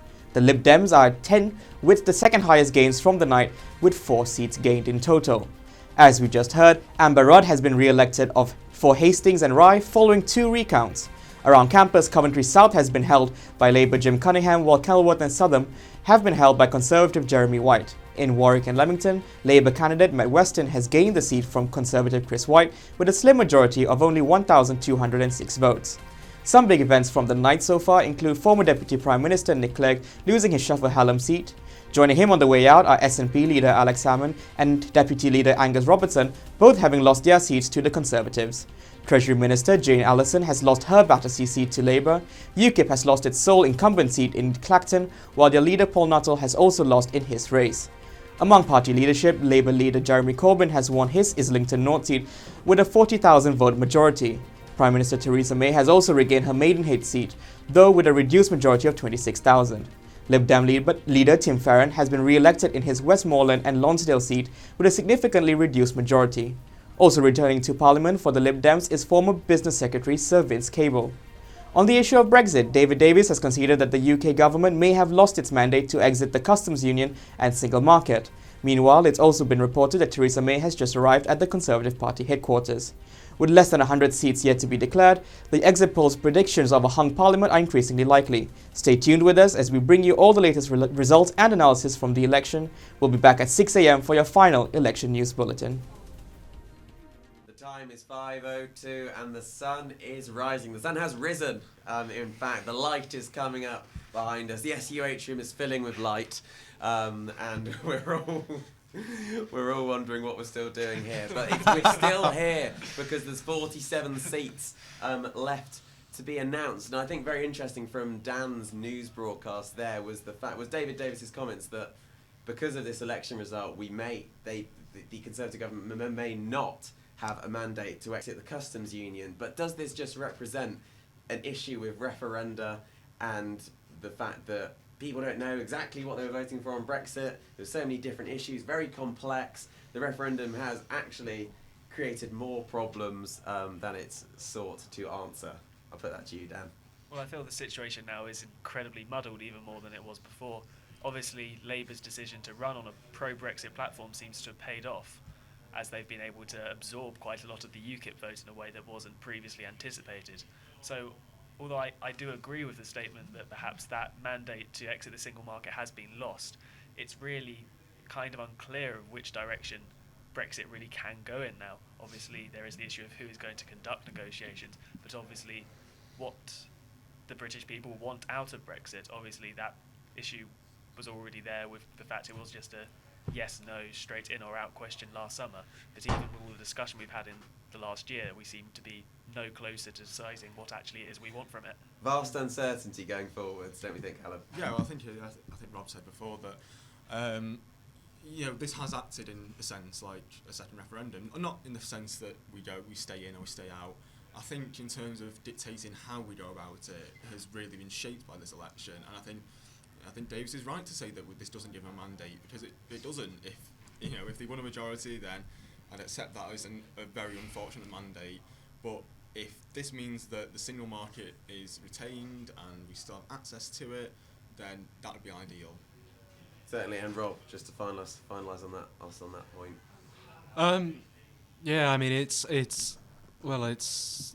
given that Davis has had to backpedal on this position, and given that in the face of a populist Labour manifesto, the message of a hard Brexit is something that has fallen on the deaf ears of this country's electorate. So I think it's back to the drawing board with the Conservative Party's Brexit strategy from now on. Thank you very much, Rob. We're now heading over to Raw's very own Will Osborne, and we're going to find out what he would do if he were Prime Minister. Brace yourselves. Hello, it's Tilly here with Will. Hello. Obviously it is a general election tonight, so I have to ask you a politicsy kind of question. All right, sure. I would like to know, if you were running to be Prime Minister, what would you implement or remove and why? And it can be as original as you like. We did interview a lady earlier and she said that she would make sure that all cheese is tax-free. Tax-free cheese? I mean, Yeah, you can't steal that idea, you've got to think of your own. Yeah. I think I would put stricter restrictions on the media. So if you think about kind of stuff that The Sun has been printing about Corbyn. Yeah, The Sun, oh. It's Sun, Daily Mail. Yeah. They can print pretty much whatever they want. And as long as they print a tiny correction the next day, they can get away with it. I think that that's not really okay. So I'd probably implement stricter sanctions on the media for printing mysteries. Speaking of the sun is going to be rising very soon. I know, It is early, we're all very tired. To be honest, I feel bad because we're not doing as much work as the guys in the office. They Guys are in the working office, relentlessly, so well done. They are machines. Yes, they are machines. It is just turning out to be an interesting night though. It's been a very exciting night. Yeah. As soon as the exit poll came out, I was very happy. Yeah, I was like, oh, it's not going to be a Tory landslide. I mean, it remains to be seen whether or not Tories will actually end up with a majority. But if they do, it will be pretty small. Keep tuned in to the Raw broadcast to find out. Hashtag Warwick votes. Thank you very much, Tilly. A very complimentary broadcast for everyone up in the office. Well done to the techies. Continuing on though, I think we've had, and we will be going to some analysis from Sam Keeling very shortly on marginal seats. I believe there was a Conservative MP who's lost his marginal seat after writing an article on how to maintain your marginal seat. We'll find out who that person was in particular very shortly. The Lib Dems have gained Oxford West and Abingdon. A very interesting gain, putting them up to 11. Making them sort of, well, I suppose, the third party in a completely national sense. An interesting evening for the Lib Dems. Lost a couple of seats that they didn't think they'd lose, but then won a couple of seats that, out of nowhere, Dan. Yeah, I feel obviously it will have been a tough night with the loss of Nick Clegg. Obviously doesn't play quite as large a role in the party as he used to, but still a very significant figure, and to many remains one of the faces of the party. But I feel obviously they'll be happy with their position if they've gained seats, and also especially when we're going into this situation now where the state of Brexit seems increasingly uncertain. I feel that position they've taken, that very strong pro-EU position, and obviously their preference for the single market will come into play and obviously give them increasing leverage. Fantastic. We're going to head over to Sam Keeling for some barnstorming analysis.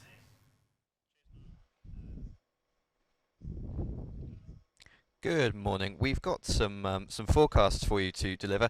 The Conservatives are predicted to obtain 318 seats, with the Labour Party gaining 267 seats, the SNP on 32 seats, Liberal Democrats on 11, and other parties and independents on 22. But in addition to that, we've also got some analysis concerning Labour battleground seats that we discussed earlier on in the broadcast. These, of course, were seats that the Labour Party could potentially win had they piled enough effort and resources and campaigning into those seats. What we've got here is a list of all the seats that were considered battleground seats. Those highlighted in red are those that the Labour Party have successfully won. Those not highlighted in red are those that have been successfully retained by their previous parties. Now, of course, Bedford was gained from the Conservatives. Bolton West and Brighton Kemptown, however, were retained by the Conservatives. Bury North constituency in Anglia was gained by Labour. Croydon Central in South London was also gained by Labour, as was Derby North in the Northern Midlands of this country. Enfield Southgate in London retained by the Conservatives. Finchley and Golders Green also retained by the Conservatives. Finchley was, of course, Margaret Thatcher's old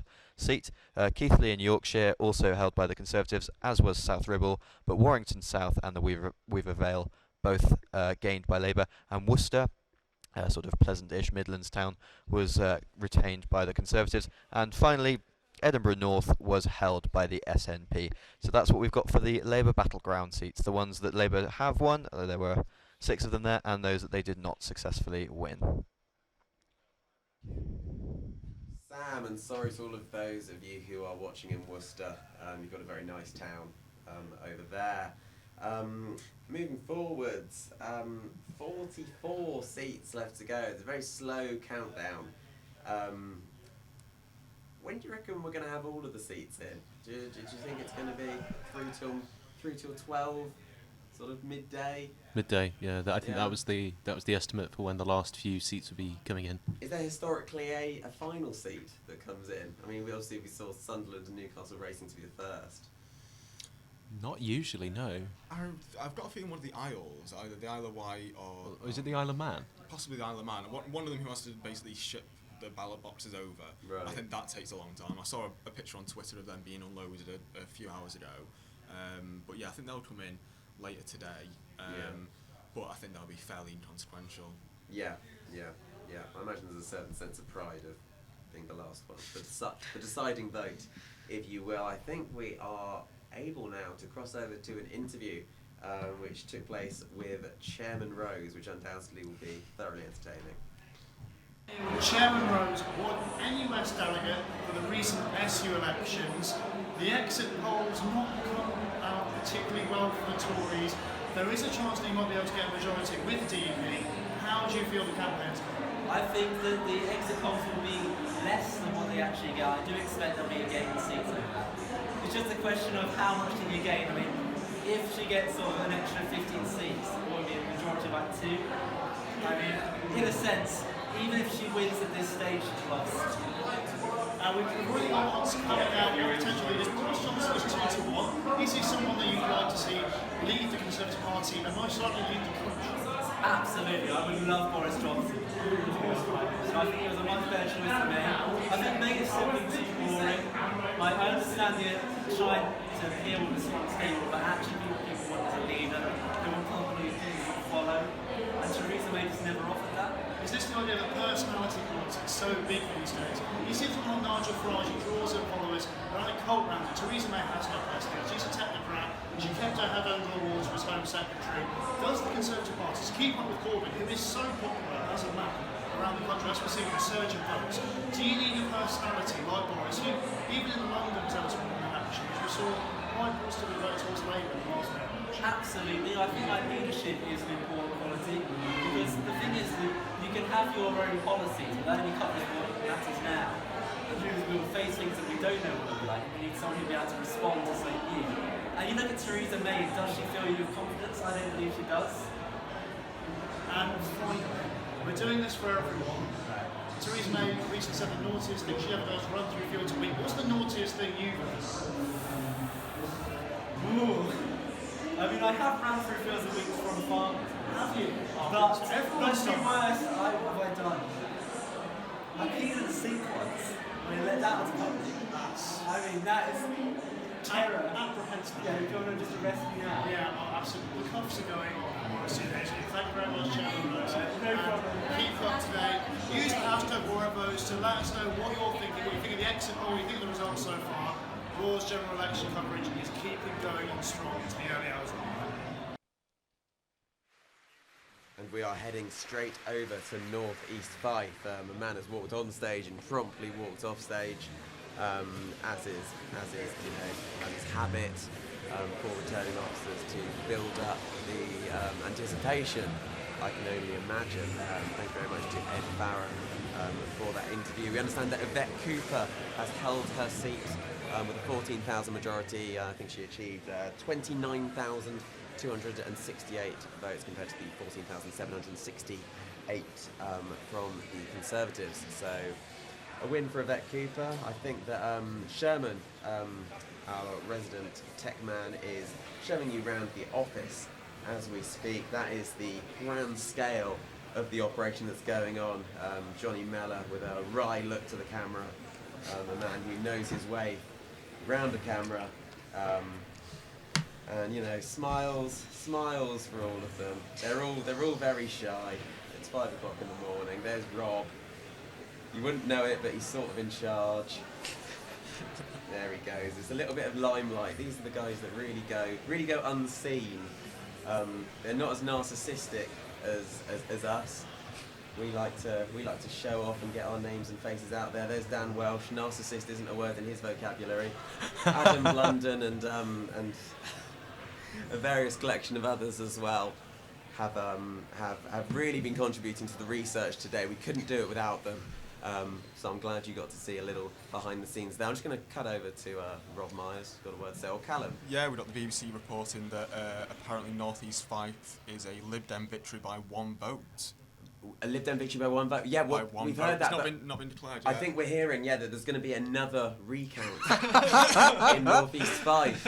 Another recount. What point do you stop recounting? Because surely 1 vote is just 1 vote more than the other. Well, it's just, I suppose it's the old adage of the referendum all over again. You keep going till you get the result you want. This will be entertaining if it goes on for much longer. It's certainly a memorable moment those, from this those night. poor counters at North East Fife must Well, hate their lives at the moment. I know, but I mean, someone keeps getting a little bit wrong. So we'll take them off the counting list, or whatever it is, the counting union. There is I just heard the record for recounts is 7. So by those standards, North East Fife, has got a long way to go. May have to revise our noon finish time then. Well, we may have to. I mean, 1 vote. I mean, that is a very, very close constituency. That is quite amazing stuff as we roll in to the sort of final destination. Laughs coming out of the office. I can't quite tell why, but 42 seats left to go. Tories still set to fall short of their majority. There's not much else to say on the issue. Conservatives up to 295 to Labour's 251. All very close. Richmond Park, I think, another key one. 38 seats now left to call. Richmond Park, I think, is there any particular constituencies we're still excited about, apart from North East Fife, because we're all very excited about that one. I'll start with you, Rob Myers. I think Richmond Park's the only one I can think of now, actually. The only. There's 38 others, so. It sounds. I think the thing is, though, is that those 38 are likely to be much more foregone conclusions than anything we've seen tonight. So. I've still got my home constituency of Crewe and Nantwich to actually do it, because not of any other reason, I think, other than they're just slow, and I think that's the main reason why. And that's Ed Timpson is the current incumbent MP, Conservative, heir to the Timpson watch repair shop. In my opinion, a useless waste of skin, but I think there's a possibility that Labour could snatch it. It didn't last time, but hopefully they could get in one there. Interesting. So that'd be a good one for you. And Dan, any excitement in your life? Have to go for the obvious choice of Richmond Park. One I'm watching with a vested interest. It will be interesting to see whether we see a different result from the by-election not so long ago. Yeah, you can't look beyond that. I think we're going to be great, and you're going to be very lucky if you're still watching now. We've got a highlights reel of the finest interviews this evening, beginning with none other than the Warwick icon, the Cone. So, what do you think of the exit poll?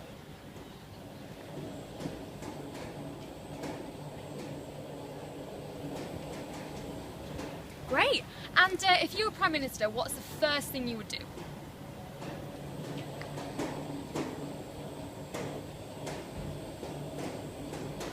Yeah, totally agree. And finally, what is the naughtiest thing you have ever done? It would be nice to hear a little more from the Cone there. I feel like that's a sort of interview that could go on forever. It's probably more insight that's going to be going on in this room at the minute. 37. I feel like counting down is one of the most exciting things I can bring you right now. Conservatives up to 296. A Conservative hold in Winchester, which I imagine we're not all too together surprised about. What's been? I suppose let's go to highlights of the election campaign. It's been a varied election campaign. I think there's been little highlights. I mean, for me, I particularly enjoyed the Conservative candidate for East Yorkshire, Greg Knight's jingle and election advert. I thought that was absolute vintage comedy. I'm not sure what happened in East Yorkshire. If we could get that through in the research team, that'd be fantastic. But what have your guys' highlights been? So a more light-hearted look at the election. I'll start with you, Rob Myers. Well, we'll have to search pretty hard, given that this has been a pretty rough election campaign that's been peppered by, of course, awful terror atrocities in London and Manchester, which I think we shouldn't forget any time soon. Very true, very true. But asking for your highlights. I don't want to sound mean to any one candidate. I think my general highlight has been George Osborne's very obvious trolling of Theresa May through some very, very, very pointed Evening Standard headlines down in London. He certainly seems. It's been rather entertaining watching someone that she dumped at the offset stick the knife in. Certainly. Well, we all take a bit of pleasure in that, don't we? Over to you, Callum, your highlights. Yeah, it's been a pretty dismal campaign. I've been pretty depressed for most of it, but I think possibly I never like to make fun of her for doing this. I assume it's probably the worst thing imaginable to be doing. But Diane Abbott forgetting and just completely not even forgetting, just plain wrong. Just nothing about it was right in her. What every interview she was put on. Yeah, Diane Abbott doesn't do well under the spotlight, but I think that was probably the funniest bit, because at least then you got to laugh at Labour a little bit rather than just feel a bit dismal. Also, can I add, Paul Mason's midlife crisis, some of his tweets have been amazing. The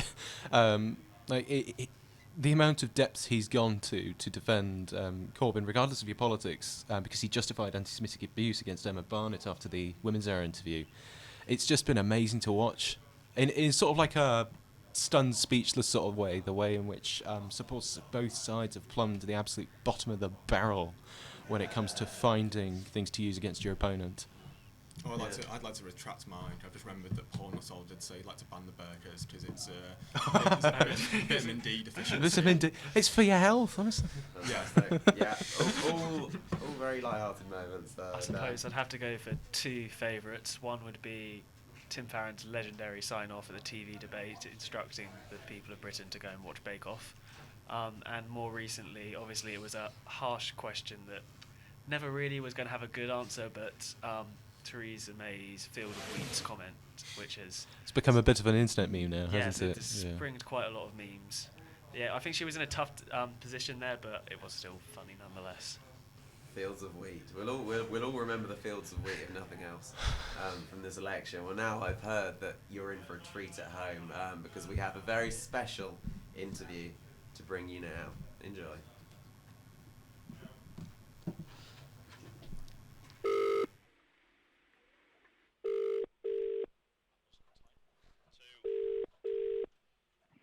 Hello? Hi, mate. You a Javo?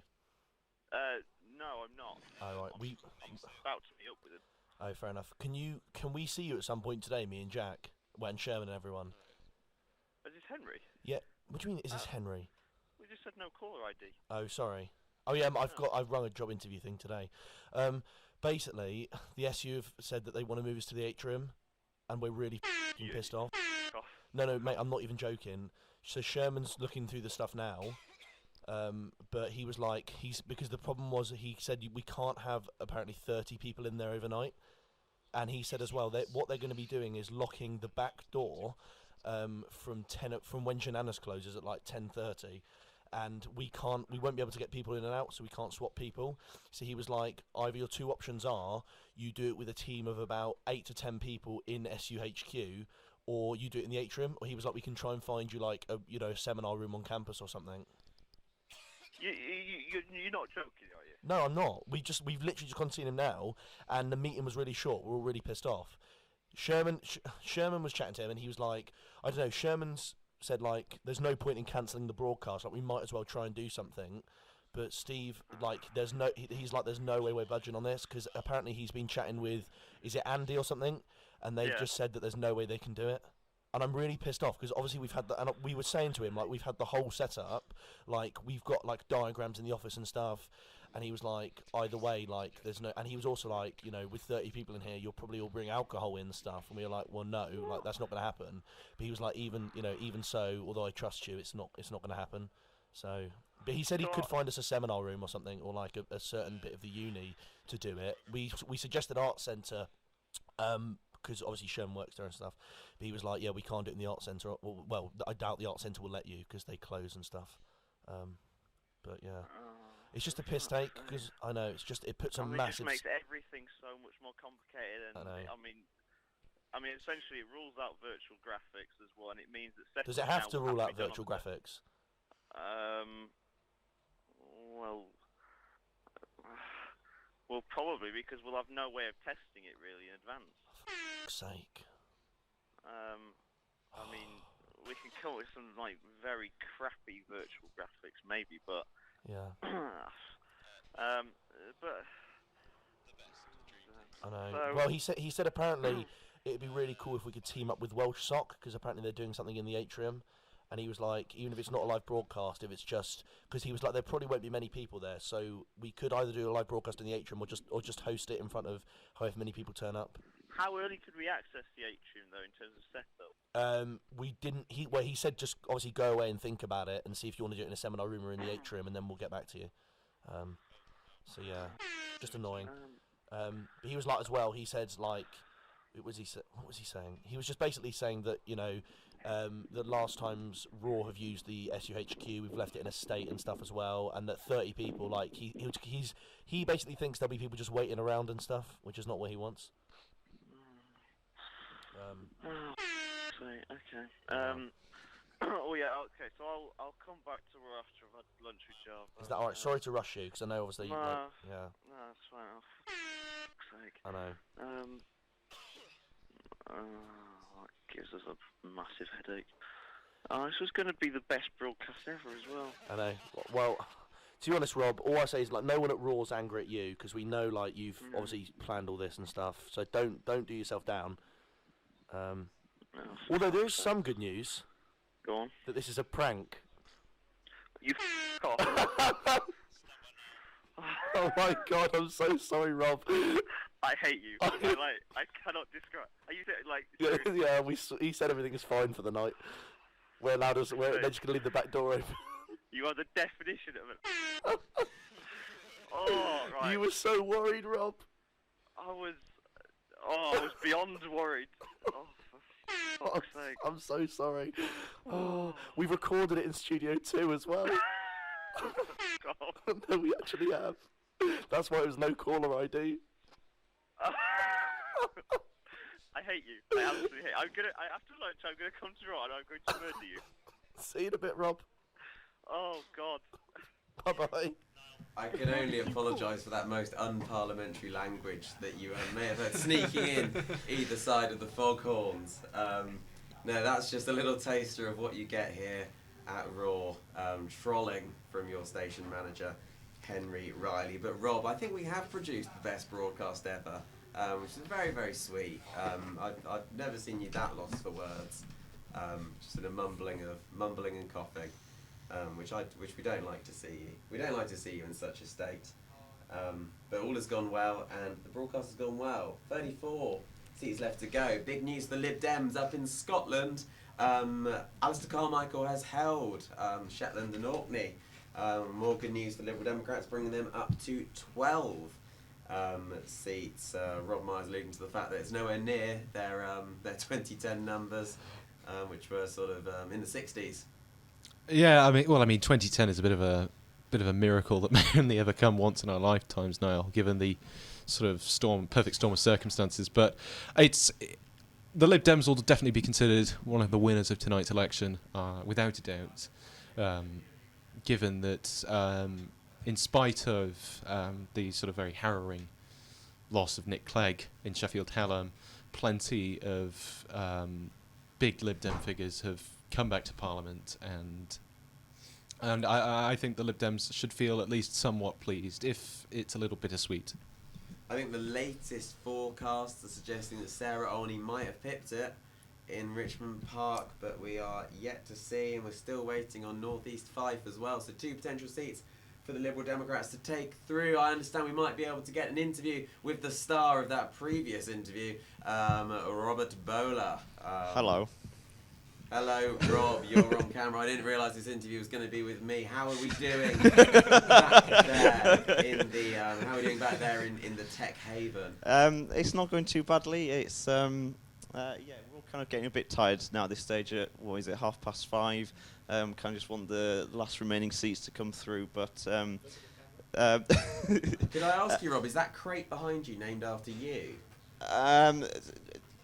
Kind of. Because I mean, I said that you weren't a narcissist previously, but you've got a box named after you. Yeah, unfortunately. But no, I think we're all kind of ready for bed, to be honest, quite soon. So from a tech point of view, how big a task has this been? Has this been the largest thing you've ever undertaken? Yeah, I'd say this is definitely the most ambitious broadcast that we've ever put on. And on the whole, I think it's gone fairly well. A few problems at the start, but kind of all good now. And we've had you and Henry presenting the entire night, managing to battle through. And yeah, it's not gone too badly. Scintillating stuff. I'm gonna say, if you had to pick one person in that room, who do you think's the most important tech person? You can't ask me that, Niall. There's going to be a lot of people interested in taking that. You said I'm surrounded by people. I'm going to get killed by all of them for anyone that I don't say. Well, Rob, we like a person who has conviction and speaks their mind. I'll pass on that question. Oh no, well, that's you're worse than Theresa May. We'll be ousting you soon as well. I do. Well, don't worry, I'm leaving at the end of this year, so that's fine. Okay, guys, it's been a pleasure talking to you, Rob. Cheers, Niall. Enjoy the last half an hour or so. No problem. We'll try our very best as we carry on here in the studio. Lovely to talk to Rob Bowler, even if he didn't answer the question. Politicians answer. 30 seats left to go. Very, very, very nearly there. It's looking like forecast is saying Conservatives 318 seats, so very, very close. I mean, there is room there to possibly team up with the likes of the DUP, ideologically similar, have a history of working together. But do we think that's a sustainable model, Robert Myers?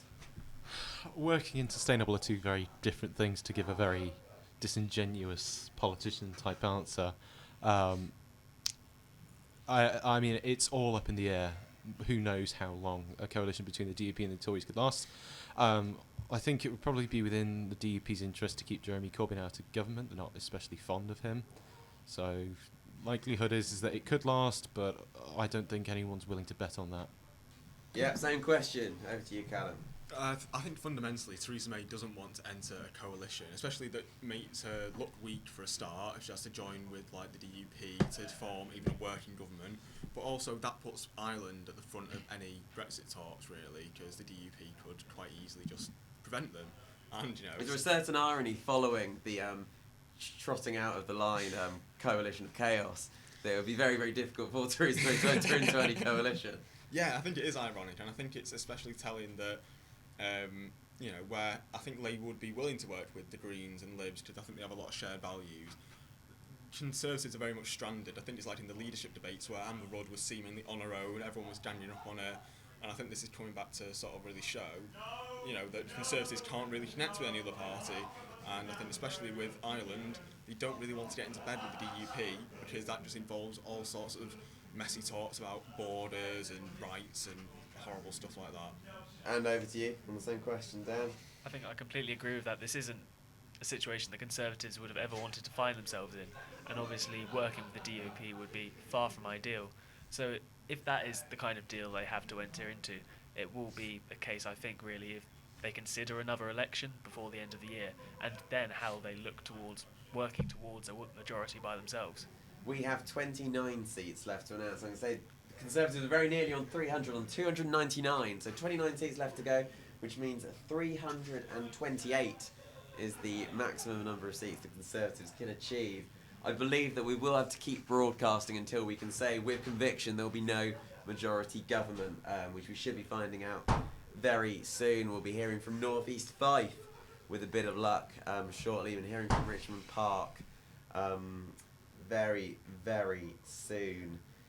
Oh, trying to think of what else we can go on, really. Let's look to Twitter. How an interesting echo chamber, I believe, we find on Twitter, and I believe from being different political persuasions, we will see that in different ways. But I think I'll start off with you, Rob, as a Conservative. How do you believe Twitter has operated in this election, has influenced different people, has provided a platform for different people? Well, I think one of the most prominent examples I mentioned earlier was former BBC Newsnight economist and Channel 4 economist Paul Mason, who has not done a great deal well in sort of representing the Labour cause. Some of the things that he's been saying about specific candidates has come across as quite toxic, especially in response to where he sort of was quite nasty about some of the concerns that were raised to Jeremy Corbyn during that final Channel 4 debate. At the same time, I think Twitter's become quite a bit of an echo chamber for media journos. There was this whole perception on Twitter that the Tories were just going to smash it this election, and no one within the Twitterati saw it coming. No one on the left or on the right. There seems to be a very firm disconnect between the mood on Twitter and the mood on the streets of this country. I don't expect anyone on Twitter to learn, because that's expecting too much of a social media platform. So we'll hold that Twitterati thought for a second, because we have an interview with Raw's very own statsman Sam Keeling coming up, which I can only imagine I will be conducting again, very excitingly.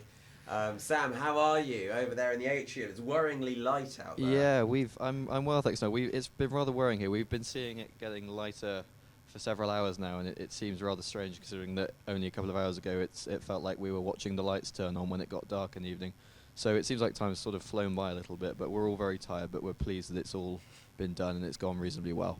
It really has gone well, and I wonder for you, what do you make of the current situation with 38 seats left to declare? Yeah. It's looking increasingly like there's going to be a hung parliament. I'm not best pleased. I find hung parliaments quite boring, and I think that the whole thing was quite avoidable. I mean, the whole problem that we face is that Theresa May went into a general election trying to play a sort of personality cult campaign, which is fine when you're someone charismatic like Boris Johnson or Jacob Rees-Mogg, but when you're a little bit more introverted, like I imagine Theresa May probably is, it can probably be a little bit more difficult for her personal qualities to come through. I think she's a competent leader and I like her, but she hasn't got the kind of temperament and personality that responds well to a sort of personality-led campaign. Jeremy Corbyn, on the other hand, as much as I disagree with his policies, does have the kind of personality that is sort of favourably presented by this kind of campaign. Very interesting that you bring up Jacob Rees-Mogg there in the same vein as Boris Johnson. For you, Sam Keeling, is he a potential future leader? Boris Johnson? Oh, no. Jacob Rees-Mogg I'm referring to. He does appear like a perpetual backbencher because he is so much a part of the furniture that he couldn't possibly move down to the front benches. Yeah, I have to agree with you. I think I quite like Jacob Rees-Mogg as a backbencher. I like him, making long, sort of odd, flowery speeches in which he uses extremely long words and references old parliamentary history. I think that is a sort of position in Parliament that suits him well, and I don't think that a Conservative like Jacob Rees-Mogg is necessarily the kind of person who would help win the Conservatives' electoral success. Although I do happen to agree with him on a lot of things, I don't think many other people necessarily do.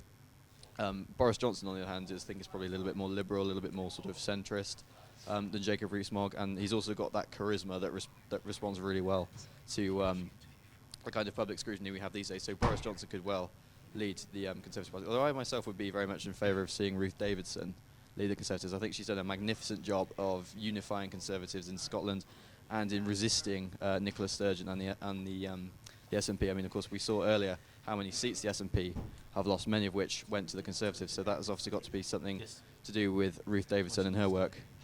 So would you envisage in the near future Ruth Davidson moving into the Westminster Parliament, perhaps, and sort of taking up that more national position? I think if that happened, I think it would be a good thing. I can't necessarily see it happening because she's sort of, at the moment, she seems to be on the periphery of the Conservative Party, in Scotland. I mean, that's very much where she seems comfortable. But to be honest with you, we don't know what kind of situation we're going to be left with after this election result. A lot of people have been saying that Theresa May has to go and that someone else would step into her shoes. Some people have been suggesting Amber Rudd, given her performance on the leaders' debate only last week. And just to interrupt you very briefly, we've gone to a 4th recount wow. in North East Fife. We're on to the recount number 4. We're chasing 7. We want a world record in North East Fife, I think, which is very, very exciting, unprecedented stuff up there. And there's been a Conservative gain in Dumfries, I believe, over the SNP. And that's been one of the real stories of tonight, Sam, hasn't it?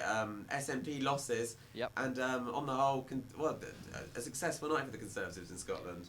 In Scotland, yeah, less so nationally, but yeah, you're right. The night has been somewhat less impressive for the SNP. I mean, you've seen lots of very prominent SNP politicians lose their seats. You know, Alex Salmond lost Gordon.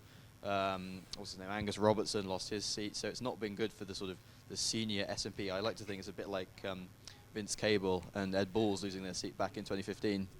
Will we be seeing them back in 2 years' time then? Vince Cable's back on the scene. Ed Davies back on the scene. Indeed. Yeah, Zach Goldsmith is potentially back on the scene as well. Indeed. Well, we're yet to see what's happening in Richmond Park. I'm going to ask you, before we see you go, Sam, what's been your highlight of the evening?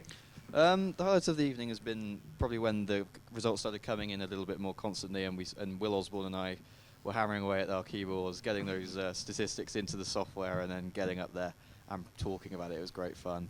It's nice to sort of... I haven't really spoken to Will Osborne that much before today, so it was nice to sort of, I don't know, get to know Will Osborne a bit better. Well, I tell you what, Sam, you've done a stellar job, and I'm really glad you've made friends this evening, because that's what this broadcast has been all about. Thank you very much, and maybe we'll catch up with you later before the broadcast finishes. 25 seats left to go. We find the Conservatives on 302 seats to Labour's 256. Just so I was saying the net change. So 302, 327 is now the most the Conservatives can find themselves with. That is one above an overall majority. It's looking very unlikely, and we will see very, very soon. We will be able to assure you of a proper result. And I think as soon as that happens, we can get to sorting out what's going to happen next. It's very, very uncertain times, Rob Myers. I think uncertain is putting it a bit mildly. I think we've seen... Devastatingly chaotic times, Rob Myers. Well, yeah, absolutely. I mean, it's May's promise of a strong and stable government that won't be chaotic has completely backfired on her. The entire British political system, well, the electorate's just table flipped the entire British political system. This is pretty unprecedented stuff. If you don't mind me being a bit blunt, so. No, of course not. Callum. No, it's 5:42, and it's very easy to be pretty dismal about the idea of a hung parliament, but I think in retrospect it's probably the best thing that could have happened, and it's important to look at probably some of the positives that have come out of this election, like 192 female MPs been elected. It's the highest amount ever in this parliament, and I think stuff like that is more indicative of a growing change in society. There's not been a Tory majority. I was after that campaign they'd still vote in a massive Tory majority, but no, it's tempered. It's not unified, but it's at least not a Tory majority, so I'm feeling quite happy about that at least. Any other further positives to take from tonight's result, Daniel? Well, obviously at the moment, at the current time, it does feel like it has been a very long night, but I think with Parliament in its current state, we have to reflect on the fact that this is only really the start now of a much longer process, and it could be several months before we really know what's going to happen next. Fantastic. Well, I believe we can now head over and join Sam Keeling for some further analysis, hopefully accompanied by his new best friend, Will Osborne.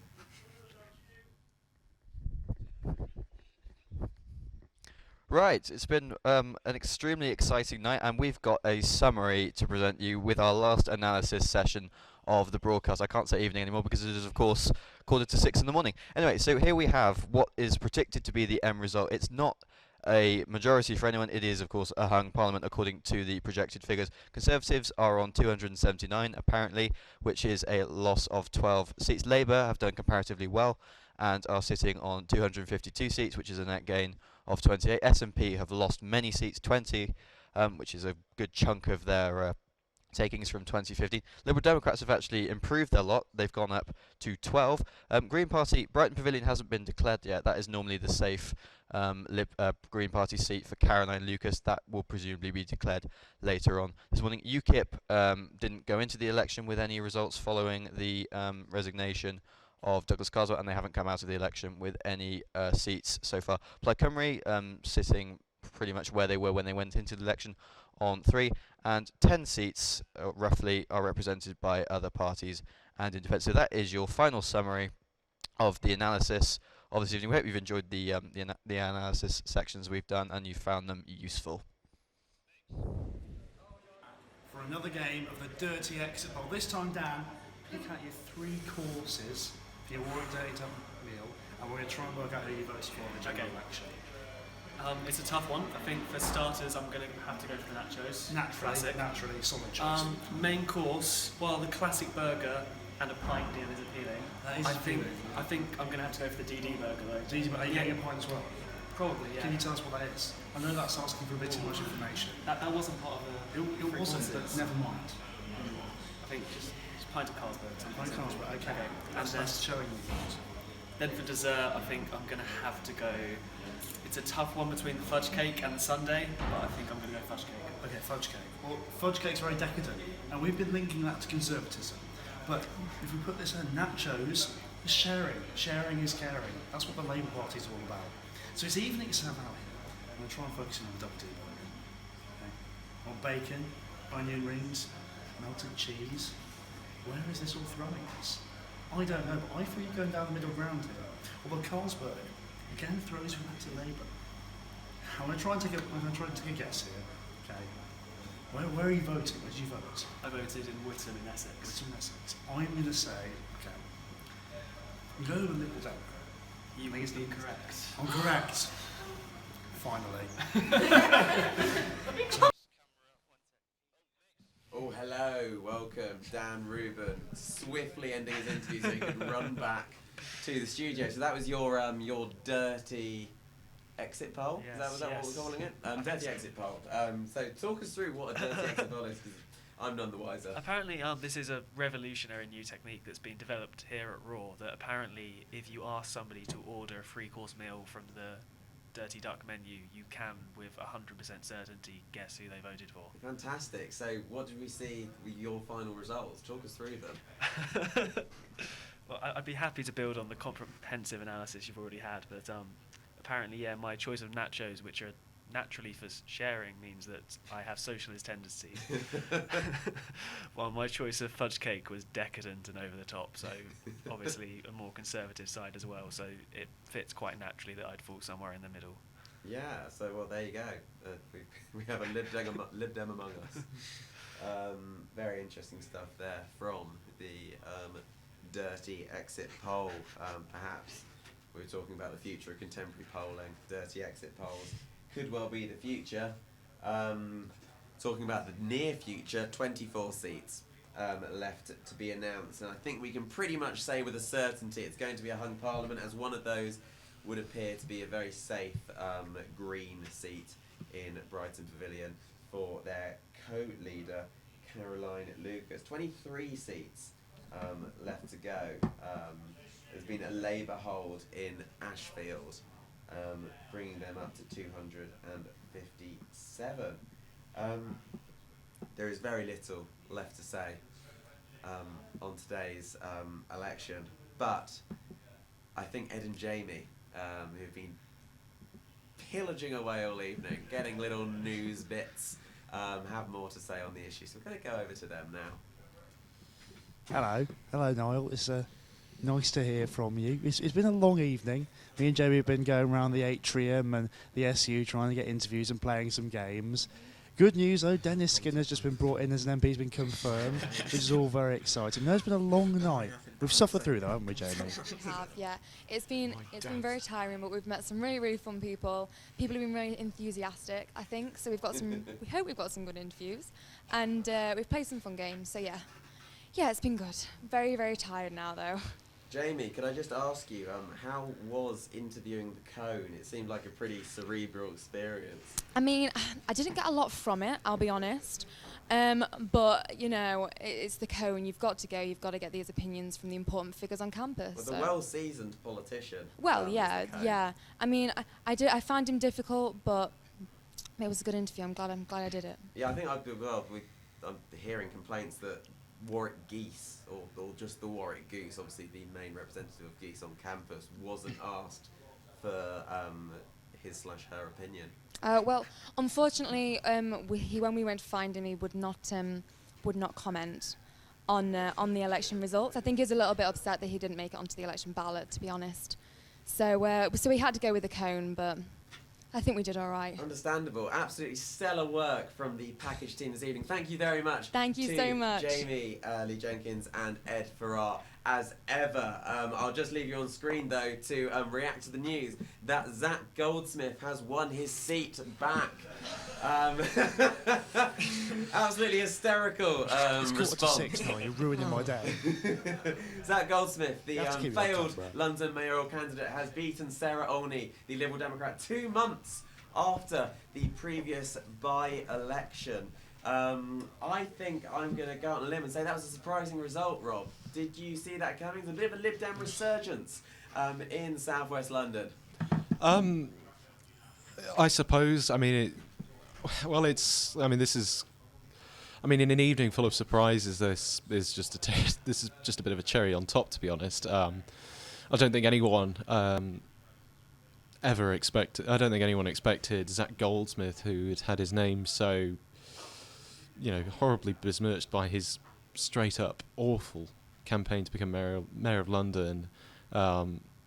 It's almost you don't hear about this very often. MP losing their seat and then regaining it a few months later. This has been a very memorable election night. We're hearing that there's reports that the margin is less than 50 votes in this election, which is another remarkably close one.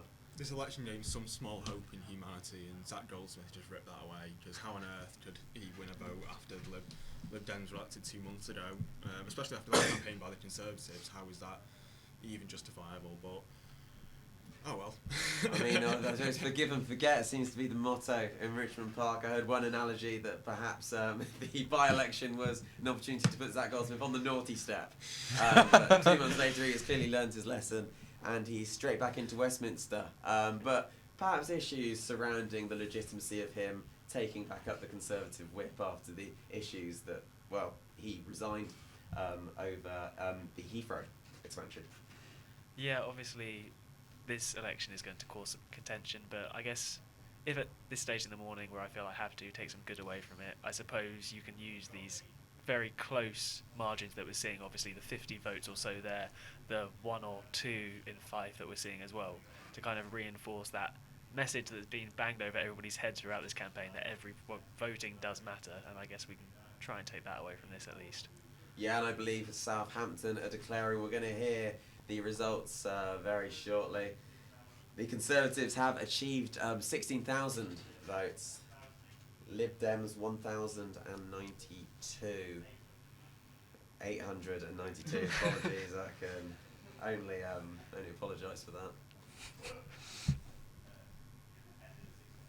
Elsewhere, the independent candidate has achieved 680. Very excited to hear what the Labour candidate has got.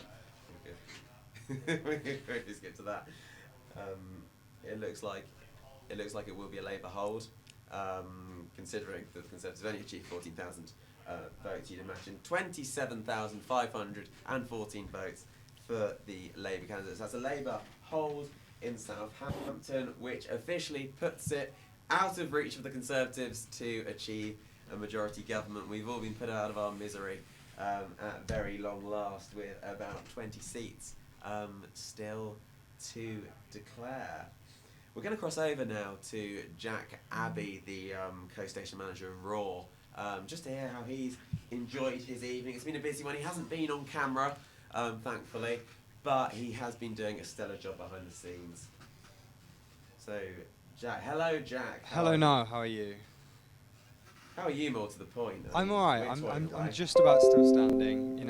I mean, I might drop down during this interview, in which case, just carry on. That would be entertaining. Yeah, certainly. Least. So how's this broadcast, I suppose, very first, been for you? I mean, it's definitely for the people to decide, but I would say it's been our best broadcast ever. Yeah, definitely. but we're all for the people deciding. Yeah. How would you gain knowledge of whether they enjoyed it or not? Would you hold a vote? Would you hold a referendum? Would you just it's do hard to opinion tell. poll? I don't think necessarily we get the same sort of viewing figures as the BBC might, and we can't really take polls in the same way. But I just have a gut feeling that this has been, okay over the course of the night. Just Pretty okay. decent. I mean, nothing overwhelming there from Jabby. Just before we go to my next question, the Conservatives have held another Southampton constituency. Southampton, with a majority of 31, Southampton constituencies clearly like coming out at this time of the morning. But for you, Jack, have you been surprised with what we've seen tonight? The end result, a hung parliament, apparently good result for the Labour Party, given the sort of diminishing polling. Yeah, I mean, going into the election, obviously, we all thought that the result was going to be sort of, 100, 150 seat win for the Tory party. But I think coming closer to the time, obviously, those YouGov polls came out, which seemed a bit optimistic and seemed to be showing youth turnout 85%, with Labour being neck and neck with the Tories. And whilst those haven't quite sort of come to fruit, and I don't think they ever were going to come to fruit, those the fact that Labour have won today, have again not won today, but done so well today compared to what the polls initially suggested and what some polls were saying that the Tories would get sort of a 60-seat majority today, have shown that again polls just don't seem to be a reliable way of predicting the outcomes of elections anymore, and they haven't been since the 2015 election at least. Very interesting point indeed. I just want to say you look very fetching in your raw Thank you. jumper. It's got a couple of food stains on it, which I'm not too proud of. But I mean, it's not too bad. Oh, no, I didn't expect to be on camera, to be honest with you. Black is certainly your colour. Oh, so, thank you not so to much. worry, it hides all your mistakes. That's good to know, Niall. No, but you've done a fantastic job tonight, Javi. You've really coordinated the operation well. It's been lovely having you in my ear to all of those. I've had Jack Abbey and Rob, two people we previously interviewed, in my ear. I have interrupted you at really terrible points over the course of the night. So over me, you've confused me. And I just did it again as well, so Well, we're all learning, aren't we? Anyway, we'll get there eventually.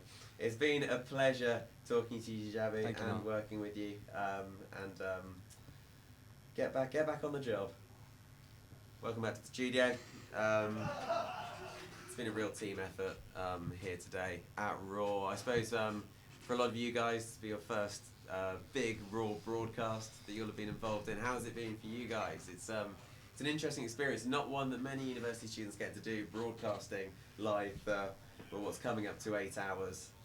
I'll start with you, Dan. Yeah, it's been really enjoyable. Only my first year of university, but this is actually my second experience with Raw. I helped cover the American election earlier this year. So compared to that, this is quite an early finish, actually. Yeah. So yeah, but no, it's been incredibly enjoyable. I'll be happy to do it again. I'm glad. Maybe doing it again. We'll call you up in 6 months, Callum. No, it's been good to really watch the results come in. You don't usually fall asleep and you wake up with some abysmal horror or some gratification. So it's been nice to actually follow stuff and understand the process more behind exactly what goes into it. Certainly, and Rob, more of a seasoned veteran here at Raw. Yeah, and Raw continues to impress me no end about how well you guys run your operation. I don't think many people know how much effort you guys put into it, and I'm always when I walked up to the office to just check things out earlier today, I was amazed at the kind of operation that was being prepared, and I've enjoyed, even in spite of the result, I've enjoyed all of it. I've loved Matt Delaney's little comedic skits, Ed's interviews. It's just been great, and I'm really happy to be here because this is my first big broadcast. So yeah. And I think while you can always try and take, you can be influenced by the BBC coverage, you can try and imitate it as much as possible. I think it's always important to have a student spin on the evening and on the coverage, because that's what makes it unique, I suppose. Yeah. We could say interviewing the cone, interviewing geese, being one of the many studenty things we've introduced, which has obviously only enhanced the coverage. I'm sure you'll all agree. BBC News have announced the UK election ends in a hung parliament as the Conservatives lose their majority. It is official. So I think as the clock moves into 05:59, we're almost at 6 o'clock. That's 8 hours of broadcasting. I think it is time for us to wrap up this evening's broadcast. I can only go as far as thanking everyone who's been involved, thanking Henry Riley, my co-host, who's been presenting throughout the evening, thanking all of the panel, thanking our final panel, Dan, Callum and Rob, thanking all of the tech team, Rob Bowler, Sherman, Johnny Mellor, Ben Halls, a whole load of them out there, Jack Abbey. Sherman's coming to the studio. Apologies if I've missed anyone out. It's been a real team effort today.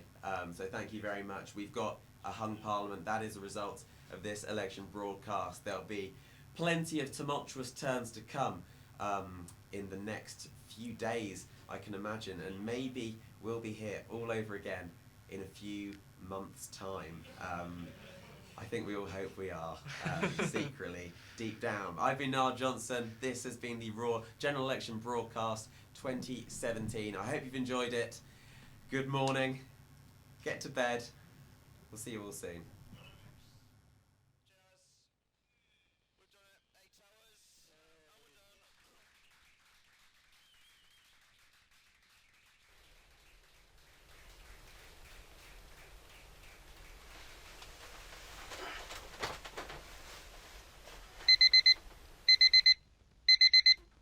We've just gone past 8 AM on a Thursday, and you're listening to Indecisive on Raw 12:51 AM. It's General Election Day, so to make sure you all get out of bed and vote, here's some Radiohead.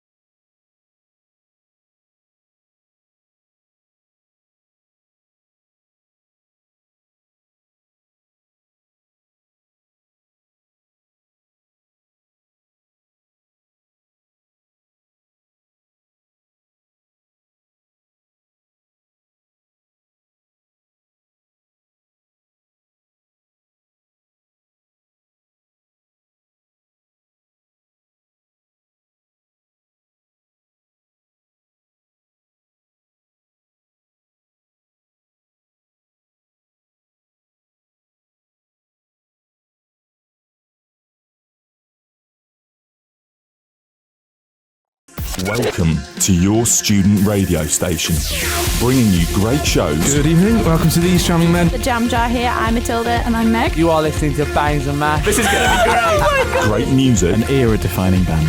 New single from Radiohead. Great interviews. Hi, this is Frank Turner. My name is Sadiq Khan, I'm running to the Mayor of London. My name is Eddie Izzard. And keep up to date with the arts. A poet, a playwright and a cultural icon. He is, of course, William Shakespeare. News and politics. What about if the people are too stupid, though, to make this decision? People make that decision. That's the entire point of a democracy. Sports. So close. He slipped through, he brings it through on his left foot, just over the back of the net. And on-campus coverage. When you think of Battle of the Bands, it just offers that real diversity. Welcome to the big decision. This is Varsity Rugby.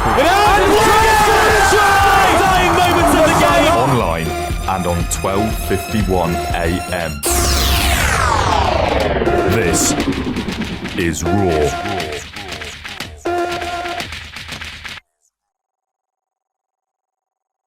Welcome to your student radio station, bringing you great shows. Good evening, welcome to These Charming Men. The Jam Jar here. I'm Matilda, and I'm Meg. You are listening to Bangs and Mash. This is going to be great. Oh my God. Great music. An era-defining band. New single from Radiohead. Great interviews. Hi, this is Frank Turner. My name is Sadiq Khan. I'm running through the Mayor of London. My name is Eddie Izzard. And keep up to date with the A arts, poet, a playwright, and a cultural icon. He is, of course, William Shakespeare. news and politics, What about if the people are too stupid, though, to make